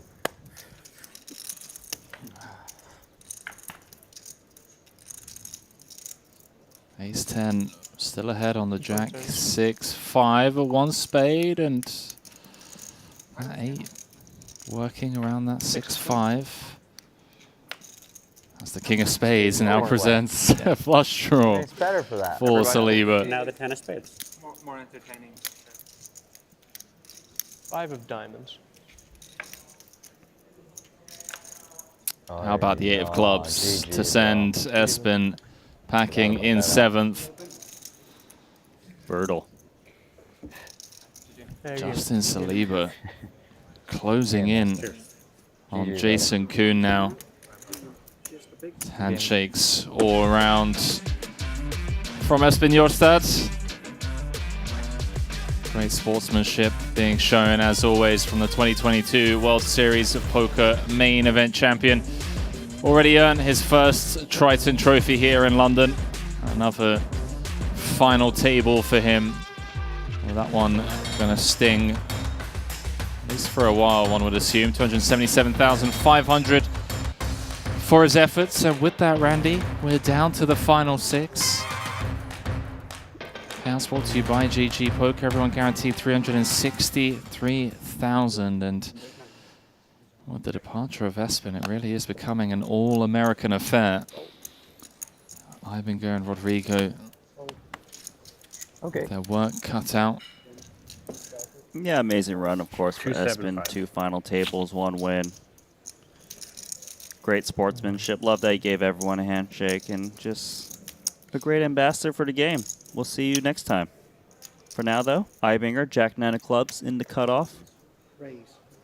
250. Deposits 250K, as the big blind is 125K at the moment. Dan Smith, Queen 10 offsuit. Very playable.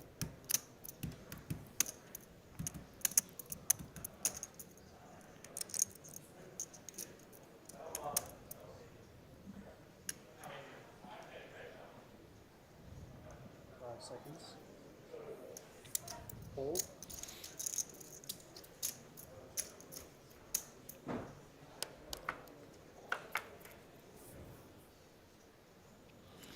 I'm just receiving word that I stand corrected, Randy, on Enlighten me. The Global Poker Index ranking was none other than Nacho Barbero. It's the year of the Nacho. How could you get that 2022, he finished the year ranked first and currently finds himself second in 2023. I do apologize, of course, for Who corrected you? the Latin American fans out there, the Barbero fans, which, you Barbero know, fans corrected you? You know, us in the booth, we belong to that fan club, but want to make sure that I am stating facts and not fiction. It was Nacho Barbero that won the GPI. For the record, Index. you said it, not me. I wouldn't expect you to sync with the ship, Randy. Don't worry. 550. I'm taking that lifeboat out. You're already like one. There's 2 life jackets, but I'm already gone with mine on. Okay, look at this. Check raise from Queen 10 offsuit on the 864 texture is rather aggressive, but correctly done. Dan Smith's been playing great so far this final table. I like this getup he's got going. Tell me about this shirt, Henry. Well, this shirt was one of many made when we were out in Vietnam earlier this year. Not just by Dan Smith, but I want to say Linus Love and McBoyfin and a lot of the crew found a tailor close to the resort. In fact, if I'm not mistaken, at the resort where they went in and basically said, close down the store. You're going to be busy for the next few days. We're all coming here to order custom pieces, and custom pieces were delivered on demand, by the way. And there's a lot of the Vietnamese flavor on display. This being one of the pieces, a two-piece, if I'm not mistaken. It's a two-piece. He's got shorts with it, right? He's got the. I think I've seen it. The trousers to match. And he just tops it off with a cowboy hat, a black one. Just like this setup. I mean, it's working. He's playing great so far. King Jack pressing on Phil Ivey's 9-8 offsuit here, BVB.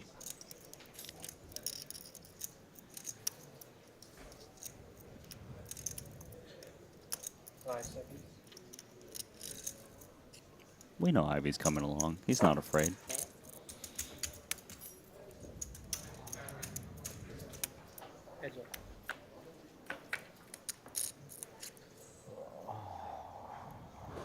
Nice spot here for Phil Ivey, picking up mid-pair with the backdoor straight draw.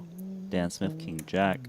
Not really the greatest texture for him, as the flat calling range in the raise does consist of this kind of Queen X or this middling stuff that does have a piece. So if he does bet, does kind of need to fire two barrels at a decent frequency, especially if he picks up more equity on the turn. Yeah, it's one of those hands, Randy, with middle pair. Had he faced a bet from Smith, we obviously have what feels like a natural call, but then it does get difficult with the ICM to get sticky across multiple streets, but that 8 of clubs on the turn leaves Smith dead, and of course makes Ivey's life a whole lot easier. What an absolute treat. Didn't join us for the last couple of stops, as we overheard in conversation between Ivey and Espen the other day that he's working on his health and his fitness, his nutrition. Recently became a father. Said he's in the best shape in his life, at least in recent years. Perhaps that being shown here in London, second final table of the series for him, and in a great spot to do some damage. Ivey trying to extract value. Does feel that his opponent's rather weak. It's a smaller size bet.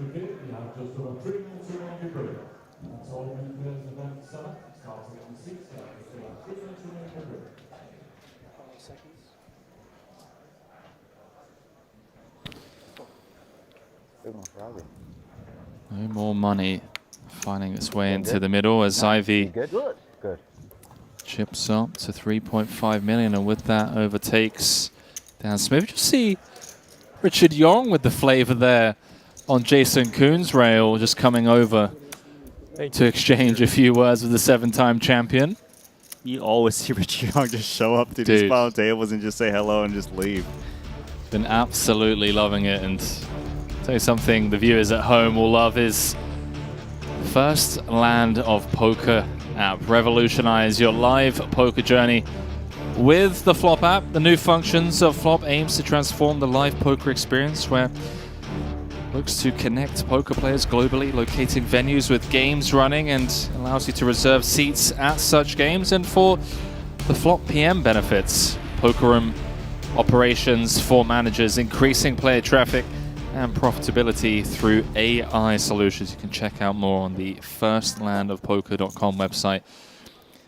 And once again, I know I've I've said it time and time over, but if there's a man that I can think of in the world that is going to know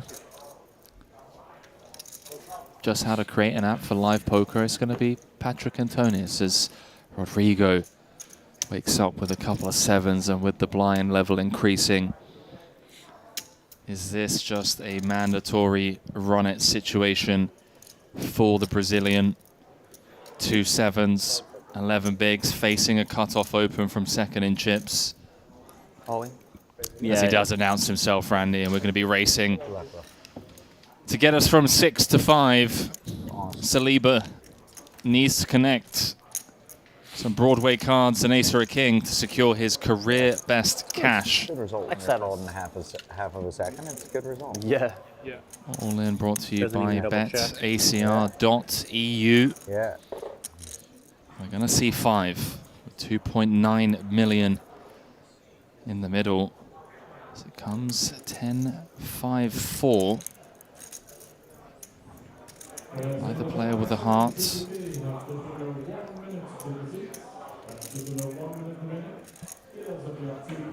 As the 7 of hearts on the turn leaves Saliba drawing dead. And with that, really creates a tight cluster in the middle of the pack now. Randy Saliba dropping down to 4th. Rodrigo tied there with him. 1.375. Really going to see some caginess now. The trophy guys, you know. I'm getting the, you know, consolidate all the money over here. Thank you, brother. You can just. The middle of the trophy, guys. Thank you. JK with 7. Three. Bambino with 3. Crazy. Who's Bambino? Phil Ivey. Okay, I just assumed based on 3, but Yeah, it looks like it. everyone with 3. Almost seems strategic that he mentioned that. Of course, seeing some vamos in the chat. Brazilians going wild, as expected. We remain 6-handed, and now it really is anyone's game. Rodrigo still short his stack. Now has 30 bigs to work with. Bless you, Randy.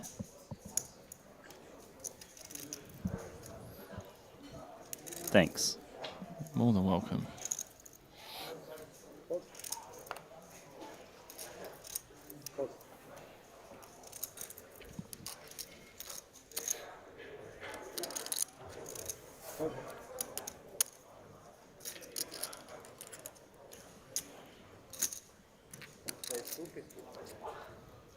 Notice that Ivy is still attacking the chip leader's big blind.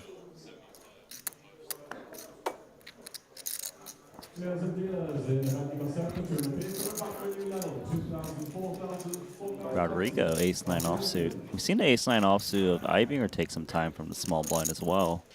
A little bit different scenario. We really have a real treat on our hands here, Randy. This is by far the deepest stacked 6-handed play we found ourselves at, and all of these remaining 6 really know how to navigate this stack depth. Could be here a while. May the best man win.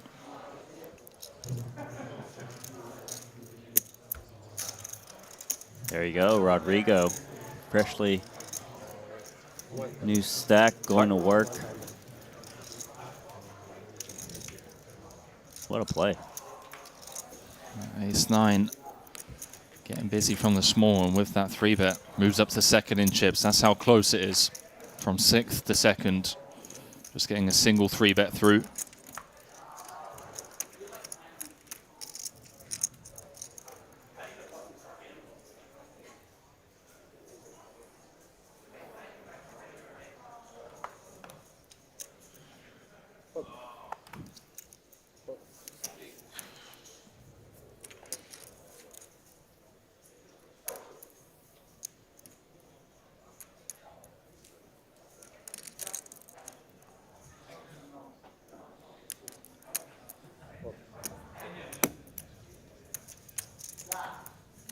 Rodrigo won the last two hands. Now he's picked up ace queen suited here on the button.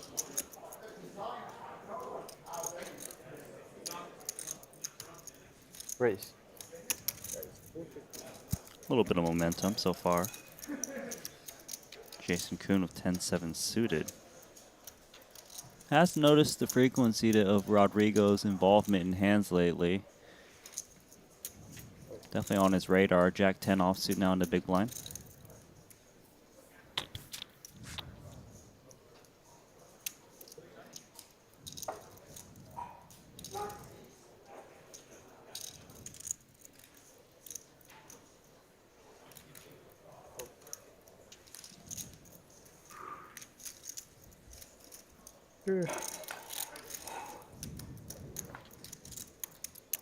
Inside straight draw from Matthias Eibinger, looking for the queen. Rodrigo, pretty much the nut pair hand, ace queen.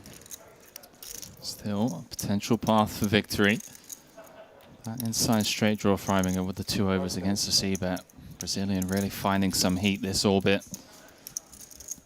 Slight interference with the queen, of course, killing one of Matthias Eibinger's outs. The price he's being laid, though, I wouldn't expect him to be laying this one down. Unfortunately, doesn't have a backdoor heart in hand.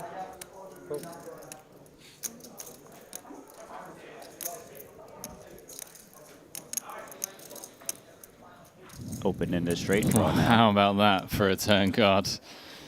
Let's give Eibinger additional outs. Rodrigo picking up the nut flush draw, as it sounds like. Some madness going on in the background, Randy. Did hear Rodrigo say check, but he was actually confirming that Eibinger did make a check, did not check himself.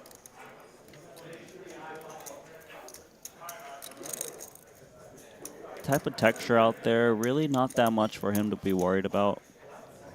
Fires a sizable one, 750.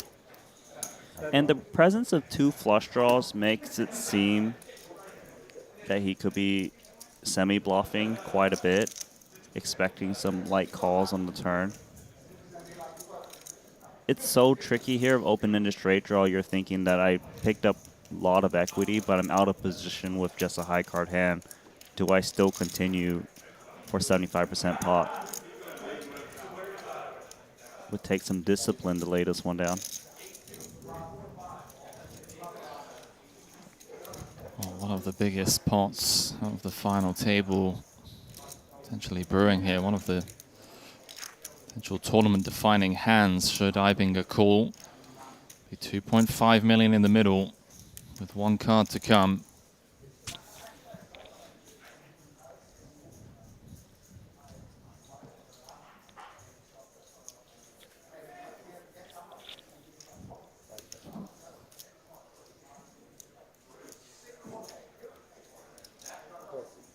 Does make the call, Randy, and now we find ourselves heading to a river with Jack high, open-ender against top pair, nut flush draw.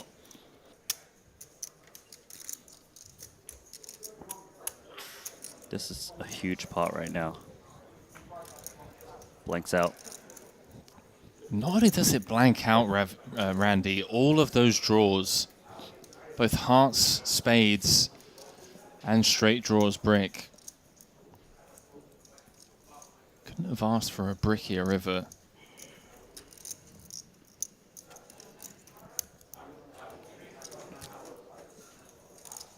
Curious to see if Rodrigo still tries to extract value of ace-queen just being 1 pair. Certainly can do so. Does he think like a 1-pair hand would call? Of course, Jack 10 would never call. This hand is pretty much over. But always nice to know for future hands whether your opponent does bet these 1-pair hands for 3 streets.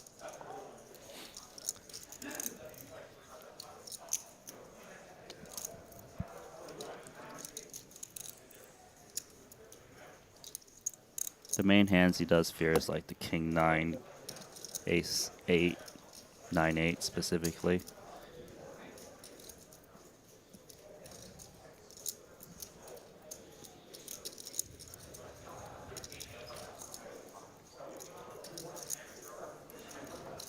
All in. Sicko. All in. Rodrigo jamming on the river, unfortunately for him. Ibingo just jack high. But with that pot, finds himself just a big blind behind the chip leader, Jason Kuhn now, and the Brazilian that you're forced to be reckoned with, Randy, now that he's got chips. It's 3 hands in a row for him. Look at his Hendon mob, of course. Perhaps one wouldn't assume. Nice hand. The Big talent. 30 in a row, no? Big bluff. That Need shit to was breathe. crazy. Hell yeah, that was nuts. I thought the 1.7 was a bet.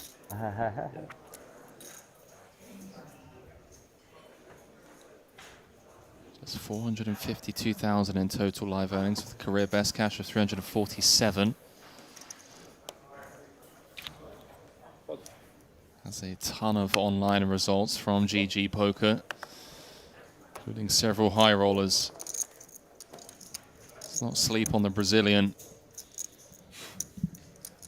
Holding his own against the likes of Smith, Ivy. Yes, I do. Jason Kuhn.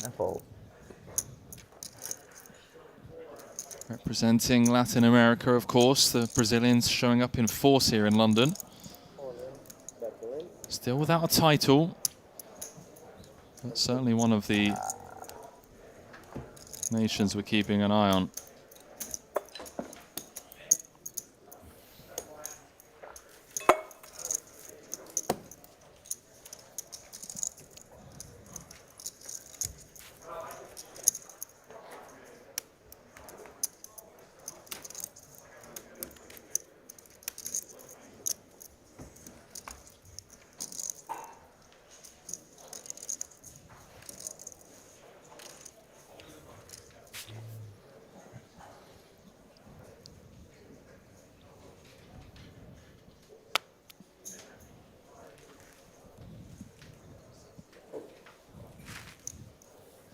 Race. Again, activating. And building an absolute fort now. There's Rodrigo.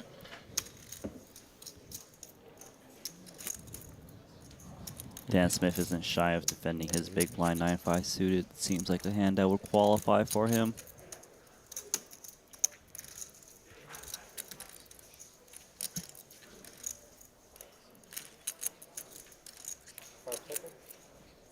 Let's see. Oh, gonna lay it down.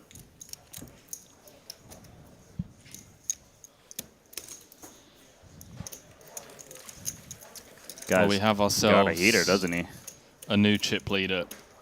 And that chip leader is none other than that man on your screens right there. Rodrigo, the hair, sell you in. 25 more. Man from Brazil.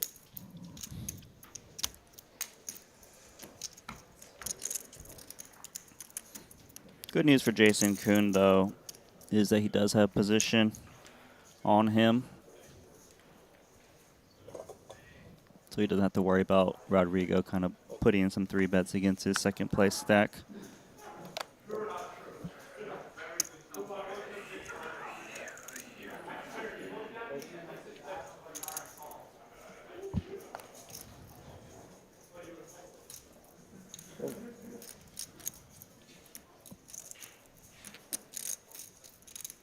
Dan Smith, 10-7 offsuit, but Ivy picks up 2 8s. North of 20 blinds effective.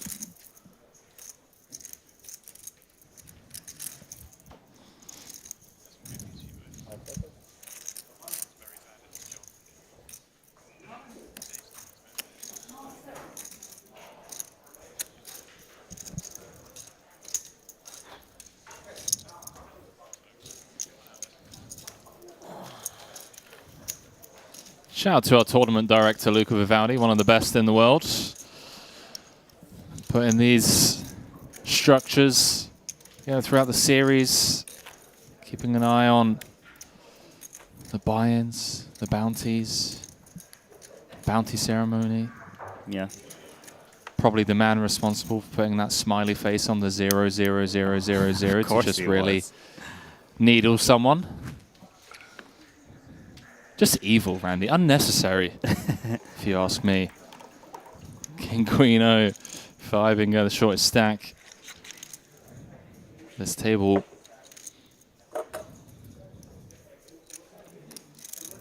I'm just seeing some orange juice being gobbled up in the back there. All right, Ibinger, King, Queen.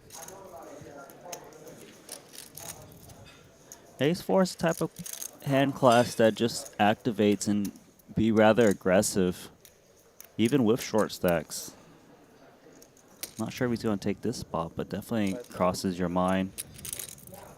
Bit of a frequency setter of 3 bets, and he is going to push all the chips in. Dan Smith is just a relentless player here. Ace-Jack straight in the muck for Phil Ivey. Understandable, of course, with the 3-bet all-in front of him.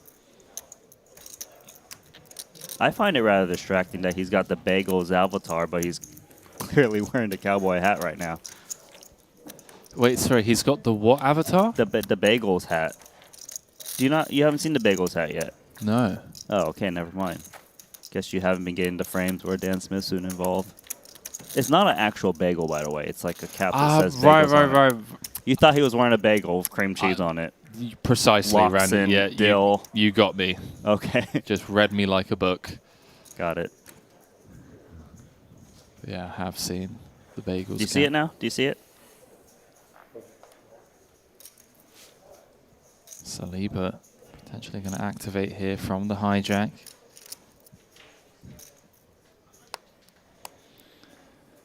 Ace 10-0. Those of you just joining us, perhaps for the first time in this series, Triton Super High Roller Series in London.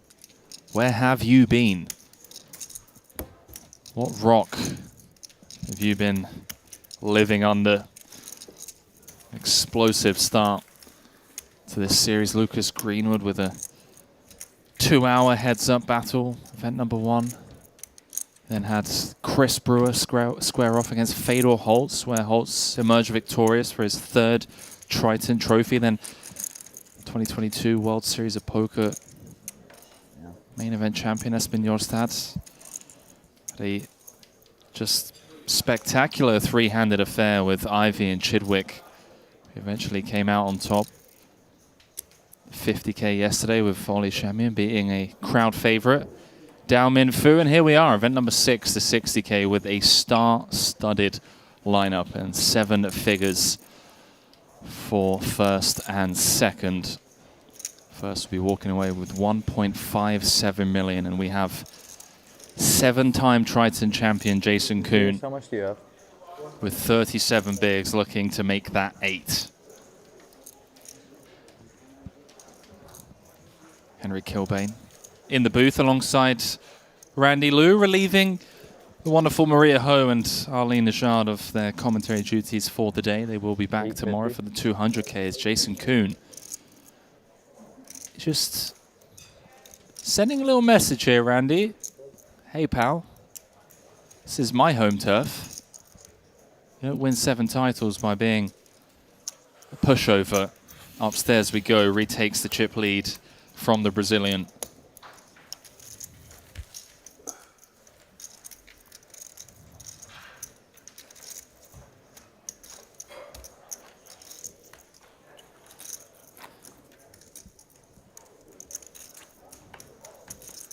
Talk of the devil and he shall appear. Arlene Najard just strolling into the booth. You'd think, Randy, having the evening to himself in London, fine dining, you know, perhaps reach out to some friends, you know, take a stroll, Park Lane. No. Devilish look on his face as always. Never too far from trouble with that man. Just around the corner.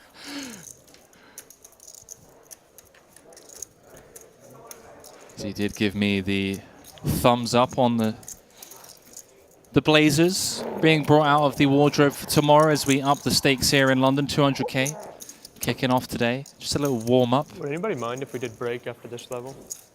I would absolutely love that because I also need to. Kind of been long, yeah. For what? Is that okay if we do break after this level? 2-minute one maybe, but I would like to play on. Yeah. Sure, I mean, just like use the washroom. I think it's just all about the production, but yeah, I mean, Floor, is there any way we could have a really short break after this level since we've had an extended period? Everybody's dying. Everybody's got to pee. There we go. That's how it's done, Jason. Calling over to the floor. If somebody's got to go to the bathroom, you got to go to the bathroom, right? Yeah. Yeah, you say punish them? No. Yeah, says punish them. No. Yeah. Ivy, a true gentleman, Yeah. as Just maybe we always. can do a 5-minute break even. I don't know. It's up, or they can take 15. Whatever these guys want, I don't care. Yeah, let's go 5. Ibinger wants to play, Randy. Yeah, thank you. Yeah, he's like... So let's play. And then the I don't want normal to break. is after the 40 minutes, right? I don't know. Let's ask her. It says the normal break is in 72. No, that's around the clock, then. Yeah, 49 is the normal break. 49, yeah. Yeah. 49. Yeah. As per usual, I have no idea what's going on. Yeah, I think we just take a 5-minute and then we'll take the full break. Well, you got to know what's going on when you look down at the big blind, Dan Smith, because Cowboy Dan Minutes is some dicey stuff. Now has got a couple of Cowboys. We have a raise to 250. He's chatty, and he sees 2 kings. He's like, oh, wait a second. Let me think about this.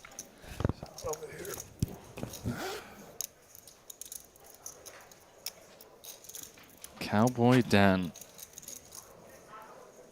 with the Cowboys. So what does Cowboy Dan do? Does he size rather small?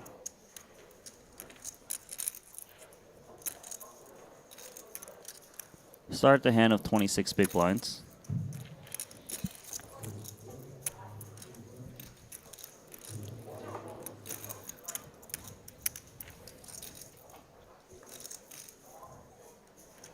Rodrigo has been 3-bet the last hand against Jason Kuhn. 775. Might start to look like players are picking on his big stack. Yeah, since taking the chip lead after that flurry of hands. Got 3-bet by JK, now facing a 3-bet from Dan Smith.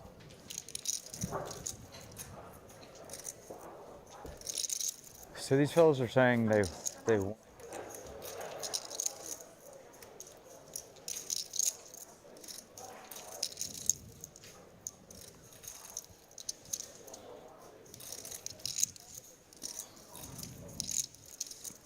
Just north of a 3x.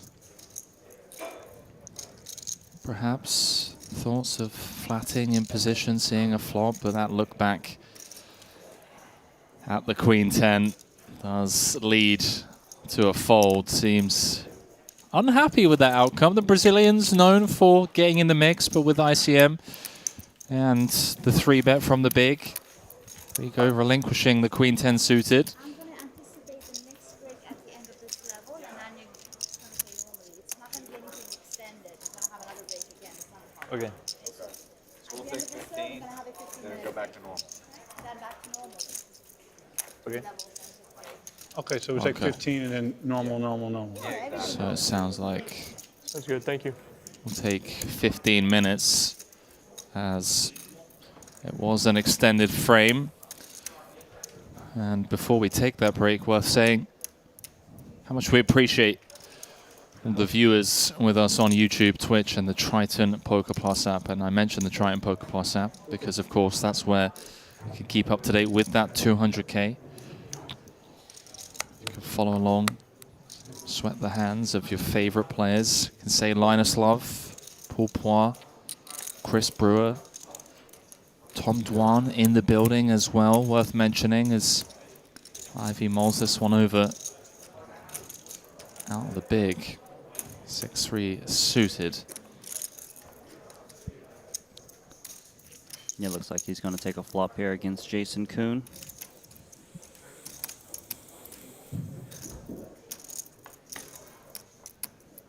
Nothing but respect between the two as Ivy does defend and flops best on the King 8-6. Although one of those board textures where should he face a barrel or two from Jason, it's going to be difficult to keep Jason honest. Ace Queen does like to bet on these king high boards a lot, even for multiple barrels. For now, though, we'll start with a 200k bet. Ivy bottom pair, certainly looking to continue. Trying to trip up some two pair, and obviously there's lots of cards where we'll just check through on the turn, hopefully to showing down. The 9 is a rather annoying card for Phil Ivey. The good news for him is Jason Koon doesn't have a club in hand, so his likelihood of multi-barrel will severely decrease with this Ace Queen. A quick checkaroo on the turn, and Ivy makes two pair. Certainly going to make life easier for Ivy. I think this hand is likely over and done with for Jason Koon. Yeah, Ivy's looking to extract value from King X, though.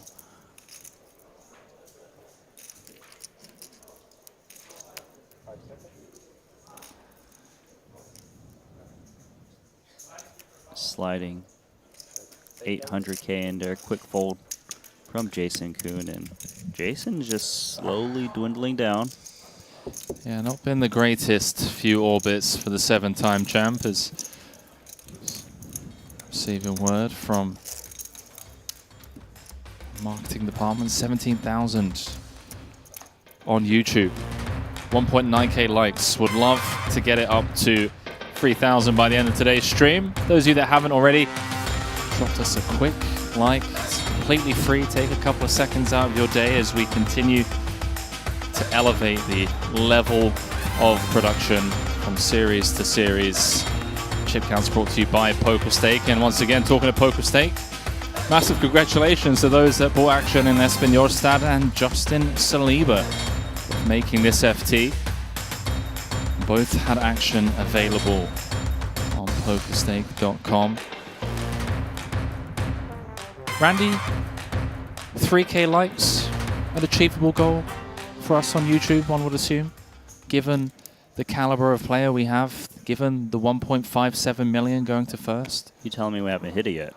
We haven't. We just hit 2k. So what are all those guys in the chat doing? They're just watching? They're not using their mouse? They're getting hype.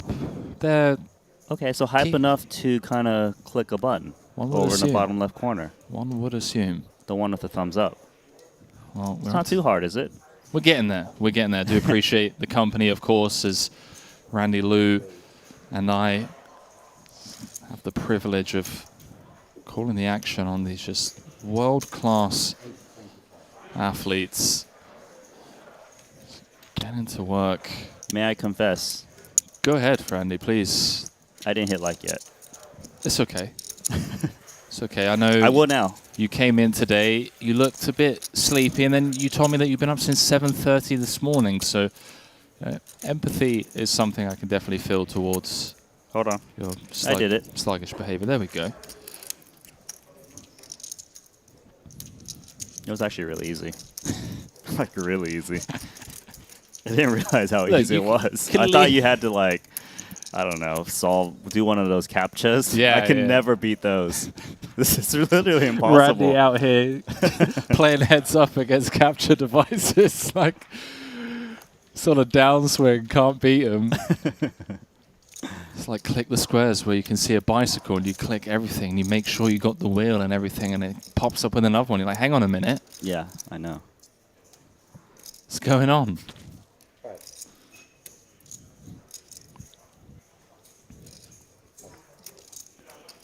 Looks like Saliba stalling a little bit there, perhaps that break looming. I think it's more actually kind of the balance your timings when you do have a close spot. Don't think the 10-7 was looking to ever get involved. Everyone kind of exercising that kind of same strategy. 10-3 suited in the cutoff. balancing his timing. I'd be very surprised if he attacks with 10-3 suited. Oh, maybe he is doing that kind of looking for a break. I don't know, I saw him peek up. Must be right around the corner. They all really need to take a piss, my friend. Jesus Christ, Randy. All right, mate. I mean, they said it. Yeah, but you don't need to reiterate in such an aggressive way, I mean.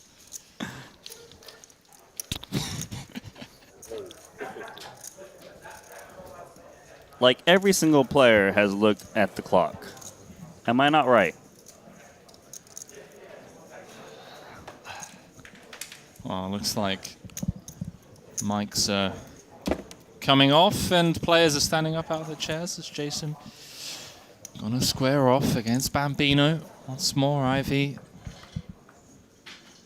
with the ace-4 and the advantage as we head to the 7-6-5. And how about this?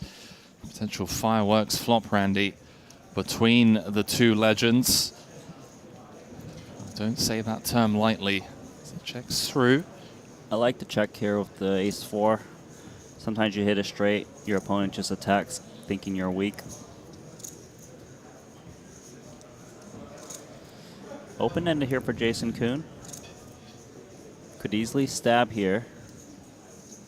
Although the king does favor the player who does check back, but he knows that that range is still rather wide and puts a pot-sized bet in. It was a good bet there.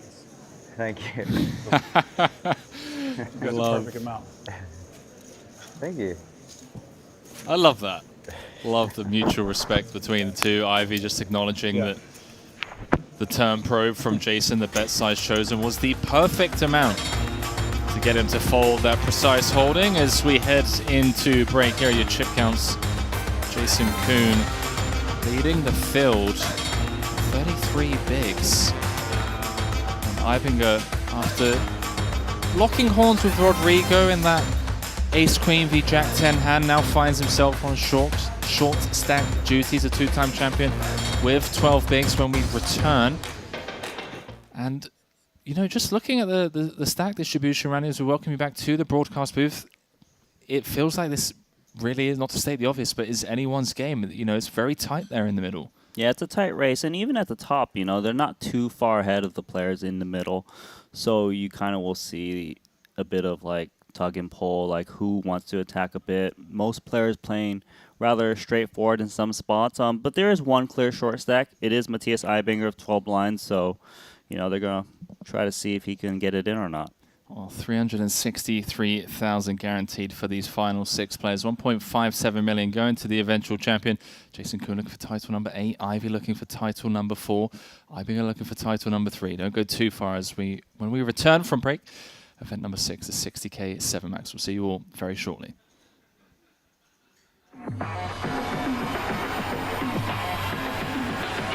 GG Poker. Why? So many players. This is a crazy thing to do. GG Poker Broke the Guinness World Record. Welcome to the World Series of Poker main the biggest event. poker site. larger than all of GG Poker's casting traffic reaches all-time high. Jump, jump, jump, jump. No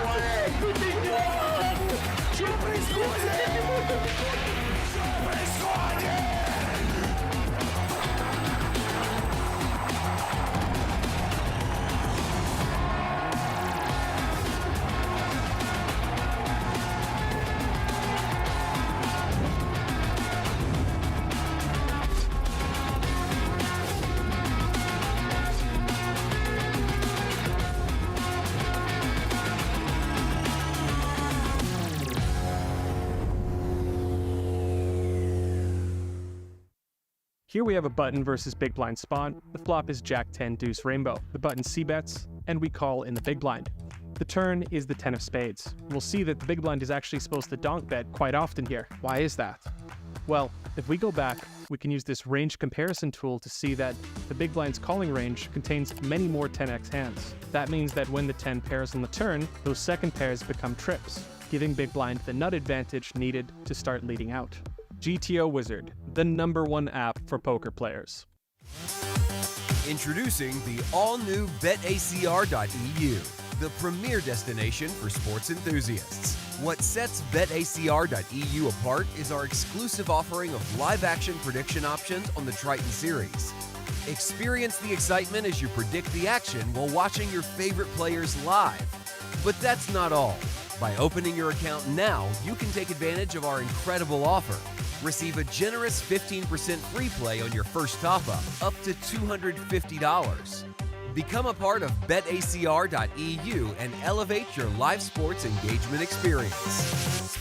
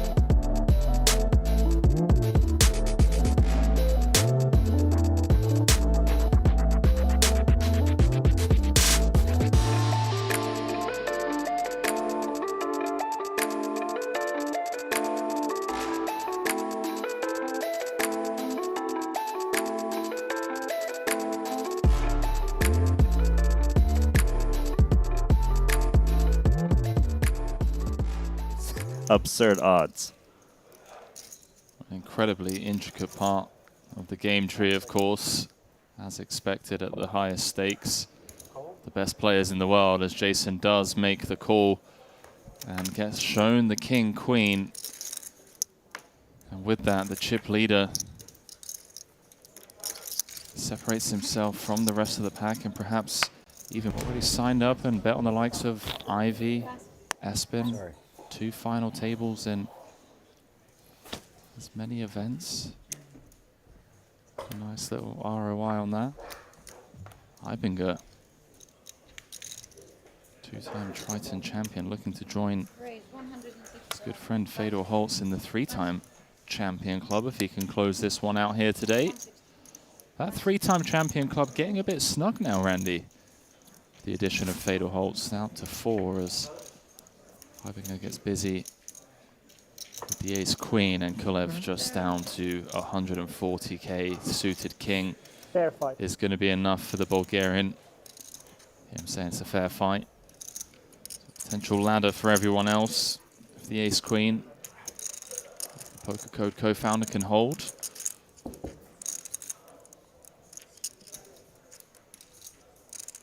So far, so good on the 7-4 deuce rainbow. Both players with a backdoor. A lot of sweats on the turn. That's one of them. The important one. Deuce of diamonds.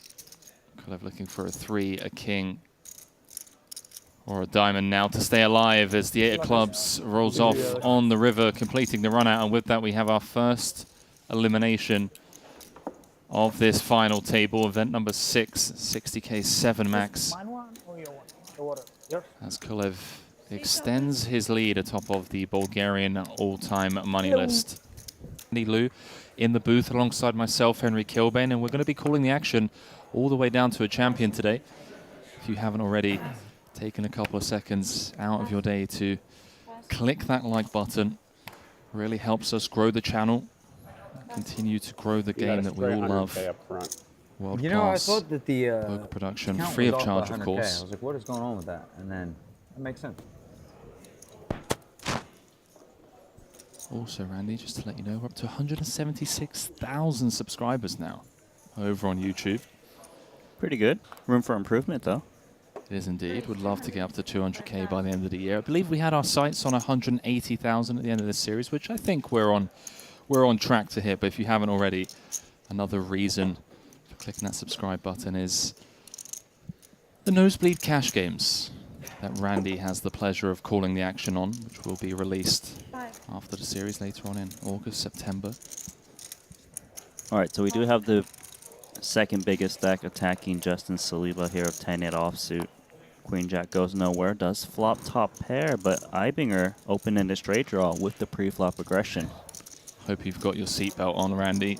650 in the middle, 2 million behind for Saliba. Top pair, decent kicker. Ibinger with the open-ender. Notice that one of the outs for Ibinger would give Justin Saliba top 2 pair. Obviously would be disastrous. As mentioned, Justin Saliba, one of the most exciting names to come out of America in the last couple of years. Joined us for the first time back in Vietnam earlier on this year. Did not cash throughout the series. 0 for 3 so far in London. But in great shape coming into this final tabling. Heading to turns and rivers. Late 7-5 in the middle. As we see the ace of spades roll off on the turn, perhaps a turn card that Ibinger deems a good one, Randy, to double barrel. It's a really good one to double barrel, actually. I'm not sure if he'll do it, but the reason is that the ace, of course, is heavy in his range. Justin Saliba's pre-flop stack's got a lot of 3-bet jams with the ace as well.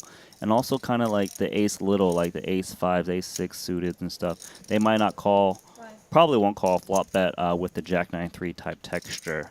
So he is going to check, but it wouldn't be surprising had he bet that turn. As played, Justin with the queen jack is probably pretty happy to try and show this one down without having to face 3 streets. 1.1 out there, 1.8 back, facing a check.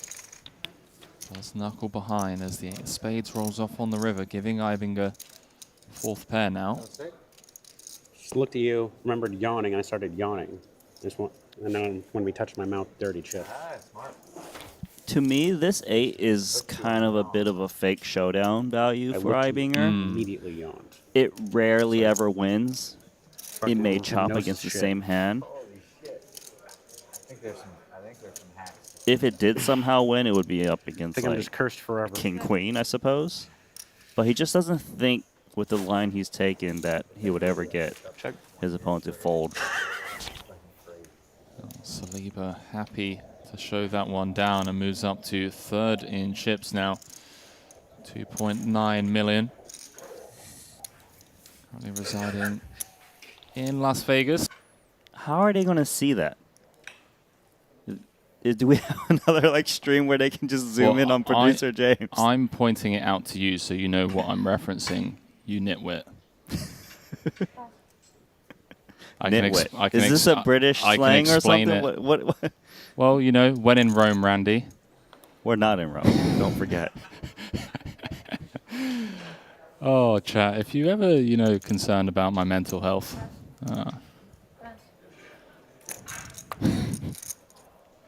But that is the hoodie. That is the collaborative piece. So now that you know, so you can reference it in the future. And the golden cap and jersey of Jason Koons is a 1 of 1, if I'm not mistaken. See his friends with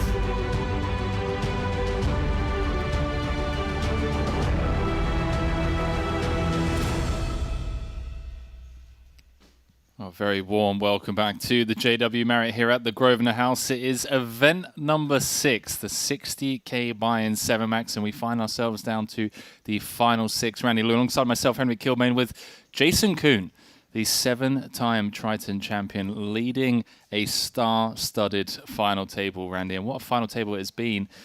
The departures of Alex Golev and Espen Jorstad early on, have us now down to 6. And we were kind of referencing how this was the deepest final table up until this point. But now that we've been at 6-handed for quite some time, the blinds going up and the average snap dropping down to 23, kind of removing some of that playability that we were alluding to earlier on.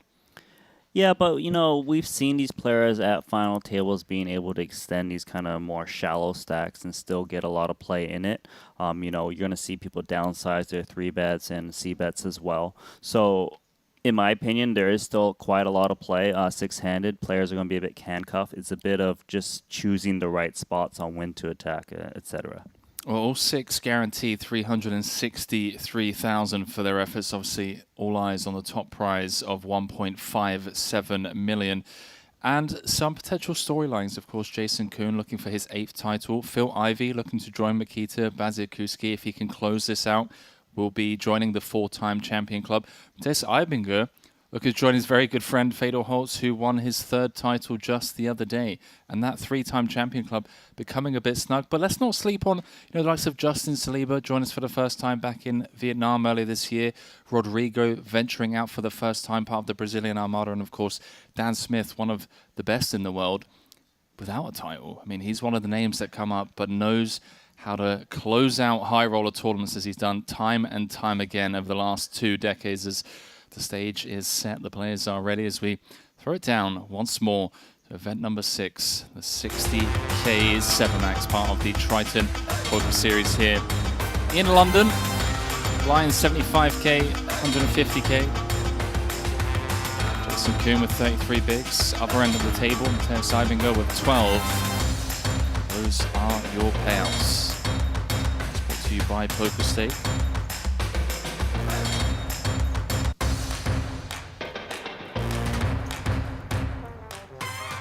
All eyes on Eibinger. See, here's the immediate short stack.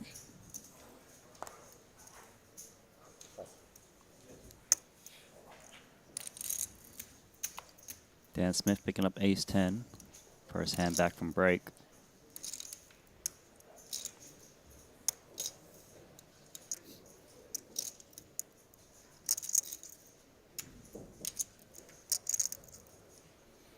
Raise 800.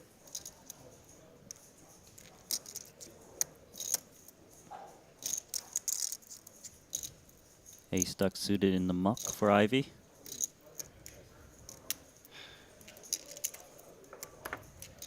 Not much playability in the small blind and big blind.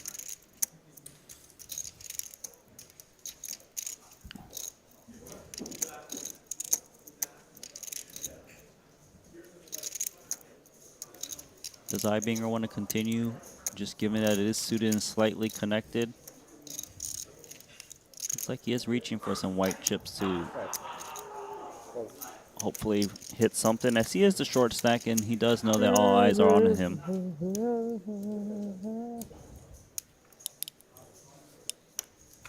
Perhaps an opportunity for a stop and go.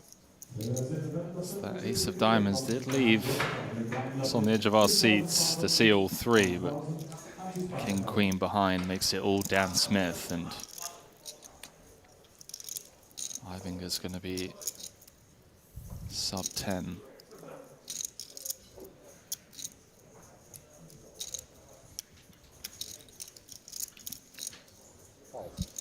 Dan Smith looking to extract value from the broadways. King Jack, Queen Jack, etc. Quickly gets it done.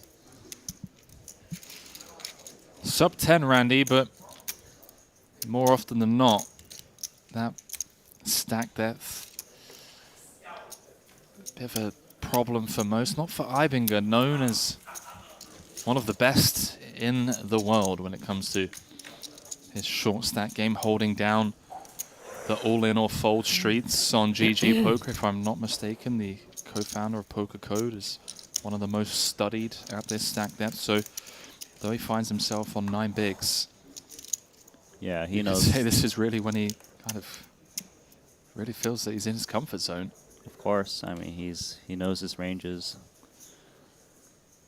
King Jack for Cowboy Dan under gun, 6-handed.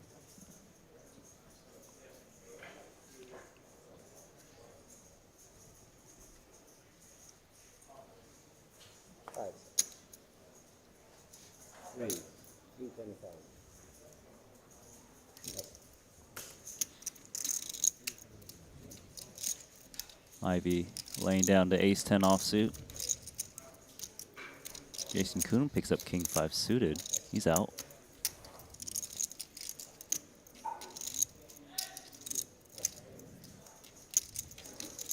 Couple pickups here for Dan Smith, back-to-back.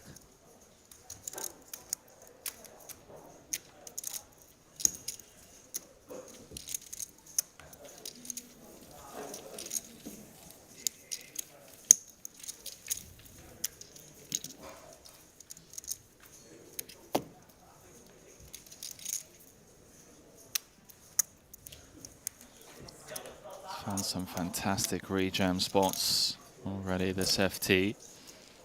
As he moves up to second in chips, just behind Jason Kuhn. Tied with Rodrigo.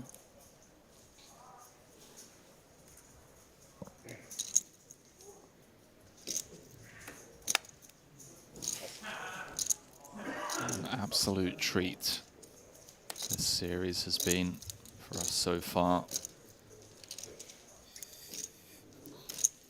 Second FT for Ivy.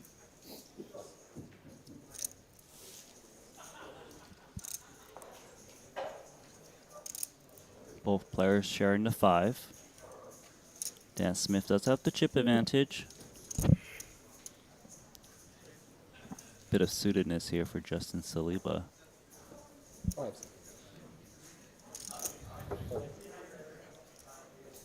Ideally, he would like to see a free flop. Dan Smith is 7-5, you know. Type of hand you tend to just still take the free flop. With that connectivity, you might see the very loose, far apart ones attack more, but maybe he does come along with raise still just because of the chip advantage that he's got. Saliba really can't mess around too much. Yeah, note the sizing from Smith as well. Not even 3x, but getting the job done. Yeah. That goes to show how tight he expected Saliba to play. Because there are times when you see like the big blind raised to like 3 or 3.5x even, you know, with that small blind limp. Dan in the zone. I believe that's 3 in a row for him. Cowboy Dan. Small pots, but they add up. $13.1 million in Triton earnings. 11 cashes. Few crossbars. In Cyprus, a 5th, a 4th. Vietnam had himself a 3rd place finish. London, 2019, came 3rd in that £1 million Triton Million for charity event. 7.2 million. Several crossbars, but never managed to close it out. Will that change here today? Certainly is one of the best, and well, potential collision here, Andy. Blind v blind, Jack 10 suited for 21 effective. Thank you. Yeah, this could play out in many different ways. Phil Ivey did start the hand with about 22, 23 big blinds. Dan's going to limp. Of course, we know Ace-King suited going to go upstairs. How does Dan Smith respond to what is expected to be at least a 3x raise? It's the type of hand where, of course, he can definitely limp call this Jack 10 suited. Clearly never folding. Does he on occasion just limp jam this? Because we see these Jack 10 suited go rather aggressive. Of course, when you do get called, you're flipping against all the pocket pairs lower than the 10. You've got 40% against ace, king, ace, queens. Well, we're about to find out how Dan Smith responds to this scenario. Yeah, you also expect like the All big in. blind to Wow. raise. Wow, it does push it in. Goes for it, and Ivy absolutely snaps Dan Smith off, beating him to the pot. Blind v blind. 6.7 million chip pot for the chip lead, regardless of who wins this one here. 60% of the time it's going to be Ivy. 38% of the time it's going to be Dan Smith. As comes Jack 5. 5-4 rainbow. And Dan Smith flops top pair with 2 cards to come.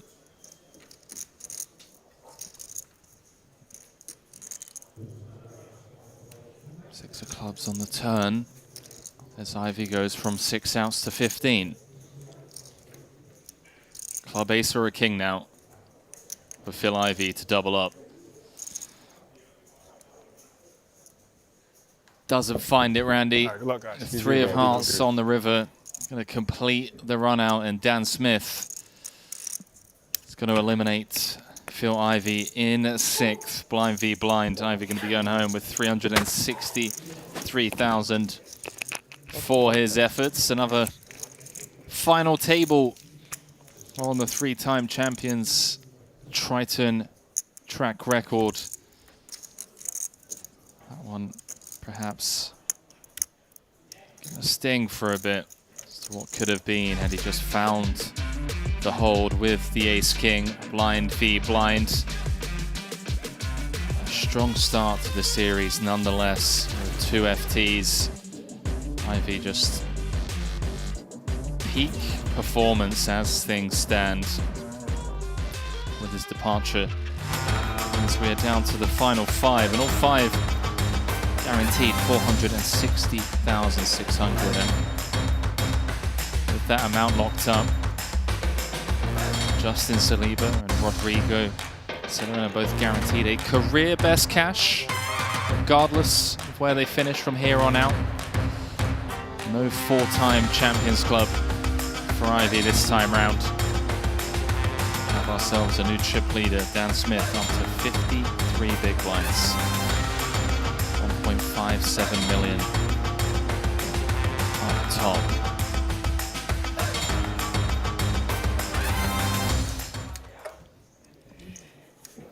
Yeah, had Ivy had won that pot, he would actually be the chip leader right now with 6.7 million in chips. Instead, it is Dan Smith, 7.95, 53 big blinds. Jason Kuhn just has 5 million in chips right under him. Tough one for Phil Ivey. Gonna have to move on to the next tournament.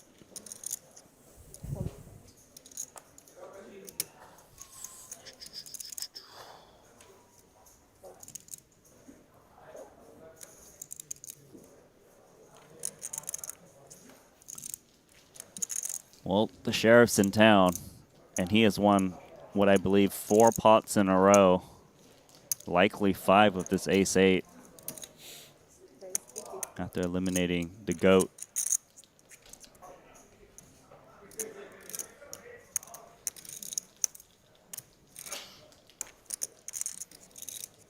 Rodrigo, 7-6 offsuit, trying to stop this momentum as he does grab the calling chips and slides them in. No problem.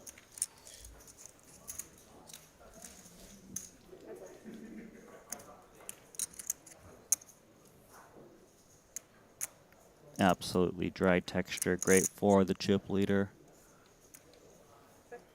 As he can just throw out a little sprinkle, scoop this pot here and now.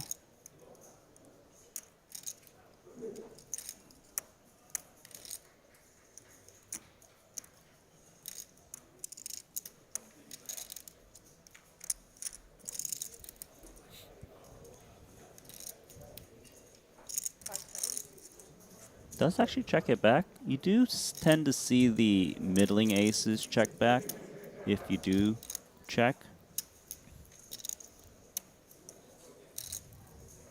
Great board texture so far. I wonder if Dan Smith is going to be content checking down, or does he perhaps put in an equity denial turn bet here? If he does, likely some kind of small bet like quarter or third pot.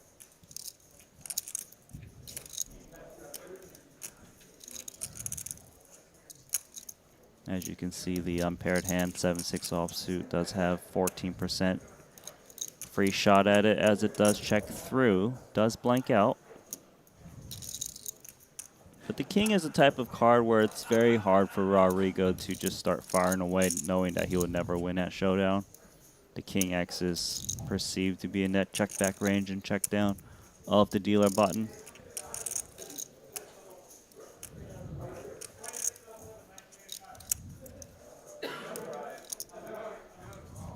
But I feel like he's grabbing a decent amount of chips here, isn't he? How much is it?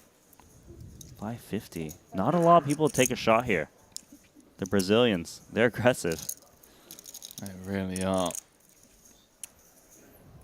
If Dan can find this call, this would be amazing. If he can find the call, he's going to separate himself from the rest of the pack by a sizable margin. An extremely hard call. Well, Dan Smith probably knows that it's very hard for him to ever have a 4 or 9 as played. He knows that he could have the King X. His hand looks like ace high, though. And his opponent likely knows that, but still firing. What does that mean? This is the poker part of the game, is trying to get a read, how to adjust accordingly. Yeah, ace high with the heart in hand. The heart is helpful, because you could see like a flush still value bet the double paired board as played. Yeah, of course, given the action, I think any flush and most kings. As Dan Smith folds the winner and Rodrigo closes the gap as Brazilians around the world go wild. Pretty big fan of Rodrigo already with the amount of hands I've seen him play. It's just been relentless. Not surprised to hear you say that. He's guaranteed himself a career best live cash here.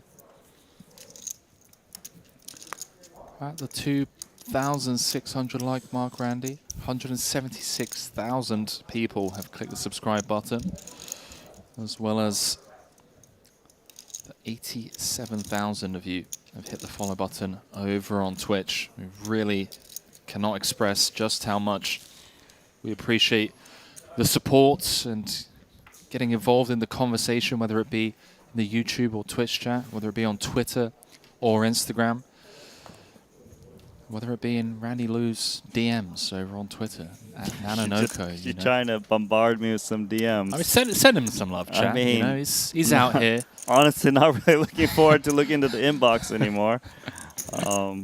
Geez, at least one person will do it. We are. Thanks, just Henry. Really appreciate that. 2 8s and 2 9s from Rodrigo and Jason Kuhn. Deep stacks, though. It's 30 big blind minimum from those two. Stacks are pretty much neck to neck. Against the button open, this could become an inflated pot very quickly, depending on how Rodrigo wants to proceed with the snowman. I wouldn't really expect a 3-bet just because there is a lingering Matthias Eibinger off of 8 big blinds. And same thing here as Jason Kuhn, while often would win with a squeeze, might be leaning towards just calling because of that Matthias Eibinger. He does know this would get through a lot if he does jam. Wow, he's just going for the win, isn't he, Jason Kuhn? Jason Kuhn does not muck about. And now Rodrigo is in a world of pain with the 8s. He's asking for a count. As Randy mentioned, Eibinger is on 8 bigs. And more importantly, Randy, he's about to be in the big blind. The next hand, he's going to have to put in 25% of his stack. 4-7, 7-7-5. There is a $111,000 ladder between 5th and 4th. This would be a crazy call with 2 8s.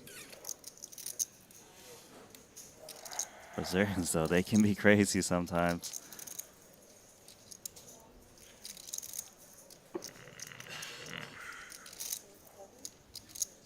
What range is Jason Kuhn squeeze jamming off of 31 blinds?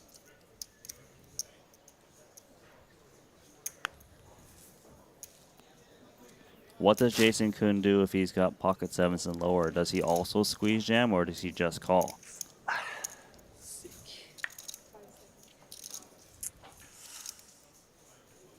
Not sure if I should fold this hand, but I'm fold. You got tens? It's I'd be alright with you calling that. What did he say? at the very end. Something about calling.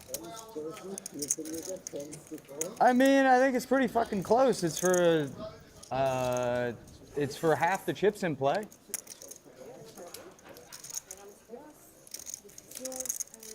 I mean, it's. Oh, I have no time banks anymore. I mean, maybe not, but I'm just saying, it's not like You're it's out of time banks? No, no time banks. No time It's not banks? like No. it's a fist bump. It's not like I got fives. Right. I mean, he said, I don't think I should fold, and then he's full. I said, maybe fold a tens. You were dead. Really? Yeah. Good fold.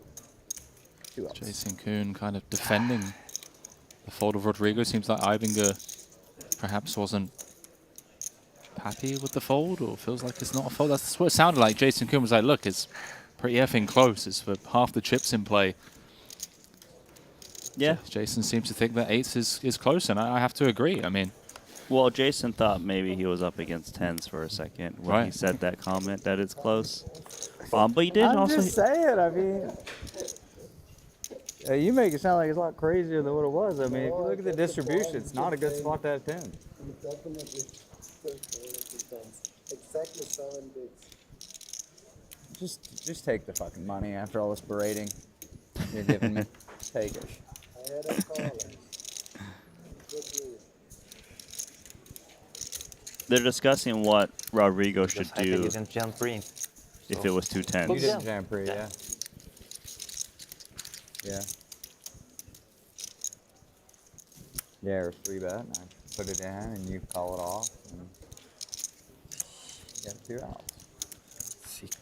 Nice. Keep in mind, Jason never revealed which pair he had. Just said he's got a pair bigger than 2 eights.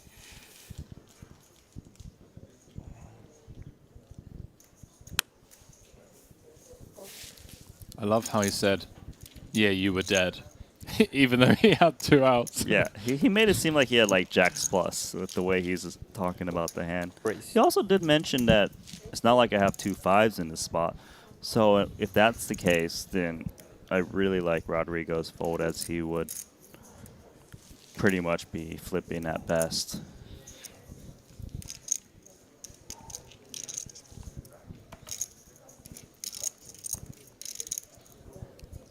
Can see the clip in the Twitch chat of Ivy's elimination. Blind v blind against Dan Smith. Ace King against Jack 10. Ivy coming up short with the Ace King suited, but adding another cash to his Triton track record. I had it. 5 left. 3 Chip deuce leader of is Dan diamonds. Smith. 35 bigs. Felt like I was gonna 35% get it of the through. chips in play. Michael Jordan.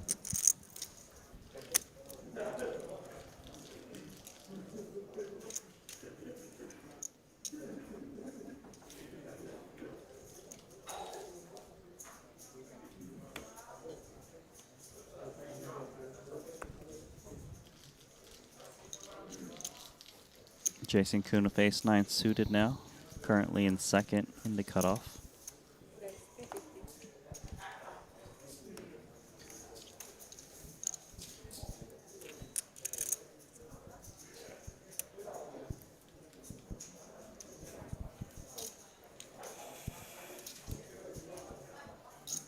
Not sure how many hands Dan Smith is playing with the deuce of spades in it.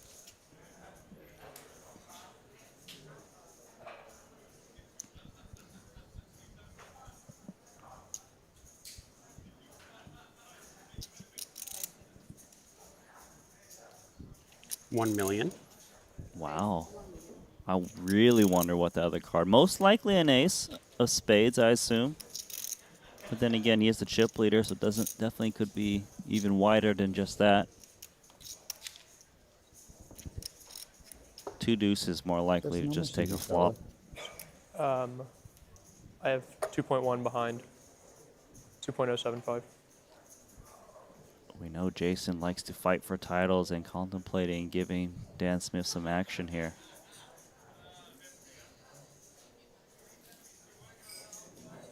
All in. Wow, Jason Kuhn is sick. Gangster. Have some of that. The message being sent to Dan Smith as he takes the chip lead once more. I mean, that is a big risk and a very good read. Because imagine Jason's wrong, he's out of there. Dan Smith had him covered, but Jason just correctly reading the situation that Dan would just attack in the spot with the chip distribution. Amazing play, and we got a new tournament chip leader. Love to see it. Jason Kuhn back out in pole position. Ivinger the immediate short stack with just 8 bigs. All 5 guaranteed 460,600 for their efforts.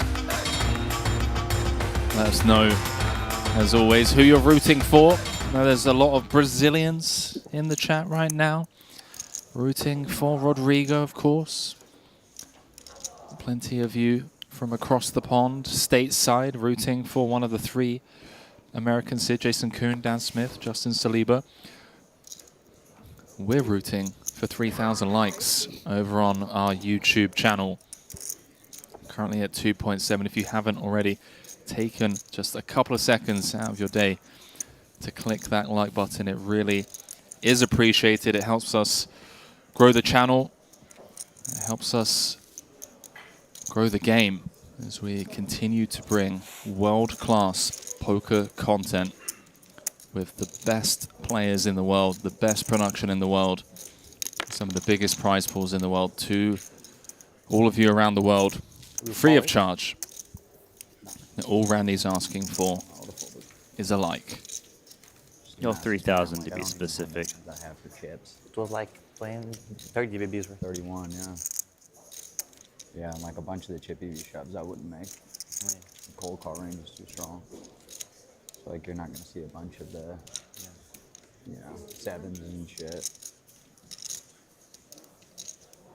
I think you're up against like ace queen off, ace king off a bunch, and then like 8s, 9s, 10s, some suited broadways, but you're not Post-mortem. to see that either. Still discussing that 8s, 9s spot. Suited, you're not excited. Yeah, for sure.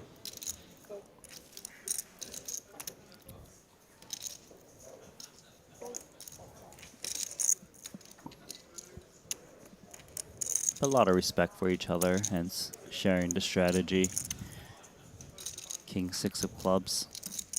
Rodrigo is out of position against the tournament chip leader, going to try to get a free flop. Jason 7-4, barely connected.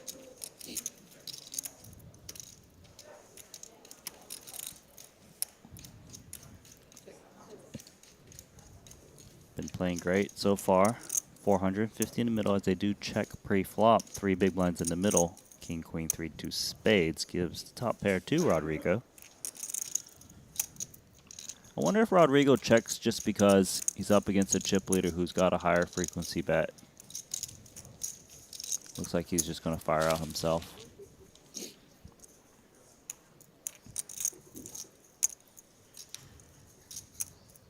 Note how the 7 high has not hit the mark just yet, as Jason is... Oh, he is feeling frisky. Come along with the float. That 7 of spades. In hand some future bluff opportunities as he's turned dead on the ace of diamonds. And I think the main reason that Jason Kuhn floated is because he expects Rodrigo to be checking a pair on a flop to the chip leader who will just stab at a high frequency. So the fact that he bet out, he believes is just pure air. But Rodrigo kind of one-upped them with the lead on the flop. And he's still firing away on his ace, maintaining control, and Jason just like, all right, put 1 big blind in there, I'm out now. Gave it a go. Kept his man honest for at least one street. Would have been a weird hand had Rodrigo check. I'm curious if Jason Kuhn stabs turn or does he wait for a river to maybe take an opportunity, because the ace is a card that would have favored the small blind a little bit more.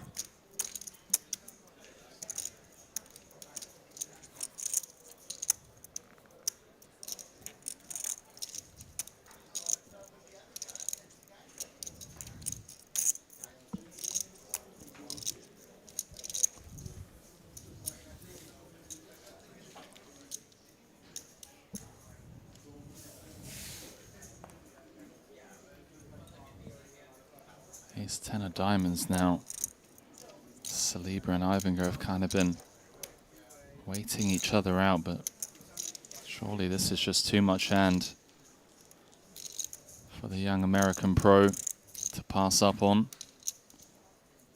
Yeah, just kind of deciding, like, should he jam, should he raise?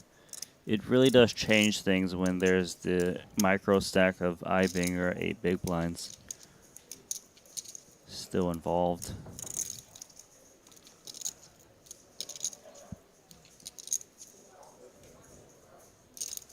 $375. 2.5x.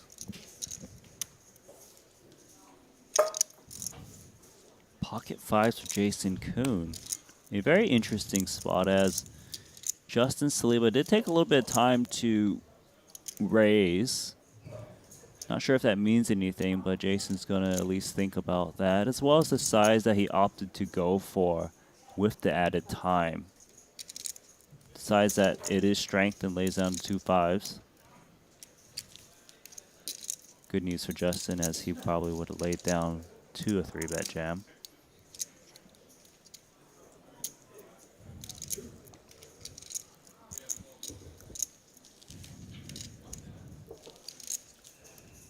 Always painful to have to fold your big blind, especially when you're sub 10 bigs. Do that.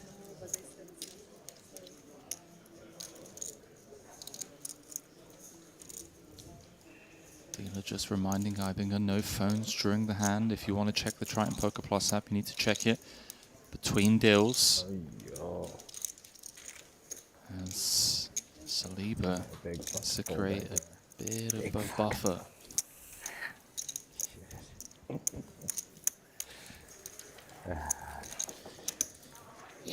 Talking of the Triton Poker Plus app, event number 7, a $200,000 buy-in.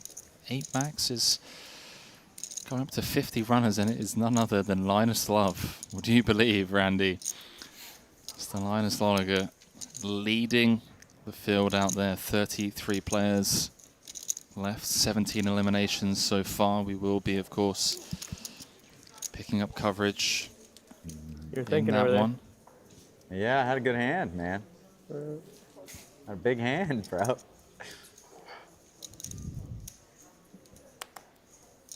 This time I do not. Ivinger Jack 5 offsuit is so short, 875k. Is he gonna take this spot?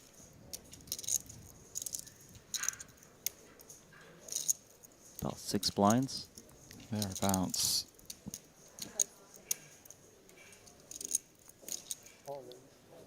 Does take the spot, Randy, and Saliba. 900 exactly. Yeah, if he can find a call here, he'll be in great shape to take out Ivinger. 74% favorite. Of course, it's a rather large portion of his stack size. Yeah, they basically switch roles. If he calls things wrong, it's a really bad situation, but he's going to make the call in great shape. Saliba. Yeah, 74% of the equity has already guaranteed himself a career best score. I just had to do the math of what 900.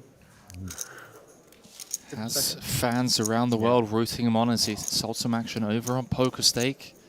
Are they about to get richer with him? And it's looking very likely on the King 9 tray board with 2 cards to come. Ivinger drawing to running jacks or running straight cards as the 10 of diamonds makes it sweaty. Always a sweat, Matthias. Final tables. It's always at least a gutter. Doesn't find the necessary queen as we lose Good luck in the the 200 if you two-time play it. champion in fifth. Thank you. Co-founder of Poker Code alongside his good friend Fedor Holtz, who managed to claim his third title early on this series, but Ivan are going to stay with 2 Triton titles for now. Another final table on his impressive track record, heading home with 460,600, and final 4 players, Randy, have crossed the $500,000 mark. Guaranteed at least 571,000. Both Rodrigo and Justin Saliba guaranteed their career best live cash. Only one player at the table who's ever closed out a Triton event, and he's done it 7 times over, is the chip leader, Jason Kuhn, looking for title number 8 and the $1.57 million that comes up top with it. Yeah, great showing from Matthias Eibinger. 5th place finish. So our short stack is Justin Saliba. 23 blinds, plenty of room to play. Very tight cluster at the top between Jason Kuhn and Dan Smith, separated by just 4 big blinds.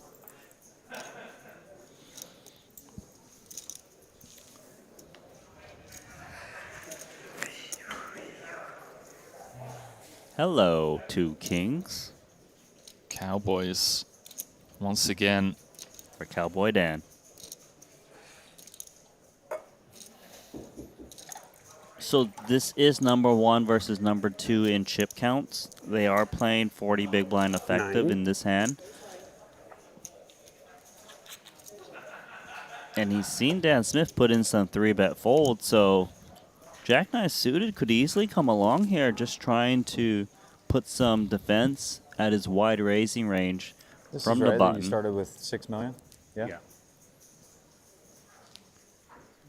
Remember Jason Kuhn not too long ago. 4-bet jam ace-9 suited. I mean, they've both done it to each other, haven't they, at this time? I'm not surprised he's continuing with his Jack 9 of clubs right now. 2 million in the middle, 5 million back. Well, Randy Rodrigo and Justin get to just sweat this one from the Salivate. sidelines as first and second in chips. Enter the arena to tango together on the Queen 6-5.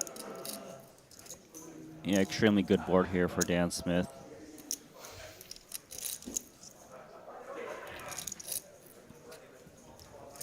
Not really any 2 pairs besides the 6-5. Pocket 5 and 6 mucks a lot pre-flop.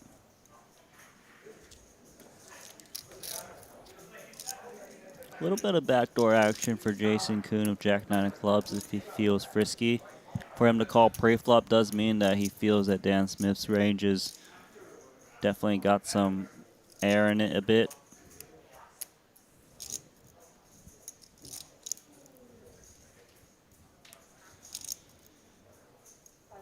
Six.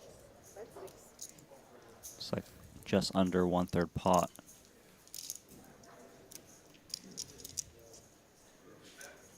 So there was some time used before this continuation bet.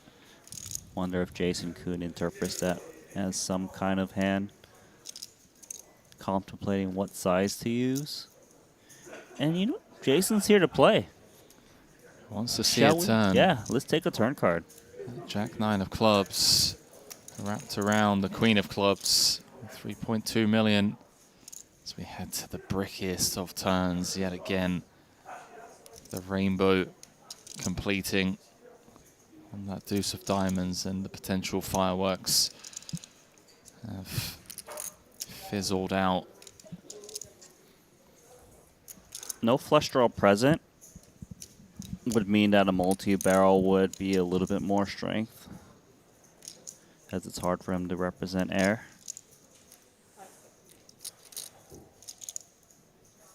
Still Queen X he can extract 1.4. value from. That's going to be a quick I fold think on the the turn. blinds have been up for a very long time. Oh, okay.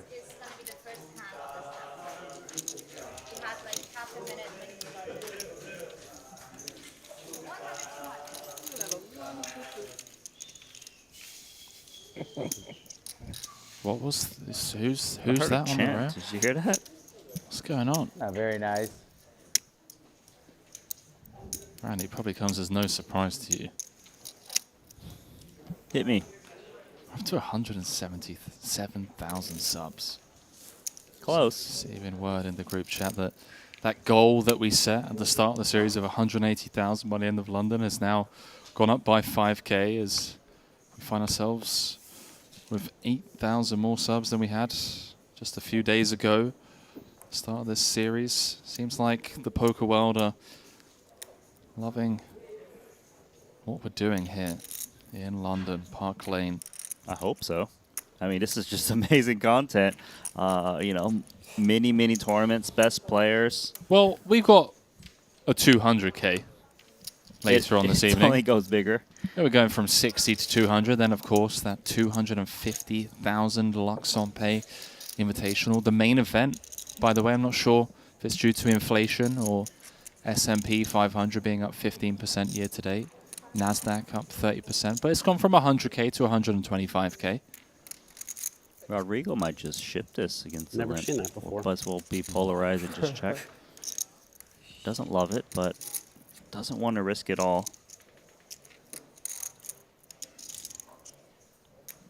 King, Queen, 9 rainbow. Just dust for everyone. Pair 2 still favorite.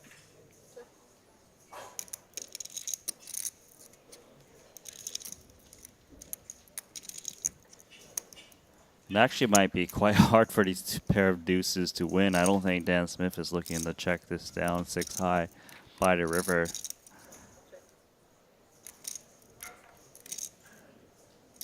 Although that is one of the few good cards for Rodrigo besides the deuce.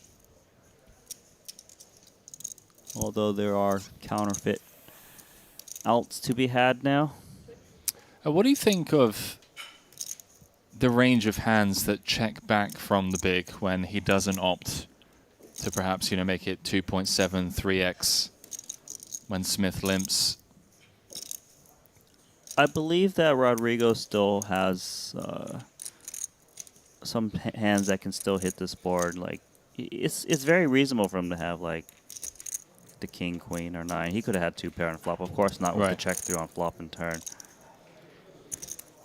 Well, he is going to win at showdown, should it get to showdown. But as Randy alluded to, doesn't feel like Smith's limped in here to just try and show down 6 high. Comes with a little half pot on the 8 of clubs river. Brazilians not known for folding pairs. Well, if you break this hand down on the turn, Dan Smith didn't bet. You would think that if Dan Smith was holding a pair, he would bet a high frequency. high. Amazing call here from 2 deuces. Oh. Just great read. Got him. Rodrigo up to 2nd in chips now.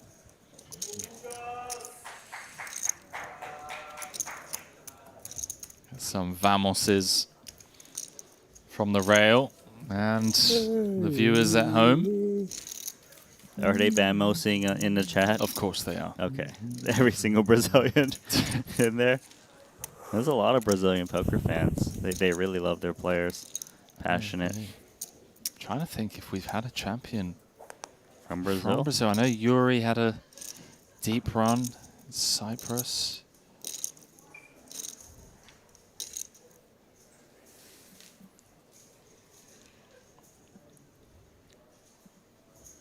If Yuri doesn't have one, then I don't believe we do.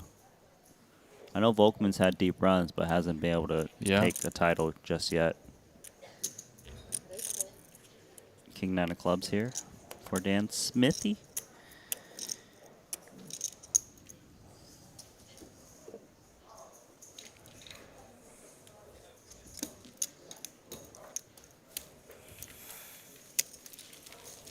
Don't think we've had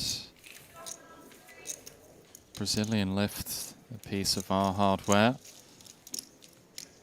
Just want to double check, at least since I've been here.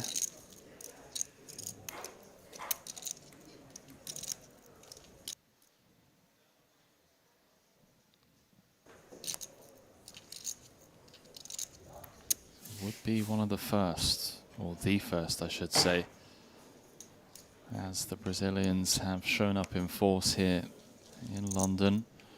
Dan Smith, a couple of playable hands the last orbit or so. Yeah, VPIP's been high for him. Ace-6 suited for Rodrigo, and Rodrigo isn't too shy. He knows Dan Smith's been attacking. Does he want to get involved here? In position. If you do continue with Ace-6 suited, normally you would come in with a 3-bet. Raise.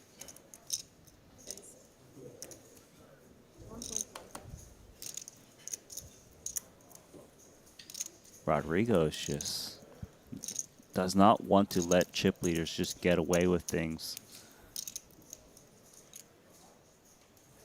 Really just a tough customer. Dan, Queen Jack offsuit. Not really the ideal hand to fight back with. Being offsuit, out of position. Stacks are kind of funny where you can't really like put in a 4-bet. First timer. Been impressive thus far. Really has. Not even paying attention when you win a big pot. Sorry? Said they're not even paying attention when you win a big pot. Yeah. Look at these guys. Unbelievable. Don't know how to Take the time to say fuck you to me and then Yeah. don't even clap for you when you win a pot. I need a new crew and a better More cheers. classy, yeah, we're a classy crowd here. Jokes being exchanged between JK and Rodrigo, of course. As quick dealer change. Average stack now 26 big blinds. Dan Smith, all position. Safety buffer of at least 5 bigs. So the bust out so far. Alex Kulev first to the par, followed by Espen Jorstad, Phil Ivey, and this Ivinger bowing out just a few moments ago in 5th. As the stakes get higher, prize pools get bigger. 2 7-figure payouts in this. 1.57 million going for first. We have the $200,000 buy-in currently running. Event number 7 has 52 runners. Like 14 Has bigs. Linus Love There's 1, 5, 2, 5. leading the field. JNT 2, 8, 7, 5. is currently second in that one. Can sweat that along on the Triton Poker Plus app as Jason Kuhn with ace-4 of diamonds 2, 8, 7, 5. on the button. Does have to be concerned about Smith having him covered in the big. And for those of you that weren't already aware, of course, we have that 250k Luxon Invitational starting in just 2 days' time, as Jason is going to pick up the blinds and the big blind ante. 250k Luxon Invitational with a ton of pairings already announced. Randy, I asked Maria, and she had herself a couple of favorite pairings. Have you got one, not to put you on the spot, but she's liking the Jiang and Jason Kuhn pairing? I'm trying to think of the pairings off the top of my head. Well, but I do have some favorites. Go on, let us know. Whoever's inviting Phil Ivey, that's my one. Well, that is a privilege that belongs to Boss, if Okay, I am not so mistaken. Let me just double check. Happy before- that's coupled with someone I'd love to watch play. Meanwhile, while you figure that out, 2 kings here in the big blind gets a walk. Show, you got to show. Hey, But can confirm. All right, do you Boss besides Pool telling me, Partners. do you have a favorite? There are a few. I mean, I'm liking Highly the whole likely, yeah. Rob Young Doug Polk Oh, kind of that- matchup because of the $1 million cash game that they played, and there was some, back and forth on Twitter. Well, that's a and nice little bonus. now Look at they're that. pairing up for this. So, I'm looking forward to seeing Black that. hiding under there. Looking forward to seeing Doug, of course, one of the biggest content creators. Well, I say one of the biggest, if not the biggest content creator. 20 chips. So sad. Yeah, Poker in recent years. That's the most painful. Yeah, it really is. You get the 21 once in a while. That's great. It's the real celebration. Andrew Roble coming to London as well. Yeah, what I like about the Invitational that will be coming in the next day or so is that players who, they're known to be big players, they come out just for that event. Right. It's a special one. You got Doug Polk coming, Put Andrew those pieces of Roble. shit in the box. Tom Dwan's going to play, it's a good one just because of that factor alone. Yeah, for sure. I saw Doug put a tweet out, I believe today or yesterday, saying he's here in London for the 250k. He's going to play the main event as well, when in Rome. Well, I really don't see how this is related to Rome at all. It makes no sense. You'll figure it out one day, Randy, I believe. Yeah, maybe when we play in Rome one day. Jack 10.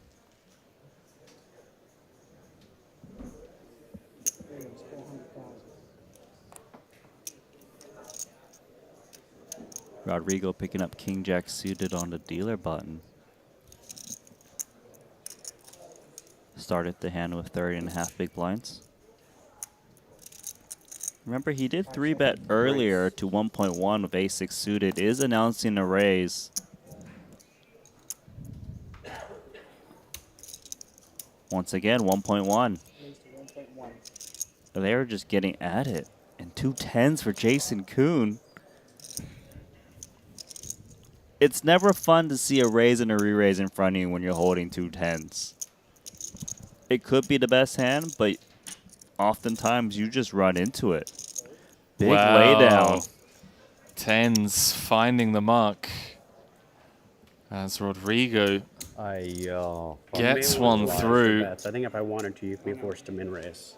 Sorry? You said raise and then missed by like 2 seconds, so it could be ruled a min raise if I wanted to. Sorry. It's No. I mean, it's it's just hard to play again with no time banks. So yeah. So I would announce your bets. That's what I would Sorry. recommend. But you won't have more time banks anymore.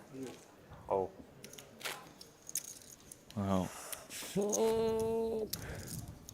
we're seeing just how much of an impact running out of time banks Bluff this time, huh? can Bluff, be. Bluff, yep. Bluffy.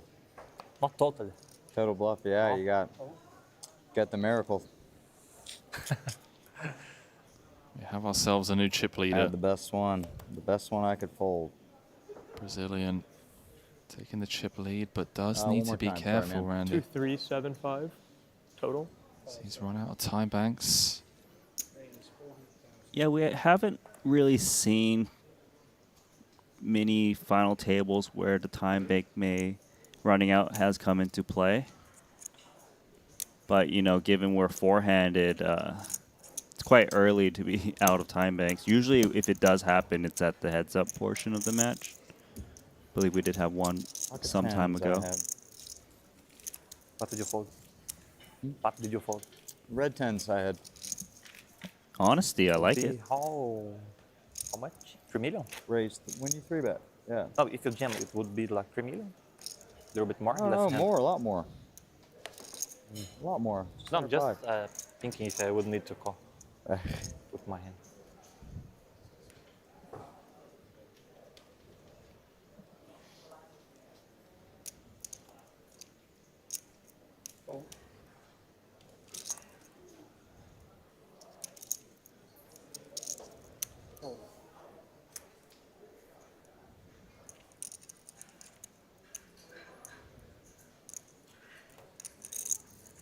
Not kings this time. So that's another walk here for Rodrigo. Or perhaps Rodrigo is going to be the man to finally take a piece of golden Triton hardware Chip back leading. to Latin America. He's got 3 Americans to deal with, however. 3 of the best. Justin Saliba, one of the names, has recently emerged from the other side of the pond. Incredibly talented young man, building a bit of a name for himself. Dan Smith, of course, over 10 million in Triton earnings. I believe number 6 on the all-time money list, just behind Jason Kuhn in 5th. Oh, hello, Ace King suited. It's going to be another 3-bet, and at this point, Randy, does Smith Raise 1.8. feel like he's getting picked on? He probably does. 1.8. The thing is, this is a big 3-bet, 1.8 million. Yes, sir.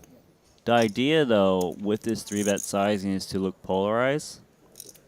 It seems like you're saying, don't call my 3-bet. Either I've got like that ace rag type hand, or I've got a big one. Trying to just get the chips in pre. Pitches it again, and Rodrigo extends his lead at the top.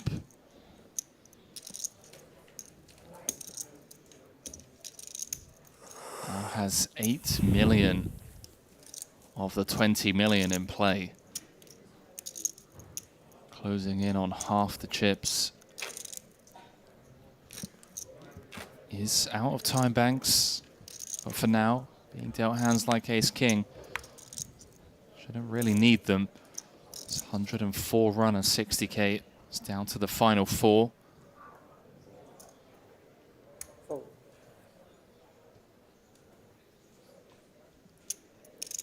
Justin Saliba in the big blind, shortest stack.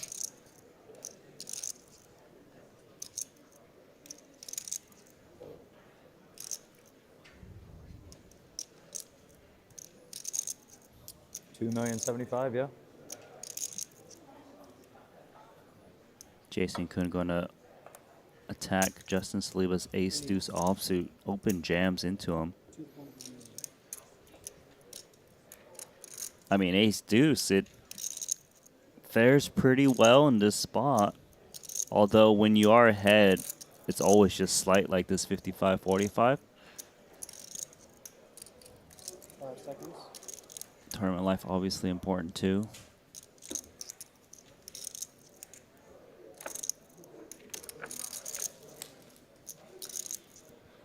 Jason just screaming for a fold.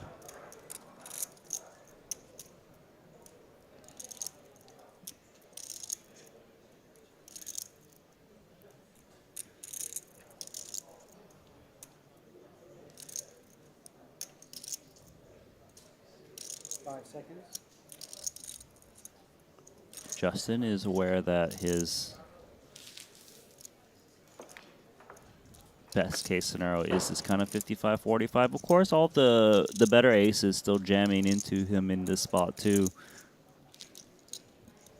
Even like the ace-10, ace-jacks, they would just ship it in. Everything lower, of course, higher than the deuce.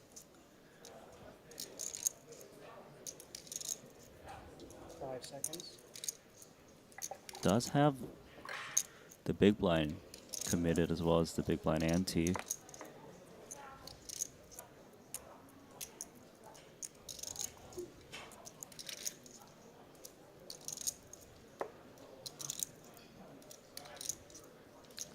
Really mulling this one over. Yeah, multiple time banks used in his hand. Uh-oh.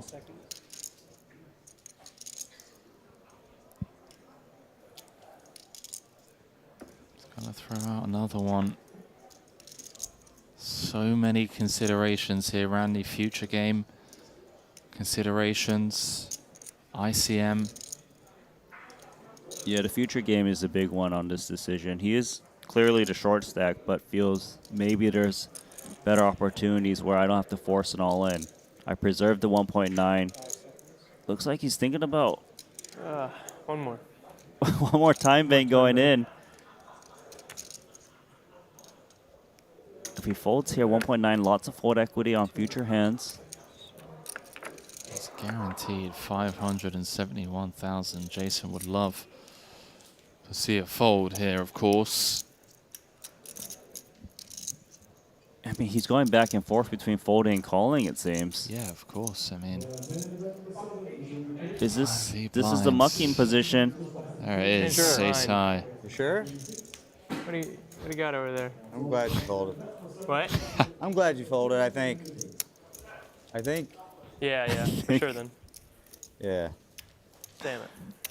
Yeah. Yeah, I don't know. I was going to get there. I was set up with the universe. I was probably almost 50% anyways. Yeah. I think I was going to get there. He was, though. Yeah, I don't know. It's a really weird one. I'm pretty sure I was 43%. Yeah, you were. Whoa. Exactly. Got him. High card, low card. I don't think It's Jason 10-8. Kuhn thought that Saliba folded an ace. Maybe more like some kind of king X would make more sense, or like a queen jack offsuit. Regardless, it is 2 5s now for Jason Kuhn. Dealer button. How much is that now? Sorry. Don't mean to be needling. 1875.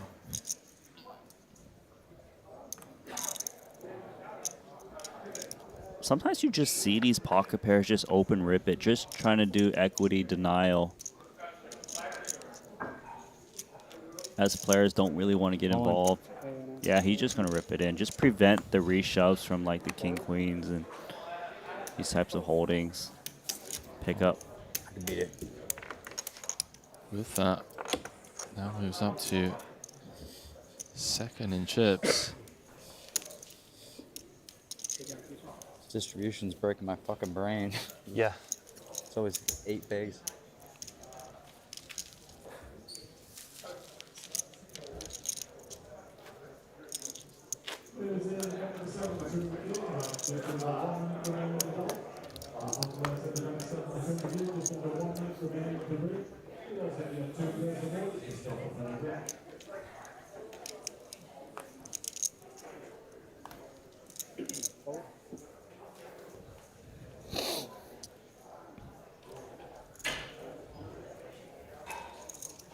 Kings.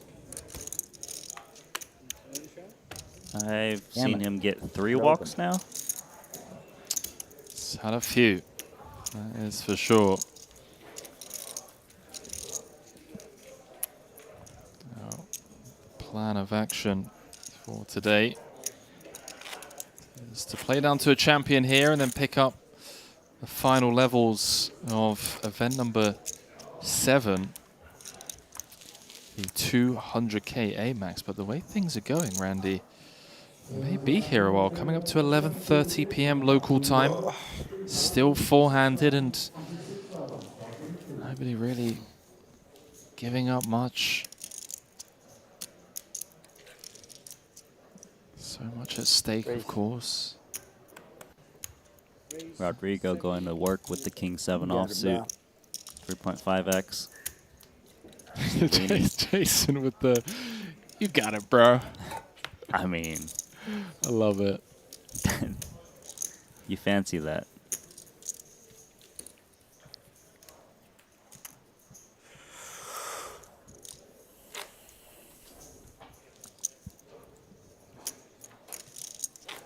All four, $571,000 richer than they were at the start of the day. There is $1 million difference between 4th and 1st, as well as a Triton trophy. And for those couple jacks that have ventured out to a Triton series, you've seen the banners around the room as you walk into the venue.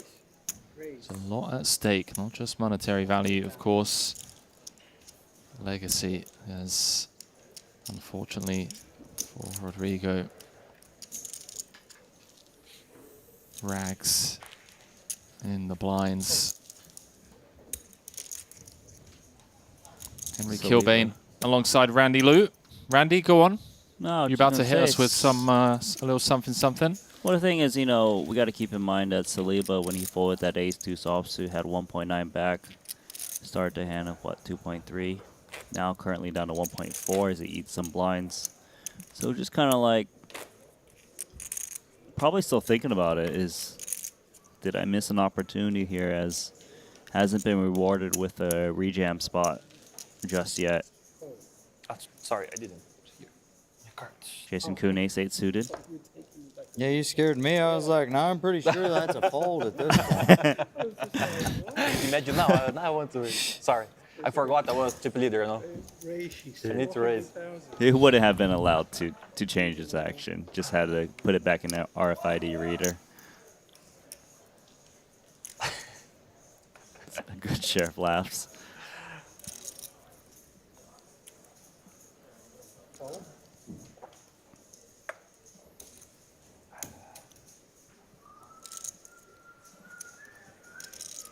A little bit of steam here lately for Jason Kuhn as he raises this ace-8 of hearts. Dan Smith, jack-7 off. 5 seconds. Similar stack size. He's in.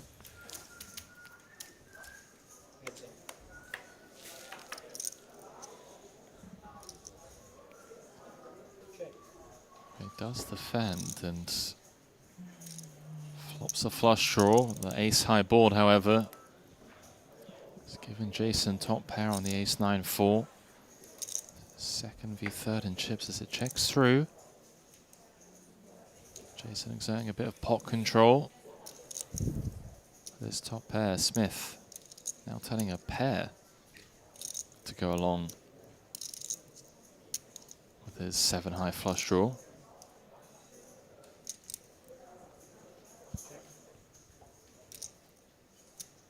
Wonder if Jason bets now, or does he just check through one more time? It's quite scary, as both players do have the similar stack, and he knows his range is capped when he checks back the flop. 5 of clubs. 4-liner. Not 4-liner, 4 clubs.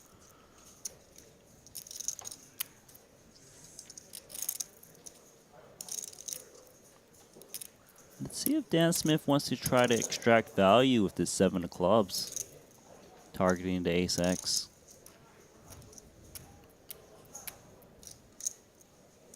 Maybe Dan Smith feels that a bigger club would bet at some point on the flop or turn. He does value bet 300K, and Jason Kuhn now in a tricky spot.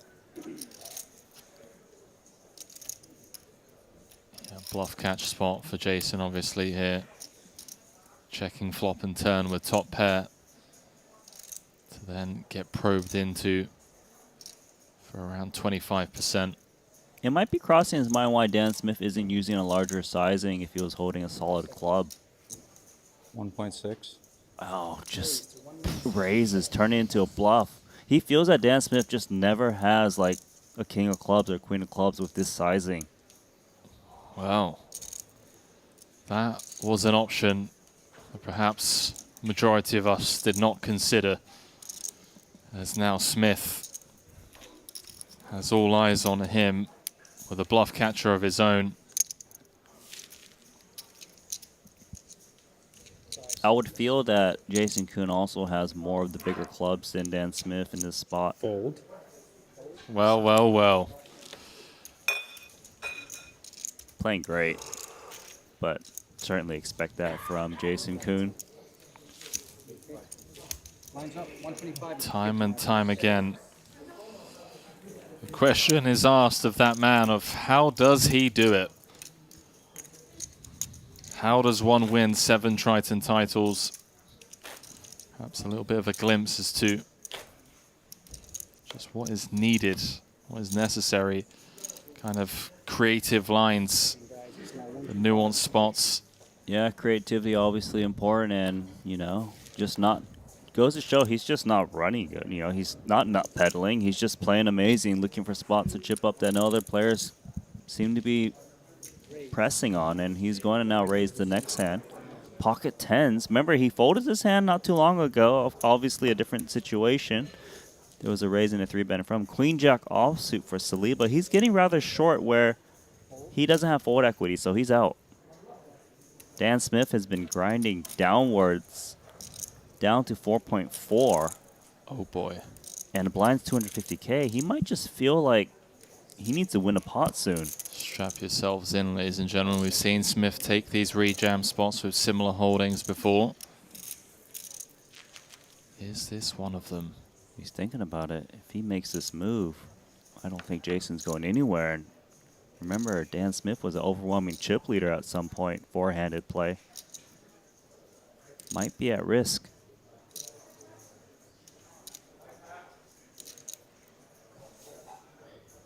He's a bit too shallow to kind of put in a 3-bet fold, I feel, with this ace-7 of clubs, too. All in.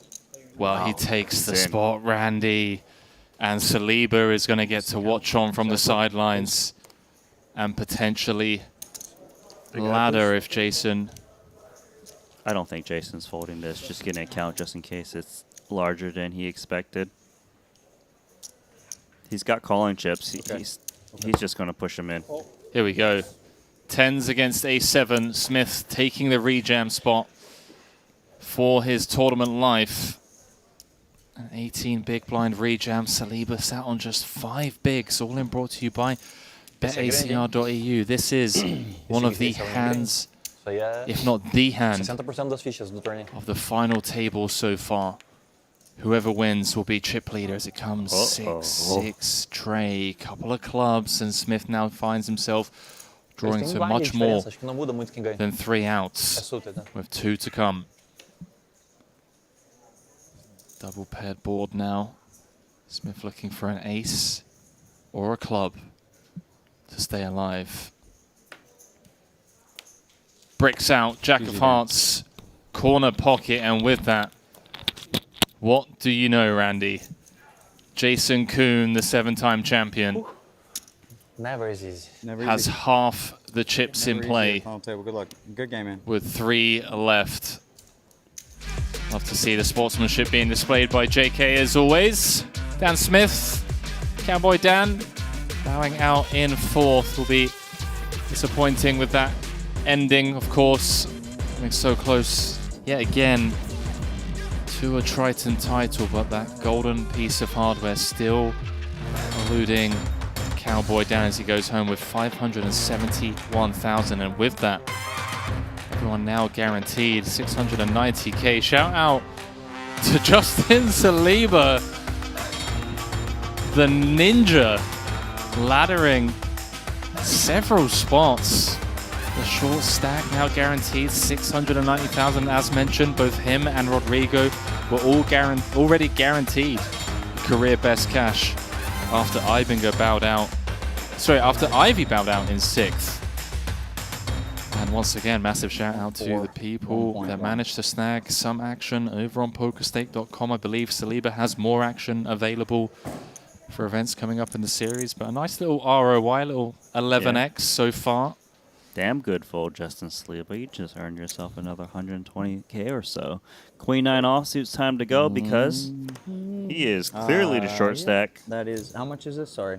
This race is 1,125,000. Jason Kuhn picks up ace-3 offsuit against this 5 big blind. Almost jam.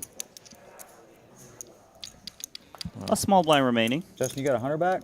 I have 150 back, I believe. Okay. 150 back indeed.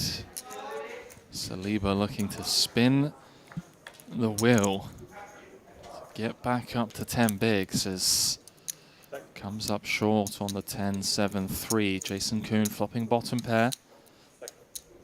Saliba with some backdoors and, well, the jack of clubs. You crazy, dog. Presenting. Huh? I said, you crazy, dog. Presenting said backdoor as extra crazy. Yeah, I love that. King 2 suited, it'd be sick. Yeah. King, Queen, 9, 8 needed for the dream to continue with Justin Saliba to get back up to 12 bigs as he finds the 8 of spades on the river and rivers the nut straight.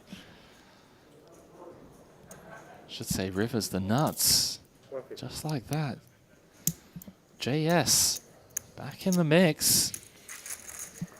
There we go, Saliba. 2.9. guaranteed a career best score. At least $690,000. Henry, it's absurd how much the difference between third and second is. It's a 370K pay jump. Wild. I mean, like, yes, the title is important, but the money is massive. We got a humming Jason.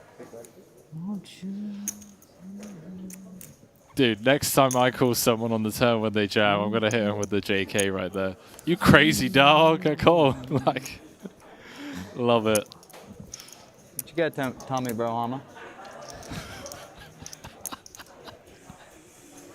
That is 1, 2, 2, 1.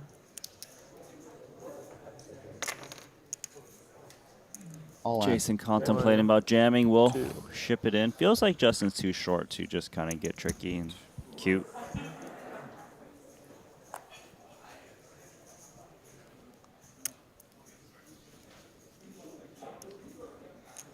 Look behind Justin Saliba, by the way. See some Just sharp trying to get a eyes. bearing for next hand. In the chat, we have No ourselves close a one for me Mr. this time. Yuri Zivalevsky, Mr. Nerd Guy, and Pedro Garignani. Part of the Brazilian crew here. Showing up to support their man, Rodrigo, who finds himself second in chips with 3 left. Will be the first Brazilian to win a Triton title. 10, 8, 2.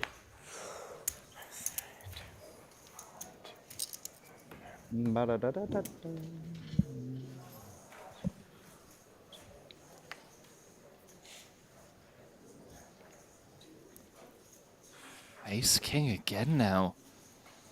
Jason holding with the 10s against Dan Smith. And now finding some hands.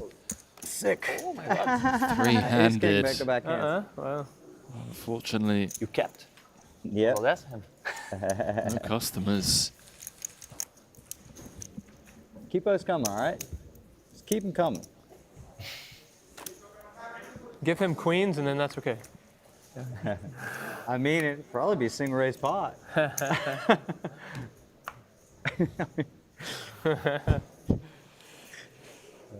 got 10 now. I don't know, man.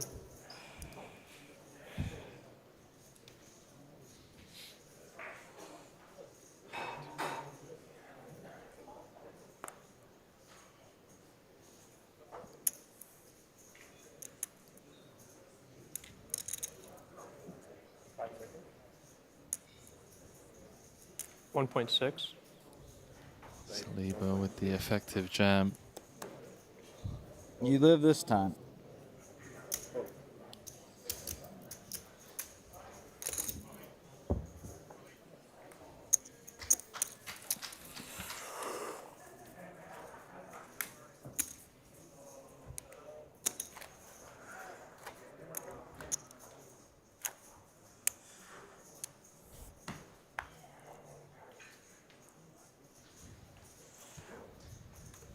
Now a very playable 12 bigs, although three-handed at big blind and big blind ante working its way round at lightning pace.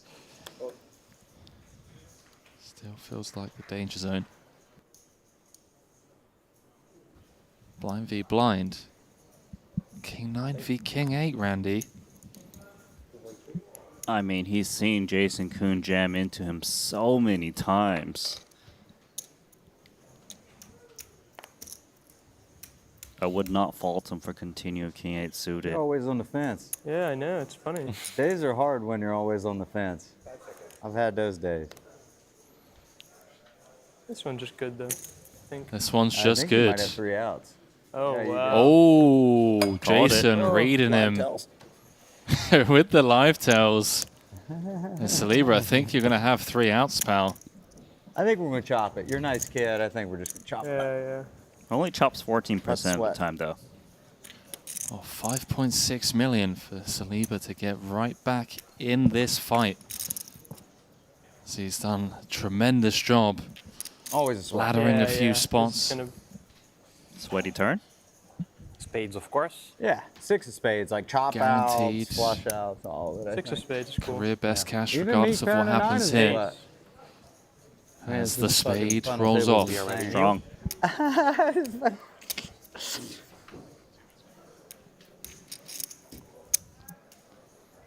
Needs an 8 or a spade to stay alive as the 6 of hearts Good game, man. Good game, bro. pairs the board Can we and take a break so I kicker can take a plays guess? for You guys Mr. gotta adjust Jason all the tables Kuhn. and everything.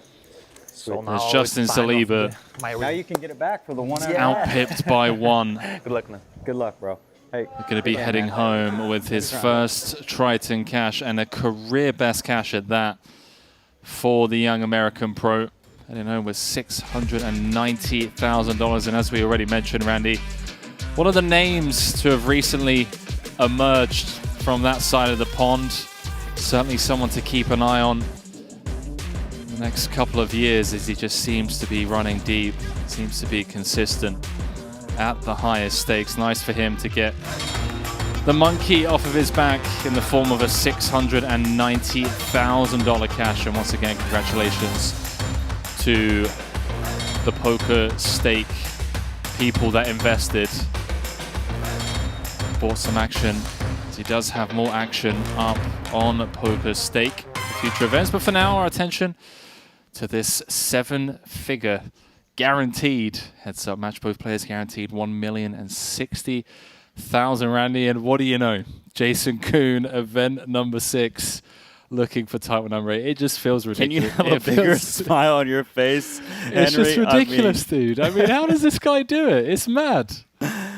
You know, it is a new season, and Jason Kuhn already in event number 6 has got a chance to take down another title here for number 8. It's amazing, and what's amazing is we're also playing for a $500,000 heads-up match with Jason Kuhn. But, you know, he's got a tough opponent, a first-timer, a Brazilian, who has been super aggressive and not willing to back down. You know, he's got some work to do. Yes, he's got the chip advantage, but Rodrigo, 31 blinds, can definitely fight back.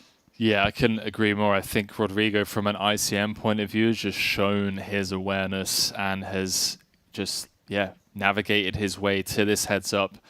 Felt like he was, just really taking the spots as and when they were presenting them to himself and just taking a lot of stuff down pre-flop. Finds himself heads up against the 7-time champion. Both players guaranteed a 7-figure score of $1,060,000 as we head to a very short break. Don't go too far. When we return, Rodrigo looking to become the first Brazilian to win a Triton trophy, but he's up against the best of all time when it comes to Triton champions. Jason Kuhn, a 7-time champion, looking to add title number 8 here at the Triton Super High Roller Series in London. We'll see you very shortly.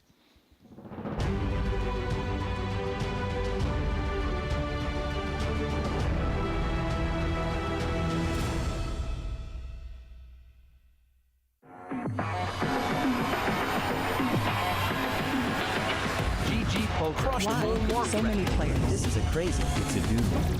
GG Poker. Broke the Guinness World Record. Welcome to the World Series of Poker main the biggest event. poker site. Larger than all other GG Poker. Passing traffic reaches all-time high. Jump, jump, jump, jump.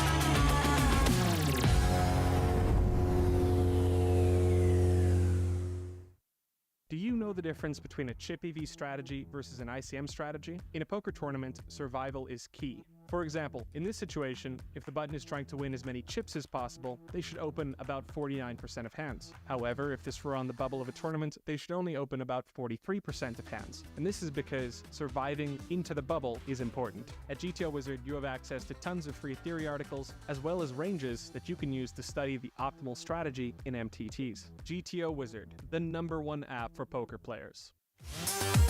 Introducing the all-new BetACR.eu, the premier destination for sports enthusiasts. What sets BetACR.eu apart is our exclusive offering of live-action prediction options on the Triton series. Experience the excitement as you predict the action while watching your favorite players live. But that's not all. By opening your account now, you can take advantage of our incredible offer. Receive a generous 15% free play on your first top-up, up to $250. Become a part of BetACR.eu and elevate your live sports engagement experience.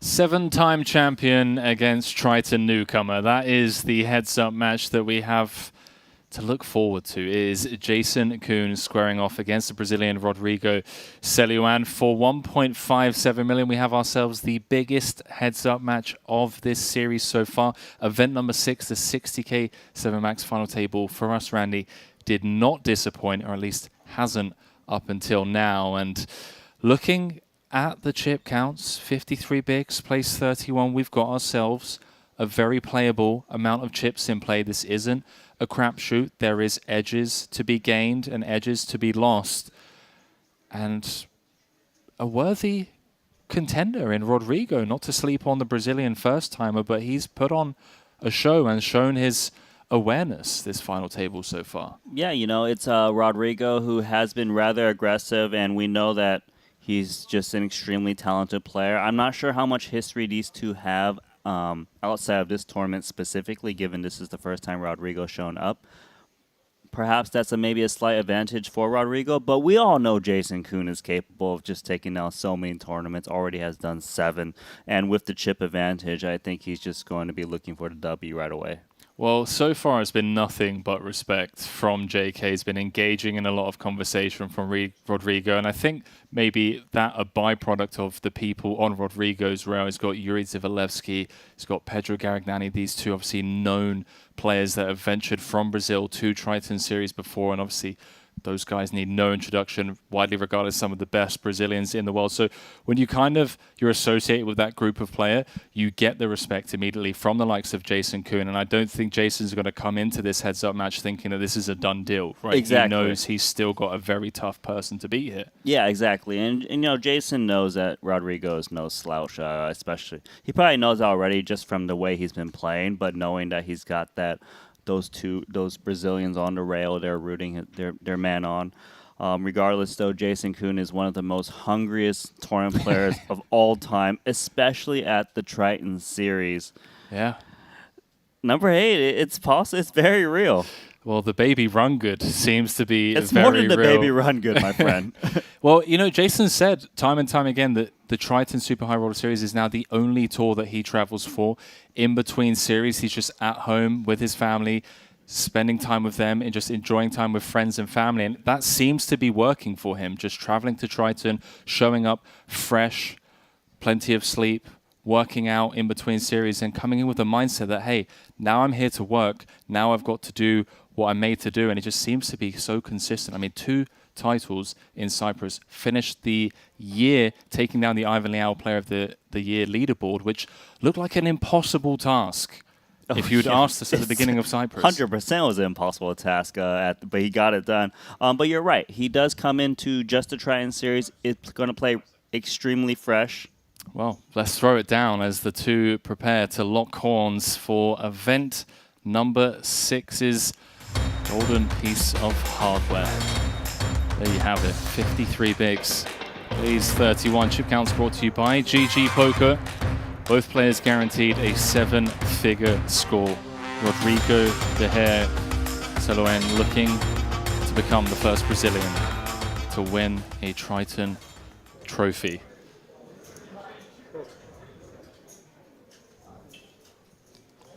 What an absolute treat this series has been so far. Don't forget, worth mentioning, Rodrigo out of time bank chips, Randy. Perhaps something that could play a major role, especially if he's put to a tough spot with a bluff catcher at some point in this heads-up match. We've seen people make mistakes before due to not having enough time to figure things out. Could this be something that repeats itself here as we have a couple of mystery hands? Do apologize for the lack of graphics. 10-3 deuce rainbow as Ace of Diamonds rolls off on the turn. A turn card that one could argue favors Jason. We can see he already had the best of it. Yeah, but a very good point about the time banks missing for Rodrigo. Did spend them already. First blood, Jason Kuhn. Now, obviously, we were incredibly hyped about this heads-up match during that break desk, but worth mentioning to the viewers at home, we have a $200,000 buy-in tournament currently running, event number 7, which if you haven't already, can head over to the Triton Poker Plus app and sweat along some of your favorite players in that one. Currently 57 runners, and it is JNT leading the pack. Linus Love in second, Ferdinand Putra in third, Nacho Barbero in fourth, and Makita Bansiakuski in fifth. Rounding out the top 5, we will be picking up action in that one. And late reg until the start of day 2. So Jason Kuhn and Rodrigo with the option to jump in, and perhaps the Brazilians that are on Rodrigo's rail haven't registered due to the fact that they're here rooting for their boy. I'm just happy we're going to pick up more coverage of that after this finishes. But obviously all eyes on this heads-up match. $500,000 on the line. You Free and I flop. both, Andy.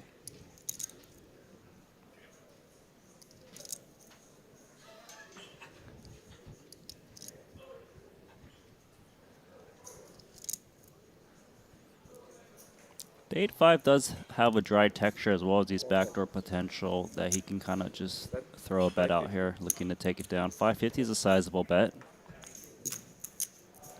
Randy, I'm curious, is there a person within our team here at Triton that if there was ever a text message in the group chat that, hey, I'm in jail, can someone help post bail? Is there just a name that like comes to mind as like who that person would be? That would help us get out? No, that would text like, that hey needs guys, the bail. yeah, I need someone to help post bail. I'm currently Dude, in jail. You know there's this lunatic that's part of our team. That lunatic. Yeah. First name has 3 letters. Was joking about our colleague, one of the 3 musketeers that have recently become 4. Ali Najad will be kicking things off tomorrow.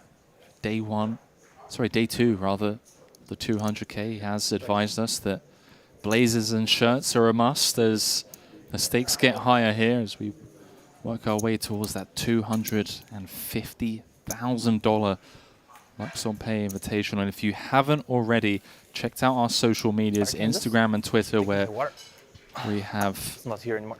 all the Here, pairings we got like announced. 6 over here, man. Yeah. Still more to come potentially as I want a glass, please. Jason Kuhn has teamed up with Xie Jiang.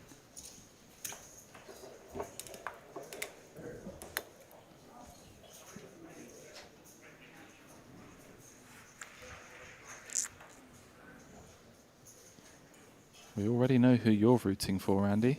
Boss and Ivy. It's a good team to pick, especially based on Ivy's performance so far this series. Well, I think that's the heavy favorite amongst all the people in the chat, if I had to guess. But regardless, we got an 800k raise from Rodrigo, Jack Deuce suited from the dealer button. Definitely mixing it up. It's over a 3x open.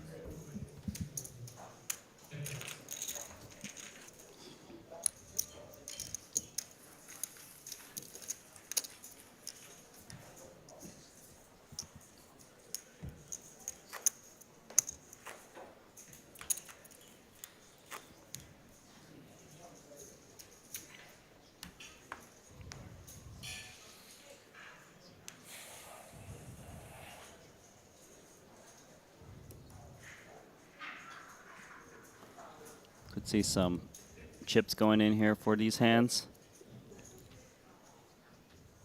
Rodrigo 30 effective in the big King Jack. Even the offsuit variety heads up. Very strong holding, but he's going to knuckle back. See a flop. I think the idea here is that he doesn't want to get blown off of this pre-flop by some limp re-raises. Of course, if he somehow knew that he would never get limp jammed on, then he probably would be putting in chips. For now, though, does have King Jack high on his Ace 8-6 texture. Jason Kuhn, 2 overcards to the 8, does check back. The way it's playing out right now, the King Jack likely will not be firing. It does have showdown value. Doesn't necessarily mean he would check fold to a turn bet, though.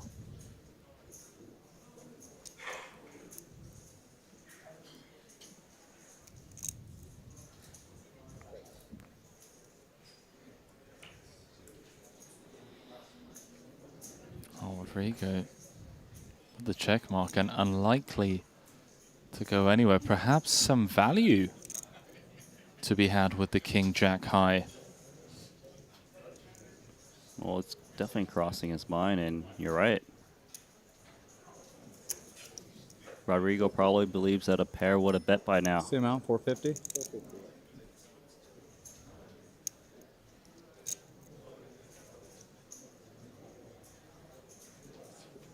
Knows that his kicker is likely to play if he was up against other king highs. Can get value from queen highs as well.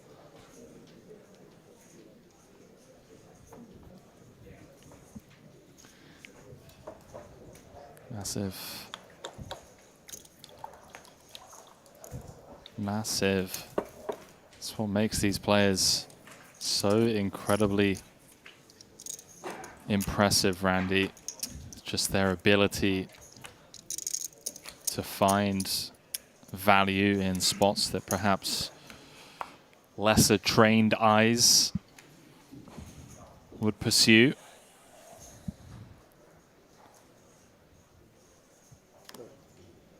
I didn't put here. You just keep the ante.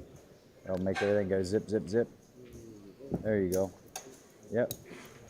Switch places.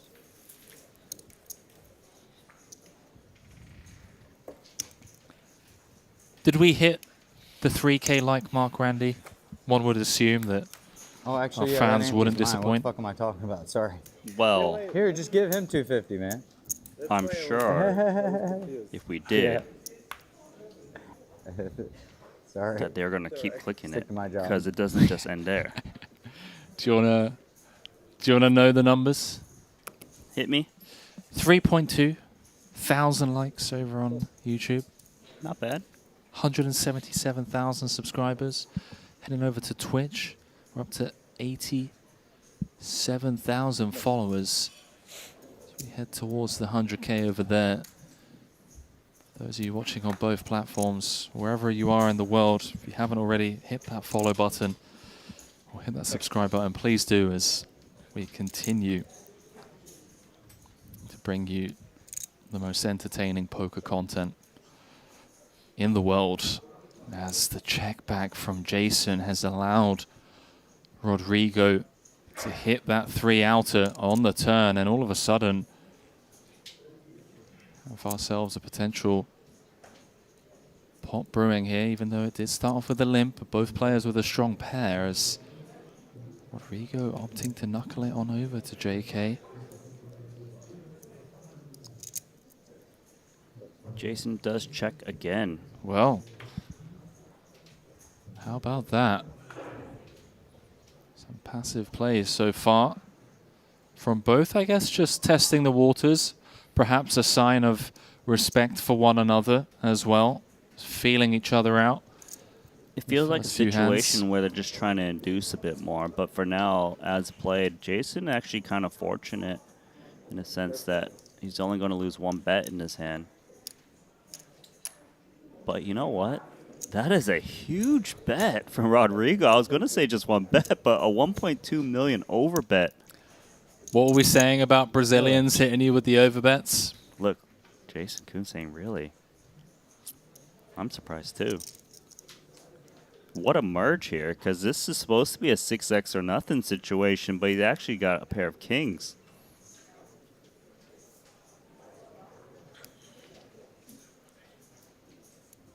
See if Jason can get away from this. Checked flop with top pair. Check turn. He's now facing Really? 150% pots Big fucking on bet, the man. river.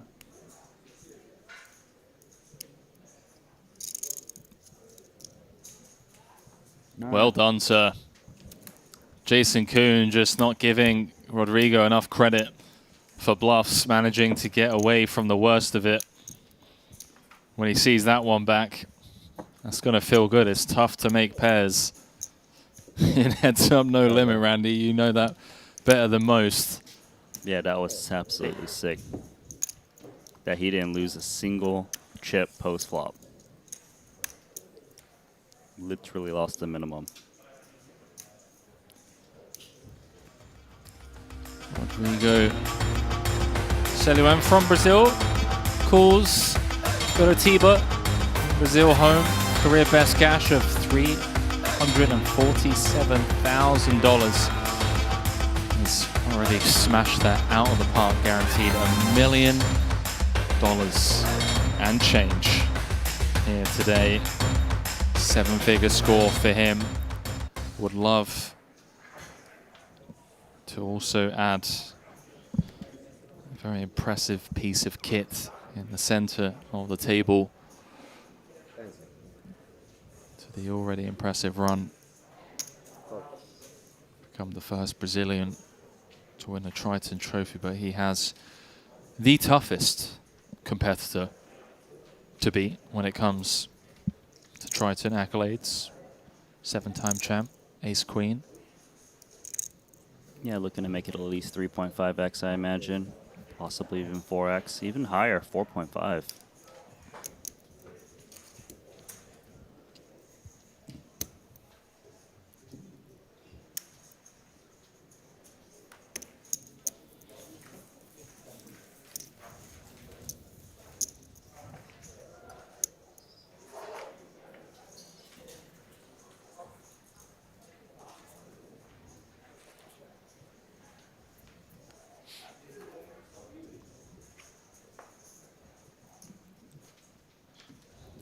Biggest hand of this heads up so far.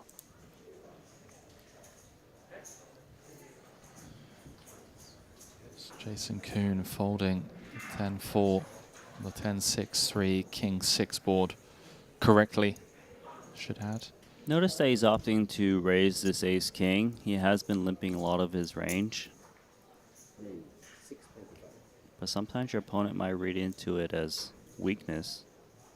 Jack 6 suited.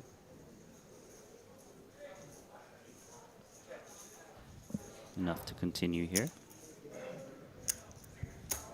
It's a little bit of a bloated pot due to the pre-flop raise. 1.5.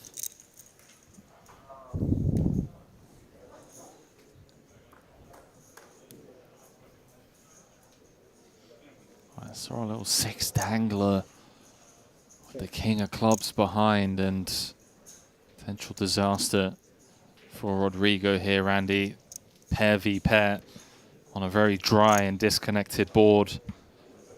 Already inflated due to the pre-flop raise as Jason continues for 500, and action on the Brazilian with middle pair. And no time banks, by the way. That's right, no time banks, but most certainly this should be an easy call for him for now. Does flick those chips in. 2.5 now in the middle.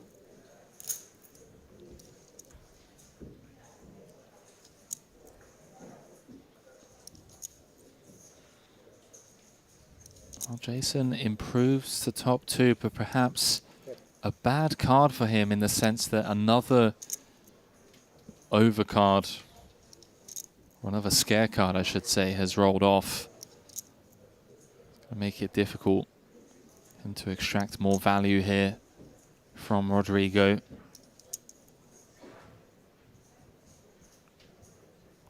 Rodrigo having that jack of spades as well is blocking some of those queen jack, jack 10 double barrels that turn a gut shot. As Jason looks to set up 3 to play for it all on the river. 1.6 into 2.5. Set up a very natural river jam.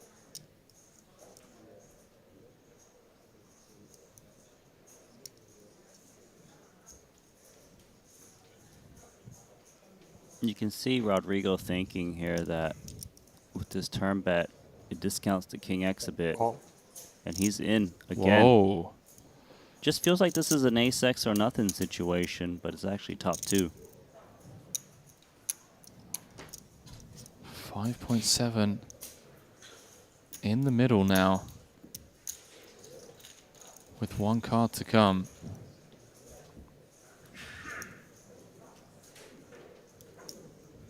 As the 4 of clubs rolls off on the river. Jason with the 100% lock on the hand, and a sticky customer in the Brazilian who has no time banks and is about to be put into that precise scenario that we were alluding to, Randy, where he is facing an all-in jam for his tournament life with nothing but a bluff catcher and 30 seconds on the clock. As he takes a sip of juice, and he's got no time left. He doesn't. I mean, he's staring at the clock. Call. He makes the call, Randy. He announced call, and with that, Jason Kuhn takes down event number 6, the 60k 7 max. Immediately goes over to Rodrigo Zeluen to shake hands. Wow. What an ending to that epic final table. Seth Davies, Shark coming over to give his buddy a hug. The 8-time champion. Producer James Dempsey coming over to congratulate Jason as well. And what do you know, Randy? Okay, thanks, lads.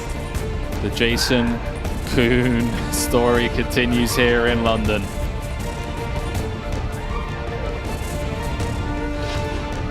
Have you had time to digest that final hand there? I mean, Jason Kuhn has 2 times the amount of trophies with Nikita Badzikuski.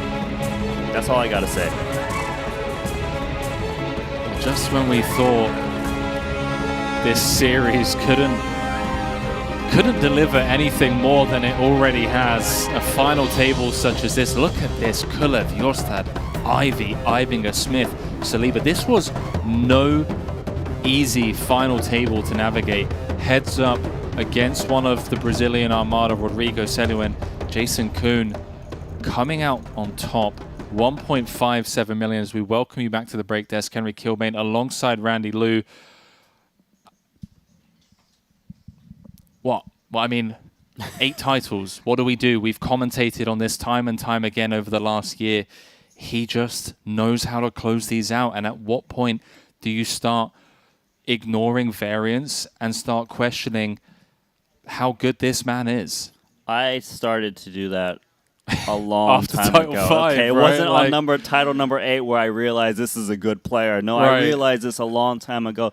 Everyone knows that's playing the Triton Tour. Everyone that watches him knows that this man is a dedicated player. Like you mentioned earlier, dedicates to the Triton Poker Tour exclusively. That gives him resting time, time to study, and just be fresh when he comes out to E-Stop. Some of the other guys, they go and grind a whole series out Right. in Vegas. They go play the other tours out there, and they can be exhausted sometimes when they come to Triton. Jason Kuhn, perfect player, phenomenal, huge congratulations to him. Massive congratulations. So we're going to have to change the banners. Just had those made. I know, we right? maybe didn't think we are going to need to change it. Perhaps they have one ready they already. printed the 9 already and they the got 10. the 8 and the 9 ready. 8-time champion Jason Kuhn having a word with Ali. But before we throw it down to the interview, just obviously a reminder for the viewers at home that tomorrow, same time, same place, 2 p.m. local time, the stakes are getting higher. The 200k 8 max with JNT currently leading the 57 entries in that one, so you do not want to miss. Almost 12 million in the prize pool tomorrow from the JW Marriott. From Randy and I here in the booth, we're going to say goodnight. For now, a word with Mr. 8-time Jason Kuhn alongside Ali Nejad. Imagine getting to the top of a mountain and then still looking for something to climb. That certainly feels like it describes the situation on our hands right here as Jason Kuhn picks up $1.57 million, bringing him to an astonishing $23.5 million plus in career Triton earnings, your 8th title. Jason, this is getting a bit old standing here with you. What's left to ask? What's left to accomplish? It might be getting old for you, man. I like it. I'll keep doing it. You know, it's the same story in a lot of ways. I play because I love the game. That's why I play a lot less than I used to. And when I show up, I'm very focused and the best version of myself. We go way back. Once upon a time, I remember you very short in the tooth, bright-eyed and bushy-tailed in poker, and yet here you are, definitely in the conversation for one of the greatest to ever do it. What do you want to tell young you from back then, or anybody else that's looking to aspire to maybe replicate the journey that you've been on? Don't take yourself so seriously. You know, I think that you have to have the drive and the grit to want to win, but at the same time, there were several times along the way in my career where I just wanted to quit. You know, I wanted to quit. I wanted to give up. I was really upset with myself a lot, you know, and that was my motivation. But really, it just comes down to staying fresh, staying in the chair, doing what you love. For me, it's poker, and surrounding yourself with people that are smarter and better than you are at your job. And for me, I have, you know, a crew of guys that are probably better poker players than me. And I just keep learning from them and getting better. Well, that almost spoils my next question. I know you like to stay humble, but I feel like it's fair to ask at this point, are you the best poker player out there?